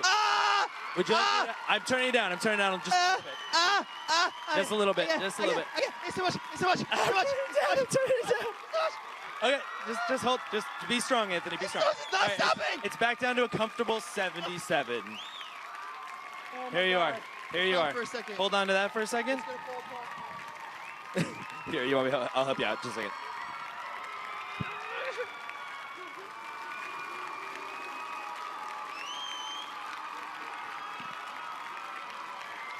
All right. I can't even talk. One more question, or a few more questions. Wait. All right, let's see. 100. I'll just want 100. Okay, so that's 90.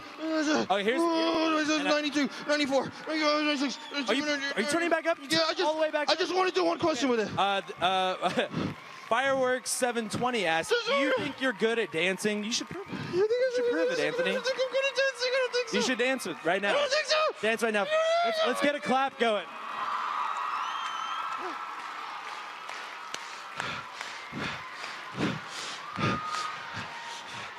Where'd it come from? Where did you go? Where did it come from? Cotton Eye. I get it. Take it off.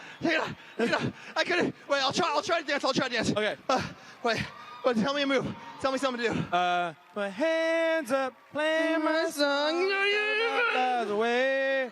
Not in my head like, yeah. Blah, blah, blah, yeah. Blah. I don't know the rest of I feel like I'm going to bleed out my ears.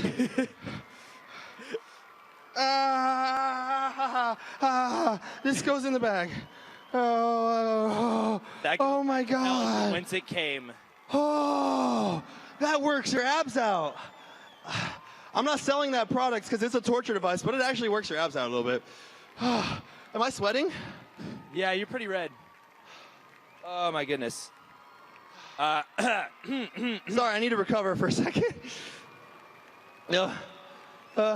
Okay. Here. All right. Okay. I can't even know what I'm doing. Do you guys want more ab shocker? Aren't you bored by it yet? I'm gonna need to hear it a little louder if you want us to put it back on. All right.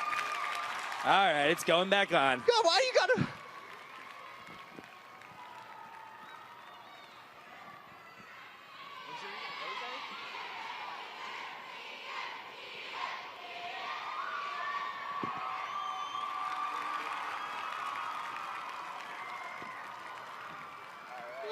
Why are you turning it back on?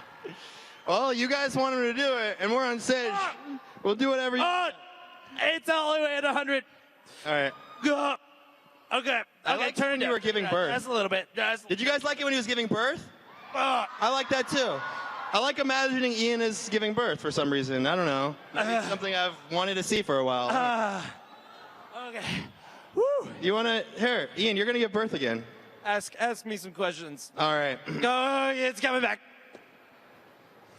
Oh. I feel like I'm doing real life finding Twitter questions right now. Run it up. Run it up. I'm finding Twitter questions.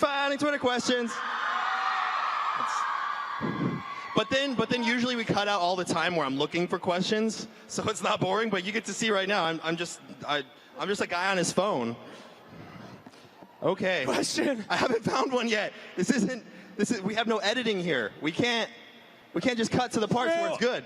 It's true. Fun fact, lunchtime at Smosh takes longer than you think.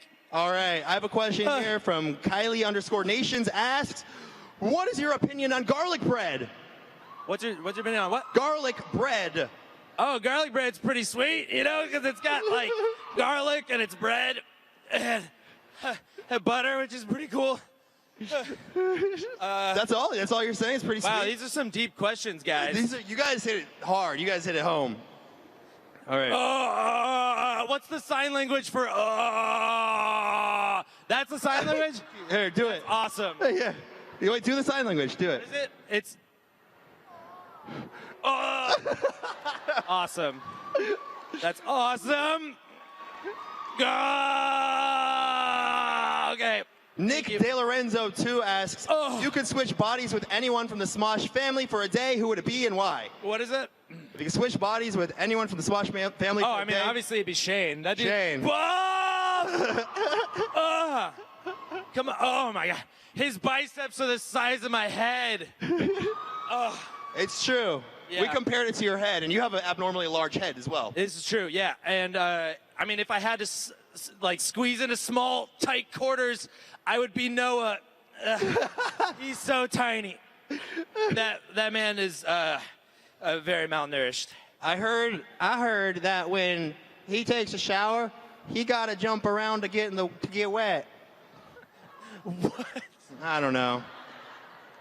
That's not cool. I love you, Noah. From that joke. That's messed up. Where did you hear that joke? Just don't and why ask. did you think it was a good idea to repeat it? On bodyshaming.com. Ah! All right. Oh, I'm getting used to it. Well, that's because what do you have it at? 87. Oh, why do you got it? Go on. You're so close to 100. Okay, I'm turning it up. All right. Oh, yeah. At Selma Korkic asks, you get so ripped. What is your most embarrassing story? My most embarrassing story. What? Did you hear what she said? I heard slime and mouse. Most embarrassing story. I don't know. Do you have one? It's not for me. It's for you. Okay. Woo! Okay, yeah, definitely the most embarrassed I've ever been was when we did the Jennifer Lawrence prank. Oh. Oh my God. So the whole thing was like, we do those prank interviews where we're pranking the celebrity, but what we didn't know is that they knew the whole time that we were going to do that, and they fed Anthony crap questions, and then they told Jennifer Lawrence to basically, crap all over us. I didn't know either, though. I thought that it was real.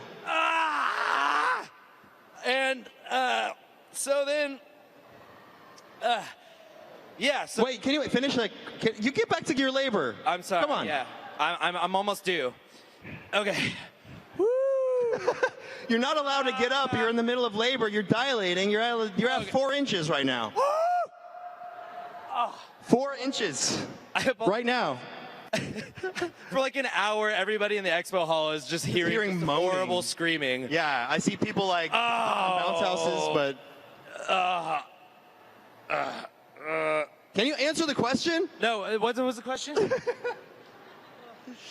What was the question? I'll ask you another one. New question. I'll ask you another. I'm turning it up to 90. Okay. At Alexia Zerati03 asks, if you could have any superpower, what would it be? A superpower? Yeah.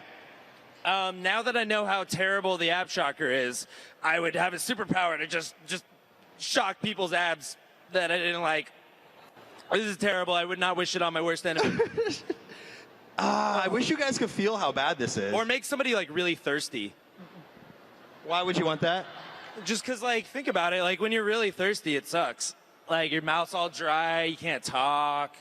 All you think about is man, I really need a glass of water, but tap water's gross. You know what's weird is when you're not thirsty, and then you start thinking about if you're thirsty or not, and then you become thirsty.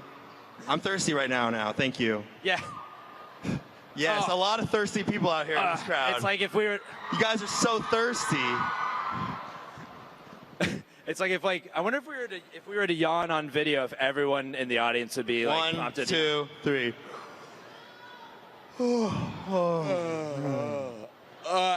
It's really hard to. We got one person. Oh, right there. One. Gotcha. One person. Yeah.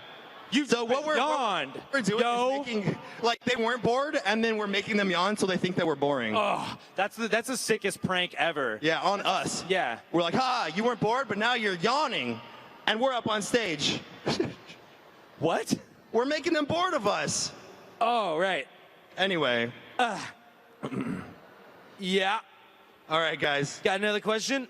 We have 27 more minutes of this. This is all that we're doing. 27 more minutes of pain and agony. You're going to have the most ripped abs after this? I know, dude. I'm so excited. Yeah. Tell me, what are all the cool new things that you're going to do with your abs? I'm going to, like, break stuff over it, you know? Do you do that? You ever hear, like, of having, like, washboard abs? Yeah. I'm going to, like, clean all my clothes on my abs. Is there a video out there? I kind of don't. I don't even know what a washboard looks like. Is there a video out there where someone washes clothes on someone's abs?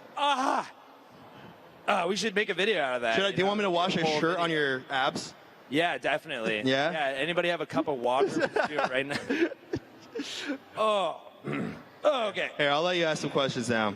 Okay, I'm going to ask you questions with this on. Okay, great. Here. You want me to interview you or something? Here. I'm sorry, what was that? I'll interview you. Okay. You're going to, without the questions? I'm going to freestyle it. Woo! All right, Ian, stand over here. Come on, I know you're nervous. Hold on, coming back. Okay. I know you're nervous. Stop shocking me. All right. Go.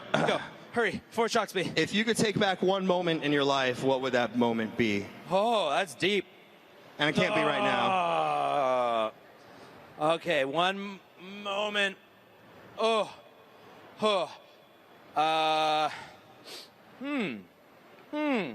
should ask you a lot more easy questions. This is too deep for me right now.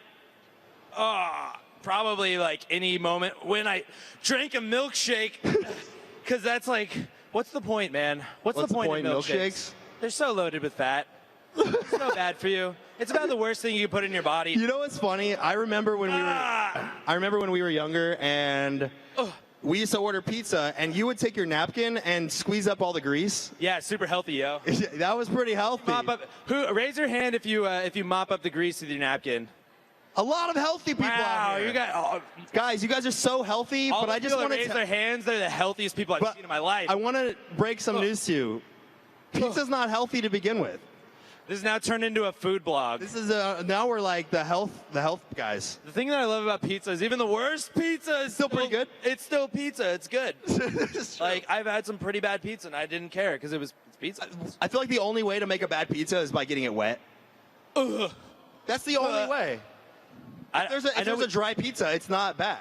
We made a video a long time ago, I think, where I had to pull a hamburger out of a bucket of water, and that was the grossest thing I've ever put in my mouth, ever. Like I knew it was totally fine, but it was so bad. Something about wet bread. Yeah, it's like soggy bread is like. Should not exist. Like, if somebody can make bread that doesn't get soggy, I want to know about that, and I want to buy a lot of it. Oh, wow. Do you have a problem with your bread getting wet frequently? Oh, yeah. You know, always getting my bread wet. Sounds... I don't want to... Okay, anyway. Let's move on to the real hard. You don't get your bread a little soggy before you eat it? You know, you a little... You know? No? Not quite. Oh, okay. Ask me something with that on. How high is that right now? You've just had it on. It's at 90. You've just had it on? Yeah. No, don't turn it up. You just had that on. I couldn't hold it on for like 20 seconds. I'm getting used to it. My abs are probably dead right now. Okay. Okay. Anthony. Yes, sir. What's your favorite animal? Pigeon. Penguin. Pigeon. Elephant. Pigeon. I said pigeon. Oh, you said pigeon. Yeah. That's cool. Yeah. You know, we're gonna drop some knowledge on you guys. We're gonna be like, you're the Discovery. How did we even come to this? I don't conversation? know. We were hanging out, and for some reason, we were like, I wonder what like the most popular bird in the world is. And not popular, as in by like species of bird. Quantity, not quality. Right. And we found out that it's pigeons/doves. They're basically the same species. There's a lot of pigeons in the world. Right. Because if we were going for quality, I'd pick like penguin. I think penguin's like one of the highest quality birds. But the highest quality bird? It can't even fly. How can that be a high quality bird? But it lives in the Arctic. It's a higher quality fish than it is a bird. It lives in the Arctic. You don't think they need to fly in the Arctic? Here's the thing. They can fly without using their wings because they shoot out of the water so fast. You should reenact that right now. Reenact the act of a penguin diving into the water, swimming, seeing some sort of I don't know, why would they need to jump in the air? They do it. I don't know. An airplane full of fish, and then shooting up into the water. Here we go. All right, here it is. Okay, so this is what stage are you at right now, Anthony? I'm at the dive in the water and on my nuts part. Okay, how you feeling right now? Like a bag of broken glass. Do you regret this decision? Now I can't swim? What is this? I believe in you, Anthony. Do you guys believe in Anthony? Do you believe that he could swim on the ground? You could do anything you put your mind to. Come on, Anthony. Swim, swim, swim, swim, swim, swim, swim. Yeah.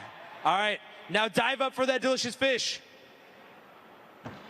That's amazing. That's some beautiful, beautiful, I don't even know what to call that. This area of the ground is really clean now. It's now just very oily. You can eat, very oily for my head. Ugh. Are you still having that thing? Is that thing still on? Yeah. How are you keeping it together? I don't know. I'm dead inside now. I smashed. All my organs are I can't even talk. All my organs are fried. I'd say we're even because I smashed my giblets pretty hard on. It's like, imagine like, I'll give you like 1,000 little children just like with like needles on their fingers, and they're just to your stomach, and they're just laughing at you while they're doing it. They're like, ha!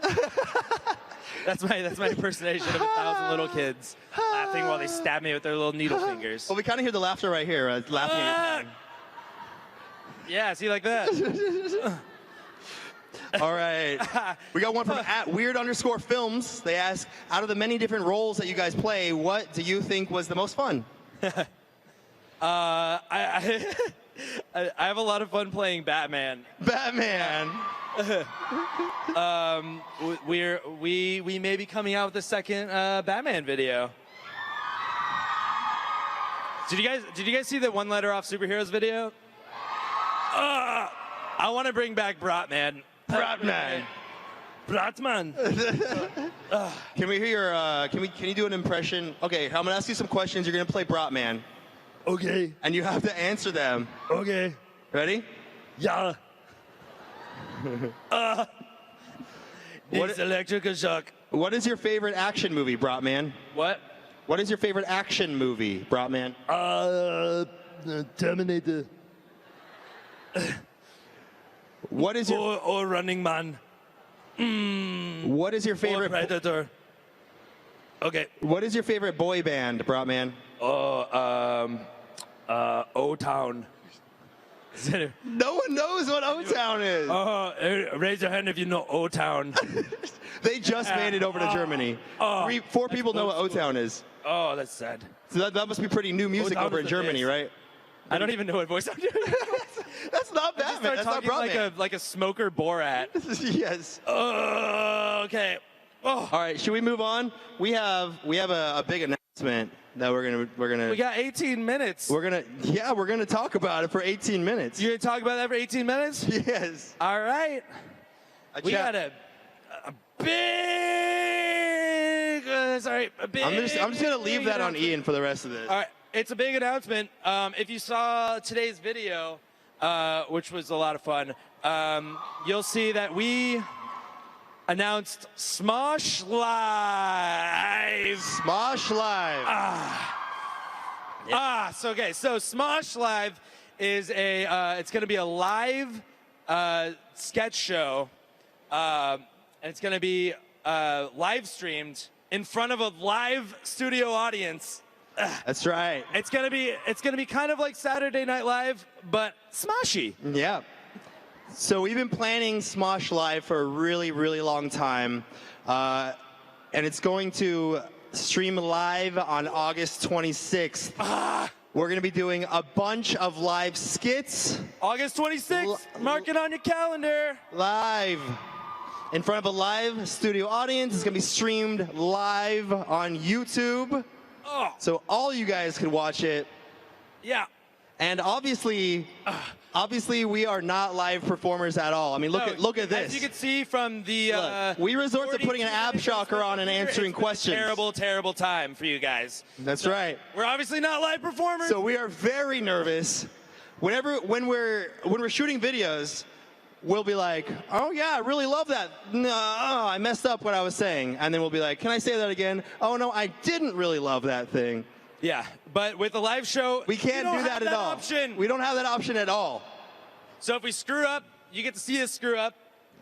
And it's going to be so nerve-wracking, but also super rewarding. Five Gum dared us to take it even further. That's right. So we're doing a pre-show and an after-show with a Q&A with Joven being the host. Who else here loves Joven? I love Joven so much.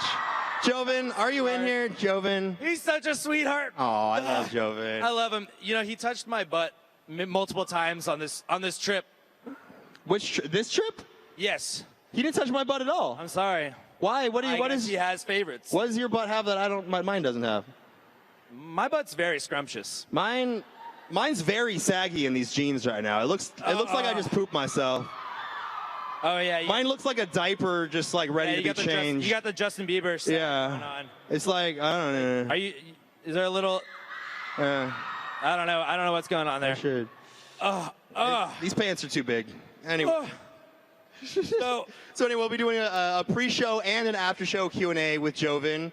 And there is an audience there. Yeah. And we're going to be running a sweepstakes where 5 of you guys. I forgot he had the ab shocker on. I was actually wondering why he was doing that for a second. 5 winners will be flown to the show to watch it live, and you can enter that sweepstakes at the 5 Gum booth in the expo. It's in the main hall. You guys can enter today to be part of the live studio audience. Olivia and Keith are there right now. Yeah. So after this, you guys need to go talk to them. And you can enter to see us totally fail. That's right. And we're also doing a live truth or dare picked by you guys. So you guys are going to pick a bunch of dares that we're going to be doing live on the live stream. Yeah. So yeah, we're really excited about Smosh Live. I mean, we're just like We've been doing sketches for 10 years, and like that's a long time. Yeah. We're old. We're almost on the verge of like, just keeling over and dying. Yeah, my body's ready. I'm literally keeling over and dying right now. This isn't even the ab shocker. I turned it off a couple minutes ago. If anybody wants to feel this, yeah. So it's a health risk. I can't put this on you guys. Yeah, we can't. I don't want to be responsible for you. But yeah, so we've been doing sketches for 10 years, and it's so fun to try new things, and we're always excited. To get your guys' response on all of that. So we really hope you guys watch the Smosh Live and let us know. August 26th, guys. And if you guys like it, and if you guys watch it, maybe we'll make more. Yeah, and the crazy part is that it's going to be released on a Friday, and we're going to be doing more than one sketch. Usually you guys get one sketch from us every Friday, but this one's going to have multiple. Yep, multiple sketches. We're talking about doing some like little fun like parody commercials in between the sketches. It's going to be a big deal. It's going to be fun, man. It's going to be a lot of fun. We're going to try to practice a little bit so we're not just like, when it starts, we're like, wait, what are we doing? Right when it starts rolling, we're going to be like, can we roll again? I messed up. Wait, what? Which one was this? Yeah. Who am I? Yeah, and guys, we want to thank you so much for supporting us over all these years. It's been, thank you guys. It's been 10.5 years for us now. Ooh. We started we started November 2005. We've had a bunch of you guys come up to us and tell us that you started watching when you were 8 and now you're 18. It's like you're an adult That's now. crazy. You started when you were 8. You were just a little guy, and now you're like a big guy. That's right. So it really, really means a lot to us. Thank you guys so much for all your support over all these years. Thank you guys. Thank you. Oh. Do you have anything else you want to say? Do I have anything else to say? Any last words, sir? Thank you guys for watching my slow death on stage. We're really excited for the next Smosh movie. We really hope you guys are too. Like, we're really excited. Yeah, I just want to keep making fun stuff. Yeah. And YouTube is allowing us to do that. And we're so grateful for them. We're so grateful for you guys, because you guys are what allows us to keep doing this and keep making asses out of ourselves. That's right. What's the word for ass? What's the sign for ass? Oh, I like that one. I like that. Is it different from butt? Is butt different? It's similar? Oh, okay. I like that one. I'm going to start doing that, though. I'm like... I like that. Oh, I've learned something new. Yeah. And I hope everyone else has learned something from, yeah. Little saggy. Oh, I'm glad this is a learning experience for everybody. I learned what I think it's time means. to take the ab shocker off and see how ripped your abs are. Okay, you want to do that? Yeah. You We've had it going. Yeah. I hope I'm like Fabio ripped. You probably. Is it? It worked. The problem is there's a layer of fat between there. Also hair. And yeah, just a lot of man hair. How do you feel with that thing off? You feel like a new woman? I do, Anthony. Oh, I'm glad. I feel like a pretty princess. You and look I feel like it. I don't need to work out for like a week because I got it done. I'm all good. Yeah, why actually work out when you just put that thing on and sit in your computer chair? Right? That's my kind of workout. I've never tried to button my shirt with one hand. It's weird. All right. We have a couple more minutes. We're going to answer a few more questions for you guys. Make sure you guys are adding questions at Smosh, VidCon. All right. We have one right here from James Awesome 44 asks, can you two have a rap battle? A rap battle? Yeah. All right. You guys want to give us a topic that we'll rap about, a rap battle? What are we rapping about?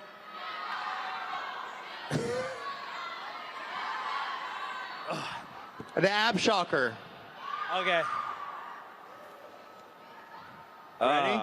Let's see. Can you guys like help me go like drop some kind of beat? It's like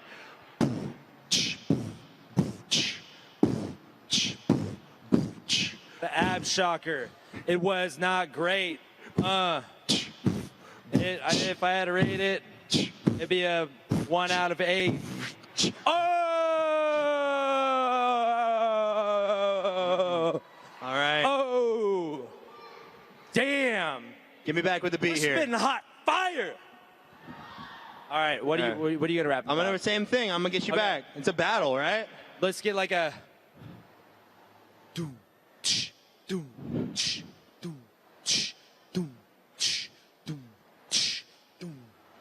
You didn't like the ab shocker on your abs because I don't know. Let's try that again.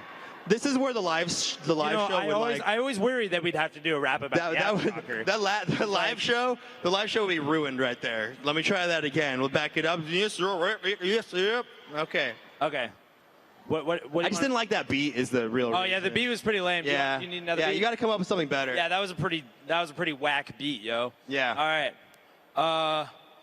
Bow wow psh, bow wow wow psh, bow wow psh, bow wow wow psh, bow wow psh, bow wow wow psh, bow wow psh, bow wow wow psh, bow wow psh, bow wow wow psh, bow wow psh, bow wow wow psh. You think your abs are better than these, but your abs just look like cottage cheese. Bow wow.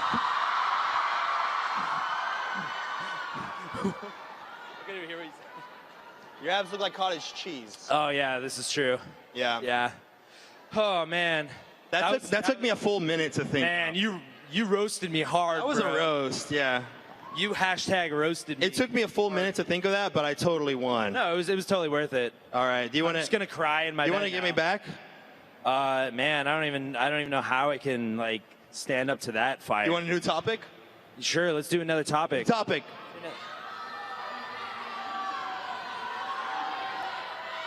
Ass. What? Ass. Well, we have to keep this appropriate.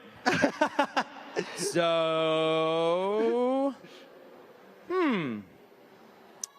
how can you make an appropriate song about about a donkey? Yeah. All right.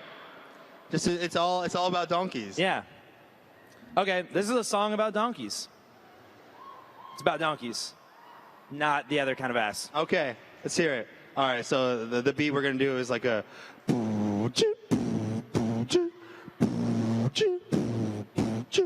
I was walking in the grass, then I saw a real fine ass. I liked it. I liked it. Wow. I would say roast. Damn! That was some fire. Okay. Yeah, I kind of want to test something right now. All right, ready? Hold on, before you do that. What? I just want to test the camera guy. Okay. Why did they choose Ian? Damn it! Why did they choose Ian? I ran away too. Okay, actually, let's do this. Let's do this. Stand right here. Okay. We're going to see who the cameraman likes better. We're going to run in opposite directions. All right. And cameraman, you're going to have to decide. Which one of us do you like more? Which one of us do you like better? Which one of us would you caress? Which one of us would you want to lay in bed and say goodnight to? Ah, come on. Ready?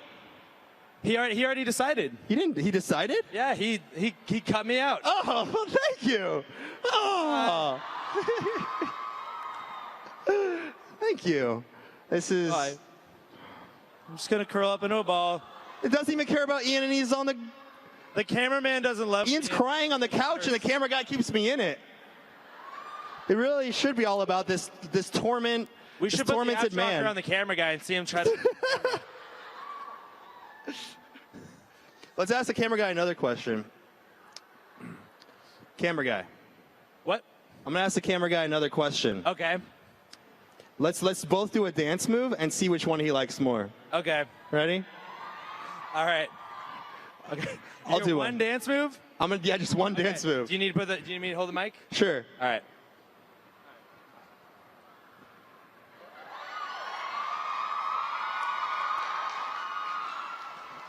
All right. Let's see yours.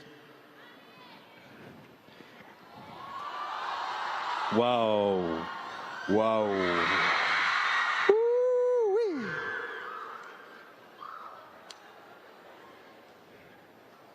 Let's do it, man. 3, 2, 1.